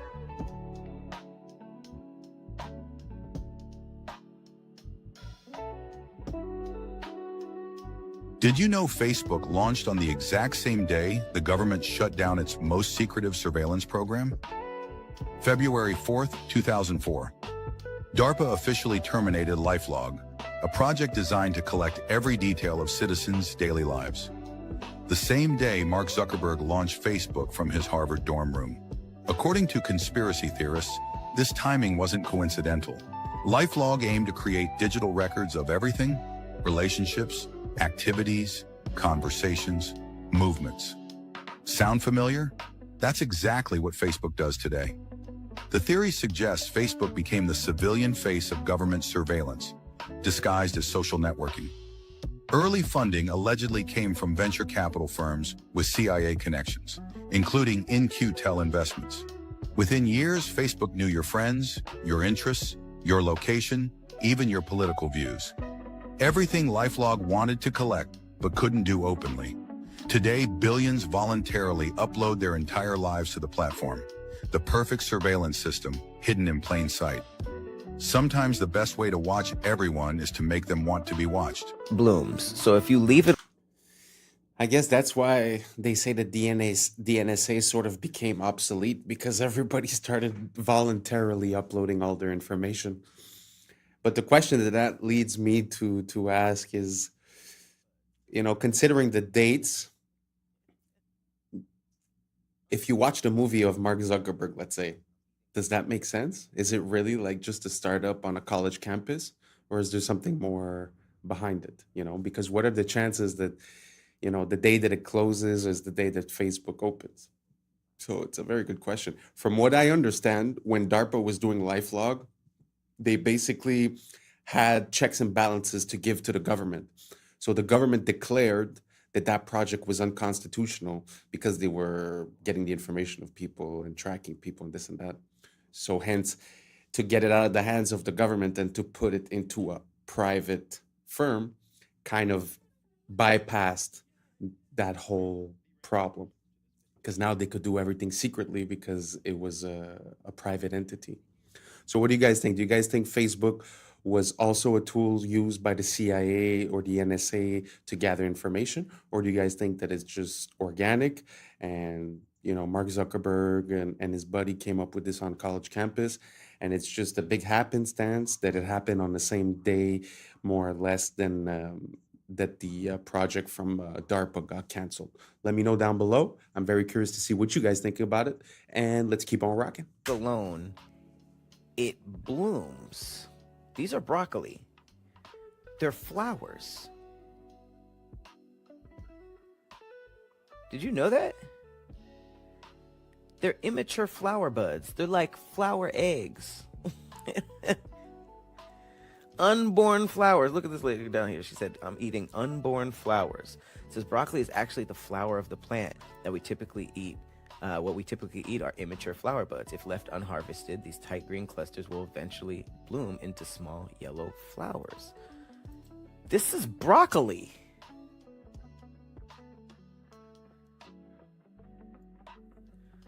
Like, what? Did y'all know that? Look. You just go on a date and give them here's some broccoli. I'm sorry. I didn't know that. You make me feel like sandwich, yeah. The ramifications to this video, the findings of this video are so shocking that I need to hear other people recreate this. And if this is true, then our entire world can change very quickly. Listen to this, absolutely shocking, and let me know your thoughts. What if intuition was a state of water, a kind of etheric antenna? You see, I've observed that after placing a sunflower seed in water, removing and freezing using a crystallographic method, the water doesn't design the seed, but rather it reads the potential in the seed and designs the outcome, the sunflower. Here are examples of water doing the same thing with apple seeds and flax seeds. So what if the water in us shares and receives information to and from the water in the air around us, which on a very subtle level is attracted to the human biofield, which is electrical and magnetic? Since it appears that water reads potentials as demonstrated in my seed examples, then perhaps the water in us uses our electrical charge to probe all potential outcomes simultaneously like a quantum computer and returns back with the most likely outcome, which we all call intuition. So intuition is the water in our body, seeing the potential of outcomes, quantumness. Like, this is incredible. The shockingest part, you put a freaking seed in water, you freeze the water. If you didn't catch that, that's what she did. She froze the water. And the water froze into the shape, the look of a sunflower. But she just put a seed in it. This is real. Recreate this study. She did it with apples and freaking alfalfa sprouts or flax seeds. Now, this is reminding me of Masaru Emoto. If you guys remember, the Japanese man who they say his studies were never proven and but meanwhile, we know he was onto something there with the freezing the water. Plus the snowflake thing too. I mean, water is, from my understanding and research, actually conscious. It's not this inanimate thing. It has its own consciousness. It's self-organizing, and it has memory. It retains memory. So there's a lot to water that we know nothing about, which we were never told. But I'm sure if this woman knows about it, if I know about it, how could you tell me that deep underground military bases with limitless budgets and boards of the most brilliant scientists in the world are just unaware that water has these incredible properties and powers? What is happening now to solidify that it's coming? Well, it happened in Vietnam. Sorry, my mind's a bit blown. Do you guys think that's real? What implications does that have? I mean, the fact that you could put the seed in the water and it's going to project the image of the grown plant. I mean, I can't even imagine what that means. If you guys have an idea, write down below, because truly I'm awestruck. Let's keep on rocking. Vietnam. 86 million people have no longer access to their banks because they refuse to comply with biometrical standards for digital identification. Denial by default. As of September 1st, 2025, banks across Vietnam are closing accounts deemed non-compliant to new biometric rules. Authorities estimate over 86 million accounts have been restricted. And the reason why this is all going on is because let's say the World Economic Forum, can we just force them to comply by restricting their bank accounts? Because if you have no money, what are you going to do? Eventually, you're going to comply. And if you don't, Vietnam can assert a martial law. They have no reason not to say, all you people who are trying to usurp this system by bartering or whatever, if we catch you doing that, you're going to jail. And that will force people to accept the digital system. This is not something that is going to stay in Vietnam. This is a test, because if we look at what's going on with the European Central Bank and digital ID initiative in Europe, as well as the real ID being imposed in the United States, we can see that it is coming to us as well. That's where it gets confusing. Right. So, what do you guys think about the digital ID? Do you guys think that it's the natural progression of things, or do you guys think that this is a whole other level of control, tracking, data harvesting, and etc.? Right? Let me know down below, and let's keep on rocking. the real problem, the question is the Van Allen radiation belts. Now, the people that say that it's easy to go through the Van Allen radiation belts will tell you that it's a donut. It's not like covering the entire sphere of Earth evenly, that there's openings at the top and the bottom. Is this correct? Well, yeah, but then they would have to launch at the North Pole or South Pole, where it's not possible to launch because of the temperatures. That's the only way you could do it, to get through those holes? That's right. According to NASA's own flight plan, they went directly through the center. That's why they launched in southern Florida, to be close to the equator. Okay, so what they would say is that it's not that dangerous, and it's just like being exposed to a few x-rays, and that the people were shielded. Well, go to Sabrel.com and watch a latest clip about it. But you're right there, so I just want to give you the opportunity. I'm just saying, what they would say to you. The clip there is of Kelly Smith. He's an employee at NASA, explaining something that most people don't know, which is above the Earth, starting at about 1,000 miles and extending about 30,000 miles, is a huge band of radiation that astronauts would have to go through to the moon and through again back. First, he says it's dangerous, meaning deadly, and then he says that the technology for an astronaut to go through it to the moon and back and survive has yet to be invented.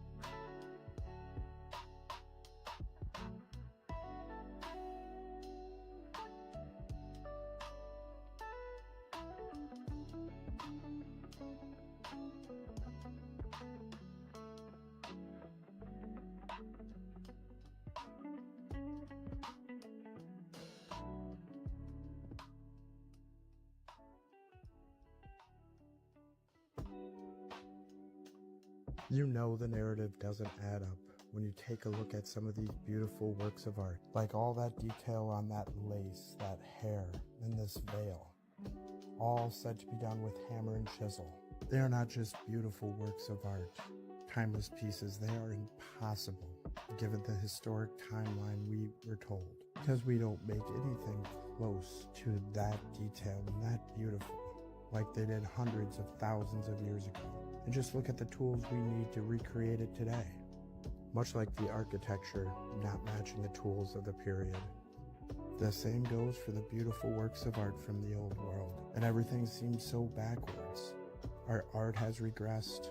Our buildings are nothing more than boxes. This next video breaks down how we need robots and tools to help us replicate the beauty of the old world. A monumental block of marble about the size of a railway car, 200,000 pounds of flawless Carrara stone. You're going to move this block out of here? We are going to move this big boy out of here. How? There are going to be a couple of cranes and a huge truck to lift it. A feat not possible in Michelangelo's time, but then neither was this. Meet Robo, one of the brigade of robots taking over sculpture. We watched as Leonardo da Vinci's trademark hat was adjusted, not with a hammer and chisel, but a 13-foot zinc alloy arm and a spinning diamond-crusted finger. Water jets kept Leonardo cool. This was a week's work for Robo, with another 2 to go.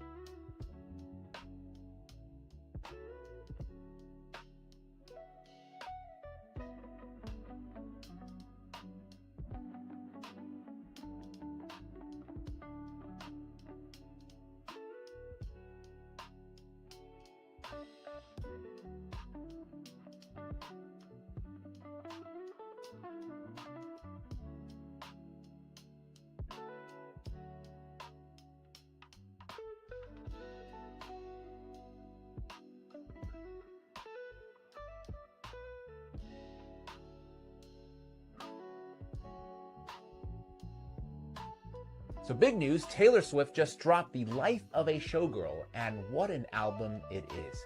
Her fiance Travis Kelce says it's banger after banger. USA Today says she's shaken off the gloom of the tortured poets department and returned with playful pop and sharp one-liners. The New York Times frames it as Taylor hungry to move on, less about feuds and more about her future, though not without some side-eye at her past. The Guardian wasn't as impressed, though, saying that the whole thing feels a little bit rushed, akin to how romantic bliss doesn't fuel the same fire as heartbreak. Billboard magazine describes it as bangers for adults, not another 1989, but mature, sharp, and still packed with hooks. Variety says the love songs here feel easy for once, not battle-tested, which makes the album an uncomplicated good time. And People, they went all in, calling it her most radio-ready album since 1989 and the spiritual sister of Reputation. For me, overall, feels like a reset. Is it her best album? No. But is it entertaining, a little messy, and guaranteed to get people talking? Absolutely. They just gave the green light for ChatGPT to have a lot of freaky conversations with a lot of freaky people. I might be the first person to let you know this, but it's true. ChatGPT just went to a whole different level. So Sam Altman just announced that ChatGPT will soon be able to engage in erotic interactions with age-verified adults starting in December. And for the people in the back that don't know what that means, if you ain't got nobody to talk to that way, ChatGPT is going to talk to you that way, the freaky way. So they're saying that in December, OpenAI will permit mature content, including erotica. Mind you, it's a lot of people that's going to think this shit is real. It's a lot of kids that's going to log on to ChatGPT and interact with that. They're talking about it's going to be age restrictions. How? How are you going to restrict that? How do you know who's on the other side of ChatGPT? Mind you, people were trying to stop this because we already seen what happened to a couple of kids that thought they was interacting with a real person and they took their own lives. And then you have some adults who really and truly conversate with ChatGPT each and every day. I'm not saying it's a problem with that, but it's a problem with that. And now they're telling people that you'll be able to have those type of conversations, freaky conversations, erotica conversations with a computer. They're taking this shit to a whole nother level. Now think about this. Y'all see Sora 2 just came out, right? So think about people making AI figures and then doing that AI chat, the freaky chat. OF models, y'all in trouble because guess what? Now people ain't gotta pay for that. Now they can make the woman of their dreams or the man of their dreams via Sora, and then have a chat with them via OpenAI, via ChatGPT. And what does that do for the population? Don't let me find out that you gonna be on ChatGPT using it the freaky way, because it's about to get freaky, man. I'm out. Michael Jackson was trying to tell us they're casting spells on us through music. Check this out. Singers, when they sing songs, it's like a mantra. When you repeat a chorus over and over and over. So when a kid hears a song and he starts singing that chorus over and over and over, then you start to hear it in the alpha state, into the subconscious mind. So you start to become the song or become what you're saying. Now, Michael Jackson being one of the greatest musicians to ever live, you can safely say that he's an authority figure when it comes to the subject of music. The reality is that music is one of the most powerful forms of programming. Stay weird. You don't just listen to it, you actually... A worldwide. I agree with that. And whether it's music coming from outside or the music that emanates from your thoughts, it's very important to keep it positive and keep yourself on a good outcome. Because like he's saying, if let's say the song that you're listening to is, the chorus is hate your neighbor, hate your neighbor, hate your neighbor. Like he said, at one point you go into alpha state and you start talking to your subconscious, feeding that. So what do you think is going to happen in your conscious life? You're probably going to have more hate. As for if you were listening to a song that says love your neighbor, love your neighbor, love your neighbor, you're probably going to end up with a different consequence. It's the same thing with your choice of words. A lot of people replace the word mourning with rising because mourning is associated with death and rising is associated with life. It's an example, but these patterns create a sort of spell, as if you want to call it that. Some people call it epigenetics, the biology of belief. There's different interpretations of it, but my only point to this is I think we should be careful what we consume, what we listen to, what we repeat, how we think, and what we say. If you guys agree, or if you don't agree, let me know down below, and let's keep on rocking. Event that left so many remains melted and scorched. You can see the blackening and charring on so many of these melted structures. Most of these structures are still buried from the many resets that occurred after them. This is a perfect one. To the right of that archway, you can see a lot of that structure deformed and buried under the stone, and that undeniable scorching. Some more blackened stone here on the top, and in little small parts all along this melted ruin.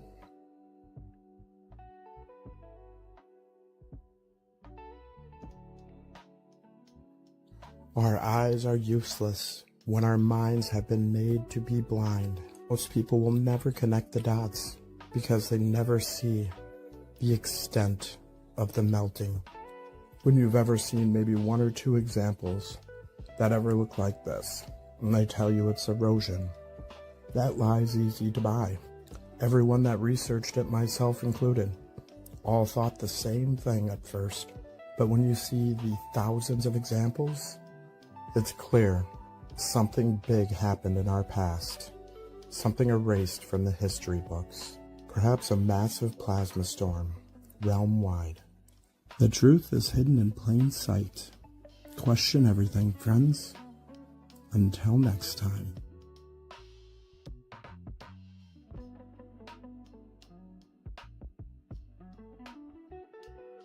And that's a wrap for today, familia. Whether you're tuning in with the sunrise or you're posted up after midnight, I appreciate your time, your energy, your curiosity. And remember, this isn't about truth or fiction. This is about perspective. If this sparked a thought, a laugh, a deeper question, then we did our job. Drop your thoughts in the comments. Keep the convo alive. Like, subscribe. Don't forget to hit that bell if you're riding a wave, because we're just getting started. Until next time, stay grounded, stay weird, stay critical. I'm Adam Strain, and this has been Adam Strain Reacts. Peace. Now's the time for us to link up. Really think we on the brink up. Making a change, we're living this change. Living this change. Making a change. I'm living this change. Yeah. And I say, oh, I sound like I have a slur.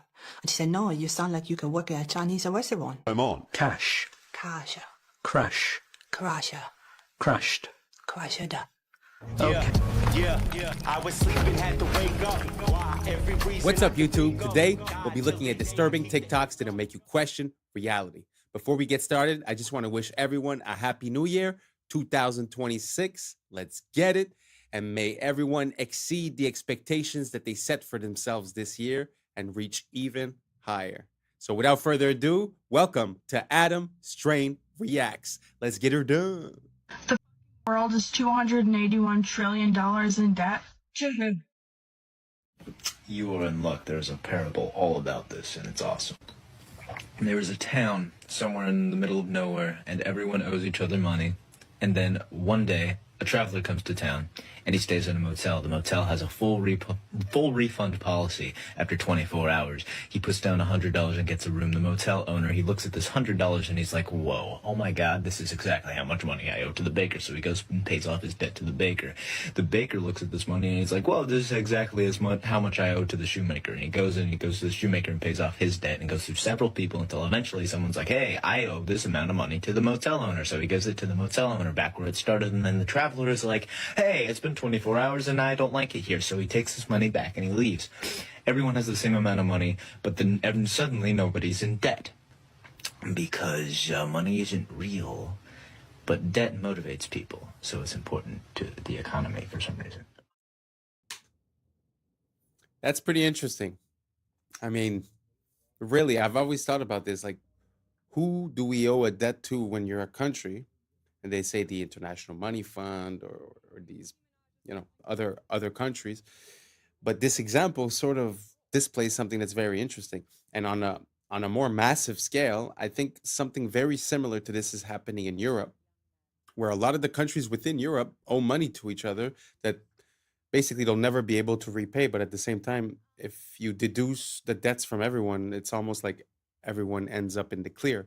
So maybe I'm missing something, but yeah, I feel like it kind of makes sense that at the end of the day, it's just an idea that we have and it's not really mathematically sound. And I guess that's why the concept of usury was like, prohibited by the Christians and this and that, because I think it sort of creates a part of value of money that's unreal in a way. So let me know if I missed something. But that example, do you catch it? Does that make sense? Everyone paid each other, but at the end of the day, the same amount of money is there, and the guy took back his $10, but everyone's accounts are settled. So maybe I'm missing something. Write it down below, keep me in the loop, and let's keep on rocking.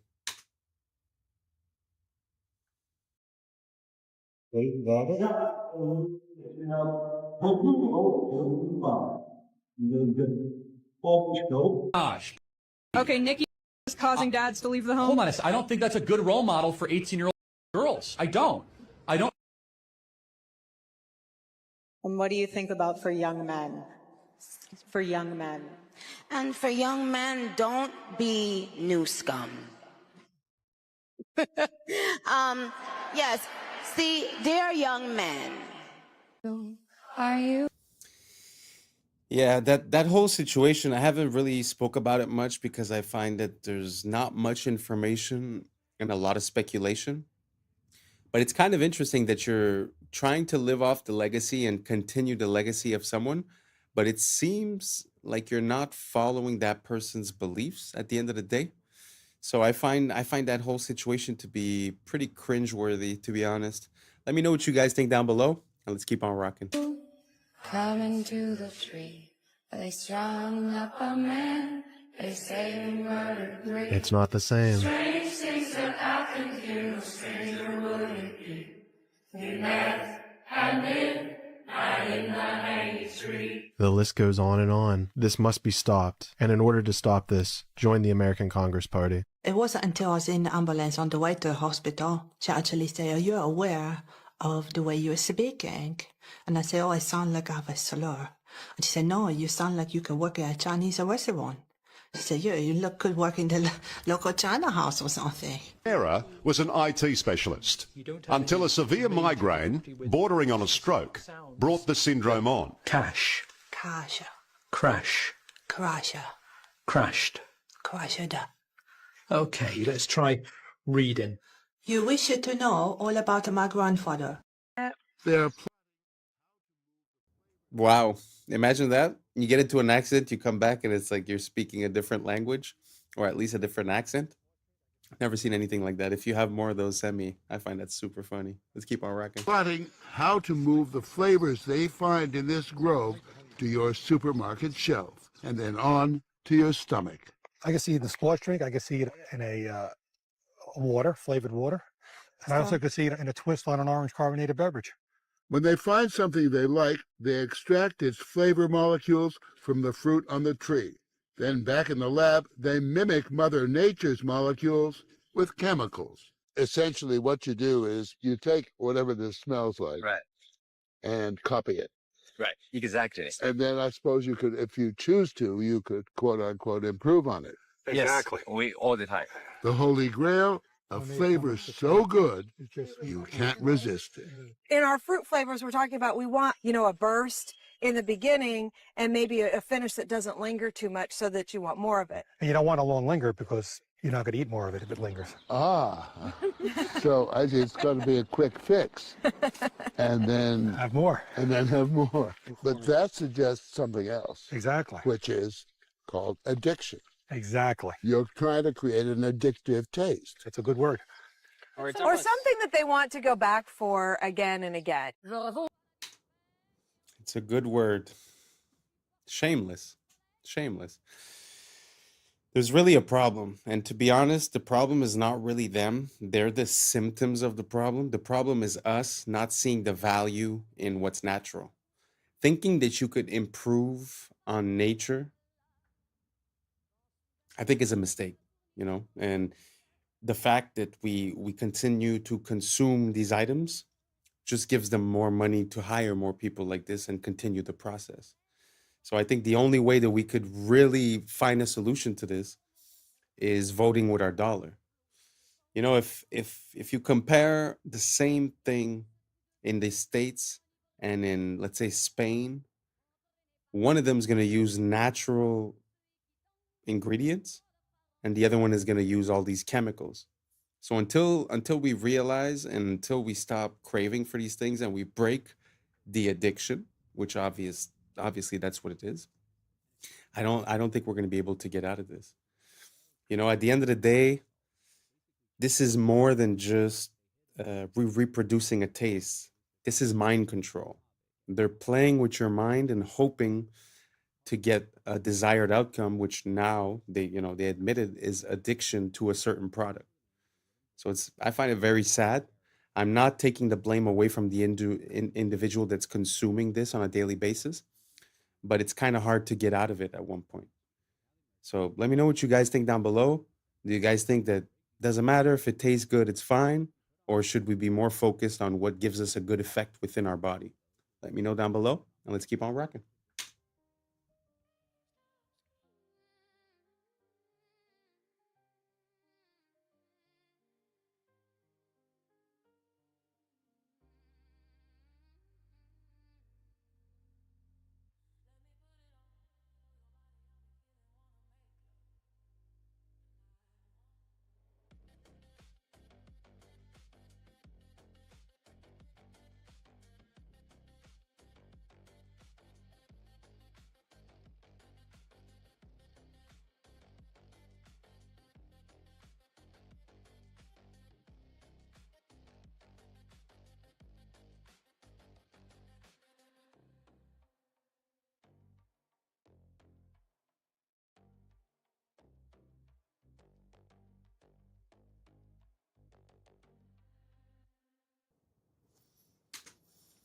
Wow. It's really to have a glimpse into that world just makes me realize how much we come from greatness and how the mighty have fallen, the beauty of the architecture, the way people would present themselves, the respect that they had between them, just the fact of dressing properly and holding a good posture. And it's something that is so beautiful to see. And I wish we would live in that era, or at least that era could come back in one way, shape, or form. But just the beauty of the buildings, the details that you could see, and all the so beautiful, so beautiful. Let me know what you guys think down below, and let's keep on rocking. The reason why we use the word flirtation is because noble women in the 1700s used to flirt or wave their fans in a specific way to subtly communicate that they were interested. And if you find a way to cheat the system, you found a loophole, which is what these arrow slits and castles used to be called, which were basically cheat codes for archers because they could stay hidden while shooting arrows. And if a topic is really specific, it's a niche topic, and we call it that because a niche is a hole in the wall that was carved out to hold a specific object like a statue or a relic. And the front panel of a car is called a dashboard, but it's also the name of the wooden board that's attached to the front of a carriage, which basically protected the driver from being pelted by rocks and dirt while the horse was dashing. And bankrupt comes from the Italian word bancarrota, which means broken bench, because Italian merchants used to sell their goods on benches, and banks would literally break these benches if they didn't pay off their debt. If you put off a task, it's on the back burner, and that's because the fire and wood burning stoves was right beneath the front burners, and the heat would dissipate as it traveled to the back, so you just naturally place the slow cooking pots there. And the statues in front of ships were called figureheads, which is why we now call the leaders of a group or a company a figurehead. And we call video recordings footage because a movie's runtime used to be measured in feet. The theater cameras would literally project 1 foot of the film stock in 1 second. Isn't that all your... It's so amazing to see where things come from. One of my recent songs, I say, the etymology, it teach you more than all your recent technologies. And like, that's pretty much it, because we get so far into the application, we forget where things come from. And I love to dive back into the past. It makes me be able to use, the proper word at the proper time and understand what it means and where it comes from. And obviously, a lot of these things get diluted, changed. And the name of that song is actually called Inverted. Our world is inverted upside down. So it's like, it's very interesting to see how words change, but also to see how we still use words that have a lot of meaning, but we've lost the meaning, but still use the application. Very interesting. Let me know what you guys think about etymology down below. Is that something you like? Because I would love to share a ton more with you guys. So let me know down below, and let's keep on rocking. Computer screens are blue lit. The reason none of them are red lit, the reason none of them pay attention to circadian biology is because that original technology was developed in a government program that Bobby Kennedy knows about, and I happen to know about because I went to medical school at LSU. For those of you who've never heard about Operation Paperclip, you think it's all conspiracy theory. So at Tulane Neurology and Tulane Neurosurgery in the 50s and 60s and 70s and 80s, the CIA started a program there where they would do all these crazy things to monkeys. The CIA wanted to see how they could control things utilizing different things like drugs and things like that. Where the neurosurgeons got involved, which is my clade, we would drill tops of the heads off, put wires into the thalamus, put electricity in there, and kind of see what kind of behavioral changes we could have. One of the guys that was in that program was a guy named Professor Delgado. When he saw that we could control the behavior with the wired device, he said, what if we do it wirelessly? So he checked it in monkeys and checked it in bulls, and it turned out you can do it wirelessly with RFID chips and semiconductors. Then the CIA took it to the next level. They said, well, since this is electromagnetic radiation, what if we did it through light through screens? And it turns out you can. And that's the reason why all your computer screens have the frequencies they have. So why is this all important? Well, the person that set this meeting up between me and Bobby is the patent attorney that made sure that Google and Meta have those things so they can control the things that we all do. Where did the original idea come from that started off in MK Ultra with the CIA? You're going to be surprised when you hear this. It came from the mafia in Las Vegas. They wanted to build a new city in a desert. They enclosed it all, blacked out the windows, invented slot machines that were blue lit. And they found out that they didn't have to take a gun, stick it in your face to steal your money. Then they even got smarter. They said, let's give people free alcohol while they're doing that. And they found out they got the money quicker. And that's when the CIA got the idea to start this program. That's really how it started.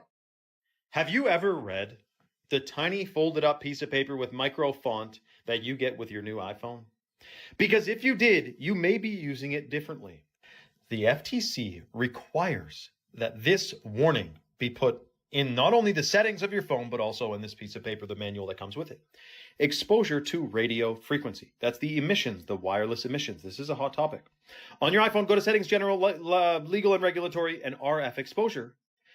What does it tell you in the RF Exposure part of your settings. No big deal. Just that you should keep it away from your body to ensure exposure levels to these electromagnetic frequencies remain at or below the as tested levels.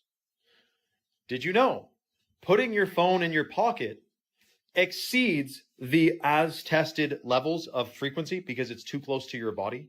Or how about putting your phone to your head?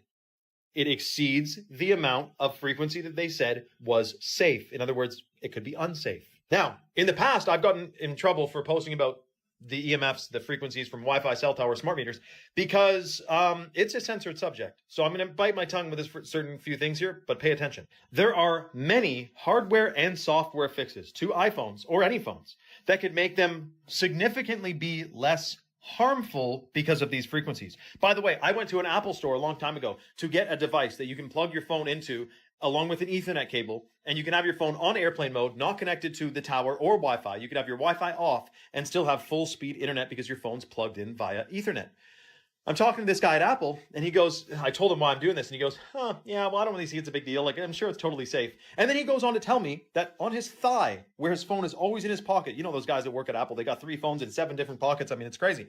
He's like, yeah, I do have a rectangular mark of red skin on my thigh from where my phone sits all day.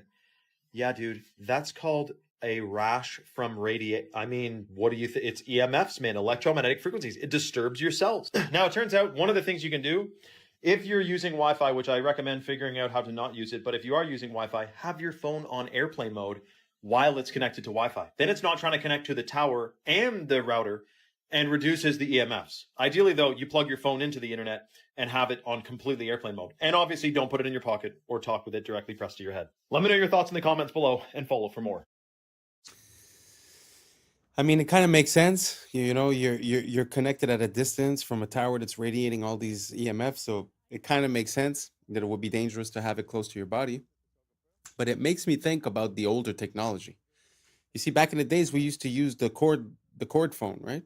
And the cord phone, when you think about it, it was plugged into the wall, but it wasn't even plugged with electricity. So I'm pretty sure that the radiation or EMFs that would have been radiated by that are probably 1,000, if not 1,000,000 times less strong. So a lot of time, you know, we change our technology for accessibility, but we either reduce in quality or we increase in toxicity. I think we're a bit lost, you know. And I was thinking about that recently. Like, if I were to build a house today, I wouldn't want it to be wireless. I would want wires everywhere inside of the walls so that anywhere I go, I plug myself in. Why would I want all the information? Like, let's say you're watching a video on your phone. Why would I want the information of that video all around me at every moment, you know? And then to go just a step further, if you look at, you know, a lot of people now, they tend to live in condo buildings, apartment buildings. You ever look, when you look for a Wi-Fi inside of one of those buildings, you're exposed to at least 50 of them at the same time. Can you imagine the multiplication and how dangerous that could be? So it's kind of weird. They're selling you a cell phone that's made to talk on the phone, but if you put it here, it hurts you. If you put it in your pocket, it hurts you. So I don't know. I don't know what we're doing, you know? I think we're gonna need a little bit of consciousness and realize what we're doing and try to find a solution to it. I've heard about the stickers on the back of the phones. Does anyone use that? Does that work for you guys? I'd be very curious to see what ideas you guys have to reduce the EMFs. I've heard about the lead paint. I've heard about different types of ideas. But let me know what you guys think down below. Are you team wireless or are you team wired? I'm team wired all the way. So let me know down below and let's keep on rocking. Excuse me. I just want to say I really like your style. You look incredibly stylish, if you don't mind me saying. Oh, I don't mind you saying that at all. It's a very nice thing to say. I'm a portrait photographer. What is the shtick? Tell me. So I talk to the stranger, I take a picture of them. I disapprove thoroughly of social media. I know what you mean. I think it's poisonous. But I've tried to use it as in a positive way. And what's your name? Irene. And you're a teensy bit skeptical? Of course, because I live in London and the world is full of scams. Would this face scam anybody? That isn't something that you can ever say, unfortunately. I'm going to show you what I do. Okay. Oh, how sweet. You were walking very briskly there. I have things to do. I'm going away next week. I'm 88 and a half. I'm old. You are so sprightly for 88 and a Yes, half. I am. I am sprightly for my age because I make a point of doing a lot of exercise. But also, because I know I have limited time, my son says I am frenetic. So I am filling it with lovely things. It's aloneness rather than loneliness. If you could write a letter to your younger self, Don't be cautious. Go for it. I was often too cautious. how is your confidence in your life? I am up to a point. For instance, I have just booked myself this holiday. It's called Solos, the company, because they deal with people on their own, on a gullet, which is a Turkish sailing ship. And at first I was fully confident. Now I suddenly am thinking, and it's only a week away, oh my goodness, I'm going to be the oldest person there. I'm going to be a pain in the neck to everybody. And oh dear, oh dear, oh dear. Yes, I don't know how it's going to be on this boat. Getting on and getting off is going to be a problem. Hopefully this has been a nice experience for you, Irene. It's been a different experience through Kensington Gardens. And what are your hopes for the future? Long life. Which I've already had.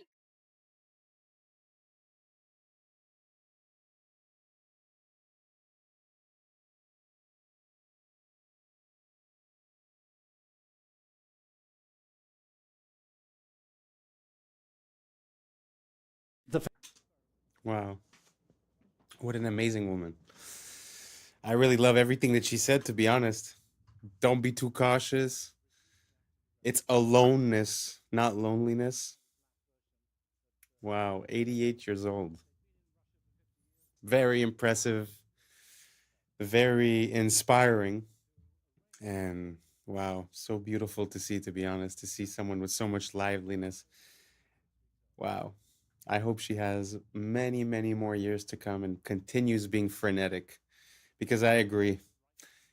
It seems like people nowadays, they hustle to be able to do nothing.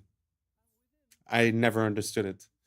Like, the goal of working for money is to be able to do something with your money, right? It's not to go home and close your brain down for 8 hours on Netflix and then go to bed, right? So I love to see something like that. And to be honest, I feel like I have more in common with this woman than a lot of people of my age. Really beautiful, really inspiring. Long live her. And yeah, let me know what you guys think down below. Let's keep on rocking. Famous experiment by the Russian biologist Dmitry Belyaev, who in the 1950s started selecting foxes on the basis of reduced reactive aggression. So here's what he did. He took foxes, slightly black version that occurs in Canada. They'd been in Russia for 50 years, breeding without anyone deliberately selecting them.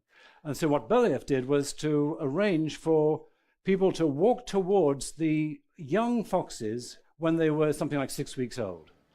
And at the point that the young fox said, "Ah!" then they would write down, well, how far was that? And they would breed from the ones who got closest, who allowed the human to get closest. And within a few years, in sometimes 3 years, sometimes 5 years, sometimes 10 years, different features that are found in domesticated animals suddenly appeared, such as these white patches. Doesn't look much like a fox anymore, does it? It looks like Fido. Floppy ears. You probably remember that there's only one animal in the wild that has floppy ears, or one kind, and that's elephants. Floppy ears are characteristic of our friendliest dogs. So these are examples of features of the domestication syndrome. And what we're seeing here is evidence that you select against reactive aggression, and then, boom, magic, you get these features of the domestication syndrome, which is why goats and horses and cows and cats and dogs all have individuals that have got white patches of fur on them. Floppy ears occur in all of these animals too.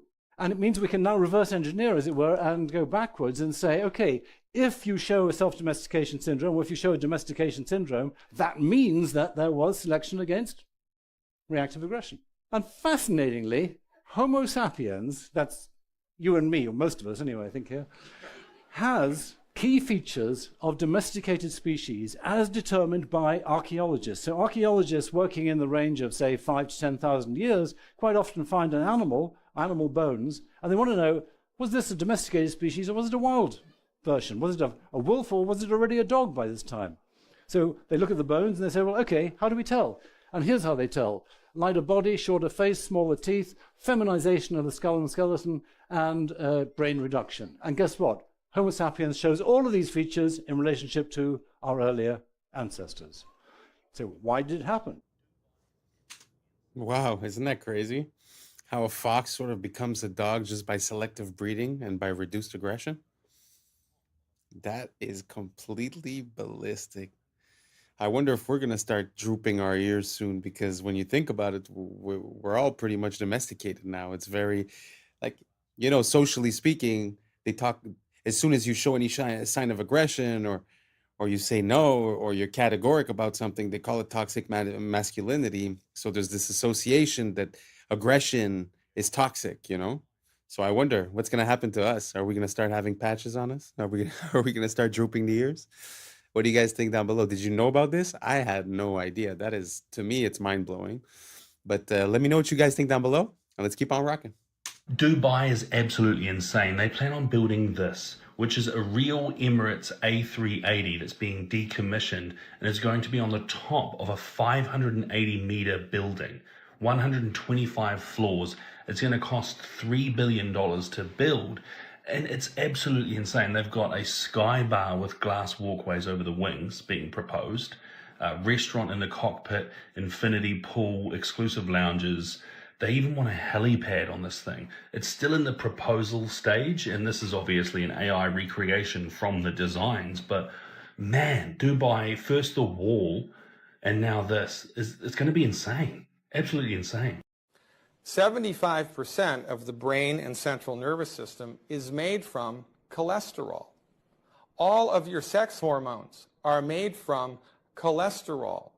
All of the walls of all of the trillions of the cells in your body are made from cholesterol. Cholesterol is so important to the human body that your body makes it. She's from Texas, I can tell by the way he's two-stepping round the room. And judging by the smile that's written on his face, there's nothing I can do.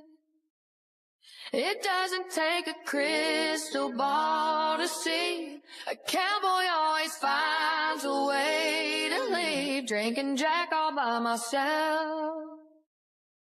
Rome is in the middle of the Americas. It's all a Roman corporation.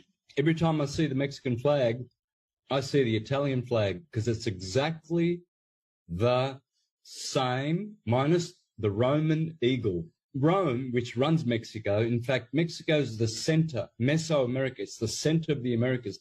This is where the Jesuits came, installed their Inquisition. Mexico had a violent, vicious Inquisition. They're telling you in your face, if you know what you're looking for, they've got the eagle, the Roman eagle, right in the middle of the green, red, and white, exactly the same as the Italian flag, which comes from the Persian flag, which is horizontally green, white, and red. Because the Roman elite families, the Farneses in particular, the Orsini, the Pallavicinis, Aldobrandinis, they're all from Persian. They're all Iranians. And that's a wrap for today, familia. Whether you're tuning in with the sunrise or you're posted up after midnight, I appreciate your time, your energy, your curiosity. And don't forget, this isn't about truth or fiction. This is about perspective. If this sparked a laugh, a thought, a deeper question, then we did our job. So drop your thoughts in the comments, keep the convo alive, like, subscribe, and don't forget to hit that bell if you're riding a wave, because we're just getting started. So until next time, stay grounded, stay weird, stay critical. I'm Adam Strain, and this has been Adam Strain Reacts. Peace! I don't know what y'all think, but now's the time for us to link up. Really think we on the brink up, making a change, we're living this change. Living this change. Making a change. I'm living this change. Yeah. This is a tongue-eating louse. It cuts off circulation, and the tongue eventually... Horses could have mustaches. They have horizontal eyes. Last year, December of 2024 to be exact, that is when it became official that the bald eagle was America's national bird. I was sleeping, had to wake up. Why? Every reason I can think What's of. up, YouTube? Today, we'll be looking at disturbing TikToks that'll make you question reality. So without further ado, welcome to Adam Strain Reacts. Let's get her done. This is a nasty little creature right here. It's a parasite that survives by taking over another animal's body. Most fish don't react to it because by the time it's visible, the damage is already done. This is a tongue-eating louse. It enters a fish through the gills and clamps onto the tongue. It cuts off circulation and the tongue eventually dies and falls off. The parasite doesn't leave. It takes the tongue's place and functions as the new organ while the fish keeps eating. This is one of the only known parasites that replaces an organ inside a living host, straight from the fish tank. Gee whiz. Anybody ever seen that before? I had never seen anything close to that.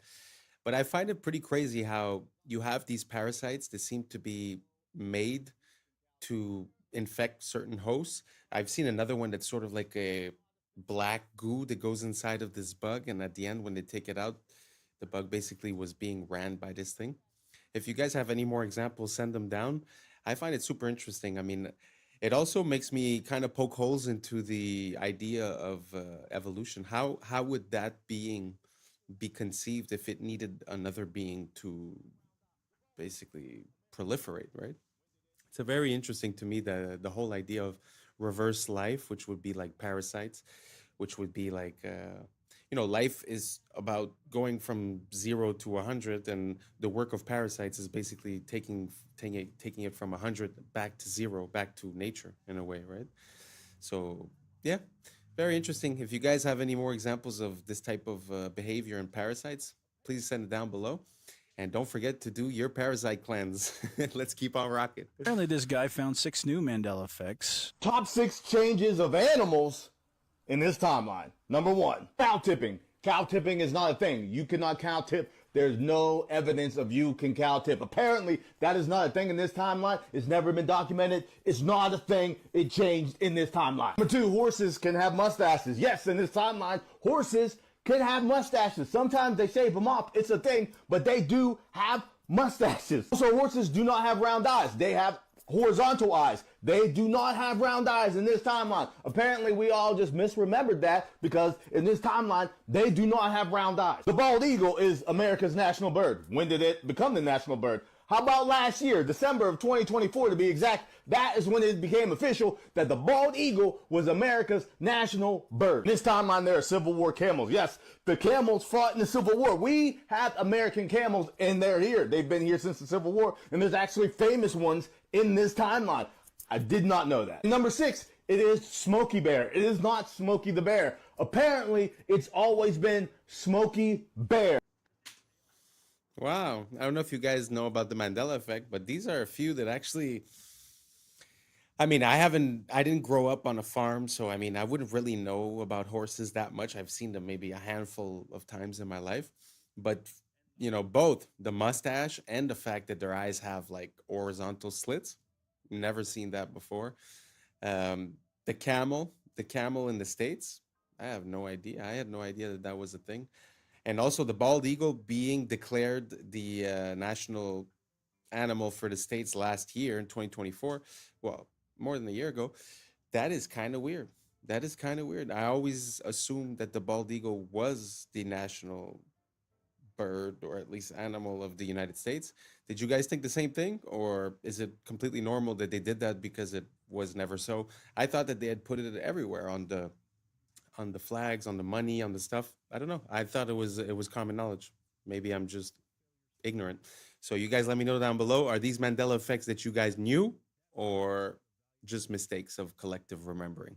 Let me know down below, and let's keep on rocking. This is an AI-powered cleaning robot developed in China, and they've made it because they want to clean up the oceans and the rivers and all the waterways around the world. And so they've developed this thing that can sort of move around autonomously. Hopefully they succeed in this effort, and hopefully India buys some, maybe? Wow.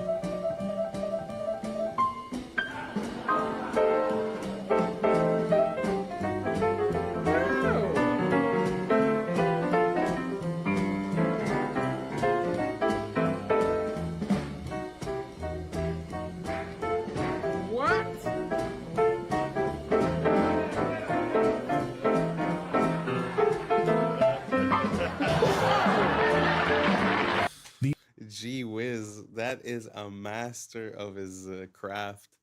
Beautiful to see. I had never seen anything like it. And also the bot that was cleaning up in China, that AI bot. Gee whiz! I think that's one of the first good applications I've seen them put AI on, because they've been talking about replacing politicians with AI, all these crazy things. But that I approve that message. Let's clean up the water with AI. Thank you very much. That's a good idea. Anyways, let's keep on rocking. The only way to success is through failure. I'm saying through for a reason. You have to go through the failure points to what? Learn, develop, grow. That's what failure's for. If you failed, that doesn't mean that you stop. That means you keep going. That means you just learned a valuable lesson. Oh man, I lost all my money. Cool, how? Well, I invested in this business at... Well, now you know, don't invest in that shit. Education costs money, doesn't it? Your failures are education. This right, like as he did, right? It's underneath and try and keep it. That feels pretty tight right there, right? Mm-hmm. Okay, so you can, just breathe naturally. Let's just see what happens. Okay. All right, so we're at 1,367. We've already just passed 2. So now we're in the place where he can be having headaches. He can be, we're at 3,786. Look at this. We've just passed 5,000. Now we're in the toxic level. Right now we could be doing this 7,000 inside this mask of the CO2. 8,000 parts per million. And now this thing's gone off the Richter scale, folks. It can't even register how high the CO2 levels are inside. And look how many seconds that was. Wow. It's pretty crazy to think that we recommended that for all of our kids, no? I mean, it's a sad thing to see, but at the end of the day, I guess that's what it is. And regarding the video from before, it was saying that you must go through failures to reach success. I find that very interesting because it made me click for the first time. I've heard the phrase, I've internalized the lesson and stuff, but there's one little distinction that kind of hit me this time around. Sorry. And it's the fact that, through all this information that we have and all the access that we have, I find that something that we try to do, even as a mentor, we try to save our students from living certain failures. But as he said, going through that failure is the education. And I wonder if the fact of giving the lesson as a secondhand experience has the same impact as the person literally going through the failure. I don't know if you guys get the distinctions that I'm trying to make, but I totally agree. I think that our fear of failure and our fear of not succeeding has caused us to be very careful. And I think being careful is not an attribute that makes a billionaire, if you get my drift. Anyways, let me know what you guys think down below, and let's keep on rocking.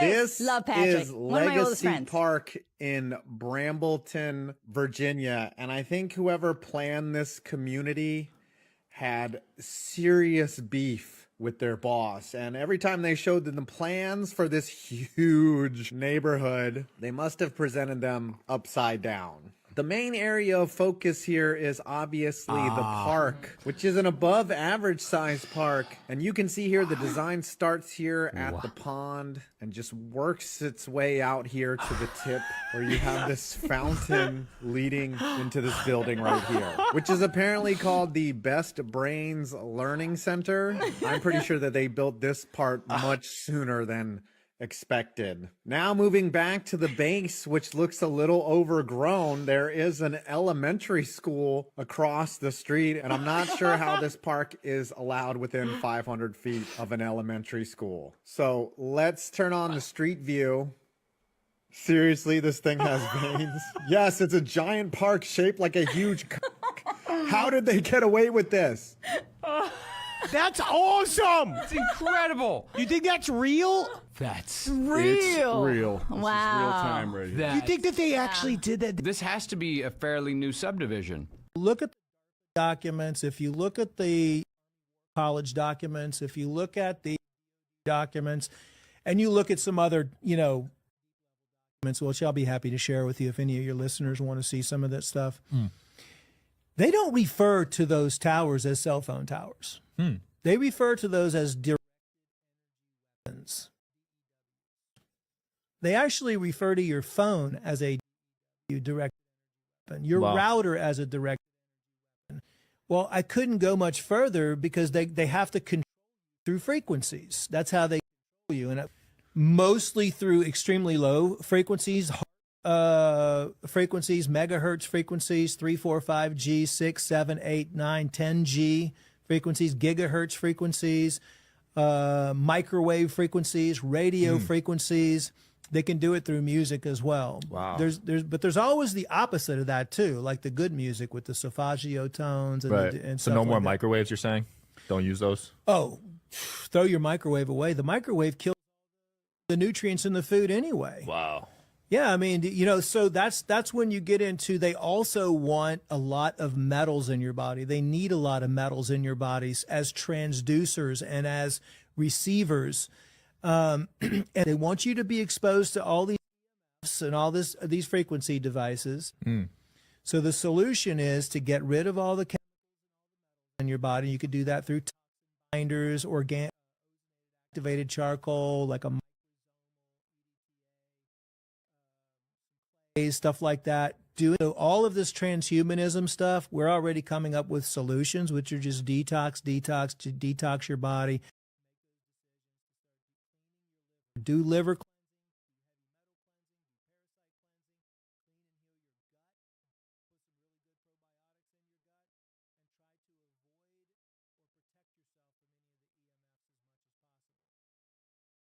特にカレーやいうのは、これ、日本に一台かないや言われよるけど、この中のお米がな、手作りで自分の田んぼで作ったお米を使ってあって、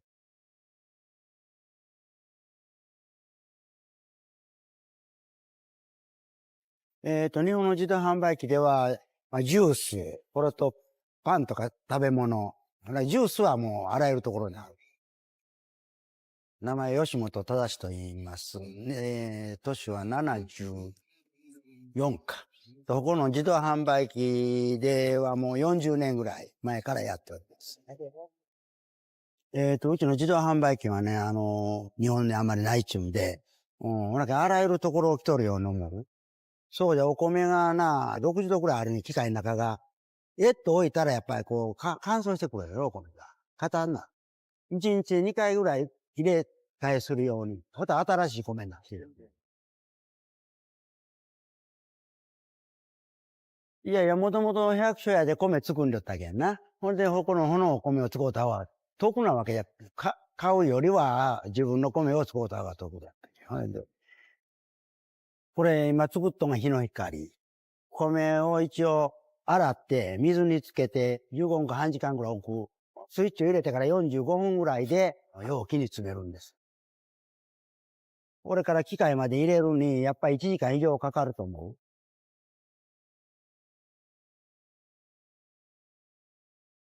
値段はもともと300円。トラックの人はもう持って帰る。これと家族の人が来て3つぐらい一発に家で食べるとか言って持って帰ってくれる。このお米うまいってこう言うてくれる人がおる。これが一番嬉しいんや、ほんま言うたらな。これは我がの体と機械と生ける間はもうするつもりじゃ。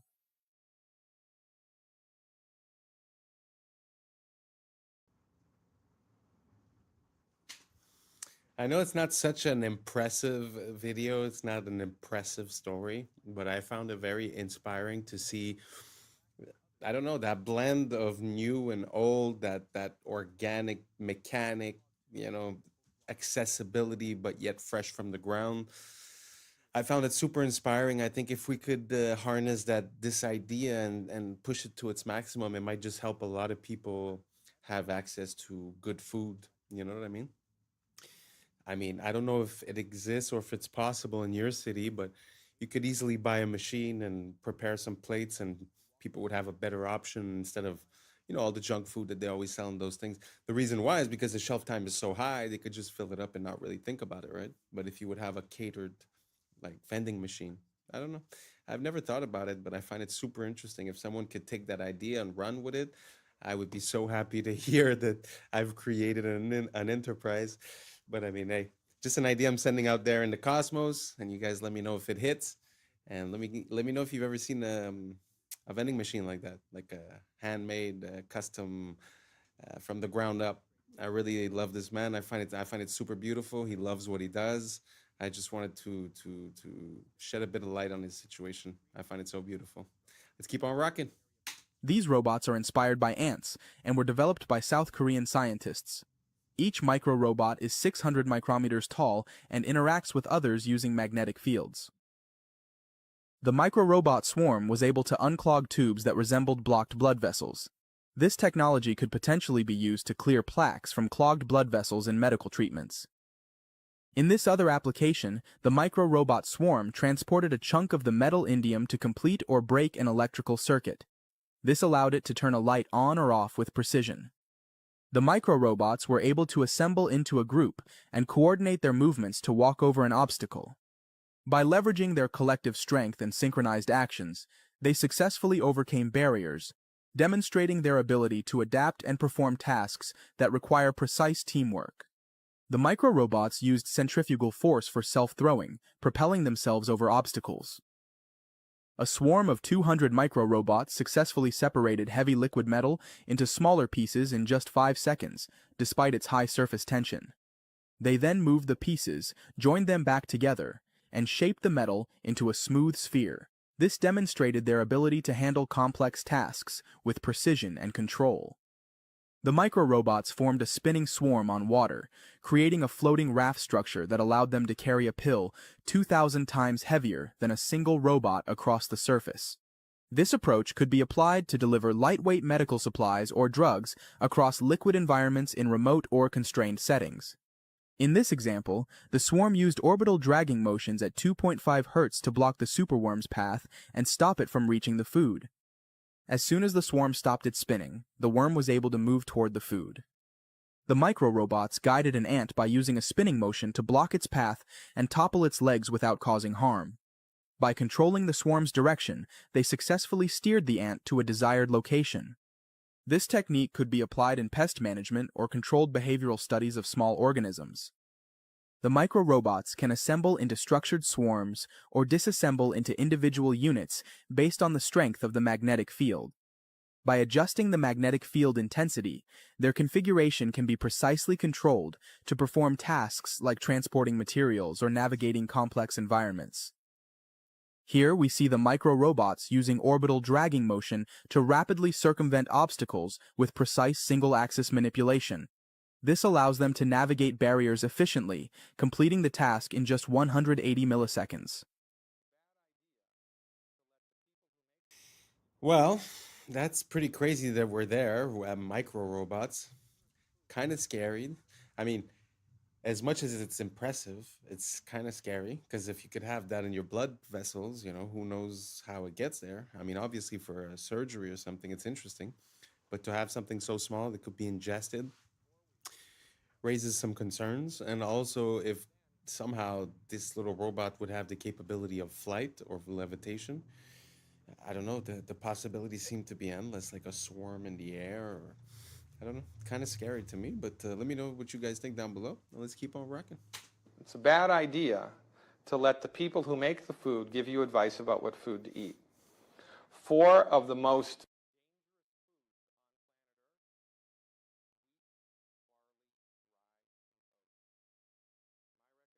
for everybody 100% across the board, stop eating these foods completely for 4 weeks in a row. 4 weeks. 4 weeks in a row. 28 days. Then on day 29, eat a lot. Have pancakes for breakfast, have a sandwich for lunch, have cookies and crackers, have pasta for dinner, and see how you feel.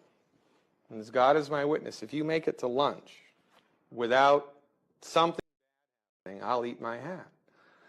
This is one of the most overlooked things in the country right now. This is a deadly combination of not enough minerals in the food, period, and then interrupting your body's ability to absorb what little nutrients there are.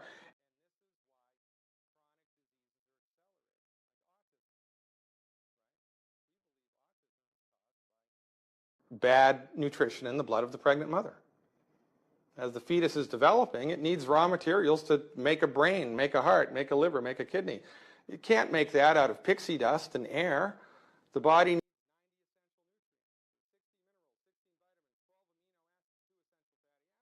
But they're not in the blood of the mother because she's eating whole wheat cereal and skim milk and margarine and is avoiding salt like the plague.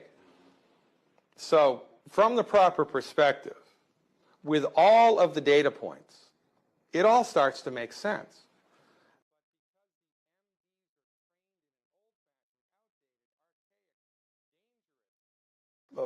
Understanding of the human body, they completely miss all of the most important things. So their job, again, is not to fix the problem.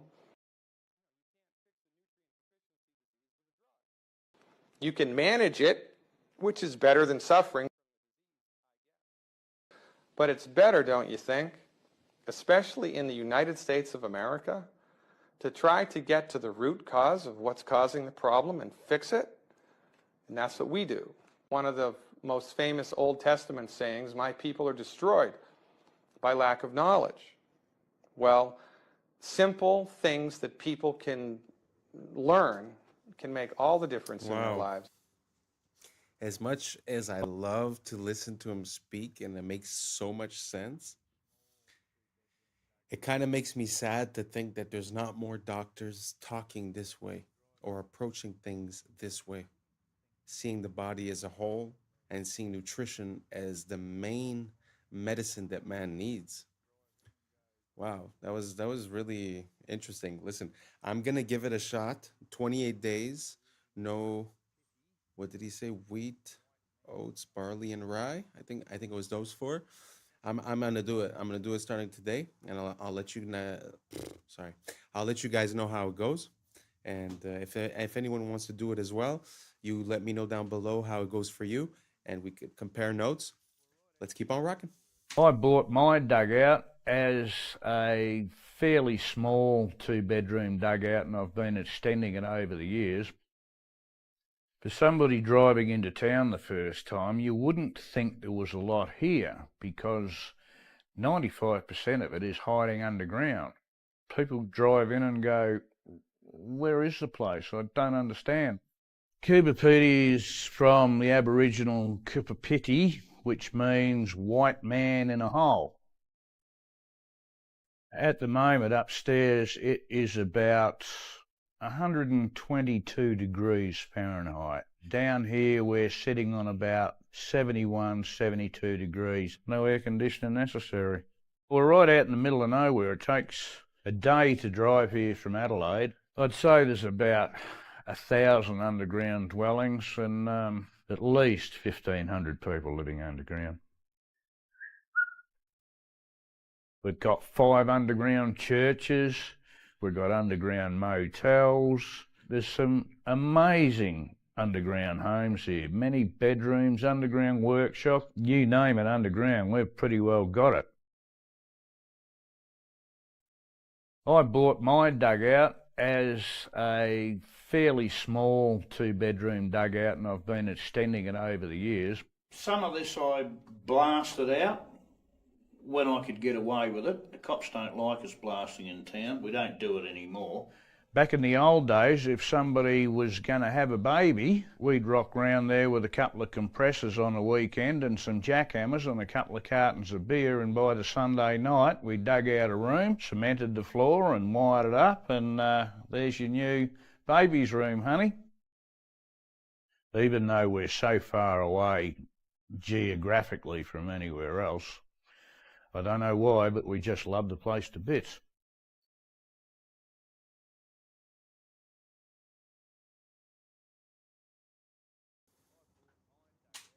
Wow. That's pretty impressive. I had never seen anything like that. A whole city underground. I had never seen anything like it. I find that so interesting. And to be honest, I could get it. I could get how living there must be so different, and you feel like you're living in another world in a way. And to change to go from that to something that you have to pay expensive for cheap materials. And like you said, we show up with a pickaxe and we make a new room. Man, The beauty of that idea, the luxury of not having to build up and to just, go a bit deeper. I find that so beautiful and such a great idea. Makes me wonder, are there other places where there's underground dwellings that on that much of a massive scale? It's very interesting. Man has always seemed to be underground somehow. We often find streets or bottoms of buildings or a lot of things that are below our feet. Super interesting. Let me know if you guys ever heard of any type of city that resembles that or something different, or if you've been there or if you have footage. Let me know down below. Let's keep on rocking.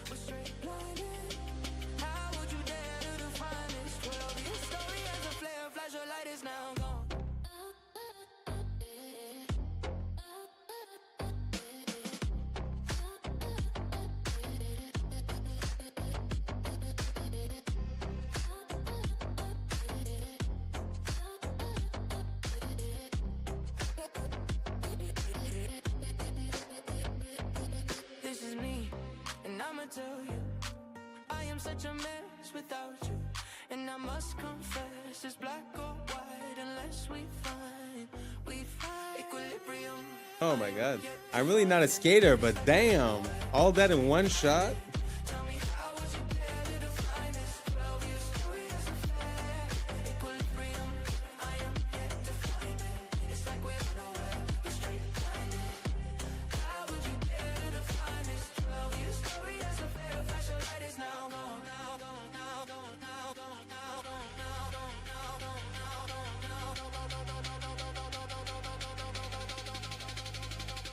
Maybe that's the point, to let it run free. Feels like we're joined at the hip with one being. Maybe that's the point, to let it run free. Feels like we're joined at the hip with one being.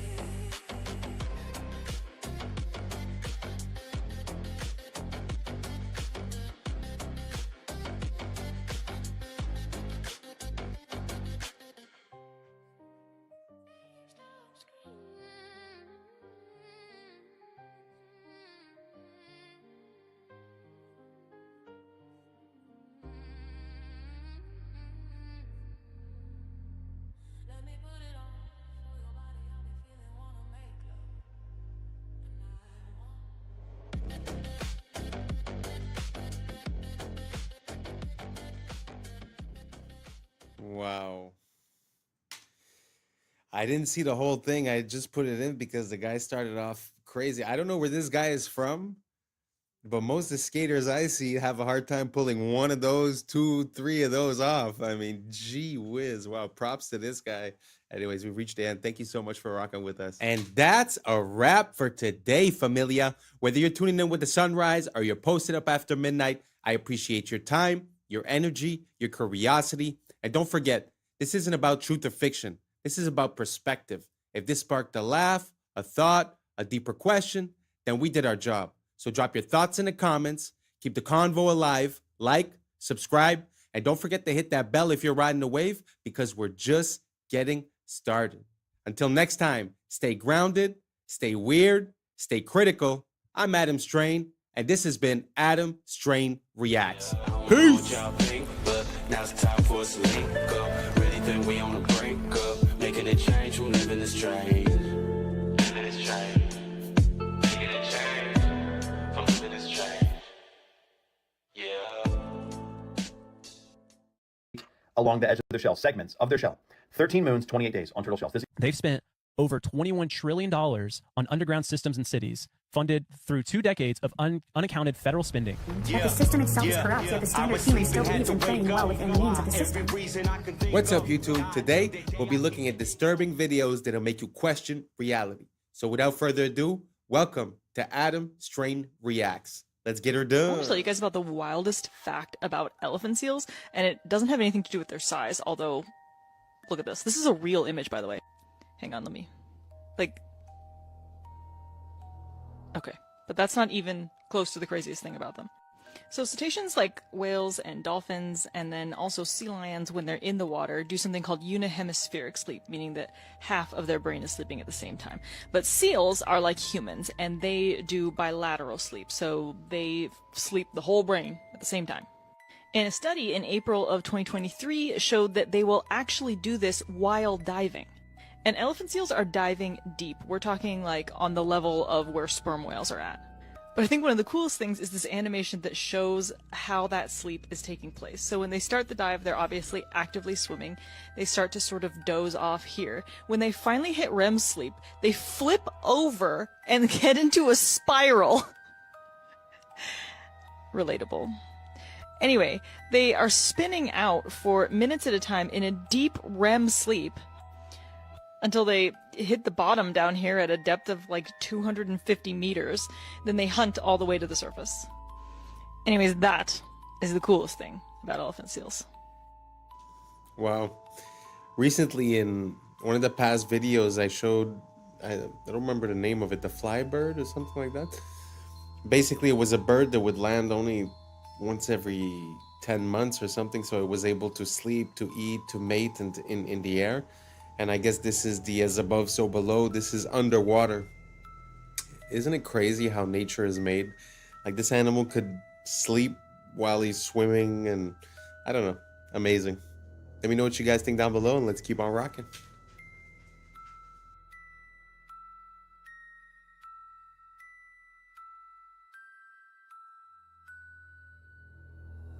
Okay, I just found out something completely shocking about turtles. And I honestly think they're trolling us at this point because the natural world doesn't have time. Time doesn't actually exist, right? What the natural world has is rhythm. So time is a measurement of rhythm, but time doesn't exist. Clocks exist. Now, here's the crazy part. Turtles. I thought when I saw this post about lunar calendar on a turtle's back, that it was like some turtles, right? There's 13 carapaces in the middle of their shell, and there's 28 along the edge of their shell, segments of their shell.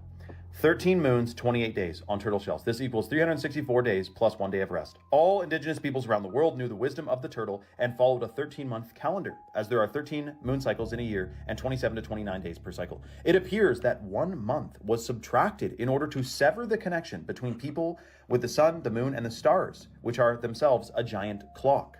But what I found out was, it's every single turtle and tortoise. Sea turtles, the same thing, a giant clock on their backs. So we're talking about the Fibonacci sequence is in the turtles, of course, as it is in all biological life forms. But the calendar is also on every single turtle's back. And you may be thinking, well, why would they change the calendar? Well, yes, to sever the connection, to alter our perception, our vibration, our reality, just a little bit more. Another thing we have never been told about in school. Isn't that interesting? Instead, we're hearing about Pythagorean theorem and carbon emissions, and they don't tell us anything about this natural world. Shocking. Let me know your thoughts in the comments below and follow for more. Sometimes it feels like we try to create our own interpretation of nature and of reality. But it seems like every X number of years, some of us wake up and we start realizing that nature has been screaming at us the whole time what the answer was. Can you imagine how time and chronology would have been encoded within these animals, and then after that to claim that all of the evolution of these animals is random due to the Big Bang? And how can you consolidate the encoding of this information within their physical appearance? I don't know. To me, it amazes me. I love this world and I love learning more about it, and hopefully you guys do too. Let me know down below, and let's keep on rocking. You're absolutely right, Judge. You know, what we have to look at is the president is the chief executive officer of this corporation called the United States of America.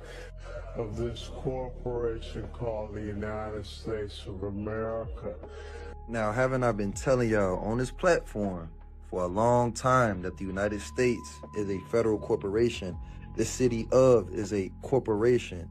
The state of is a corporation. Anything of is a corporation. Anything in all caps is a corporation. Under Title 28 USC 3002 Section 15 A, B, and C, the United States means a federal corporation, an agency, department, commission, board, or any other entity of the United States or an instrumentality of the United States. So you guys remember when we were in school and we used to pledge to allegiance. And obviously they make changes to these things over time because they rewrote history, his story. Let's go ahead and go with the 1954. I pledge allegiance to the flag of the United States of America and to the republic for which it stands, one nation under God, indivisible, with liberty and justice for all. But it says, I pledge allegiance to the flag of the United States of America and to the republic. That's two forms of government. I showed y'all on the $10 bill where the president has his back towards the republic. Remember, I pledge allegiance to the United States of America and to the republic. So he's got his back to the republic, which is we the people. And he's facing the Federal Reserve, the United States. He's facing the United States. And the United States is what? A corporation.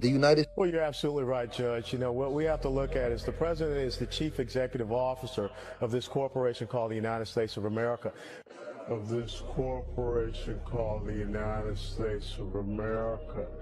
Now, haven't I been telling y'all on this platform for a long time that the United States is a federal corporation? The city of is a corporation. The state of is a corporation. Anything of is a corporation. Anything. Wow. What's the difference between the country, the republic, and the corporation? It's very interesting to look into it. I don't know if you guys noticed, but he had the Morocco flag. If I'm not mistaken, it was the Morocco flag that was there. It's very interesting to look at the history of the United States and Morocco, because Morocco was the first empire to acknowledge the United States as a country. So I wonder what the deal is with those two countries. If anyone knows, please let me know down below, because I've been looking into it, but there's a lot of different information, so I haven't presented it yet. But if you guys have any information, please let me know down below. Thank you so much, and let's keep on rocking.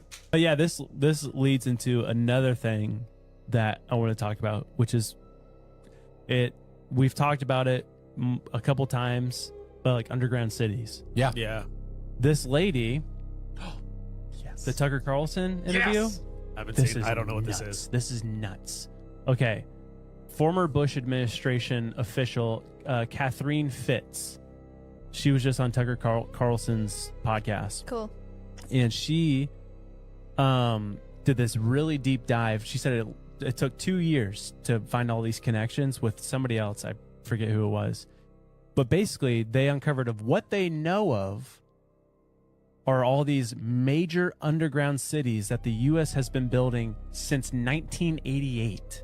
Pardon? Dude, what? With a total of what they found, paper trail, they've spent over $21 trillion on underground systems and cities, funded through 2 decades of unaccounted federal spending, money that vanished from the ledgers of the Department of Defense and the Department of Housing and Urban Development between 1988 and 2015. Well, it's happening. All this money is disappearing. They can't account for it. And she says, for sure, with what they know, is that there are 170 underground cities under the entirety of the U.S. and in the ocean. In 1984, George Orwell wrote, "It was always the women, and above all, the young ones, who were the most bigoted adherents of the party, the swallowers of slogans, the amateur spies and nosers out of unorthodoxy." He wasn't being misogynistic, he was making a psychological observation. In his view, women, particularly in their role as caregivers and moral enforcers, tend to prioritize safety and compassion over risk and freedom. And that instinct, while natural, is easily weaponized by totalitarian systems. When conformity is marketed as compassion and control is rebranded as care, the state taps into the feminine psyche to enforce ideological obedience. Now consider this.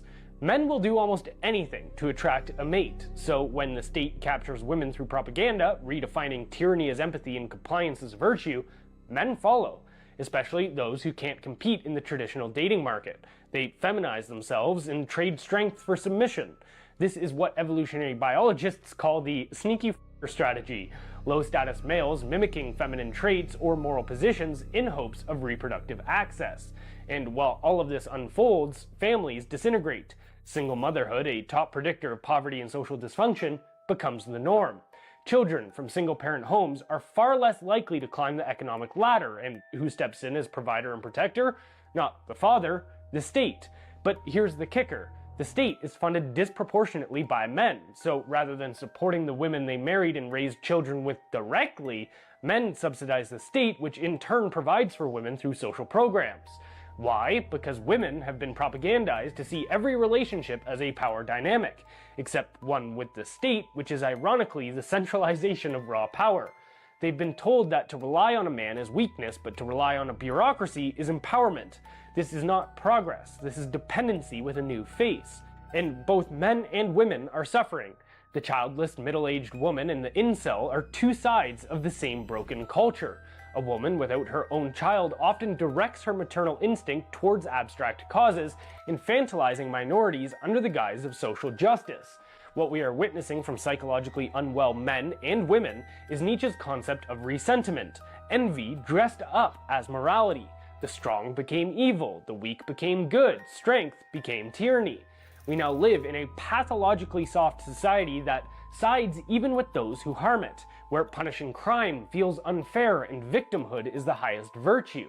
Nietzsche called them the tarantulas, those who preach justice but act from bitterness. They don't want to uplift the weak, they want to drag down the strong.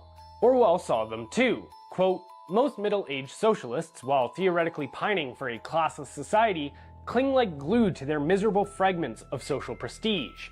That was pretty interesting.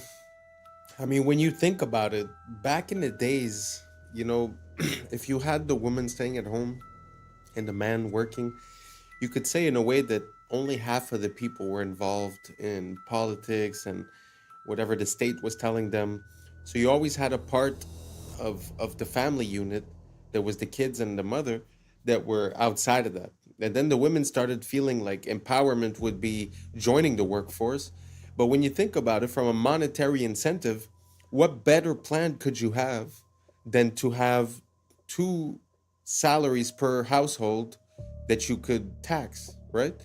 So it just feels like a long trap that's also having a lot of negative repercussions, like he said, you know, regarding the psychology and the way that men are reacting to it, and the way that we're identifying strength as evil and weakness as virtue, and also victimhood. Very interesting. It feels like these guys were talking about, you know, the psychology of a long time ago, but it really applies spot on to today. And I feel like that's a hint that the second we cracked the code of the human mind, it was used against us. And now we're seeing through this long process of maybe 100 and something years, we're able to see how, when, and why they've done the things that they've done and where it's brought us. Very interesting to look at it from a macro perspective. Let me know what you guys think down below. Do you agree, disagree? What do you guys think about it? And let's keep on rocking. Just chose to listen to the warnings that everyone ignored. When Steve Jobs came out and said, I will never give my children an iPad. You should never give your children an iPad. They will mess them up more than anything you know. When he physically said that, do not give your children an iPad, I chose to believe that a little bit. When Microsoft's executive, Pierre Laurent, then followed that up by saying, there is a war for the eyeballs of children and no one has done a long-term study into the impact of brains that these things are going to have. Don't give them to your kids. Like right from the off, the red flag was there for me. This wasn't Jordan with his schizo thoughts. This was me looking at the execs of Microsoft and Apple. Like one of them said he would willingly take hand-to-hand combat than give his child an iPad. These people in Silicon Valley put their children in an entire different education system. Steiner-Waldorf education, where there's no electronic devices until 12. Because the brain physically cannot comprehend this amount of flashing lights and dopamine. Like, it can't.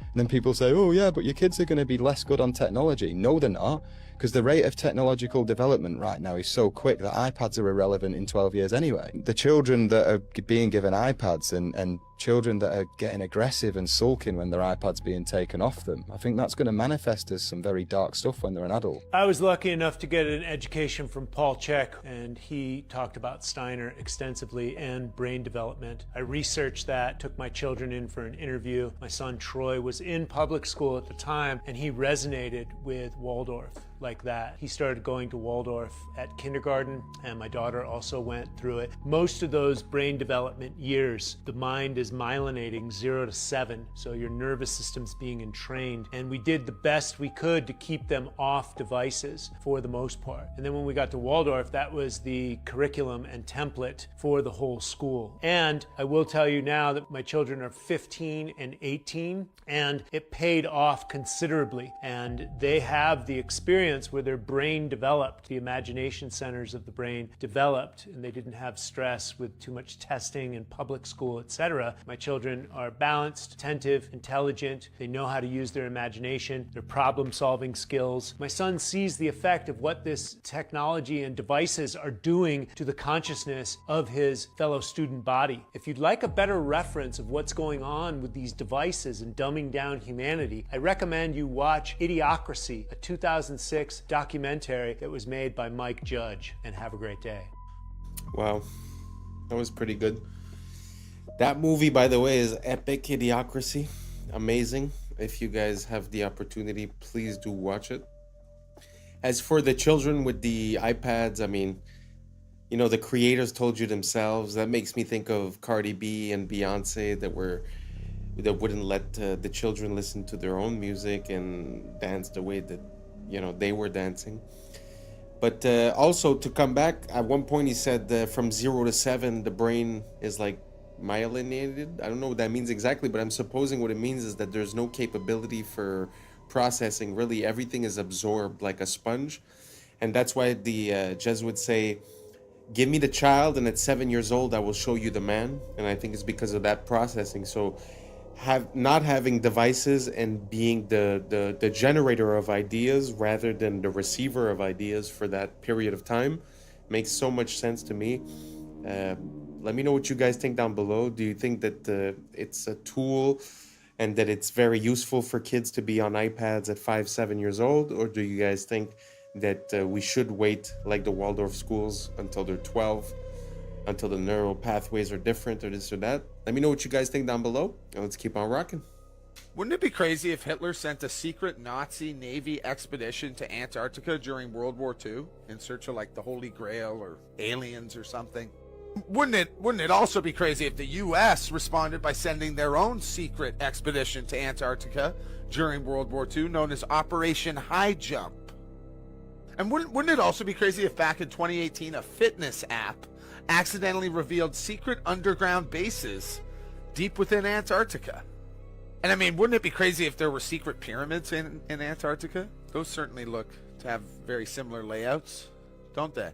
And then there's this picture as well. That certainly looks like a pyramid. Wouldn't it be crazy that after it was revealed there appears to be some sort of secret tunnel cave leading to who knows what, Hollow Earth maybe? Google went and edited out that cave.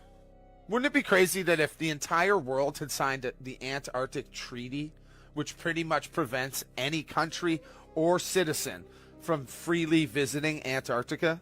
It also contains like 16 different no-go zones. Wouldn't it be crazy if Dr. Richard Byrd claimed there was unexplored land larger than the United States in Antarctica? He later died that same year, back in 1957. Next year, NASA was created, and the year after that, the Antarctic Treaty was signed. Huh. That's crazy. Do you guys remember the blob anomaly? The 80-foot wave radar mishap that happens like 3 or 4 times over the last year? Well, wouldn't it be crazy if it looks like that blob seems to originate from Antarctica? And I mean, wouldn't it be crazy if I suggested that maybe it's about time the rest of the world and people realize or understand or be told what the hell is going on in Antarctica? I must admit that Antarctica is something that causes a lot of questions for me. Just like the COVID, when you have all of these countries coming together and agreeing on something and saying, oh, we will not do this or we will not do that, and everyone signs. It's kind of weird. And I mean, there's a lot of parts of Antarctica that are weird. That little church where the presidents go and visit. he was talking about the Second World War, but later on, when it was the race to space, the first race, from what I understand, was a race to create a satellite. And supposedly Russia succeeded first, which I think they did not succeed.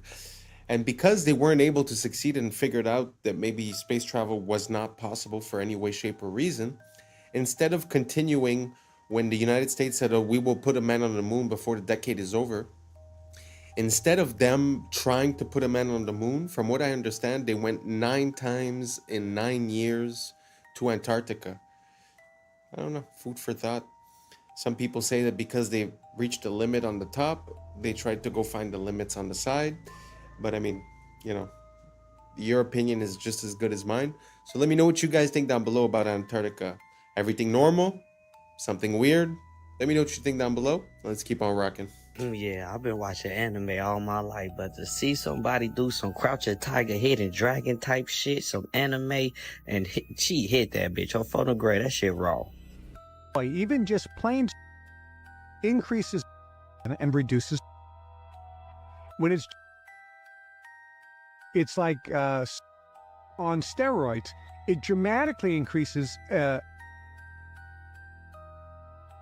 So here we are at the Bilderberg meeting and say, any other ideas? We'll convince everyone that's good for them, and we'll make sure that our product is very cheap so we can get soy oil put in everything, salad dressings, soups, you name the processed food, we'll get oil, and we'll make sure that soy and oil, which is another one, will be used in frying. Therefore, anybody who's eating fried foods is getting the, which in addition to reducing levels, also screw up the stomach and the digestion. It'll give people gas and bloating, and this just will reduce their drive and initiative and make them more docile. They use to give to rats and animals to study because it makes them allergic. It makes them allergic to any protein you give. If you give a monkey eggs, it will immediately become allergic to eggs. So they can study egg allergies. They do the same thing with nuts in animals and rats. Yet they're putting this in and not imagining, what if my baby has some peanut butter in their belly when they got this?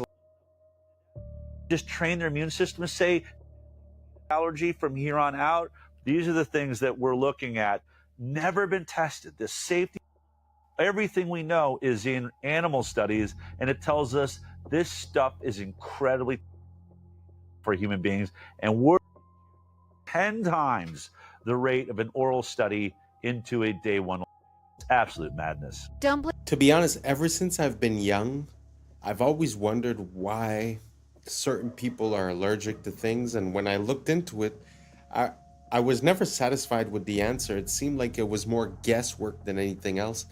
This is actually one of the best theories that I've ever heard regarding it, that it would be like a trauma to the system, that the system would associate to that food or that thing, and then afterward would create a reaction of protection whenever that food was introduced. Very interesting. I'm not saying it's true. I'm just saying it's one of the best theories, because when you look at it, it's like it became more and more common, people being more and more allergic to things, but I never quite understood why, how. And even when you go to the doctor, it's not like it's a blood test. They literally put the things on you and they see if you have a reaction to it. So it's like, it's guesswork. It's pure guesswork. So it doesn't seem like we have a grasp on what the concept is. So this is actually, you know, one of the best theories I've heard. Do you guys have another one? Let me know down below. You know, maybe I'm just ignorant, but I'd like to know a bit more about this subject. So don't hesitate to write it down below or send me the video. And let's keep on rocking.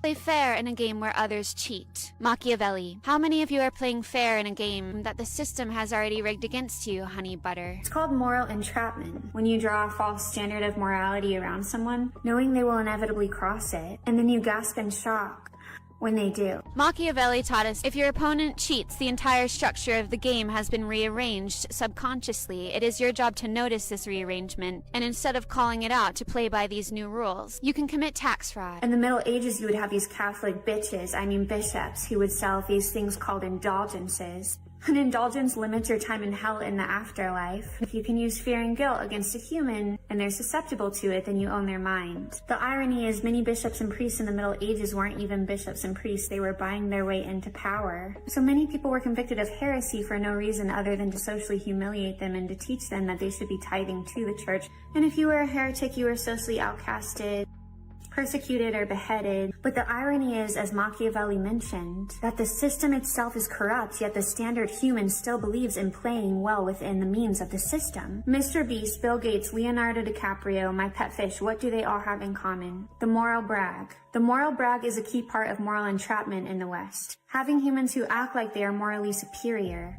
creates a gold rush for moral attention. So false morality becomes a currency. This is why so many people film themselves helping the homeless. They are trying to gain unseen social credit. One would ask, where then lies the real morality of long ago, and does it even exist? And I would say it lies beyond the bishops, the fake celebrities, and the fake philanthropists, and inside your very body where God lives. Genuine morality, therefore, is witnessed by the source of all creation and has to be something that you come to terms with yourself, with the Creator. God or source sees all moral obstruction, because what Machiavelli didn't mention is this: when something as sacred as morality is used the wrong way, there will be consequences. Do you agree? Let me know below, love. Machiavelli. Like I say, you know, it feels like the minority are the ones yelling the loudest. So on the platforms, it seems like that's the only voice heard. But I think that's because most of the people are just good people with moral decency. And even if they get cheated on, even if the system doesn't follow the rules, because they believe that that's right, they keep on following the rules. And I think that's why we get the lower hand. So what she's saying kind of makes sense, where if you see that the rules have changed, you must now operate by those new rules. Kind of makes sense, which would be how revolutions are born in a way, you know, when you realize that the social contract has changed, so your behavior must change until the social contract becomes acceptable for all sides, a normal business transaction. But basically, the point that I'm making is that I think 90% of us are just good people, don't want problems, want to take care of our family, and I think they use that against us. Let me know what you guys think down below. And that's a wrap for today, familia. Whether you're tuning in with the sunrise or you're posted up after midnight, I appreciate your time, your energy, your curiosity. And don't forget, this isn't about truth or fiction. This is about perspective. If this sparked a thought, a laugh, a deeper question, then we did our job. So drop your thoughts in the comments, keep the convo alive, like, subscribe, and don't forget to hit that bell if you're riding a wave, because we're just getting started. So until next time, stay grounded, stay weird, stay critical. I'm Adam Strain, and this has been Adam Strain Reacts. Peace! Now it's time for us to link up. Really think we on the brink up. Making a change from living this strange. Living this strange. Making a change from living this strange.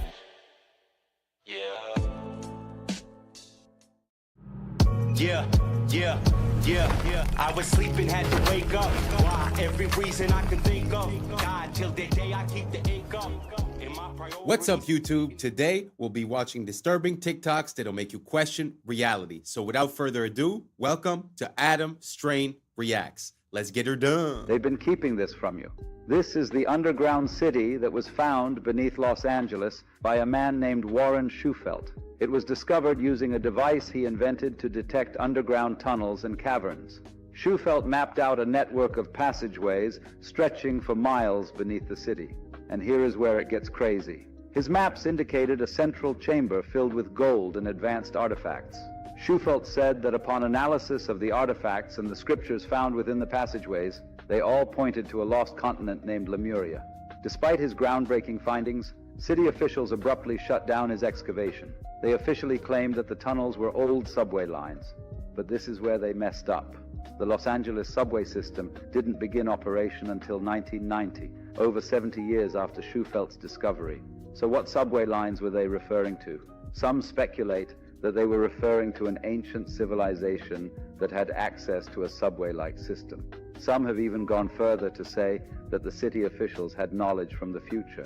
They knew that Los Angeles would eventually have a running subway system in the years to come, therefore it would be the perfect cover-up, perfectly concealing its true origins. Yesterday we witnessed...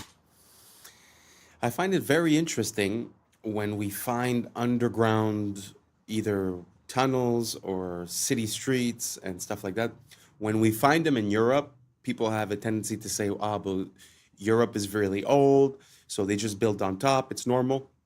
That's why I love to find these type of things in the United States, because the history of the United States is so young that it's kind of hard to explain away like a whole tunnel system under a street. You know, if you compare that to Paris, like the catacombs, you could say, oh, it was in the 1600s, so they had a lot of time, and this and that. But when it comes to the United States, like you see, the timelines are a bit off, and it's kind of hard to explain away. So what do you guys think about that railroad? Do you guys think that there was something below Los Angeles before the metro stations? Or do you think that maybe they got their wires crossed and they just made a mistake?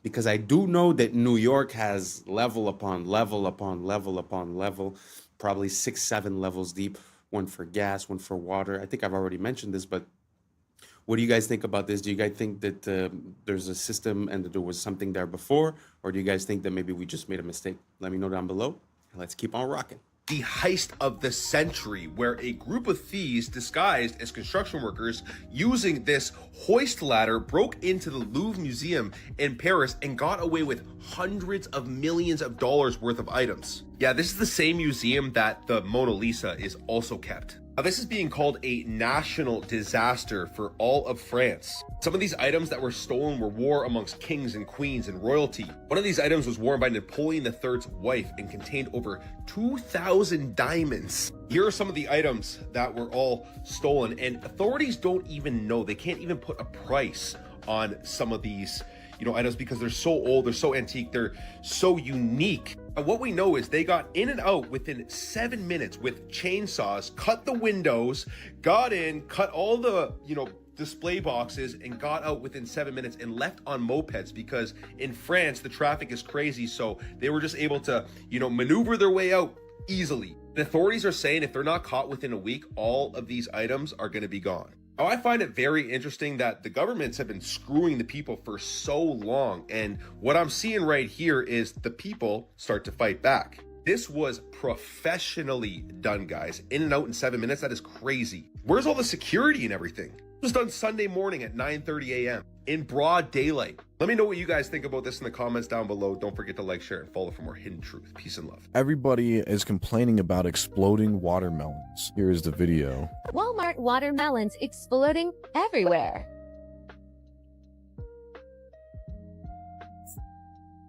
Hey, yeah, so I came downstairs and all of the guts of my watermelon was all over my table, as you can see here.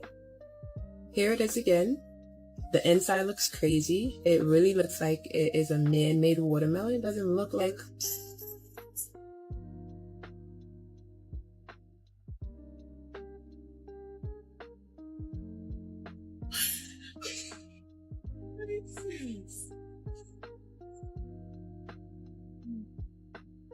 The second watermelon from Kroger that's been doing this. I got to a pot. Never did. Never did.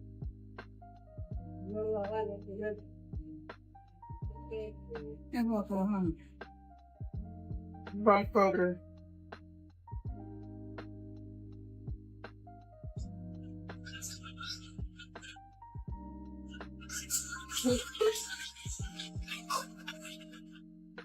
I cannot make this up. I heard a whistling sound in the pantry, and then my watermelon exploded like A.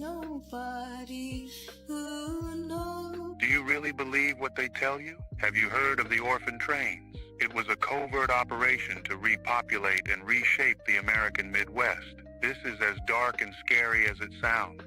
Between 1854 and 1929, the United States was experiencing massive waves of immigration that was flooding into urban areas. There was a need to spread the population more evenly across the country, not only to alleviate the overcrowded cities, but also to exert control over areas in America. So, the U.S. government came up with a plan. They took over 250,000 orphaned and homeless children from New York City and other urban areas, placed them on trains, and sent them to rural towns across America. This plan was sold to the public as giving these children a fresh start, but the reality was much darker and more complex. Many of these children simply vanished.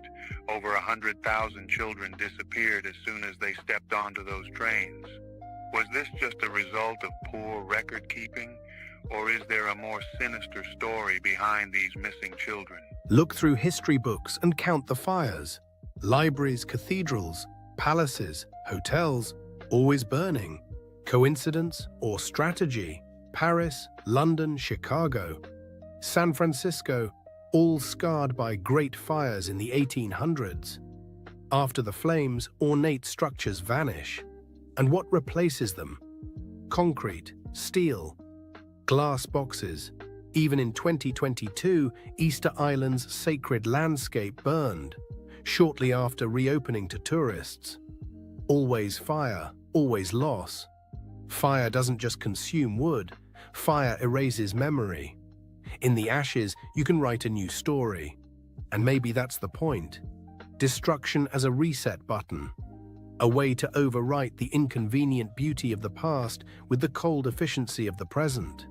The Grand Canyon is not just an American sightseeing location. There are strange and dark secrets that lie within. Some have even encountered a gateway to a hidden world. In 1909, the Arizona Gazette published an article about an expedition funded by the Smithsonian. This expedition was led by a man named G.E. Kincaid, and he discovered an ancient underground city within the Grand Canyon. But here is where it gets interesting. This city was filled with artifacts from ancient Egypt, hieroglyphs, statues, and even a pyramid. How did ancient Egyptian relics end up in Arizona over 5,000 years ago? Is it possible that they had access to flight? But it gets even stranger. The Smithsonian seized all the artifacts and shut down any further exploration, which led to 90% of the Grand Canyon being restricted till this day. The canyon is home to numerous hidden caves and tunnels, many holding ancient treasures and technologies. Many adventurers used to report seeing strange lights and sounds coming from these depths. The Hopi tribe, a tribe native to the region, speak of sacred underground cities known as the Sipapu. These cities are believed to be gateways to the underworld, holding powerful energies that should never be disturbed. All this makes us wonder, what else is hiding in the Grand Canyon? Your name is Roger, yes? What do you guys think about that? Do you guys think that there's any truth to the story of G.E. Kincaid? Because it's not the first time that we hear about stories relating to the Smithsonian sort of making discoveries disappear. Like, mostly, the ones I remember are mostly like big bones. Some people say that they found giant bones. And like the newspaper would say it, the news articles would say it. But then afterwards, when the Smithsonian would come and take the artifacts, they were never to be heard of again. And when requests were made to ask about it, to inquire about it, they would say that that never happened, basically. Do you guys think the Smithsonian might be a bit less than honest, less than useful for, knowing what happened in our recent past? Do you think that they might be hiding some stuff? Or do you think that maybe it was false articles, false stories, people trying to be famous for some reason or another? Let me know down below if you have any more information regarding G.E. Kincaid or any similar type of discoveries, because I have seen other things in the United States, such as the discovery of some Jewish artifacts, which theoretically wouldn't make sense, right, with the timeline and the geographic locations. There's also a similar story regarding they found cocaine from South America in the pyramids of Egypt, supposedly. So do you guys think that there's a possibility of this cross-contamination of the new world and the old world having a contact before? Or do you guys think that there's something else to this? Let me know down below, and let's keep on rocking. Roger. Ah, that's your name. Roger. Good. And what do you do, Roger? I'm a financial consultant. Ah, financial consultant, eh? Roger, Yeah, yes. Terrific. And Roger, how's business at the moment? Not bad, thank you. Been a bit quiet lately. How do you mean lately? Since the war, been a bit quiet. Fair enough. Okay, Roger, your special subject tonight is the economies of the European community. Your time starts now. Best of luck. Thank you. How much does Greece owe, Roger? $367 billion. Correct. And who do they owe it to? Mostly to the other European economies. Correct. How much does Ireland owe? $865 billion. Correct. And who do they owe it to? Other European economies, mostly. Correct. How much do Spain and Italy owe? $1 trillion each. Correct. Who to? Mainly France, Britain and Germany. Correct. And how are Germany, France and Britain going, Roger? Well, they're struggling a bit, aren't they? Correct. Why? Because they've lent all these vast amounts of money to other European economies that can't possibly pay them back. Correct. So what are they going to do? They're going to have to bail them out. Correct. Where are they getting the money to do that, Roger? That's a good question. I don't know the answer to that one. How much does Portugal owe? Hang on a minute. What was the answer to that earlier question? Just keep answering the questions, Roger. Where is Portugal going to get the money it owes to Germany if Germany can't get back the money that it lent to Italy? Just a minute. What was the answer to the previous question? The question was, how can broke economies lend money to other broke economies who haven't got any money because they can't pay back the money the broke economy lent to the other broke economy and shouldn't have lent it to them in the first place because the broke economy can't pay it back? You're wasting very valuable time, Roger. How much money does Spain owe to Italy? $41 billion, but where are they going to get it?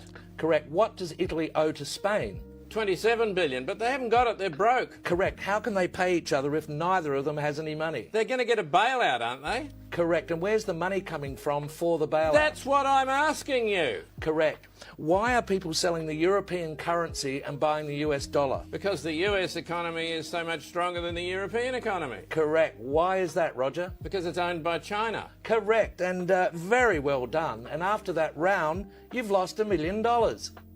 I've lost $1 million. I thought you said well done. Yes, well done. You've only lost $1 million. That's an extraordinary performance, Roger. I've only lost $1 million. Very well done. And that's quite good, is it? Oh, it's excellent. Sell everything immediately. Quickly. Jeez. Wow. Like, money rules our life, but when you really break it down, it's kind of funny. Like, it doesn't really make sense. Like he was saying, like, all the countries owe money to themselves, but they can't pay it back. It's kind of ridiculous. At the end of the day, no one's gonna get paid, and no one's the wiser, right? So it just feels like some of these big companies that have shell companies, and the only goal is to like keep the money moving, right? And as the money keeps moving, everything's fine at the end of the day. Feels like that's what we're seeing, but on a massive scale, as if they're fudging the numbers, hoping that no one realizes. But I mean, at one point, this bubble will have to pop, no? Or we're just going to artificially inflate it forever? I don't know. You guys let me know. It's not like this is financial advice or I'm an advisor or nothing. This is just pure common sense. How do you pay back something you don't have? How do you lend something you don't have? Who do you sell it to? Who do you give it back to? It really doesn't make sense. So if you could shed some light on this to me, go for it, and let's keep on rocking. Speaks the real truth about men. You don't want to miss it. Realizing, I think the real thing that they find attractive in women is a woman who is incredibly nurturing. I think no matter how self-sufficient and how masculine a man is, but when a woman takes care or predicts his needs before he says it, he can't help but melt. So if she knows he might be hungry and there's something ready, if she knows that he might be tired, there's a coffee ready, if she knows that he's got work in the morning, he's going to be in a rush, there's a shirt ironed, these kind of nurturing acts makes a man feel loved. And I don't think they realize it because they're so conditioned to not expect that from women anymore and see that as oppressive and see that as toxic. They're just like, oh no, I don't even expect that. But when they receive it, they act like babies, like just received an opened present. They're like, oh, coffee for me? Like, you know, like you did that for me? And it's like, oh yeah. And I think they don't realize that that is actually their universal love Men language. are very simple. We're not complicated. We're just looking for a good, godly woman that wants to be with us and take care of us and be for us. And if you agree, type amen. It was a prank. They got a doctor to wake him up and tell him, you're waking up from a 12-year coma. You've been in a coma for the past 10 years. Well, all right. One of their friends got arrested because they were driving drunk and they were passed out. Okay. Because they got into like an accident, hit like a sign But they were or whatever. actually drunk. Yeah, they were drunk driving. So what they did, since he was so knocked out, they put him in a hospital, like simulated hospital room. Okay. They got a doctor to wake him up and tell him, you're waking up from a 12-year coma. Can you hear me? You're in the hospital. You're going to be fine. You're going to be just fine. Wow. Look at you. You just woke up. And he's like, what? What happened? Some time ago, you decided you was drinking. You was out drinking, and you decided to drive, and there was an accident. This accident took place back in 2013. Ms. McKinney, this is 2023. You've been in a coma for the past 10 years. All right. They've been contacted. They're on their way. But you're going to be taken care of. You're going to be all right. Make sure, let me check on my colleague. Make sure he's in here. He's going to help you better make a transition from where you've been to where you need to be. It's all right. Just try to relax. And then another doctor came in and started slapping his. That's why you don't drink and drive. That's why you don't drink and drive. Close your eyes. You feel this? You feel that? A little bit. Feel that? Feel that? Feel that? All right. You feel that? Yeah. See, yeah. Feel that? You feel that? Yeah. Dude, look. You're 5D you are. 5D you are. Wait, did y'all forget about that South? I don't know who they got the right to do that from, because theoretically that guy should be going to jail, right? But man, people do need consequences to their actions. Like, this is a weird situation, but I'm sure he's gonna think about it twice before he drinks and drives again. Sorry, I just found that super funny. Let's keep on rocking. Antarctic magnetic anomaly. Well, listen to this, y'all. Check this out. All right, I don't really even know how to put this, but does anyone know anything about this massive energy wave that seems to be emanating from Antarctica? There's a video going around as of yesterday, October 12th, showing this powerful, huge circular pulse of energy, this wave that seems to be stemming from Antarctica, stretching like allegedly 6,000 miles north over Australia. It looks insanely powerful, and it is very odd, and I am trying to get more information. I mean, some people say it's just a glitch. Some people say it's some sort of pressure system. Others are convinced it's something else entirely. We do know that Antarctica definitely has a very mysterious past. So whatever it is, it's strange. But if anyone knows anything, or you've seen this actual data yourself, can you please tag someone or comment below with... Now, I was combing through these comments, and everybody is feeling the same thing. People are feeling exhaustion, ringing in their ears. They're feeling frequency. People saying to the point that they don't even want to get up and do anything. They don't want to go to work. Hell, they don't even want... People can't even digest food properly. Now, as you guys may know, we are going through an ascension process, and the planet is splitting. There's a 3D shift and a 5D shift. It's all about frequency, all right? And I go into depth of why people are experiencing this. If you guys want to check it out, here's my Instagram, Conscious Juice. Here's the link over here, the link tree, and click on it, and then the Patreon link should pop up. And it's the very first video, okay? I go into detail on why this is happening and why people are experiencing the ringing in their ears and all about this, okay? Go check it out, y'all. But I've been telling y'all, this is all part of the shift, and it's here. They feel it. They see it. Let's continue to get it. Peace in. Breaking news. What do you guys think about that? The frequencies that are emanating? Do you guys think that maybe it's a mistake with the tools that they're using to make their readings? Because I've heard that also the Schumann resonance also is a bit crazy. I mean, is it the solar flares? Is it the technology that we're unveiling here on Earth, like the 5G and all this, and technologies that we don't know about that the military maybe might be using? So what do you guys think? Do you guys think that there's something wrong with the planet? Do you guys think that there's an abundance of frequencies? He said that some people are feeling it. Have you guys felt it? Did you feel ringing in your ears, problems digesting, this and that? Let me know down below. Let's keep on rocking. A man named Noah in Ghana is building an Ark of Doom. It has become a hot topic across the country after claiming that what happened during the biblical days of Noah is about to happen again. According to him, starting December 25, 2025, a heavy rain will fall continuously for 3 years, flooding the entire world. He says God revealed it to him, and he has already begun building an ark to prepare for what's coming. Noah, who lives in a small community in Ghana, says he has spent months gathering strong, seasoned wood to build the ark. He claims the materials are not ordinary, that each piece has been prayed over and chosen under divine instruction. While many people laugh at him and call him crazy, others are beginning to pay attention. Some say, wasn't it the same thing people said to the first Noah? They mocked him until it was too late, despite the criticism. This modern-day Noah says he will not stop. He believes his mission is to save as many lives as possible before the rain begins. He invites anyone who believes to join him in building the ark and preparing for the flood, whether it's faith, fear, or pure conviction. This drives me nuts. Not gonna lie. That's Angkor Wat, and that's something that we use every day. About 10 years ago, Angkor Wat was scanned with LiDAR to remove the trees and see what's underneath them. When they did that, these appeared. Let me put this into perspective. Angkor Wat is the biggest temple on Earth. 7 Angkor Wats could fit comfortably in whatever that is. That squiggly geometry is used by your credit card and your festival wristband, and Walmart when it tries to stop you from stealing stuff. These are RFID chips. They don't need power, but they couple with an antenna sending a signal, which is crazy because Angkor Wat's aligned to a star. It also has the exact geometry of a camera sensor that converts light to electricity. The only difference is scale. And the temple has the geometry of a timekeeping oscillator, which is exactly what it does using the sun. The towers are shaped like the signal coming out of your phone when it connects to a tower. A cross-section of these towers is the same geometry as a corrugated horn antenna. The shape of a computer chip is functional, not aesthetic. That's because they're meant to manipulate electrical vibrations. Well, between the ionosphere and the ground is a current called the global electric circuit. This seems like too many coincidences, which is why about 80% of my research is focused on this exact topic. And on Sunday, I'm doing a live stream. Latest research, how it works, the role of sound in these things. Any purchase of the birthday bundle or the mastery suite will get you a free pass into the inner grid where I will be hosting that talk. You want to go? You should go. Don't make it weird. It's not clingy if we both want it. Now let's get into...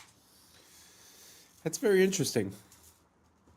What do you guys think about the correlation between ancient sites and modern electronics? Do you think one is inspired by the other, or the other is inspired by the one?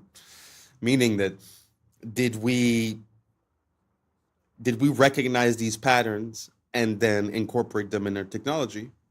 Or did we just create the technology and then, hey, look, this looks like that? I don't know. If anyone knows, let me know down below.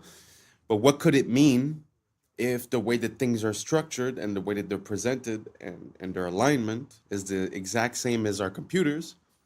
What would that imply?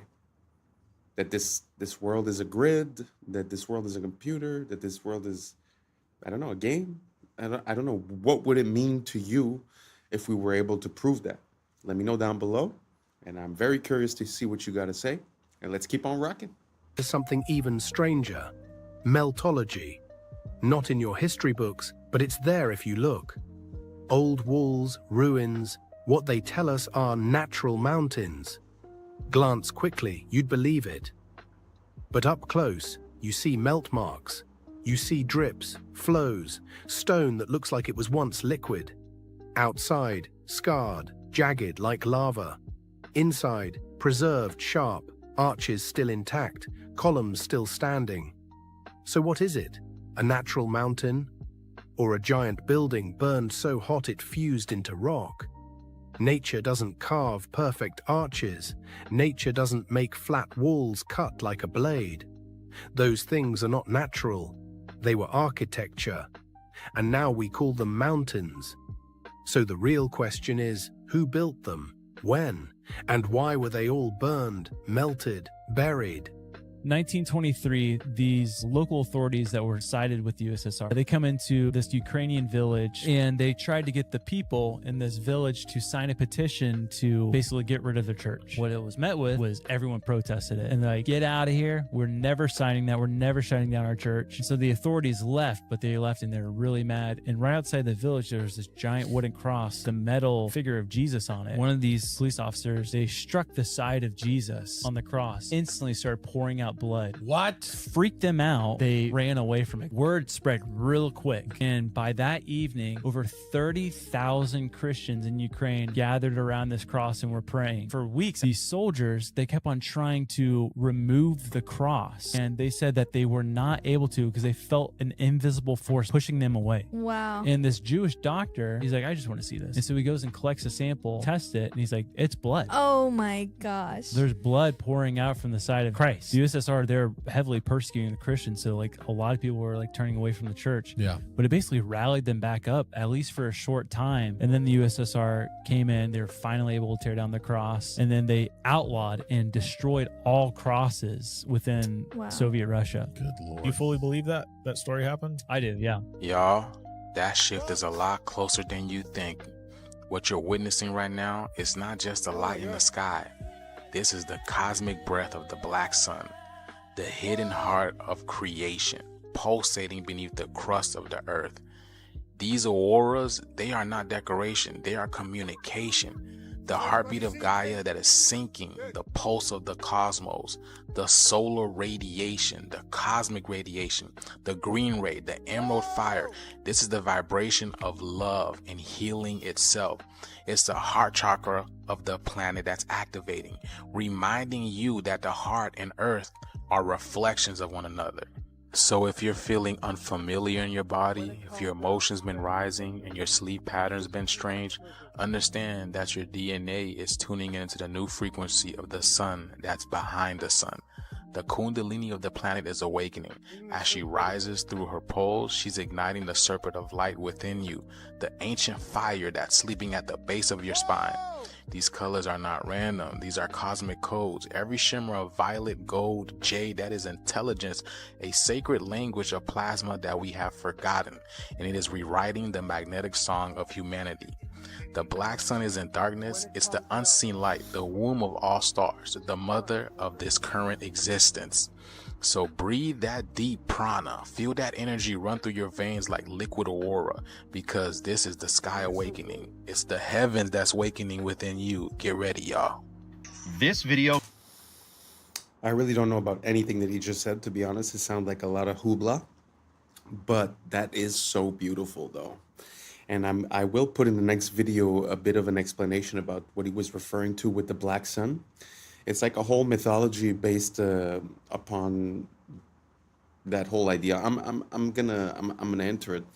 But has anyone ever seen the Northern Lights or that type of thing themselves? And if so, let me know how it made you feel. I'm very curious. He was talking a lot about heart, emotion, chakra, and all that stuff. But I'd be very curious to see if it has like a physical or a magnetic or an energetic effect on people. So if ever you witness one, just let me know how it made you feel. And let's keep on rocking. confirms more than you may think. It's going viral on Twitter. It's water gushing out of a tree these guys have started to cut down. However, we have a lot to unpack here. I promise you, if you stick through this video, you'll be freaking shocked at the end of it. So the obvious thing is, okay, we shouldn't be cutting down this tree. Duh, how big is it? How old is it? Is it 1,000 years? Is it 500 years? It's not 6,000 years. It's not older than 6,000, rather, I should say. We should talk about the age of the earth in another video. The next thing, though, is I've seen them cut down massive oaks and other trees in North America and water gush out of the stump. And the comments was like, well, maybe there's just like a spring there, or maybe the tree like wrapped up around a water line that was like leaking and now it's gushing out. This is a lot more serious. This is so incredibly shocking. For one, I hope these guys left the tree alone, patched it up, put some clay in there. Hopefully the tree heals itself. Like, look how massive this freaking tree is. But do you remember seeing tabletop mountains in Peru, South America, all over the place, tabletop mountains that have a waterfall constantly flowing? And I'm not talking about an ice-capped mountain. Ice-capped mountains with waterfalls, we know it's snow melt. Yes, but check this out. So have a look at this. We have a tree stump, and we have perhaps an ancient gigantic tree stump as described in many different ancient texts. Notice the waterfalls pouring off of this tree stump. We're talking about a flat plateau. There's no lake up there. Is it that the roots of this tree, when it was anciently still alive and connected, I mean, the ancients believe that even rocks are alive, so that would make sense if rocks are remnants of ancient trees anyway. But I'm talking the roots of this silicon-based tree tapped into the water supply. When it got cut, this is what's said in the Bible, the angels came and cut the trees down so the Nephilim couldn't climb the trees and survive the flood because they were cannibalistic and everything. Cut the tree, and the waterfalls are still flowing out of it. We may have cracked the code. Let me know your thought. And hopefully this tree survives and they patch it up. That's what I'm talking about. I've been thinking about this for actually quite a while, because I was at the top of a mountain. I was looking at this waterfall and I was wondering, how is it possible that the water just keeps flowing? And to be honest, the only thing I could come up with in my mind is that there's sort of like a pressure that's created to make the water go up and then it goes back down, because it's impossible that it's just rain. Because when you look at like a little river or waterfall, I mean, those are thousands of gallons per second. So, I mean, there's no way to have that amount of water constantly flowing, because if it was rain or something like that, it'd be less sometimes, more sometimes, but somehow these waterfalls are very stable. And the example that he was showing there on the mesa, obviously, how do you explain it? Because there's, like he said, there's no river on top, there's no source of water, it wasn't raining. So it's very interesting. What do you guys think about that? Do you guys think that the water somehow has a way of completing the cycle? Sort of like when you would have a pump and it pumps the water up and then the water goes back down and then you restart, sort of like how we use fountains and stuff like that. Do you guys think it works like that? Or is there another explanation that I am completely missing? So if you have an idea, just let me know down below, because it's been something that's been in my mind for a little while. So I'd be very curious if you could help me out. Thank you so much. I appreciate you being with us today. And that's a wrap for today, familia. Whether you're tuning in with the sunrise or you're posted up after midnight, I appreciate your time, your energy, your curiosity. And don't forget, this isn't about truth or fiction. This is about perspective. If this sparked a thought, a laugh, a deeper question, then we did our job. Drop your thoughts in the comments. Keep the convo alive. Like, subscribe, and don't forget to hit that bell if you're riding a wave, because we're just getting started. So until next time, stay weird, stay grounded, stay critical. I'm Adam Strain, and this has been Adam Strain Reacts. Peace. Making a change from living this strange.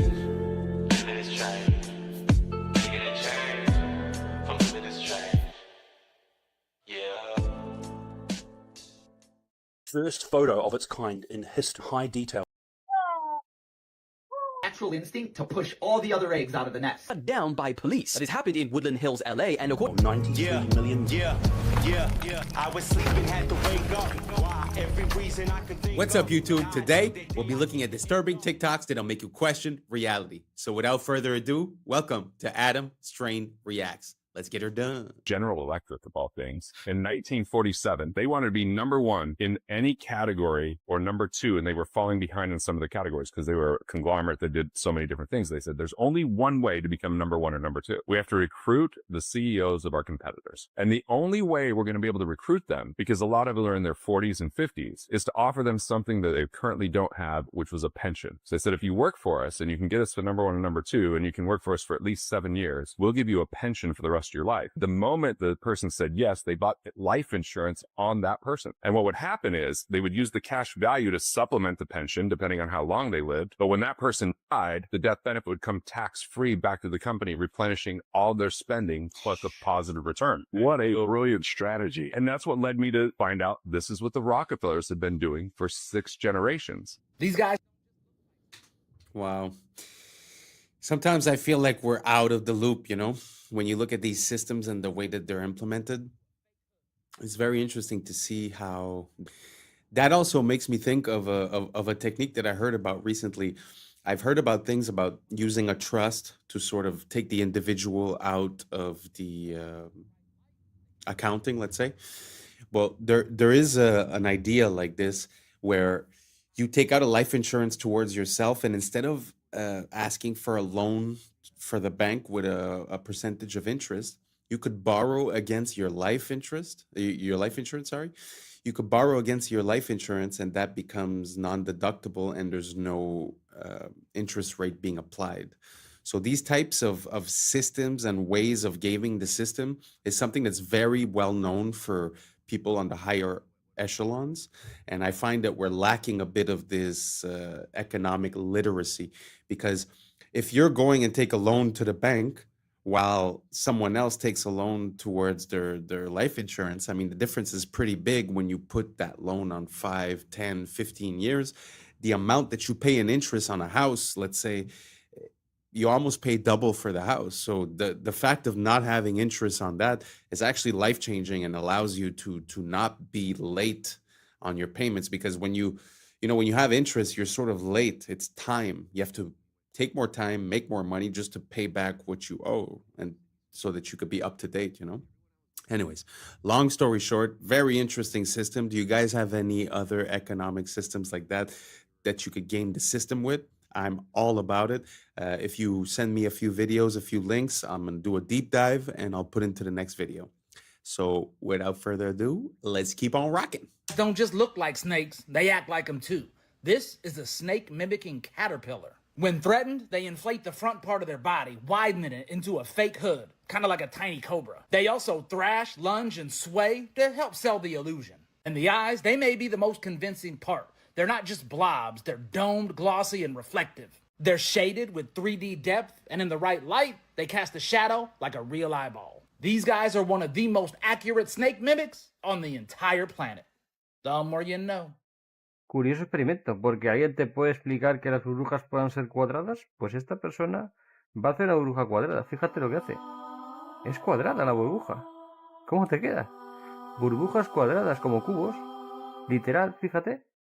The reason that there is such a void of male role models for young men is because we literally do not have adult males in our population anymore. What do I mean by that? There's no adult males. Like, there's grown men everywhere, but they're not actually physiologically adult human males. They're not. I'm going to teach you guys some fun shit. So in biology, there's this thing called neoteny. It's essentially an organism will retain juvenile traits as it ages if it doesn't get stressed out enough. Okay? If you live in an environment that's too, like, easy, you don't actually develop adult characteristics. I noticed this when I was in high school. I grew up in a very affluent area. And when we went to our grad night, it was at Disneyland. And we went with a bunch of inner city schools. And everyone I was with realized that all of these kids looked like adults. They looked so much older than us. And so, yeah, because they were in a more stressful environment, which caused their adrenal glands to upregulate, which caused higher testosterone levels, which made them literally adults. Made them adults in a way that we were still juvenile. Every organism has multiple phenotypes it can have, all right? Your phenotype's dictated by your genes, but what dictates which genes get expressed is your environment. The best example of this is pigs. So, domesticated pigs, the pink ones that you all know and love, that's one phenotype. It's not even their healthy phenotype. You take a domesticated pig, you release it into the wild after 6. Kind of very interesting. I did realize that at one point in my life that there was some people that, you know, we were like 16 when we graduated, and I would see graduates from another place, and it's true, they did look like huge football players, and somehow we looked a bit, you know, younger. And to this day, I still find like there's never been a moment where, okay, now I'm an adult. Like, yeah, I handle, you know, taxes and all that stuff, but I mean, I still don't feel any different. It kind of makes sense in my mind what he's saying, that if you're not stressed enough, you might retain characteristics of something that's considered like not mature, not developed. Kind of makes sense. Do you guys agree with this? Do you guys identify with it? Or are you a manly man or a womanly woman? How do you feel about it? Let me know down below, and let's keep on rocking. The phantom leaf experiment completely enraged scientists when they found out what they actually were doing. The leaf experiment was to show when they cut a leaf in half, the energy actually still remains. And this was used to explain why 80% of people have phantom pains due to their amputations. But then scientists tried to reenact this same experiment and they had no success. And they realized the only time they had success was when there was moisture left on the scanning plate. And they realized that they completely deceived us, and this whole thing is completely fake.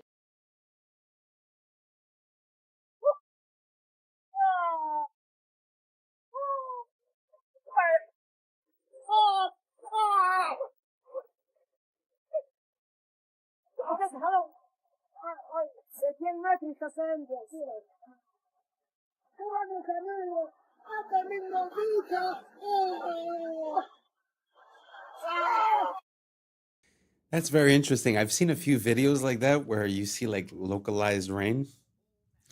The thing that I'm going to say is that I find that in the past 5 to 10 years, I find that there's a lot of new meteorological phenomenons that are being named and attributed as if, oh, well, this has always been here. This is normal. But I feel like some of these things weren't normal before, like the intensity of the weather changes. Like you know, I grew up in a place where you have 4 seasons, and it feels like the more time has went, the more they get intense. So it gets intense heat and also intense cold, and it's like it changes very drastically. I don't know if you guys see the same thing. I find that yeah, the weather has been changing these past couple of years. What do you guys think? Do you guys think it's all the same? Is it just the fact that we have more information coming from social media, or do you guys agree that there's a bit of a intensity to the weather compared to before? Let me know down below, and let's keep on rocking. Yep, that bird just wiped out the whole nest. That's not even the worst part. Meet the cuckoo. Like most birds, they lay their eggs in a nest. The only difference is they don't lay their eggs in their own nest. Nope, they lay their eggs in other birds' nests. And they usually pick a bird whose eggs look a lot like theirs. That way it blends in. It's kind of genius. And then they just skedaddle and have that other bird feed and raise their baby. This is known as parasitic nesting.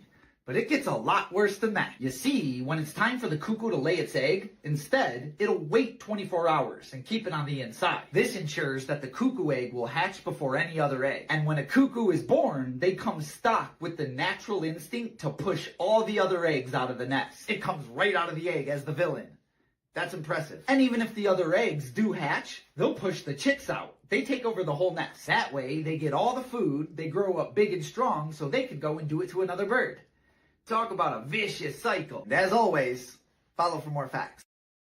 Don't worry if you can't hear what I'm saying. I couldn't even hear myself. This is the loudest sound you could possibly conceive. And as it turns out, the cleanest. Now, the most amazing thing is that that cloud up there, which was generated by the engine, is just a mixture of hydrogen and oxygen. It's water vapor. And in about an hour's time, someone in Mississippi is going to get wet washing. It will actually rain.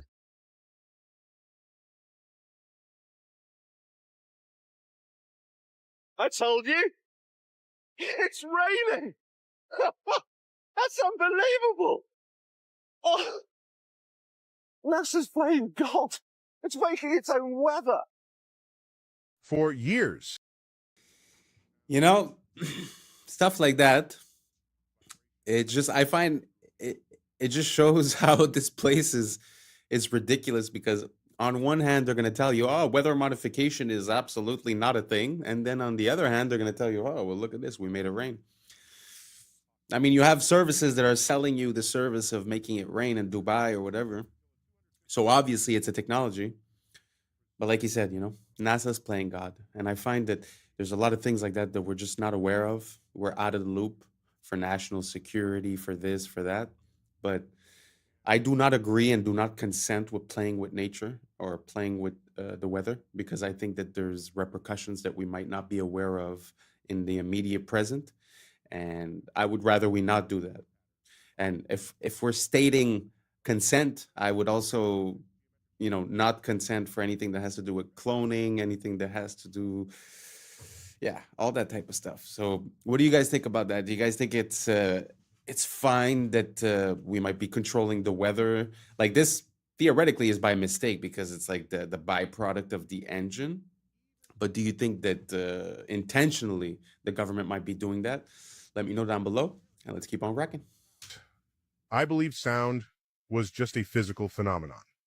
Vibrations through a medium, measurable, predictable. But then I came across something that changed everything. The Tartarian Bell Towers, a lost civilization, an architecture of impossible precision. We thought they were just church bells until a 250-year-old recording was discovered, preserved on a wax cylinder, buried beneath a collapsed monastery in Eastern Europe. A recording that was never meant to be heard again. And when we analyzed it, the data made no sense. Frequencies appeared that don't exist in modern tuning systems. Oscillations extended beyond standard auditory perception. Decay patterns defied known acoustic laws. The harmonic overtones weren't random. They matched geometric structures found in sacred architecture. resonating at frequencies that align with bioelectric fields in the human body. This wasn't just a sound. This was a transmission. Modern science tells us that sound can affect the brain. It can synchronize neural activity, stimulate the vagus nerve, even alter gene expression. But this was something else. The Tartarians built these towers with frequencies engineered to interact with human biology. Their bells weren't just ringing. They were broadcasting structured resonance, potentially influencing consciousness itself. And then all of them were removed. The towers dismantled. The bells taken down. The recordings locked away. Why? What were they trying to erase? And if this is just one recording, how many more are out there? I put that video in because I like the visuals and I like the storytelling. I like the association that they're making with the frequencies and with the effect that it might have on the human when it comes from the bells. It could also be the organs, it could also be the churches, it could also be all that kind of stuff. But one thing I want to say is that personally, I don't put any credibility to Neil deGrasse Tyson. And this was AI, so it was not Neil deGrasse Tyson. So if you believe what you just heard because of Neil deGrasse Tyson, just move along. But the reason why I put that in is because I find that it shows a parallel between the like either the Germans or either, you know, religion, Christianity. There's this emphasis on bells and on vibration that's very important, and I'm almost sure that there is something hidden there, that there is something that we're not being told. And yeah, let me know what you guys think down below, and let's keep on rocking. This is a great example of why filmmaking will be completely overtaken by AI. This is someone showcasing what Photoshop can do and adding people to a scene using photos only and creating a movie scene using Photoshop. Look, they're going to write a prompt in here, taking these photos and just adding them into the scene. This is the beginnings of it. Very easy prompt to write in. Now they're in the scene. You can't distinguish that from reality. Now they're going to add another person in and create the actual scene, the movement, the action. And you can create audio, visual, and it's indistinguishable from real life. They're not going to need to go out and film on location. And look at this. They've just created a scene. The camera's panning around the room. It's perfect. What looks like chaos. Wow. I don't know how real that video was, but gee whiz. Photoshop is not even a video editing software. I suppose it was Premiere. But even at that, where, you know, why would you have Hollywood studios anymore? So yeah, I think times are changing, and I think we're gonna see this control system change. It's not going to disappear. It's just going to change aspect. But very interesting. So now anyone could make a movie. So that means, I guess, all their programming with the things that they're trying to push in all these movies recently, I think that's all going to die out because people are going to be able to make their own movies, make their own versions of things, you know? Very interesting. What do you guys think down below? Do you guys think that this is very bad for us, the fact that we're not going to have the creative aspect of it and that it's all going to be generated? Or do you guys think this is an advancement? It's going to make it more accessible, easier for people to be able to get their ideas on the screen? Let me know down below, and let's keep on rocking. It's actually one of nature's most efficient systems. Ants work together using chemical signals called pheromones, scent trails that guide others to food or danger.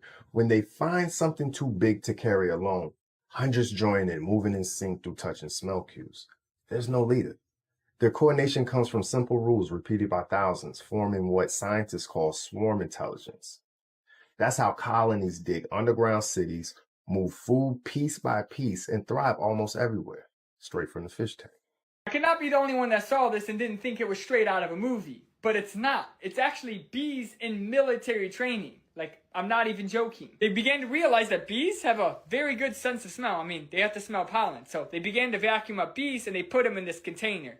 They dropped a container into the fridge to calm them down because they were kind of angry. This is kind of when it gets weird, but they have this little thing that pushes them into this little tube, and these tubes drop them in these pots. Still feels like this is a movie, but anyways, they began to feed them sugar water. But before this, they would actually release a gas into the area, because the gas they release is the smell of bombs. So they kept redoing the cycle of releasing gas and then feeding them sugar water, and releasing this gas and then feeding them sugar water. And one of the times they released the gas and its tongue began to go, because it was anticipating the sugar water that it was going to get. And at this point, these bees are ready for war. So all they gotta do is release it in an area that they think there's like landmines or something, and the bees will go flying around, and when they find a bomb, they'll go and start moving their tongue. One of the only creatures known to do this was dogs, but bees, they do it better than them. Other than that, thanks for watching, and follow for more. This is probably the strange. So interesting. It amazes me how you're able to control another being and rewire its behaviors, habits, and actions. Let that sink in. Because we think we're so special as human beings, but what you just saw for the bee is very applicable to human beings, and they have been using that against us. So I know it seems like two different topics, but really think about it. If they're able to associate a smell with a taste or with a craving, how easy is that to be done with us? And because we're exposing ourselves to external signals all the time, so social media, TV, and all that, we're not even in control of the signals that we receive. So how easy would it be to put now it's sugar, but it could be like a certain flash rate, it could be a certain song, a certain color, a certain frequency. So every time you see some item like a potato, let's say, they put you these positive signals. Why wouldn't that leave you at the end of the movie craving a potato, right?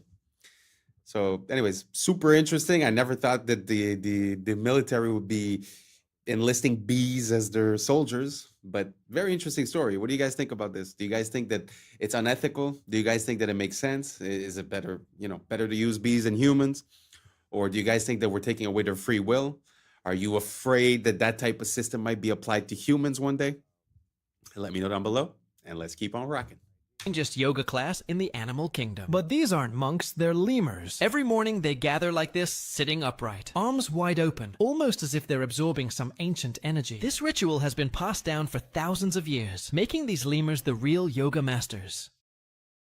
Are successful in their example of being able to provide, as a poor country, the best medical care in the third world to the whole population, because it's an inclusionary system. It's not like we have here, where you have this huge bulk of the population, marginalized.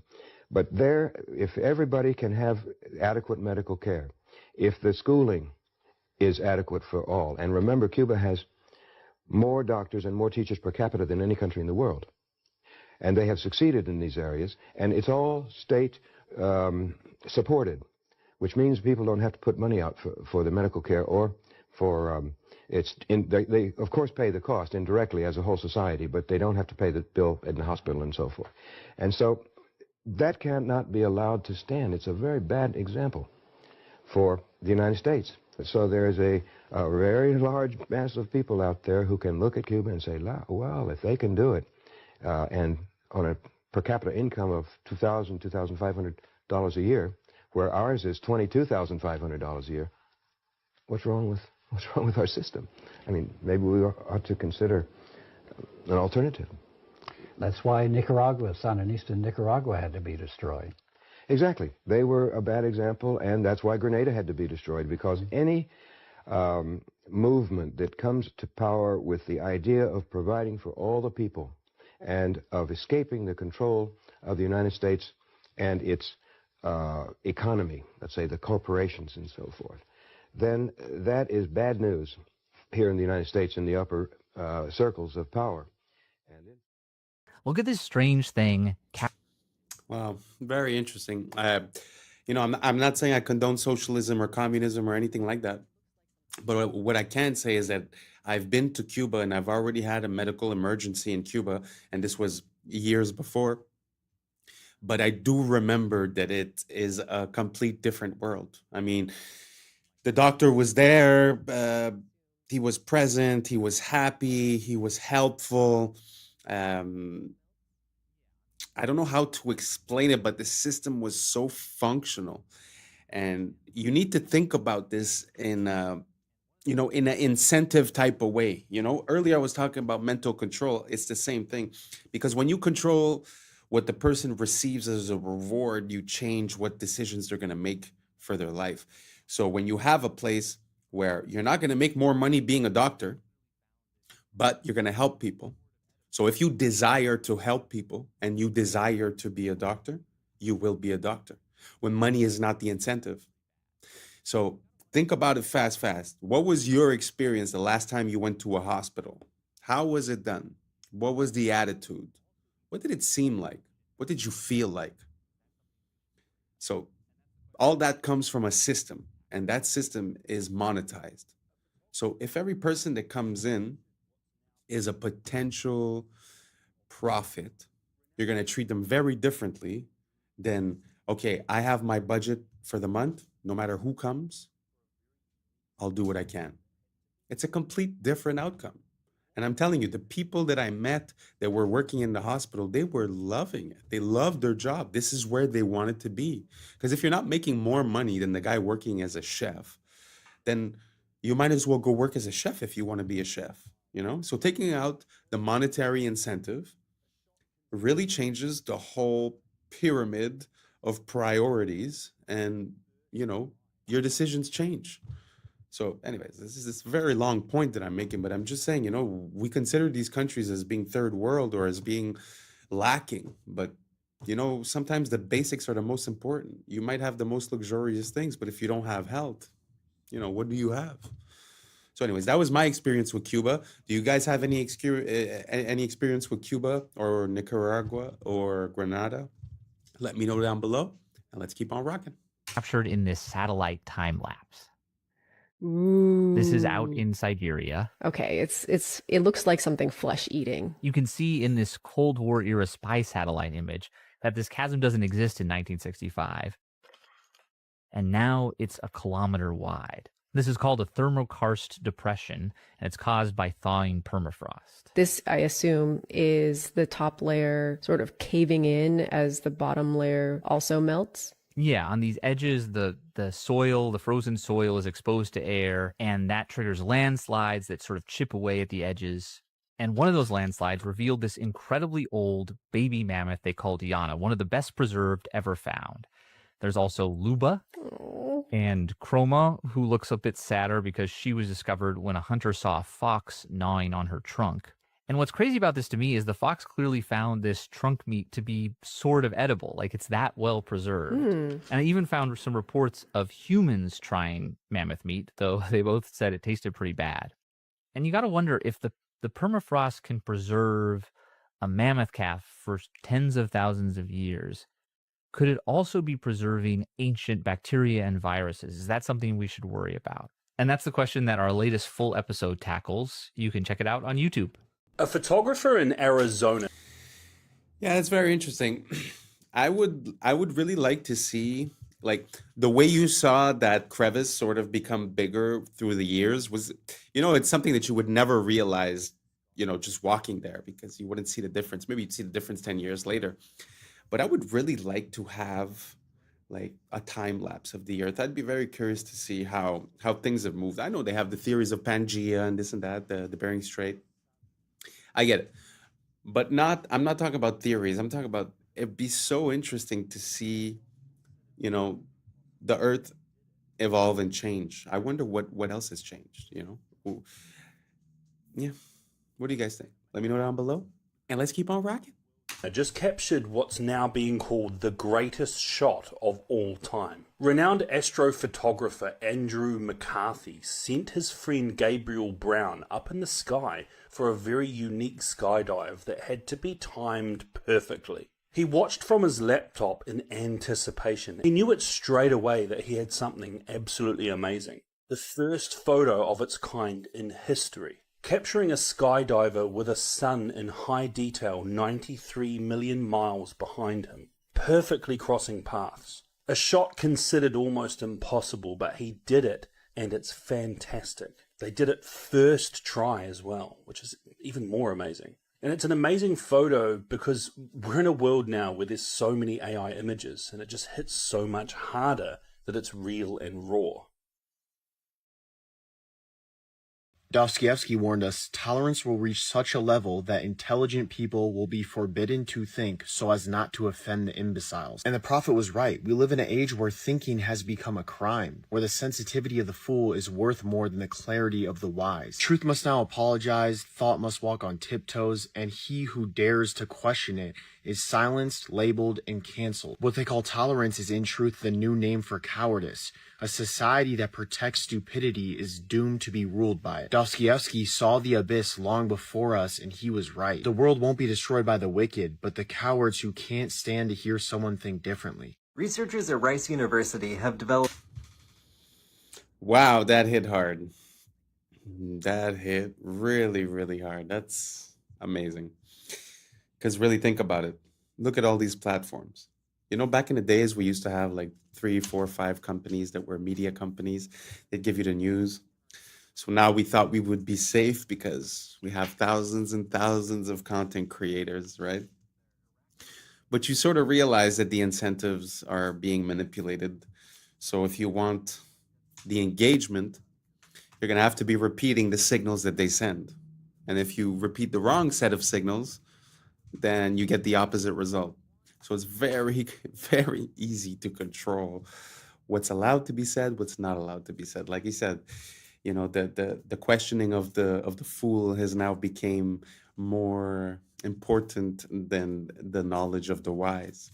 It's very, very interesting and powerful words in these days. What do you guys think down below?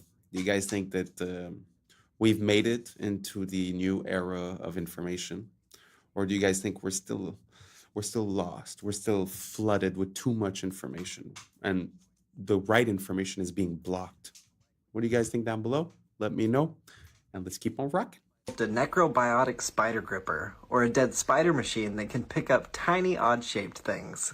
See, instead of muscle, spiders use hydraulic pressure to extend their itsy-bitsy little spider limbs. Spiders' leg muscles can only flex their legs inwardly. So in order to extend them outward, they generate hydraulic pressure in their fused head thorax segment called the prosoma. And that hydraulic pressure pushes their arachnid blood called hemolymph into their extremities, and that's what outstretches their legs.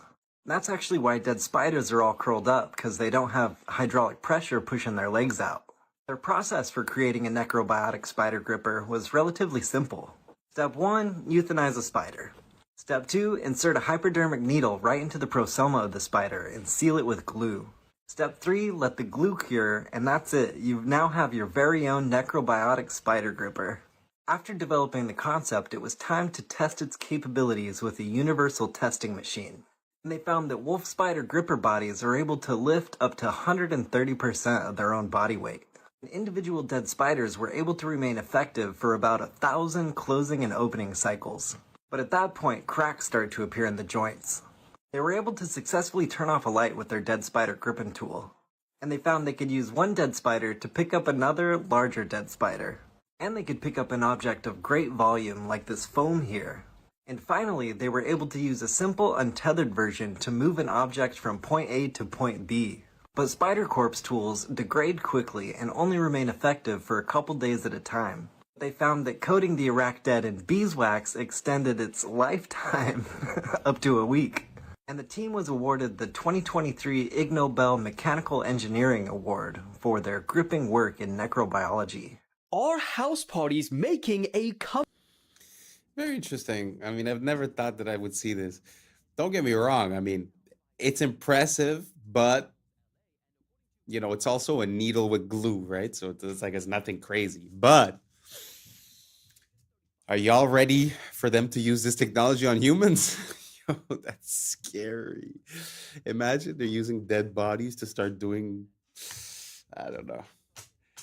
I find that one a bit questionable. What do you guys think about this technology? You guys see any applications? You guys think that there's a future for this? or it's just super creepy. Let me know, and let's keep on rocking. We're almost there. Back. What you are seeing is footage of an insane Halloween party that got way out of hand and had to be shut down by police. That has happened in Woodland Hills, LA, and according to Royal News, who captured this footage, the host initially promoted this party online, selling tickets in advance for just $35, but then charged up to $150 for whoever wanted to pay at the door. But, similar to the real Project X, way more people turned up than anticipated, and things quickly started getting out of control. Dozens of 911 calls started flooding in, reporting injuries from stampedes. A massive fight broke out, people were spilling out into the streets, and the LAPD's air support unit estimated over 3,000 people in that neighborhood alone. When police turned up, one teenager was discovered lying unconscious in the street and was rushed to hospital. Several others were treated for injuries that they sustained in the stampede. And you'd think that most people would condemn this kind of behavior. But 2025's been so rough that people were actually proud, saying things like the earth was healing because the kids are partying again, and that there was still hope for the next generation after all. Nah, are they working together? Yes, they are. And according to researchers, that is the most dominant partnership in the entire animal kingdom. Let me explain. In North America, badgers and coyotes started hunting together, and it's so unfair. Basically, badgers are incredible diggers, and they're known for digging right into an animal's burrow. The only problem is if that animal takes off running, badgers are slow. They're not going to catch it. Coyotes, on the other hand, can run like the wind, and they're known for chasing animals down in an open field. Their only problem is they can't dig, so if an animal jumps into its burrow, they lose it. You get where I'm going here? When these two work together, they create what's called the ping pong effect. The badger will dig into a burrow and intentionally get the animal to run, and then the coyote will chase it down. If that animal jumps back into another burrow, the badger gets back to digging. And they'll do this over and over again on repeat until that animal becomes so exhausted that it just gives up. In fact, according to researchers, when these two work together, they have a near perfect hunting success rate. Now that is what I call a killer friendship. Literally. And as always, follow for more facts. Nature is amazing. I mean, I don't know what you are, if you feel like you're a coyote or if you feel like you're a badger, but those are one of the, some of the most intense and notorious hunters. So they could easily see themselves as competition. But in life, whether you're the badger or the coyote and how good you are, doesn't matter. You should try to find that piece of the puzzle that's missing and create something together. And whether it's relationship wise or whether it's business wise or creative wise, I just think that when we unite and like this duo, one's weakness is the other one's strength, we complete each other. And I feel like we have access to, the sky is the limit. Anyways, I don't know how you feel about that, but we reached the end. Thank you so much for being here. And that's a wrap for today, familia. So whether you're tuning in with the sunrise or you're posted up after midnight, I appreciate your time, your energy, your curiosity. And don't forget, this isn't about truth or fiction. This is about perspective. If this sparked a thought, a laugh, a deeper question, then we did our job. So drop your thoughts in the comments, keep the convo alive, like, subscribe, and don't forget to hit that bell if you're riding a wave, because we're just getting started. Until next time, stay grounded, stay weird, stay critical. I'm Adam Strain, and this has been Adam Strain Reacts. Peace! Now it's time for us to link up. Really think we on the brink up. Making a change from living this strange. Living this change. Making a change from living this change.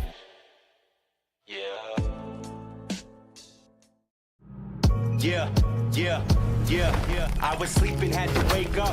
Why? Every reason I could think of. God, till the day I keep the ink up.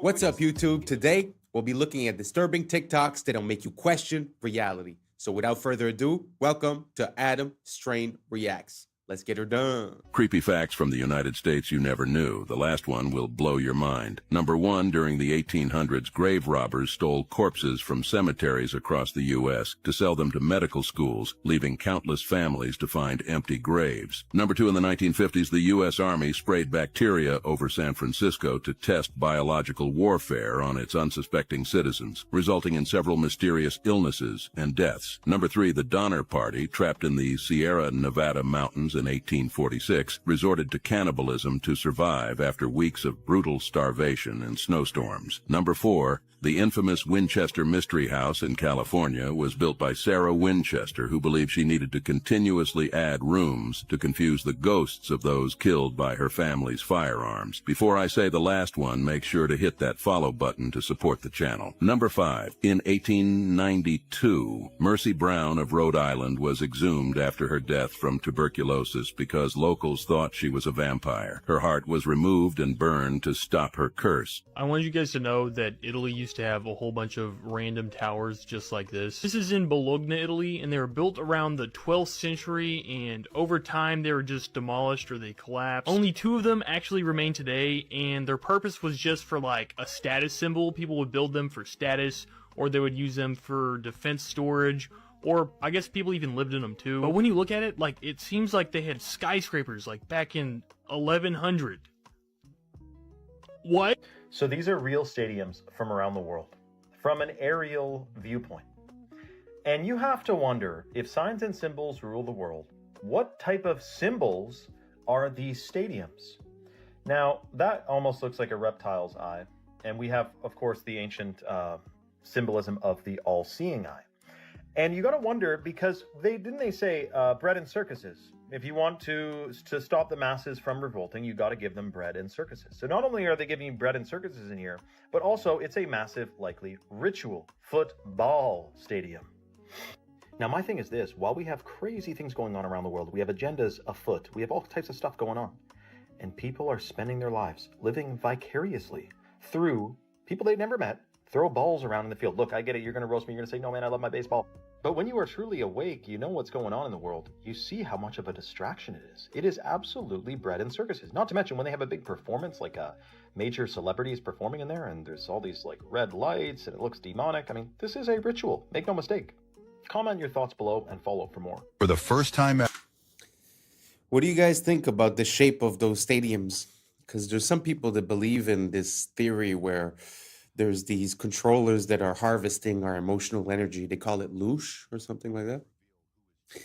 But do you think it's happenstance just because you want to hold a lot of people and you want to have an open sky, so it's completely normal that it ends up looking like an eye? Or do you guys think that there's a symbolism behind that, or a certain shape or certain pattern or certain frequencies that they're harvesting, or a law that they're following? Or do you guys think it's just randomly based and that's just the way it is? Let me know down below. I'd be very curious to know what you guys think about it. Let's keep on rocking. The secrets of the dollar bill have been uncovered. While many videos demonstrate intriguing folds revealing the Twin Towers or highlight small details, no one has fully deciphered the hidden messages that reveal who is truly running our planet and which Anunnaki the dollar references. From the world's leading researcher comes a documentary that will leave you breathless.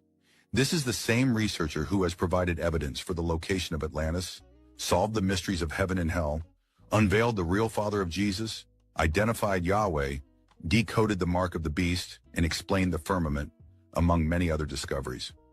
This new documentary will finally answer the question of who is running our planet. Stay tuned for its release. In the meantime, you can explore over 1,000 videos at ourtruehistory.co.uk.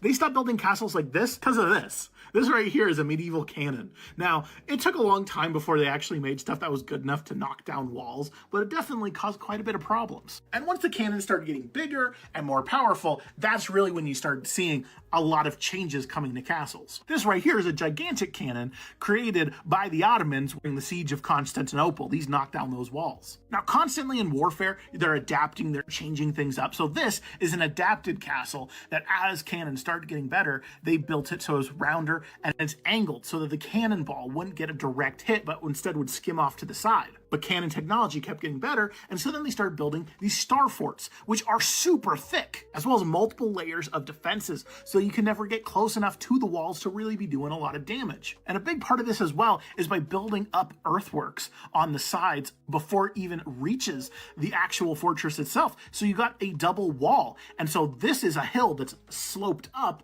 and then there's just a little tiny bit of the castle that'll stick up above it, a little bit of the fort, and then they can fire their cannon cannons, but is really hard for the enemy to actually hit it. And there's a lot of different variations of these star forts. All of them are very cool, but like, look how thick that is. That is a super thick wall, super angled. So it's hard to be able to get a good cannon shot. And then plus, there's also defending fields of fire so that it's harder for people to get up there. Yo, I got some. Well, first of all, he's mentioning star forts as if they were nothing. The star forts that he was showing were in the United States. The United States has like 300 years, so the fact they have so many star forts, he just glazed over that. And to be honest with you, I kind of have a hard time visualizing our idea of what a cannon is. Like, I understand the idea of having a tube and having explosives at the bottom of the tube, having an explosion sort of canalized, in one direction and have the ball go. I understand more or less what they're saying, but with the weight of those balls, I don't know. I have a hard time seeing how that would work. I don't think I've seen a real cannon today, like functional. So I don't know. That whole story was kind of weird. He just explained away the star forts because of the cannons. But again, the cannons, I'm not convinced. So if you guys have any proof, any videos, any links, anything down below, please write it. Please give me some info or send me a direct message. I'm very interested in this topic. First of all, the star forts, but also the cannons. It's something that I've been looking into for quite a while. So if you got something for me, please help me out and let me know what you think down below. And let's keep on rocking. Bone-chilling videos to share with you guys about Yellowstone. But answer me this. Is Yellowstone supposed to look like this right now, y'all? All this geothermal activity? Is it supposed to look like this, y'all? You're going to want to turn the volume up for this over here. Now, there's this guy posting clips around Yellowstone of the ground literally groaning, y'all. Like giant marching ants are underground like they're coming up, y'all. Check this out.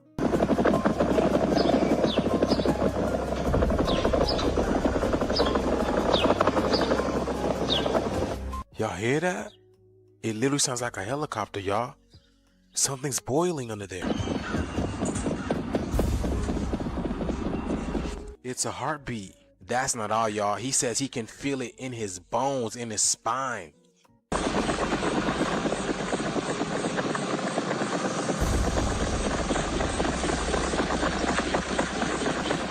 It sounds like the animals are running. And just to prove to you that it's gotten more intense over time, he puts a water bottle on the grass and this thing is jumping around like it's at a kid and play party. That's crazy, y'all. Listen.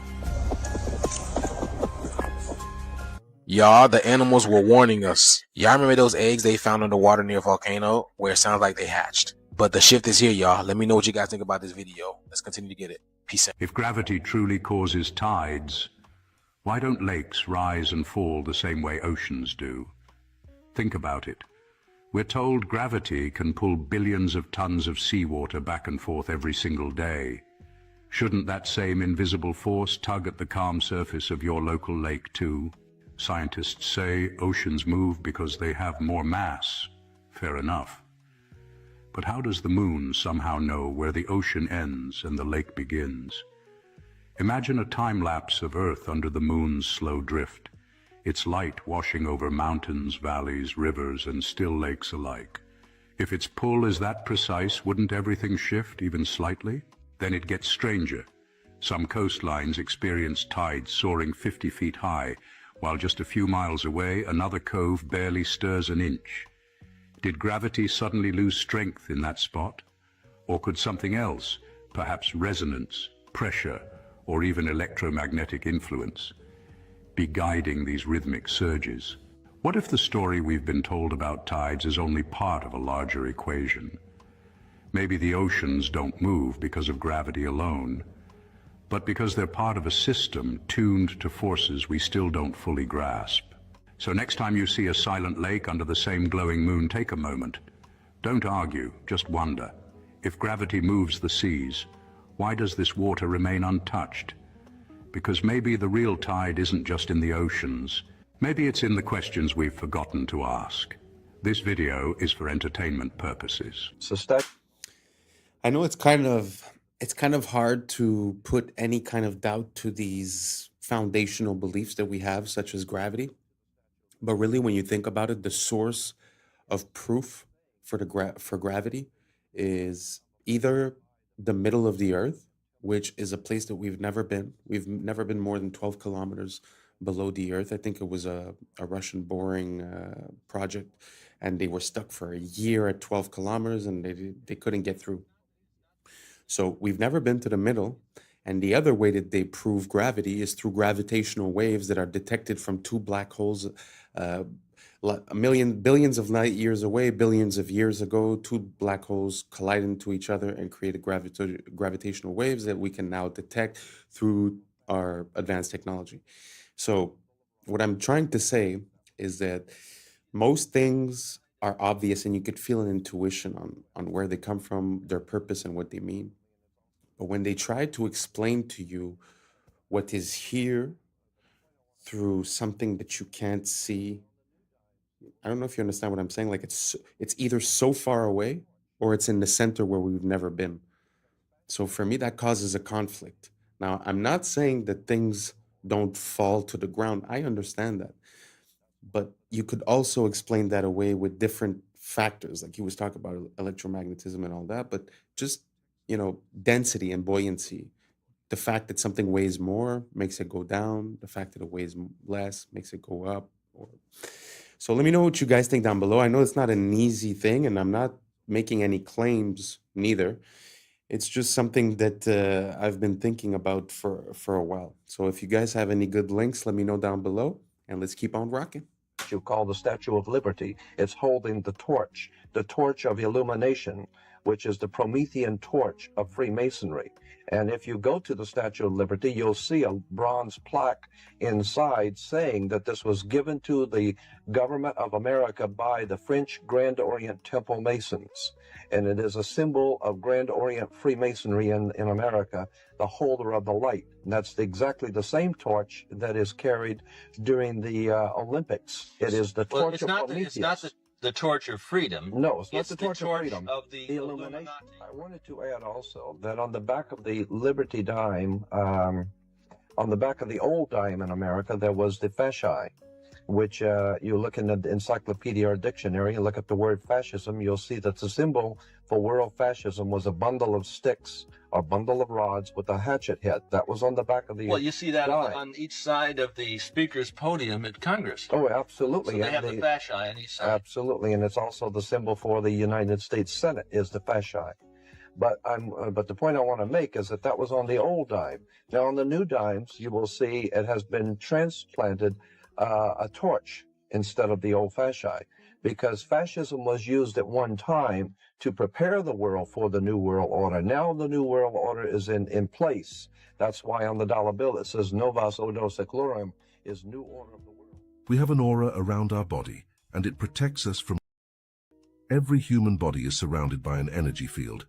These magnetic fields are something you don't pay much attention to, but the truth is that the entire survival of the individual depends on maintaining the integrity of this energy flow.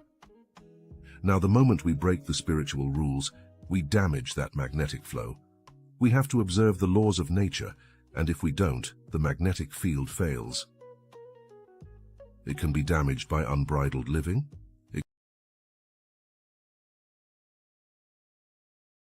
It's all kinds of things, but if this field is damaged, it reacts immediately through the health of the individual. You must never allow yourself to develop attitudes that are incompatible with the integrity that nature has bestowed. Magnetic fields are absolutely honest. There is no way to make them dishonest. And if you respect your integrity, you will be full of energy, immune to... Watch the full video on our YouTube channel to understand more.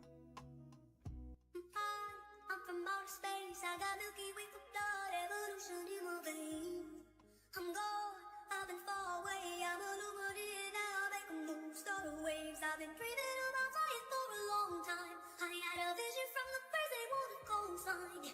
Artificially intelligent way. I'm your future, past and present, I'm a spyline. Yeah, I'm a mystery of this illusion. I am not really here, I'm an intrusion. I don't swim or sink, I just flow. I don't need gravity, I just need grow. When I move, it's in a quick rumble. I I will never ever fall, never stumble. And I don't need to be humble. Break down walls, let there we go, come. Why not?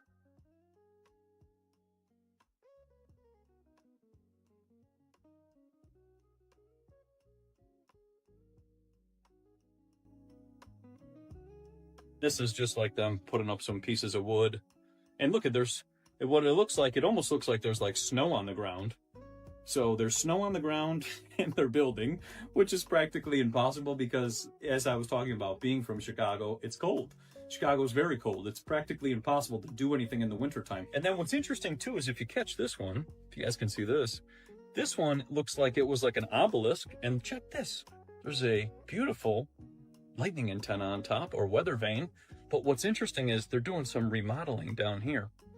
So what it looks like is they're starting to add a couple details to make it look like it's their own, so that when they do this Grand World Fair 1893, the people then will believe the narrative of what they're being told while they're being shipped in and told about this whole entire situation.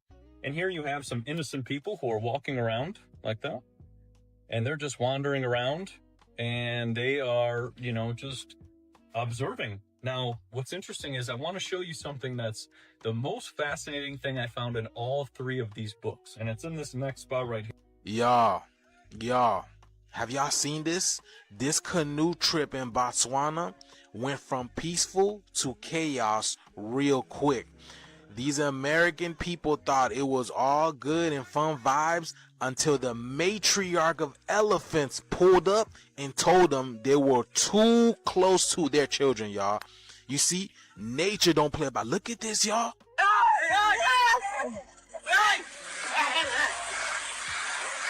Y'all, she's under. Y'all see that? Look at, oh my God. Why are they always big? Look at this. You see, when it comes to nature, the mother energy do not play about her children. She will toss a canoe, stomp the ground, just to let you know, do not come near my tribe. And this is exactly what happened to this woman over here. Boy, she was flipped, tossed aside into the water like a rag doll. Oh my God, y'all see that? So when are we gonna do the same? When are we gonna let these people stop playing with our children? Because this is exactly what they're doing in our schools, y'all. We don't even know what's going on, right? You see, y'all? Nature is very intelligent. It knows not to let these people come close to their youth. Why? Because nature communicates. You don't think the planet keeps a database on what these people have been doing to the planet and that they're able to pick up on? Look at this guy. He's just chilling in his canoe, just recording everything. This shift is here, y'all. When are people gonna learn? You don't mess with the laws of nature. You can't colonize the energy that you can't control. And the elephant is showing y'all who's really boss. And as they walking out, y'all, the shift is here. Y'all see it. They feel it. Let's continue to get it. Peace in. When women would consume,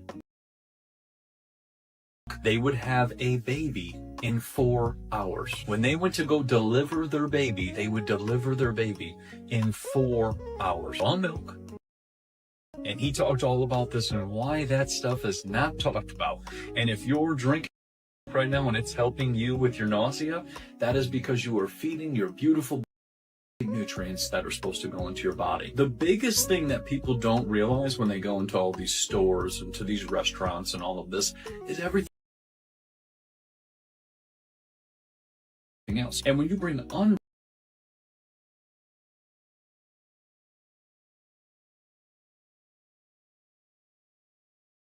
like that, you're bringing something that has not been processed, is filled with nutrients, you eat it,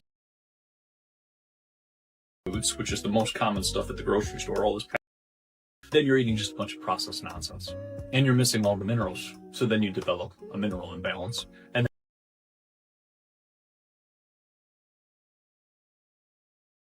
they have no minerals. And then when they introduce superfoods, which we've talked about, dragon into their diet as well, bringing food with nutrients back into their diet. In the UK, they are now demanding your back door for access. So a while ago, there was this whole thing where Apple were trying to defend themselves against the government because the government was saying they wanted access to the back door of our devices to see our data. Apple, of course, is all about protecting our privacy, and they don't want third parties looking into us, especially our own government. Actually managed to step in and get this whole thing basically dropped.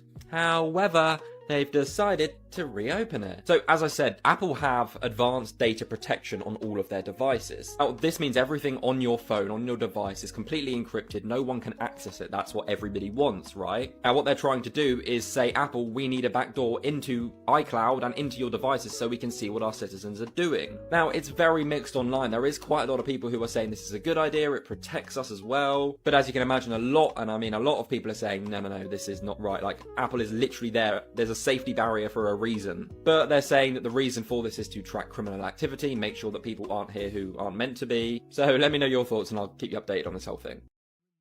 Is dependent upon you being disconnected from your heart. Is dependent upon you living in your mind. Because the only where that a human being can live and be controlled is in the mind. When a human being gets reconnected to their heart, they're not going to buy any of what religion is because they know the truth. They're connected to the truth. And so that's why religion has to tell you that God is a man. Why? So you disconnect from your feminine. Your feminine is your heart. Your heart is the connection to the divine. That's why Jesus said, seek first the kingdom of God within. Okay, guys, they're officially allowing AI to run our...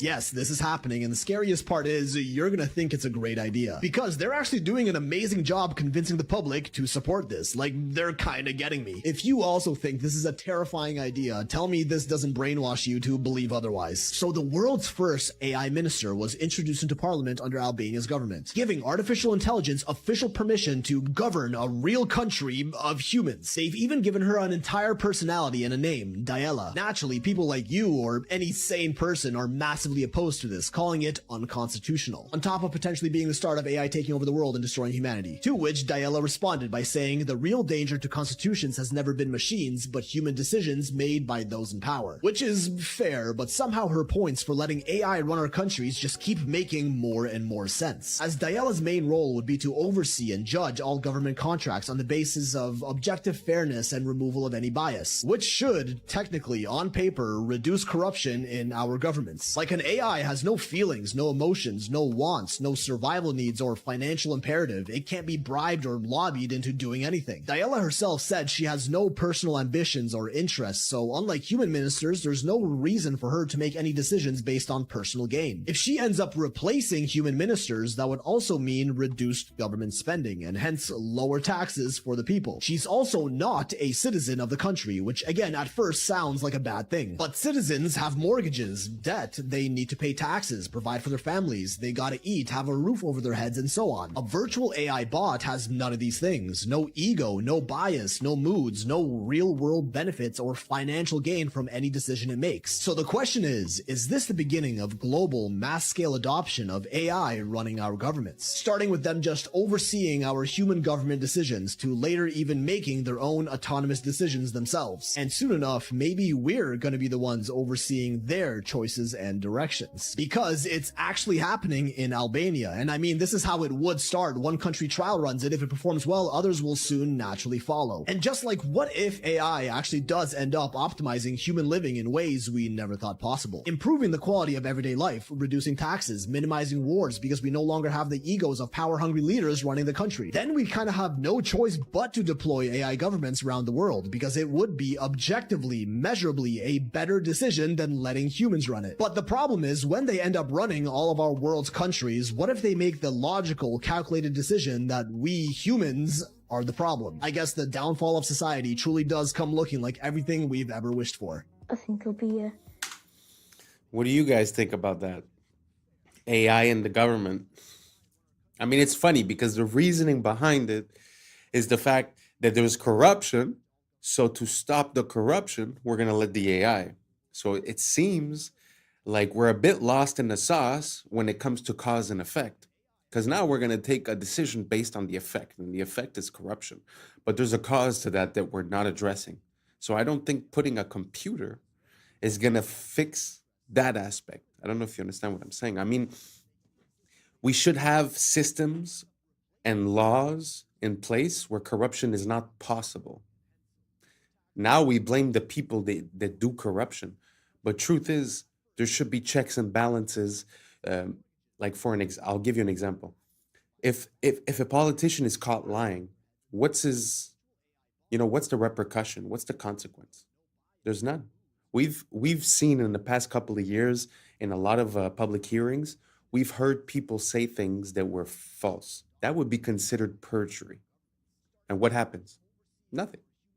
What happens if a politician makes a claim and then does the opposite? Nothing. So as long as we don't have systems in place to fix our system, I don't think delegating it to a robot is going to somehow get us out of that situation. So basically what I'm saying is that we should focus on the cause and not try to patch the effect with a machine, because I don't think giving more control to these machines is exactly the way to go. Anyways, you guys let me know what you think down below. Do you guys think that AI in the government is going to reduce corruption, or is it another way to, if someone takes control of it, would it be another way to basically do the same thing, but just instead of being to the AI, to funnel it to someone else, right? So let me know down below, and let's keep on rocking. People will be regarded more as statistics than as actual people. I don't think it's going to be so nice. I think sort of all machines everywhere, everyone doing everything for you. You'll get all bored, and I don't think it'll be so nice. I think it's going to be very boring, and everything will be the same. I mean, people will be the same, and things will be the same. First of all, computers are taking over now. Computers and automation. And in the year 2000, there just won't be enough jobs to go around. And that's a wrap for today, familia. Whether you're tuning in with the sunrise or you're posted up after midnight, I appreciate your time, your energy, your curiosity. Remember, this isn't about truth or fiction. This is about perspective. If this sparked a thought, a laugh, a deeper question, then we did our job. Drop your thoughts in the comments. Keep the convo alive. Like, subscribe, and hit that bell if you're riding a wave, because we're just getting started. Until next time, stay weird, stay critical, stay grounded. I'm Adam Strain, and this has been Adam Strain Reacts. Peace. Know what y'all think, but now's the time for us to link up. Really think we on the brink up, making a change, who living this strange. Living this change, making a change, from living this change.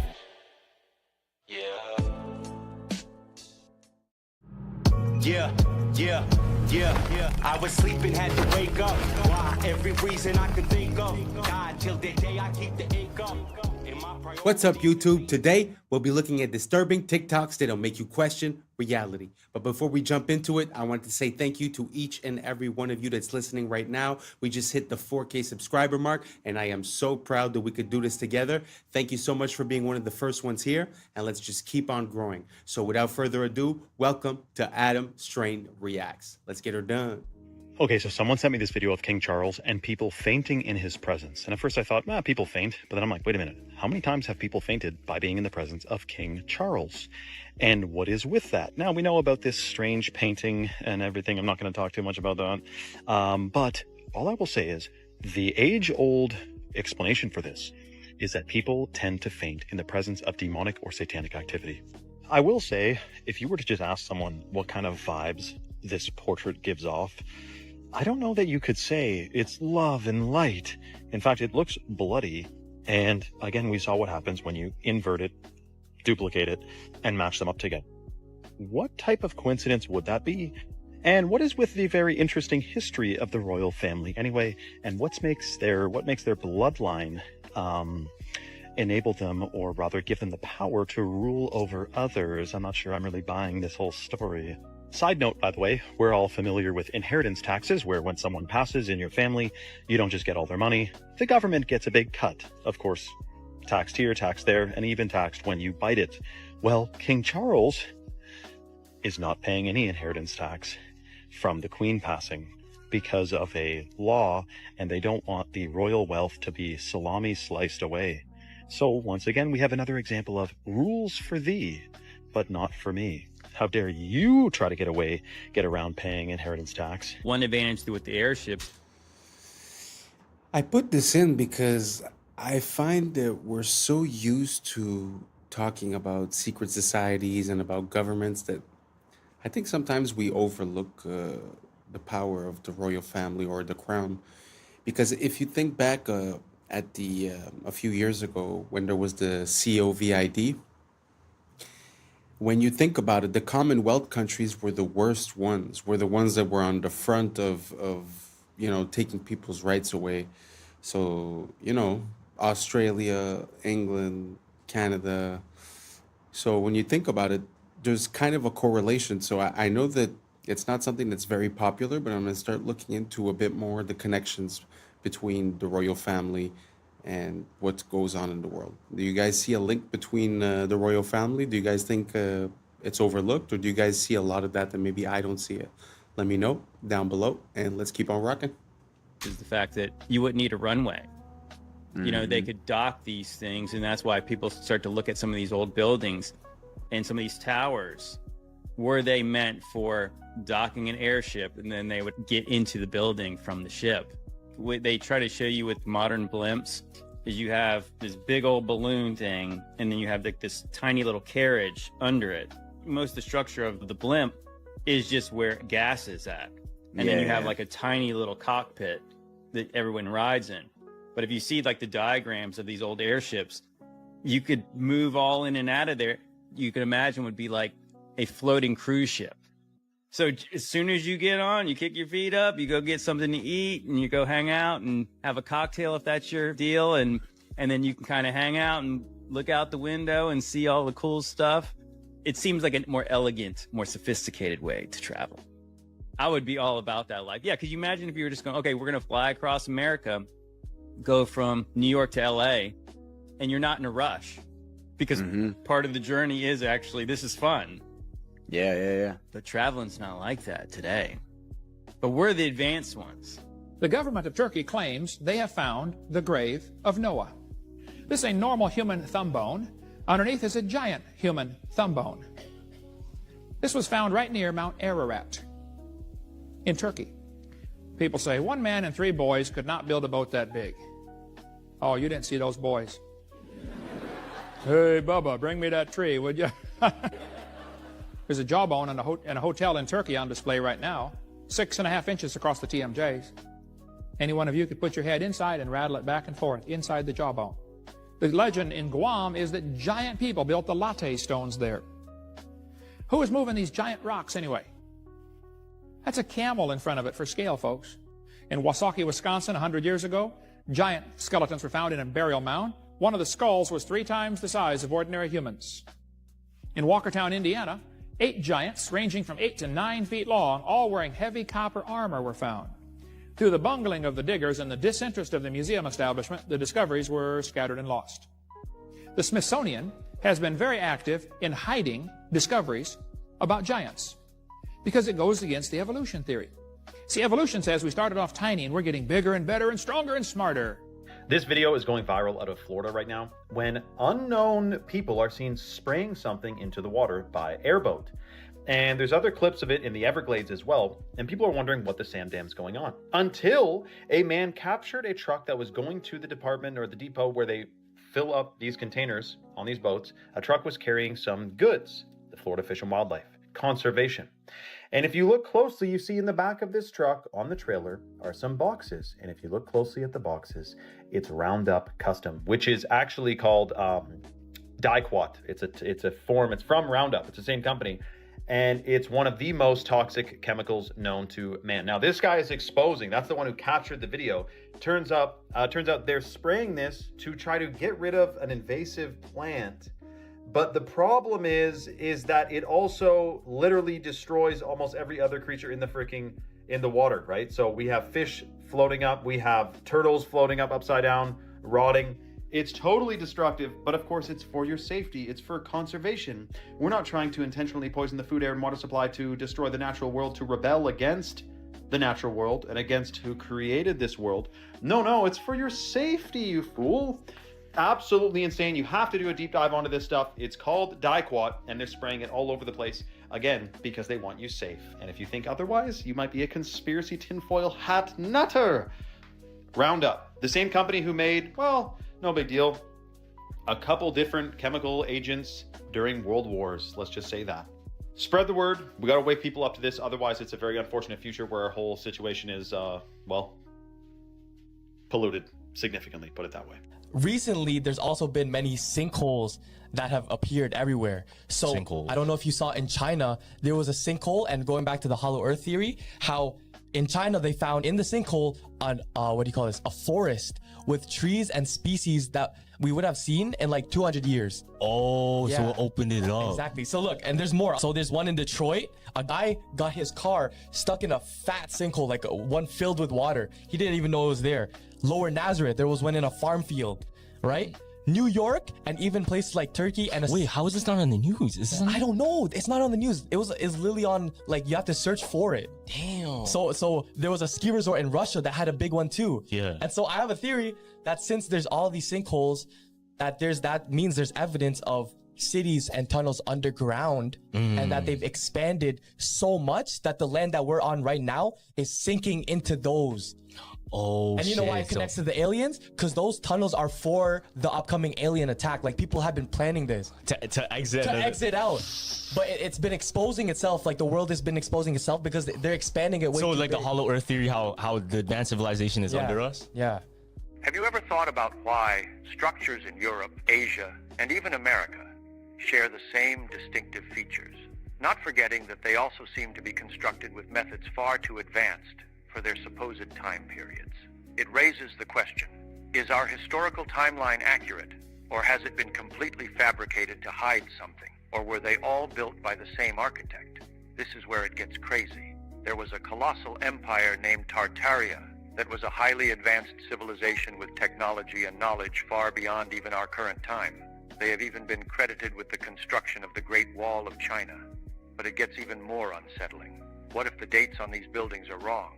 Imagine if that number 1 wasn't a 1 at all. Our history could be off by 1,000 years. The current timeline is a lie. In the late 1800s and early 1900s, they held events called World's Fairs to use as cover-ups to demolish our advanced past. Many recount that these structures were wiped out days after the events. This was evidence of a global civilization, a civilization whose roots could be traced all the way back to ancient Egypt. And this is really cool. So check this. This is a I'm not too sure about calling it Tartaria, and I'm not pronouncing myself on what was, especially when I don't know what is right now. But what do you guys think about the fact that in different places around the world, we really do find similar structures, whether it be the megalithic structures or whether it be like what we would call Greco-Roman, which we find some in Japan, we find some all over the place. Do you guys think that it would be possible that at one point there was like a harmony, or that there was a moment where everything was shared, or that the capabilities were more than what we believed, or that, I don't know, like a lost moment in time? Do you guys think that's possible? How do we explain all of these structures, or the World's Fairs, or all of these elements are easy to explain one at a time, but when we take the magnitude of how many of these events and how many of these, for an example, World's Fairs, fires, constructions, the cities being built, the canals being built, the undergrounds, the metros, there's so many, right? So is it possible that at one moment, either we lost our memory, we lost contact, or that there was a moment where everyone was together and that we were building the same type of way everywhere? Let me know down below. I'm just curious. To be honest, I don't really have an opinion. I just find that the timeline that's pronounced to us seems to have some flaws. Apart from that, I'm really not set on anything. So if you guys have any rabbit holes to give me, I'll gladly go down them and include some of the videos in here. So let me know down below, and let's keep on rocking. Mazda bulb. The old Mazda bulbs would last 120 years. So what GE and the companies did who run the light bulb companies is they took this original bulb, they had engineers reverse engineer it so that they can make the light bulb break down faster so they could sell more light bulbs. Because the original Mazda bulbs would last 120 years. The original incandescents, the Centennial incandescent, you can look this up, it's in California. The Centennial incandescent is also still burning for over 120 years. So your light bulb, when they tell you like, oh, LEDs are going to save the earth and whatever else, we already had the technology. The light bulbs that could last 100 years have already been here. LEDs, most people don't know, were made by IBM and also by Monsanto. So when you're bringing an LED into your home and putting it above your head and doing all that stuff, what you're doing is you're bringing in a bulb that was designed by a computer company and a toxic pesticide company. So you can imagine what that's going to do to your body. It's going to give you brain fog, it's going to give you fatigue, it's going to cause blindness, cataracts, mess with your hair. Kind of makes all sense. All confirmed UFO types explained from most common to... I suppose we could say that that's the limitation of what we call capitalism. Because if the goal is to make money, it does make sense that selling you more of the same item because it doesn't last as long would give me more benefits at the end of the day. But it's just sad how we lost the pride of making something that works and that's functional and that's unbreakable. And I find it so sad. Can you imagine the fact that we had 120-year light bulbs and that we decided to change it so that they last 1 year, so that you would buy maybe 1,000 light bulbs in your lifetime instead of buying 10 or 20, let's say. It's a pretty crazy thought. Do you guys think there's any other things that are like that got sort of manipulated so that they last less? If so, let me know down below. Now let's keep on rocking. Rarest. First up, we got the classic saucer UFOs brought to mainstream attention in the 1940s after the infamous Roswell, New Mexico UFO crash. Back when they were actually called UFOs, you know, unidentified flying objects. For decades, this was the signature UFO style that everyone knew and talked about, but was mostly mocked and downplayed until the government kinda told us they're actually real in 2020. Shaped like a disc with smooth edges, oftentimes glowing and occasionally with a dome top. Cigar-shaped UAPs are elongated cylindrical craft, often tapering at the ends. In recent times, the terminology was officially updated to UAPs, unidentified aerial phenomena, which was changed once again to unidentified anomalous phenomena when they realized they could also go underwater, no longer making them aerial. What makes cigar UAPs so interesting is their lack of any visible wings, fins, or other appendages typically found on flying craft, and is what really made us realize how impressive the non-visible propulsion systems that power UAPs really are. These have been popping up in our skies more lately, like those orb-shaped UFOs everyone's been talking about, or spherical UAPs, near perfect spheres, typically on the smaller side, seen flying very fast with erratic movements and no visible propulsion system. Can either appear metallic or sometimes slightly glowing, leading people to believe some of these may even be trans-dimensional. Oftentimes spotted around military bases and have even been noted to merge or split into multiple orbs. Large, silent, and most often black or dark in color, triangle UFOs are usually seen with lights either in front or on their sides. One of the most well-documented mass UFO sightings happened in 1990 over Belgium, where hundreds of civilians and police officers reported countless triangle UFOs in the sky. Chevron or boomerang UFOs are similar to the triangle ones but have a more pronounced V shape. They also have lights along their supposed wings and have usually been spotted flying at lower altitudes. Egg-shaped are kinda like our sphere UFOs, somewhat elongated but not quite to the extent of a cigar UAP. These are most commonly cited by the military, one of which they famously refer to as the tic-tac UAP, moving extremely fast and erratically, and have been seen to pass through large bodies of water without slowing down, showing off their true capability. Diamond-shaped UAPs are much less common than what we've discussed so far. They typically feature some sort of central light or collection of lights and are often seen rotating, moving, or even morphing in midair. Box-shaped UAPs are sort of like the diamond ones, except feature a more distinct rectangular shape with straight edges and perfect corners. They don't rotate and morph as often as the diamonds, but can occasionally be seen with what appear to be windows and sometimes even glowing. Fireball UAPs are an interesting breed, a rare type of orb, typically orange and violently flickering, giving the appearance of a burning flame. Transcending the notion of being mere objects, the fireball truly is a phenomenon, often seen far away and moving very slowly, occasionally bursting out a pulse or sometimes even appearing green. Speculated to be trans-dimensional, these aren't as common as the rest on most social media platforms. Organic-shaped are most notably portrayed by the infamous jellyfish UAP caught on camera in the Middle East. This one looks like a collection of indistinguishable parts, no concrete form and moving slower than the others but at a steady, consistent pace. Has also been noted to go underwater. The organic-shaped UAP is among the rarest, with some reports documenting shape-shifting abilities and sudden drops in temperature. What if God is actually... I don't know. I must say that even if I was like Mulder from the X-Files and I would say I want to believe,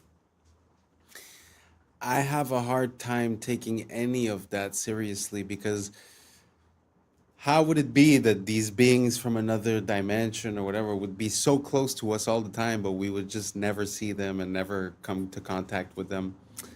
I'm not convinced. I'm really not convinced. So if anyone has any smoking gun proof, please send it to me. Please tag me. Let me know. I'd be very curious to see. But to be honest, until now, everything that's UAP, UFO, I'm having a hard time to go with it. I believe way more in the project with the beams that are blue, that would be used to exert control, you know. But I don't know. You guys let me know down below if you've seen some footage that's convinced you guys, or if you've seen something personally. And yeah, maybe I'll take a look into it and see if I could get convinced. Let's keep on rocking. Water. What do you mean? So, you know how we say God is everything, right? Now, if you, in a sense, like everything around us is what? There's water. There's water in the air that we can't see. Yeah. There's water inside you. There's water inside me. Yeah. There's water in every single thing that lives, right? Yeah. Now, when there's a lack of water, if you look at a desert, if you look at a wasteland, right? Yeah. What is there? Usually death. Oh. Death because lack of water. Yeah. And it's very hot. Like, Damn. hell. And now, check this out. In the Bible, Yeah. when Jesus said he was tempted by the devil, where was he? In the desert? In the desert. And he was looking for water. That's just like a religion, but take it Yeah. for what it is. That I just heard that on TikTok. Yeah. So is Dubai where men sell their soul? Nah. No. Because what is around Dubai? Just bare desert. What do desert. the OnlyFans girls do there? They literally sell this. They eat poop, fam. Bro, that's the most selling your soul for some Bugatti. If I would never eat poop in my life, dog. Here's how the elite are scamming you into drinking tap water. Check this out. They selling tap water, y'all. They I are don't know indeed. if nobody told y'all, but they've been selling tap water in the packs of water that we've been buying. Originally discovered because of a town north in Michigan having to fight Nestle for stealing its local water, it has now been revealed that over 64% of bottled water in the U.S. is tap water. Two brands most of notably it. stood out for contamination: Walmart Sam Choice and Giant Foods Acadia. Other brands found to have tap water include Dasani, Aquafina, Nestle Pure Life, Kirkland, Propel, They are scamming us. Essentia, Life Water, And they know Smart it. Water. And for my own protection, allegedly. People are just finding out why they definitely should not be making their bed when they first wake up. I am sure by your parents, since you were young, you've all been told the first thing you need to do is make your bed in the morning. But actually, that is one of the worst things you can possibly do. When you've been in bed all night, it's not the cleanest place in the world by the morning, of course. It's going to be filled with bacteria, sweat, and just everything that you've kind of sweated off in the night. Now your bed is basically just infected with a load of bacteria that attracts these guys, dust mites. And yes, unfortunately, there are probably thousands of these in your bed right now. Now, these guys like warm, dark, sweaty, dirty places. Nice. So when you first get out of bed in the morning, that's when they're going to come crawling because the bacteria is right there for them to scran. If you make your bed when you first wake up, it is freshly dirty and you are literally trapping them exactly where they want to be. Meaning they're going to be living in there and your bed's going to be far worse by the time you go back to bed that night. So the best thing you can actually do is leave your bed messy for a little while, like an hour or so. This will expose the mites to sunlight and warmth, which will basically kill them. Then you can go back and make your bed and it will be perfectly clean for when you go to bed that night. Y'all, something big is taking place in the Pacific Ring of Fire, and I've been talking about this for quite some time. You know what I'm saying? The Pacific Ring of Fire is like the womb of Earth, okay? And now we have all these earthquakes popping off in the Pacific Ring of Fire. Nobody's talking about it. And now we have Mount Luotobi, the volcano, just erupted for the umpteenth time this year. I believe in July and August, and now we are in October, and yet another eruption. What's happening? A volcano in Indonesia, Mount Lewatobi-Laki-Laki, erupted today, sending a massive plume of ash as far as 6 miles into the sky. The country's volcanic agency raised an alert to its highest level and evacuated nearby villages. Thick ash blanketed homes and farmland, forcing farmers to halt work. The volcano has been quite active of late, erupting in both July and August.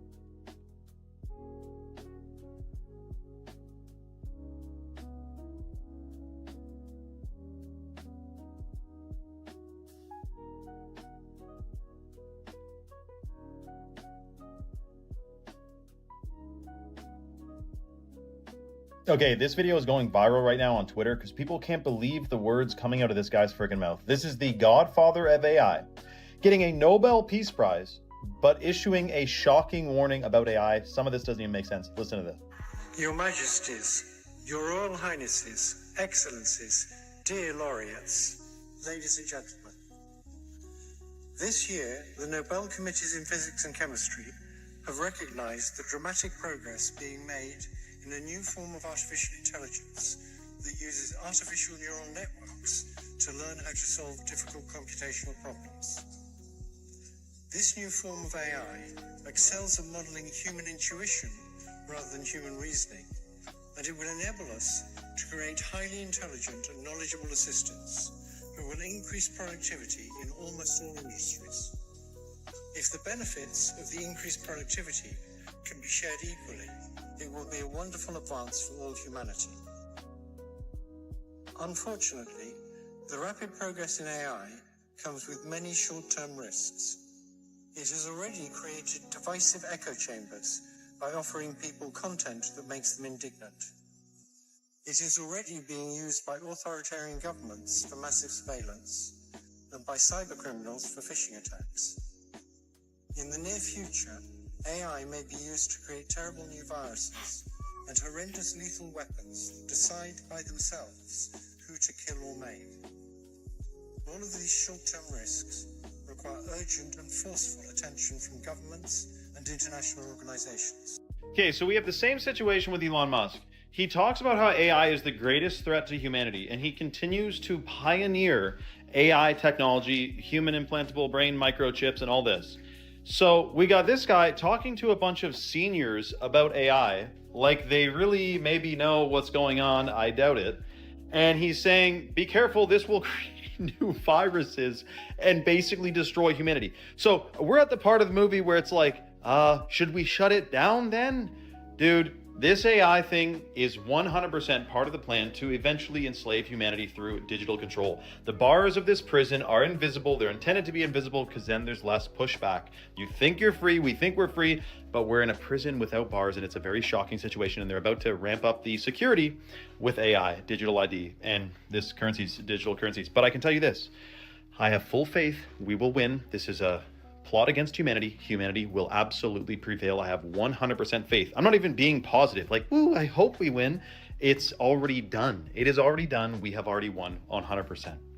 Comment for more, for part 2. Follow for more. And let me know your thoughts in the comments below, man. What the Sam Dan is with this. Mr. Jones and Mr. Krempler were neighbors.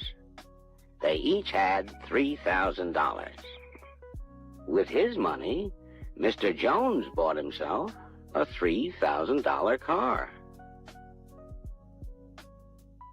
With his money, Mr. Krempler bought himself a new refrigerator, a new range, a new washer, a new dryer, a record player, 2 new television sets, and a brand new Volkswagen.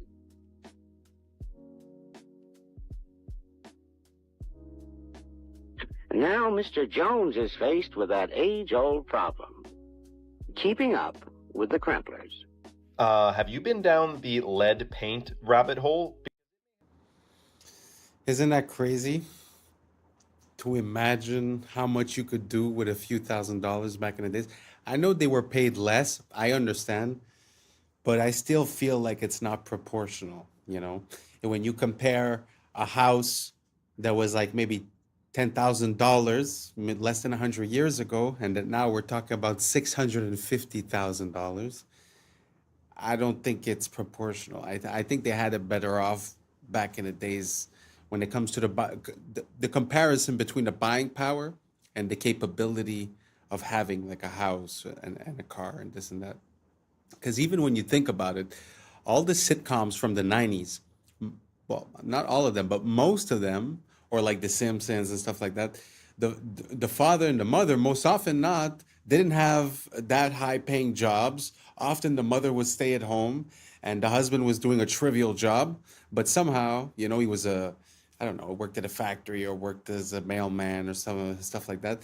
And somehow would still have a house, you know, a family, have a car. I feel like nowadays it's just not like that anymore. It's not like you could work at McDonald's and have a family and everything's fine and you're gonna have a house. No, you're gonna be paying for rent. It's gonna be way different.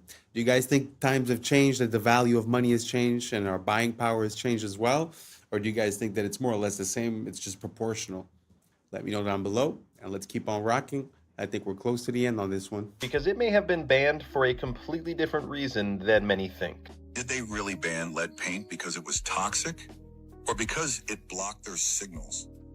Think about it. For decades, every home was coated in lead paint, thick, durable, insulating. Then suddenly, governments worldwide decided it was dangerous. But here's what they don't tell you. Lead is a natural shield against radiation and electromagnetic frequencies. In other words, radio waves can't penetrate it. Before the ban, your walls literally acted like armor. No TV signals, no radio frequencies, no wireless anything could pass through. And then, right as wireless communication exploded, radio, television, early radar, the health panic began. Convenient timing, right? They told us it was about safety, but the studies linking lead paint to poisoning? Most came from industrial smelting, not house paint. The numbers never added up. But what did add up was control. Because once the lead came off the walls, the signals went in. Every home became a receiver. Every person became a node in a connected network. Was lead paint banned to protect you, or to make sure they could finally reach inside your home? Okay, so the crazy part about this, by the way, is we had Xfinity, a Wi-Fi company, has a new feature called Wi-Fi Motion. And they can use, if your Wi-Fi is on in your home, you can use it as a motion detecting device to know if someone's in your home when they're not supposed to be, or just detect motion in general. And we know that we're using the one side of the internet or of a Wi-Fi signal, but there's another side to it. There's another door, you could say. We're using the front door. There's a back door to it. And I'm talking the same way with frequencies from cell towers as well. We're talking about a sophisticated surveillance system that is wireless, that can see everything that's going on. Now, what would happen, do you think, if they were spraying on us in the sky nano sensors that interacted with the frequencies? Picture a hologram, a desk, you got a big desk, and it's a hologram of a real-time battle. Think of Star Wars when they're watching the battlefield on a hologram, seeing it in real time. Let's just say that was based on something that you can do if you have a bajillion sensors and frequencies blanketing the area. It's surveillance, dude. You know what? It kind of makes sense, with all the signals that we're sending from the Wi-Fi to the sonar, the AM, the FM, all the military frequencies, the CB, the radios. I think we're oversaturated. So, you know what? Like, sometimes I think to myself, like, man, I wish it wasn't wireless. I wish everything I had did have a wire in one way, And I wish I did paint my house with something like lead paint so that I would protect myself. Because at one point, if everyone's signal is passing through you, especially if you live like in a condo or an apartment complex, I mean, you open up your Wi-Fi and you see that your phone is being hit by 40, 50 different signals at the same time. And that's just what you know about. So I don't know. Makes me think of like a microwave or something. Do you guys think the same thing? Do you guys think that maybe we should go back towards wired instead of wireless and try to cut out the frequencies as much as we can? Let me know down below if that's been something that's been part of your awakening. And this is the end of it. Thank you so much for being here. And that's a wrap for today, familia. Whether you're tuning in with the sunrise or you're posted up after midnight, I appreciate your time, your energy, your curiosity. And don't forget, this isn't about truth or fiction. This is about perspective. If this sparked a thought, a laugh, a deeper question, then we did our job. Drop your thoughts in the comments. Keep the convo alive. Like, subscribe, and don't forget to hit that bell if you're riding a wave, because we're just getting started.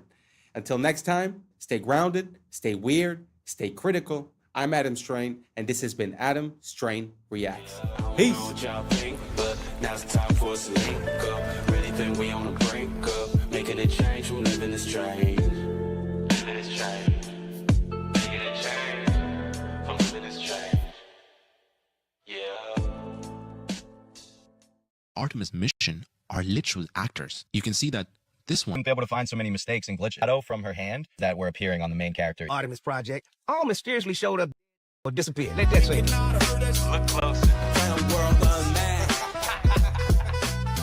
What's up, YouTube? Today, we'll be looking at disturbing TikToks that'll make you question reality. So without further ado, welcome to Adam Strain Reacts. Let's get her done. I like how she has her hair up and in a braid on the way to the launch pad. Then the second they get into space, she takes her hair out like this. When a braid would really be the most sufficient way to have your hair in space. And that doesn't even look like the same person, by the way. Any female that's ever allegedly been in space, they have never tied their hair up. I wonder why that is. It's because that's the easiest way to sell you on the fact that there's no gravity. It doesn't make sense. Your hair would be tied up. And what the hell is all that? Are you kidding? The state of this would not even be acceptable for your average residential electrician. This is one way to do it, but we also have a treadmill, a bicycle, and weightlifting. I'm sorry, weightlifting? How exactly does that work if there is no weight in space? Why would you be using weights if there is no weight? And I'm sorry, but the hair sticking up constantly doesn't even make any sense. It wouldn't just constantly be up like that unless you intentionally pointed it up. According to what we're told, there needs to be a force acting on something for something to move. So it really wouldn't just stay up like that. If she were to just push it down, it should stay down until you actually push it back up. But for some reason, it's always straight up. I hate to say it because this is clearly fake, but this is a much better example of what your hair actually would do. Everyone's hair should always be doing the same thing, no matter which mission it is. But that's not something any of them would even have to worry about if they just did the logical thing and tied it up. That's crazy. I'm sorry.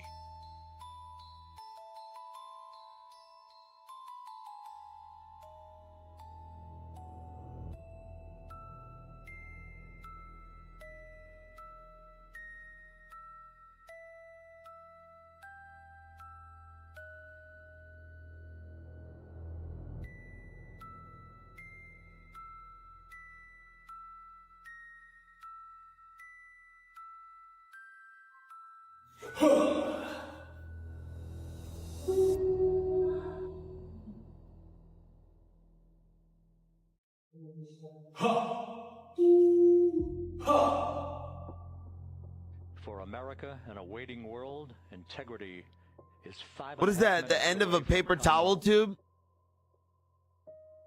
They're like looking out the end of a paper towel and turning the light on and off.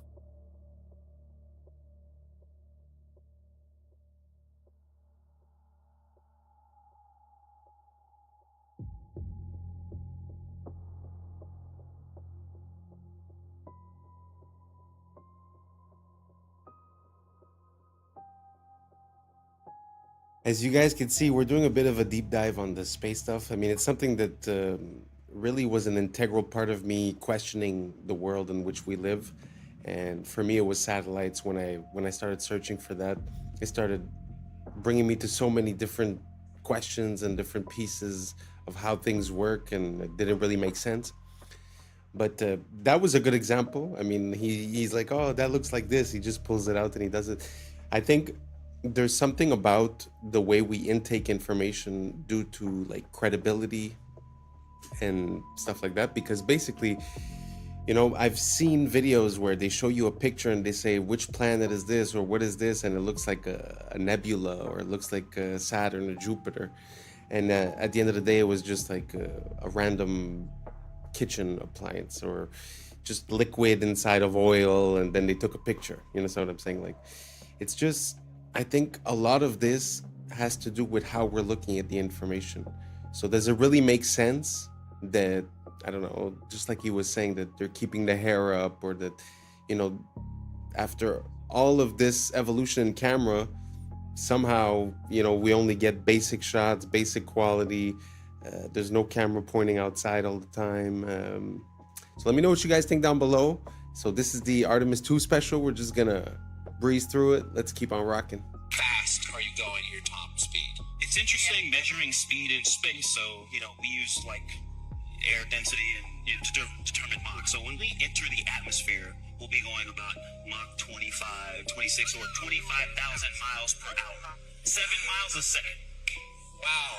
He said entering the atmosphere at 25,000 miles per hour, 7 miles a second. So what they tell us is that the atmosphere starts about 62 miles up, what they call the Kármán line. You understand too that they tell us asteroids that we can view from Earth also move at about 25,000 miles per hour. So this tiny little pod, about 6 feet across, enters the atmosphere only 62 miles up, moving the same speed as an asteroid, which by the way is the same speed as escape velocity, which is required to leave the atmosphere. So if they were coming in at that speed, only 62 miles up, they would hit the ground in about 8 seconds. Oh, but I forgot they had parachutes, because you'd be able to stop an asteroid with a couple of parachutes, right? Oh, and I also forgot you can film something 60 miles away that's going 25,000. I keep seeing people say, oh, well, the air actually slows them down to about 300 miles per hour. Okay, so even if we went with that dumbass logic, 25,000 miles per hour to 300 miles an hour in just a couple of seconds. Remember, it would have to happen in just a couple of seconds because you only even have 8 seconds before you're at the ground. So basically an e-brake from 25,000 with humans inside. That would be even more extreme than going 500 miles an hour directly into a brick wall. This is about 5,000 miles per hour. Think about 5 times faster than that. 7 miles a second.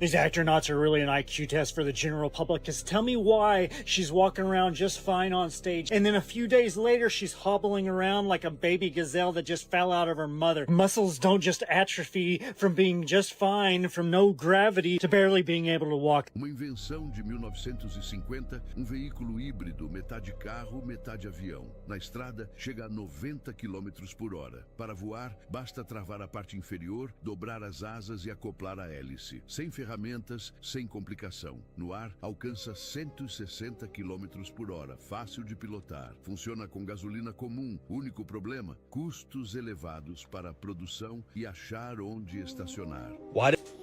It's the first time I see that contraption, a car plane. So awesome.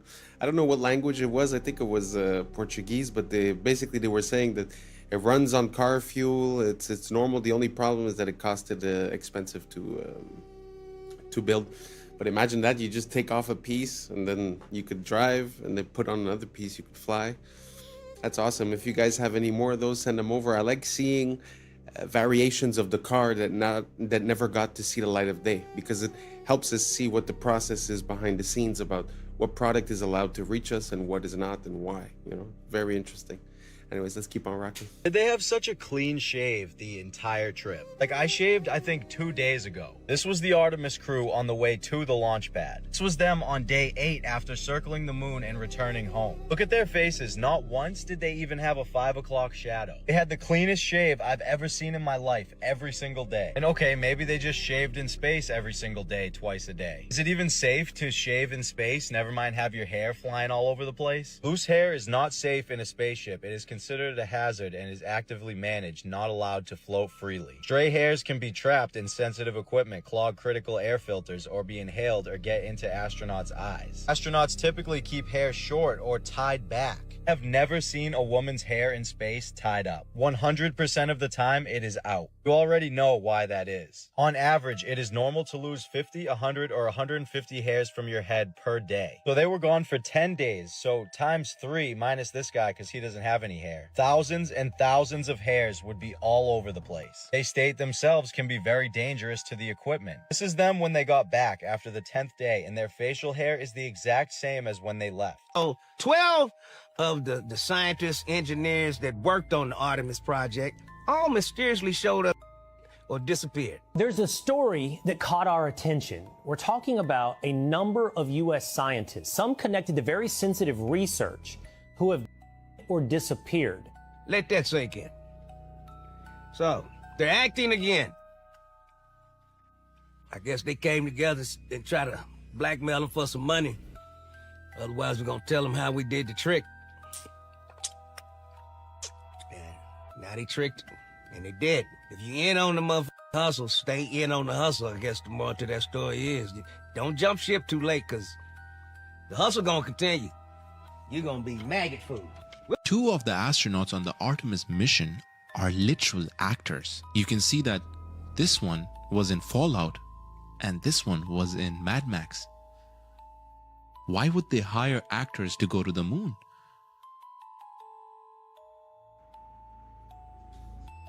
Isn't that concerning? I mean, it's a small detail. Don't get me wrong. It's not like it blows the lid off of everything. But what are the chances?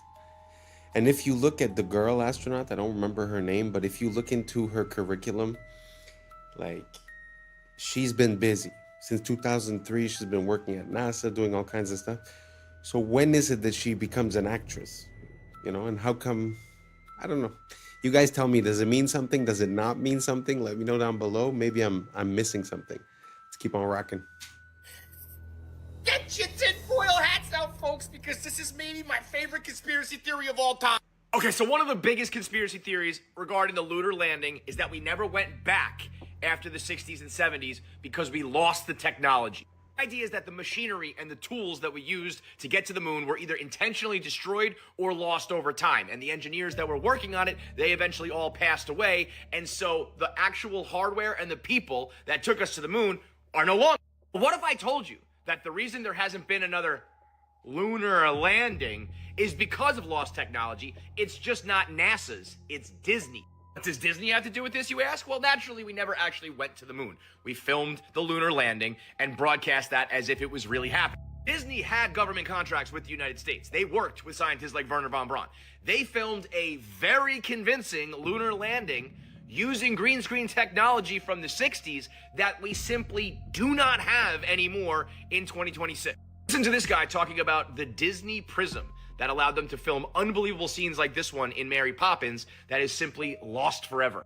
Instead of a blue screen or a green screen, they used what was sometimes called a yellow screen. It was a very specific spectrum of yellow made from a low-pressure sodium vapor light that puts out one wavelength of light. Because it's just one wavelength, you can actually block just that one wavelength or let just that one wavelength go through. So the magic of the sodium vapor process is they used a beam splitter prism so that the light that comes through the lens gets split onto 2 strips of film at the same time. And that's exactly what you need to get your map. What's kind of magical about it is that you can block that one wavelength of yellow without messing up all of the other colors. In that scene, there's no matte lines. He's motion blurring, he's dancing around. The compositing is impeccable. Yeah, it's perfect. You couldn't have gotten such great blur over the alpha channel with a green screen or a blue screen. To join 2 pieces of glass and then have layers of material with different indices of refraction, it's a very custom job, and it would probably cost tens of thousands of dollars at a minimum. Apparently there were 3 of these ever made, and also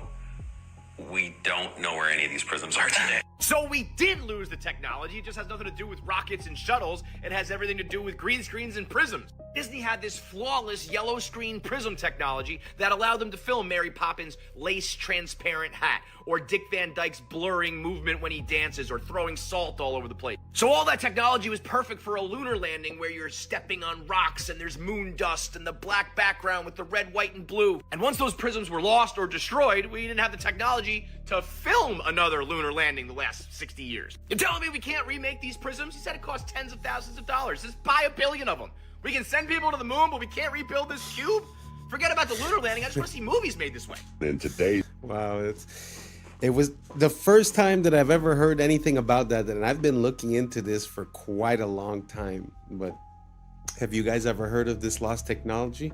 That's pretty crazy. I mean, to have the capability of doing just the masking or just the coloring and to have it perfectly split, I mean, that's a revolution for the 60s, never mind today. So yeah, very interesting. I had no idea. I had heard the idea that Disney was involved in the filming. But anyways, what do you guys think? I don't think I've ever asked you guys, so I want to know. I'm curious. Are you on team we landed on the moon in 69 up to 72, 73, and then afterwards we've never been back? Or do you think there was some trickery or fakery and an ulterior motive or reason for the reason that we haven't been back? Let me know down below, and let's keep on rocking. This video is showing you guys what the sun looks like up close with an ND5 foil solar filter, which allows us to be able to see through the brightness of the sunlight to actually see the shape of the sun, its texture, what it looks like. And I'm going to show you 3 different views from 3 different days, and you're going to see that the sun always looks the same, always has these same little spots on it, which I'll get to here in a second. Let's get zoomed in. There we go. Now you see these little black, look like little black dots on the sun. Now, to be honest with you, I don't know exactly what they are, but I know every time that I zoom in on it, they are always there.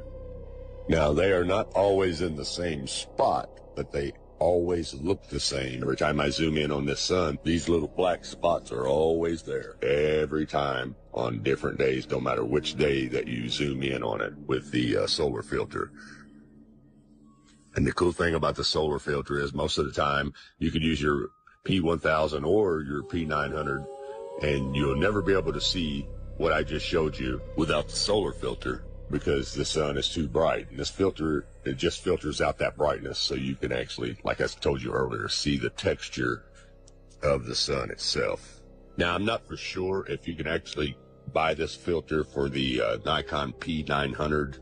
I just know that they have it for the P1000. So if you have a P900, you might want to kind of research that, maybe look it up and see if they have one. I'm sure they probably do, but I know they have one for the P1000, and it does a fabulous job, as you can see right here.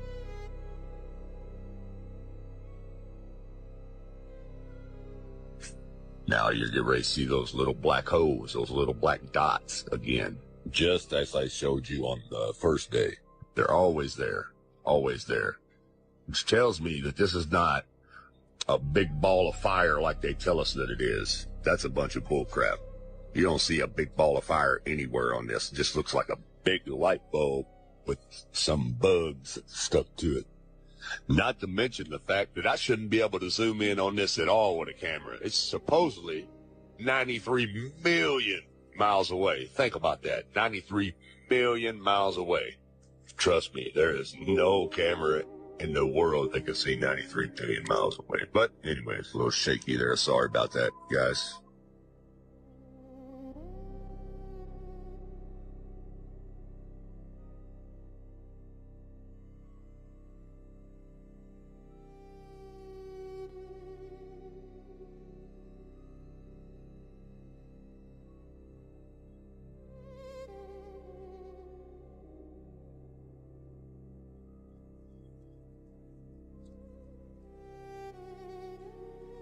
Okay, now this is a total different day here.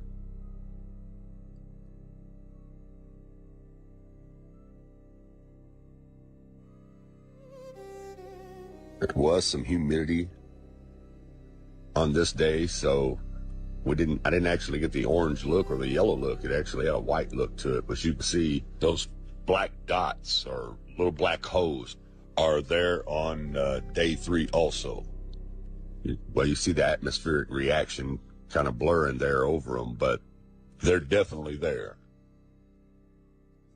I don't know what that is, but it's something.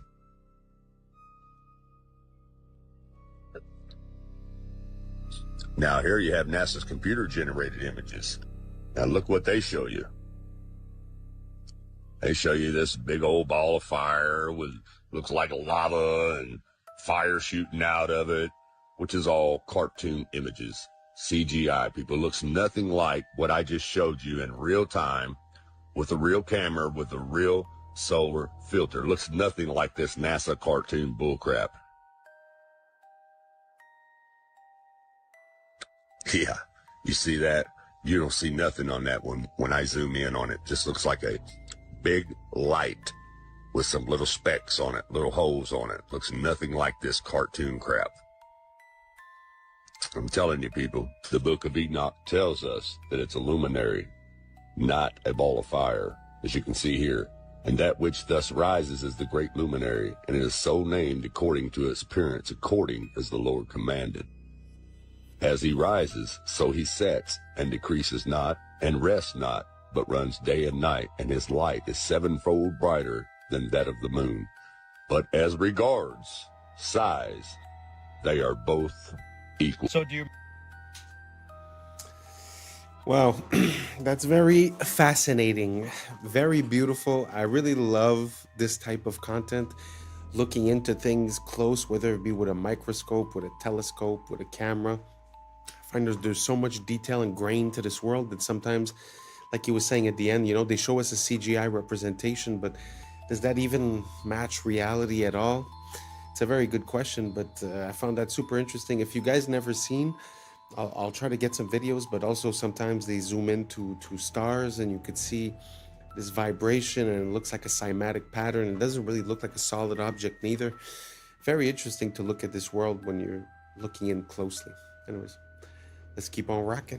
Remember this guy right here? Of course you do. He was the main character in the newest space movie. But I just want to take a second to look at the stars on this thing. Why is he still carrying it? See the stars? 1, 2, 3, 4, 5.5 stars. You see this little half star? So take a look at it right here after he spins it, which is all they actually did was play with a plush toy the entire time. You see how you can see the 5 stars, but where's the half a star? How come the half a star isn't there anymore? Watch it as it comes around. 5 stars. You clearly saw 5.5 stars. Where is that half a star? How come it's not there? But maybe if they didn't focus so much on spinning microphones and plush toys and actually showed us the moon, Earth, or what space looks like, then we wouldn't be able to find so many mistakes and glitches. Now, I just want to look at one more thing from our main character here. See right here how there's a shadow from her hand? Well, there should also be a shadow from the toy, but there isn't one. You see, she brings her hand back. There's the shadow. Takes it away. No shadow. So why isn't the toy giving off a shadow when her hand is in the same exact spot giving off a shadow? We don't even have to talk about the words that were appearing on the main character either. We've already talked about that. I mean, they were all interesting, but has anyone seen a debunking about the last one that he just showed? The one with the letters going through?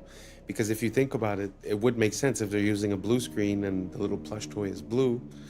So let me know if that's been debunked, because that's a pretty good one. What do you guys think? You guys think it's what do they call it? Augmented reality, where they use 3D modeling in real time? Or do you guys think that it's just a mistake of lighting or in our mind? Or let me know what you think down below. Let's keep on rocking.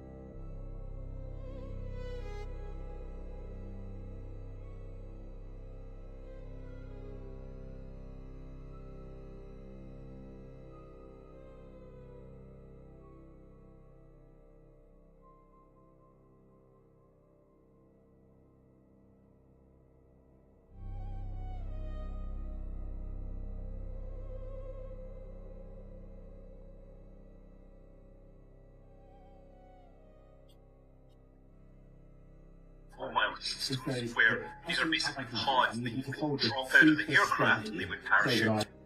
Pods that you would drop out of the aircraft and they would parachute.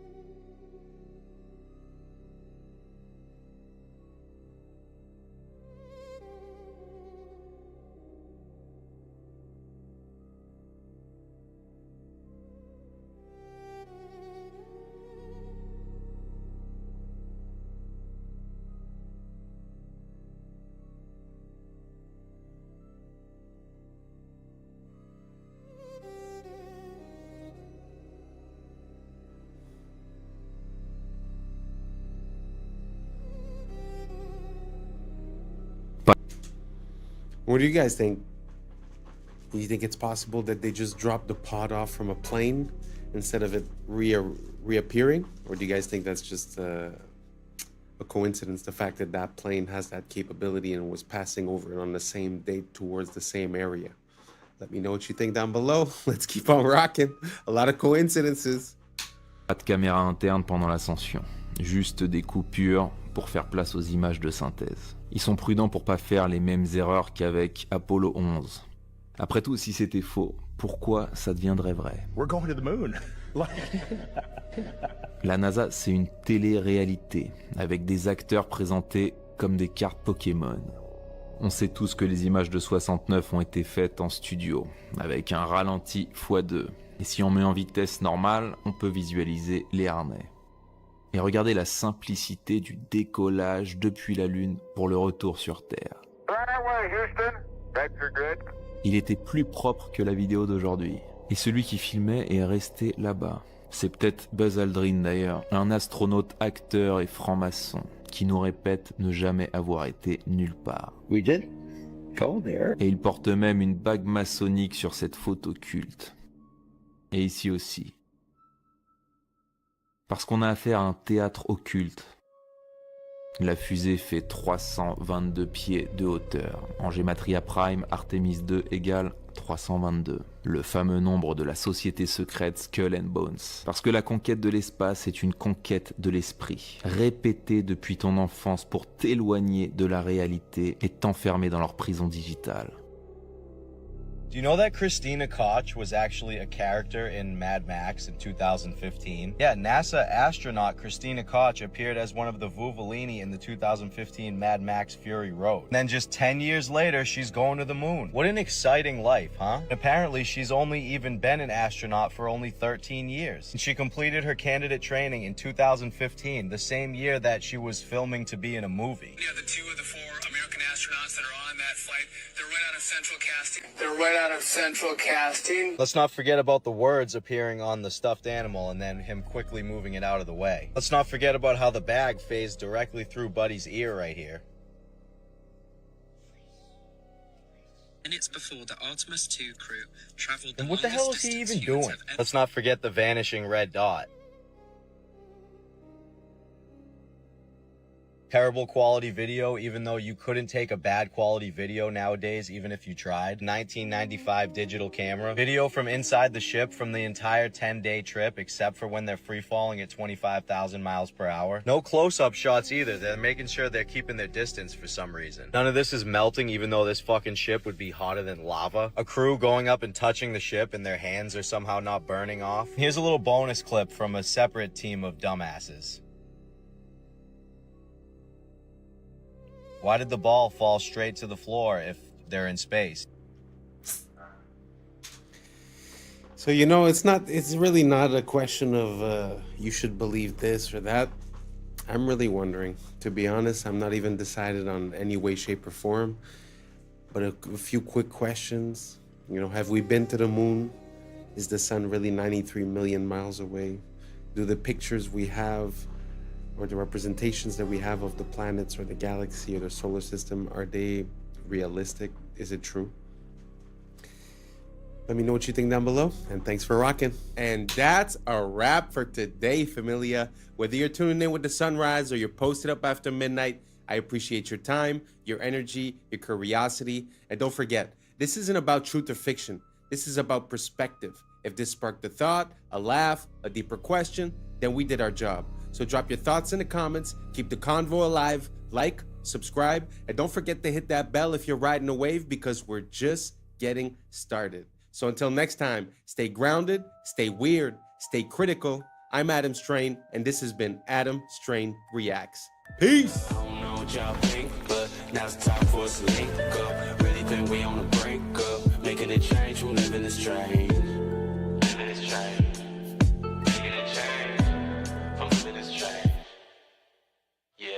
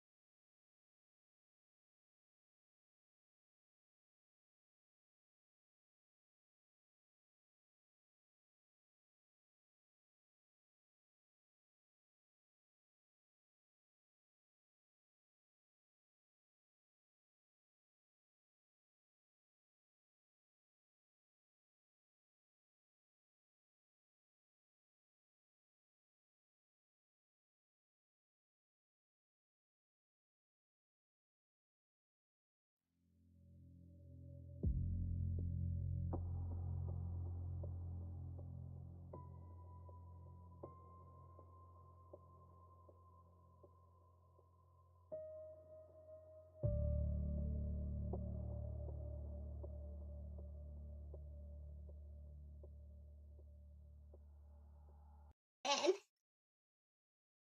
do you see this? There's a frog in here.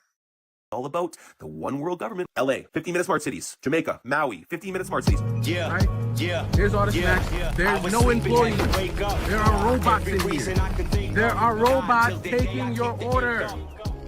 What's up, YouTube? Today, we'll be looking at disturbing TikToks that'll make you question reality. So without further ado, welcome to Adam Strain Reacts. Let's get her done. Apparently, blood being blue in your body is just a Mandela effect. Watch this. Almost 100% sure that they taught us that blood was blue inside the body until it hits oxygen and then it turns red.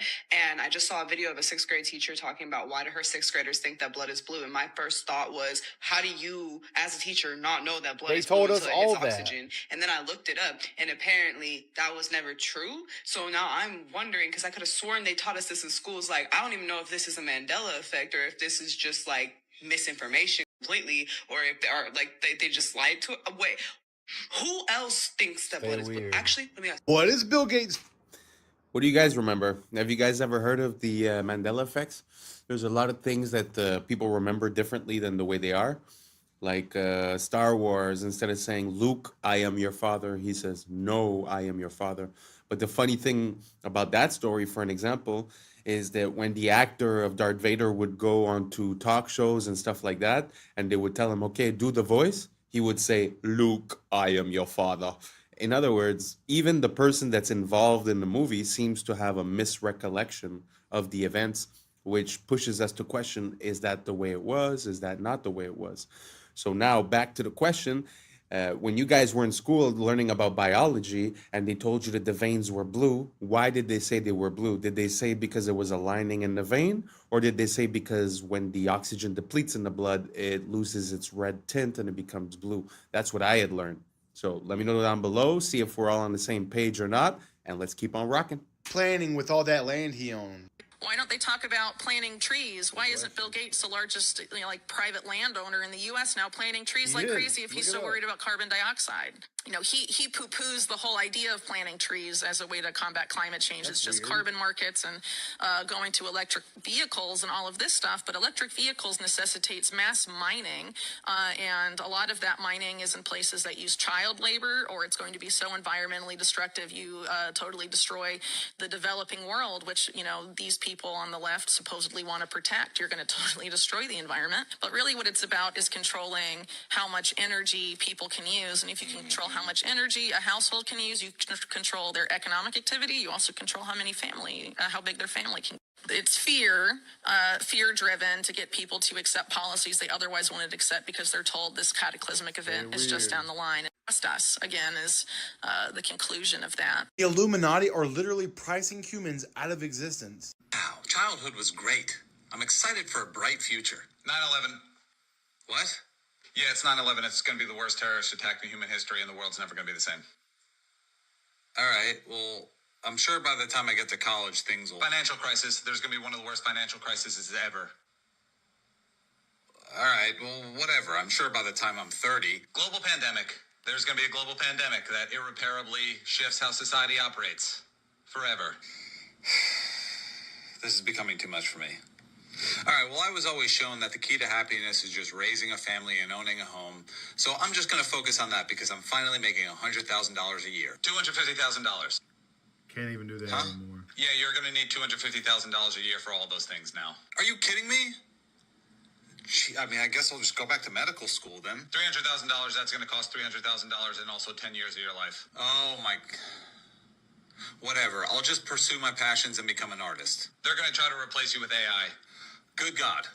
I can't deal with this anymore. I'm just going to revert back to my childhood and watch some of my favorite shows. Try to forget about this. Child abuse. What? Yeah, child abuse. They were all abusing children. I need to go back to church. Also abusing children. I can't do this anymore. Is the government at least trying to fix this? Stay weird. Abusing children. Abusing children. Have y'all ever... It's kind of true when you think about it. It seems like, I don't know, what age you guys have, but it does seem like there has been a steady crisis every couple of years. Seems very interesting. Do you guys think that there's a meaning behind all of that? Or it's just random?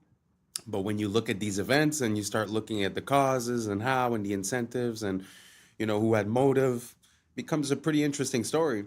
But he is right that, you're trying to live a normal life, but with all these crises, with all these attacks, with all these situations, it's kind of hard to just go on your merry way. And like you said, even if you just want to, settle down, get a house or whatever, back in the days, people seems like they could buy a house if they were working at the convenience store.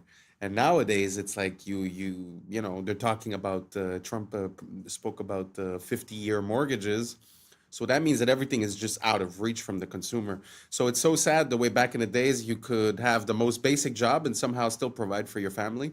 And nowadays it seems like that has completely changed. You guys agree? Do you guys see it the same way? Or do you guys think that nowadays there's way more opportunities than before and we have a problem with our mind state? Let me know down below and let's keep on rocking. Ever seen anything like this? VinHub. So check it out. You scan the QR code, right? There's all the snacks. There's no employees. There are robots in here. There are robots taking your order. Oh my goodness. And they got everything. They got medicine. Oh my goodness. I have to order something. I have to. This is a crazy business model, y'all. This is a crazy business model. Can you see this? Do you see this? It's a giant vending machine. But instead of getting one Pop-Tart, you could get all the Pop-Tarts. Instead of getting the little bag of cheeses, you get the whole box, right? You go ahead and go grocery shopping in here. They got coffee made up there. They got A1 sauce. Come on, they got everything in here. Man, what? Oh, man, there's too many ways to make money, y'all. This is hard. This ancient rock appears to be a map, but not just any map, a map of Earth's magnetic fields. It's at Newgrange. It's a pretty big rock. It's above average, megalithic speaking. It's a boyfriend rock. If you split the hemispheres of the Earth at the line on the rock, you get the magnetic vortex points of North America, South America, Russia, Pacific Ocean, and Antarctica. It's not just the similarities, though. It's the alignment of Newgrange itself. It is aligned to the winter solstice. The winter solstice is a magnetic event. During that time, the solar wind is the strongest. The Earth's geomagnetic response is the weakest. This is important. Newgrange is in Ireland, where the auroras are. Those are charged particles re-entering the Earth through the atmosphere. Ireland is also home to some of the craziest geological formations on the planet, including the composition of these rocks, which are magnetic. Earth's magnetic field can align grains in sedimentary rock. These are the studies from Newgrange proving it, but why? Well, believe it or not, this was very common in the ancient world. In Tiwanaku, Bolivia, Brian Forster showed that the H blocks are actually magnetic. In Egypt, at Elephantine Island, my friend Chelsea accidentally ran an experiment with her tensor rings. After putting the box on that altar, it mangled her copper tensor rings, but only the ones that were shaped like a magnetic field. Geometry might actually show us the answer here. Newgrange is part of a vast network of stone circles. Circles contain a vortex. It's the only geometry that can do that. Stones act as nodes that shape the magnetic field as it enters into the most optimal way that a magnetic field flows. To balance the flow through the crust, we couple where it's weak and then we get rid of it back to the atmosphere where it's too strong. But here are the opinions of what people think those carvings are. We start matching the stuff with our science. This perspective requires no belief, just an open eye and an open mind, and I got way more to show you. Terminator is the prequels to the beginning of The Matrix. Sarah Connor is actually Neo's mother. So JC, John Connor's Jesus Christ, grows up to be Neo, one and the same in The Matrix. The Matrix is in the future. The Terminator is the past. It's time travel, past, present, and future time travel. It's the second coming of the Christ, the evolutions of consciousness, man versus the machine. So the machines, the Terminator machines, hear that a child is going to be born that's going to terminate them in the future when they oppress man. So see, it's a man versus the machine. It's God's children versus man's children, which was technology. So man versus nature. Exactly. So the Terminator has to time travel to the past because they know it's Sarah Connor, and they have to kill her, terminate her, so she won't have the baby. And Kyle Reese, he comes from the future to protect her, and he inadvertently gets her pregnant. And he has to go back to the future. And so it's the Immaculate Conception, because now she's pregnant and she fell in love with a man, but did it really happen? Did he exist? And then this child, when you see the three Terminators, the boy, and then the man child, subconsciously, he doesn't know why the Terminator is trying to kill him until he's hidden out in the city, in the Matrix, the future. When he reaches 30 years of age, the rebellion, reloaded, revolution starts. And the rebels come and they find him because they've been watching him all along. That's what the Guardians and the Sentinels are all about. And so they wake him up to his purpose. They take him to Morpheus to train him to fight the machines. They take him to the Oracle because of the prophecy. So this is the whole epic story. It's an epic. Someone could please explain to me? Incredible. When I learned that, it kind of blew my mind. So the connection between Terminator and The Matrix, did you guys know about that?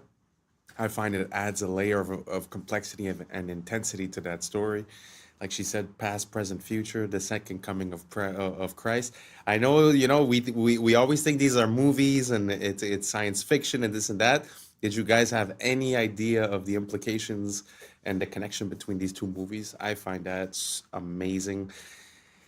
Amazing. I don't know if I could get a hold of that book. I don't know if it exists because I think she just wrote this, like she wrote an idea and then they made a script out of it, but I don't know if the book truly exists. I'd like to get my hands on that. So let me know down below if you guys knew about the connection between the Matrix and the Terminator and what you think about the story that she was saying. And let's keep on rocking. normally make iced coffees, but the weather's getting colder.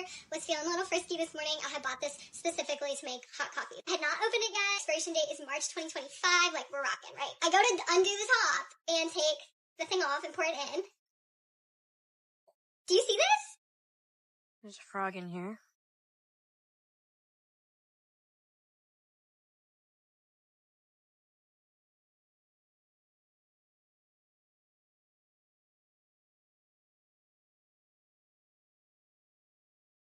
Open this. Look, drink water. It's crazy. La la la la la. La la la la la. La la.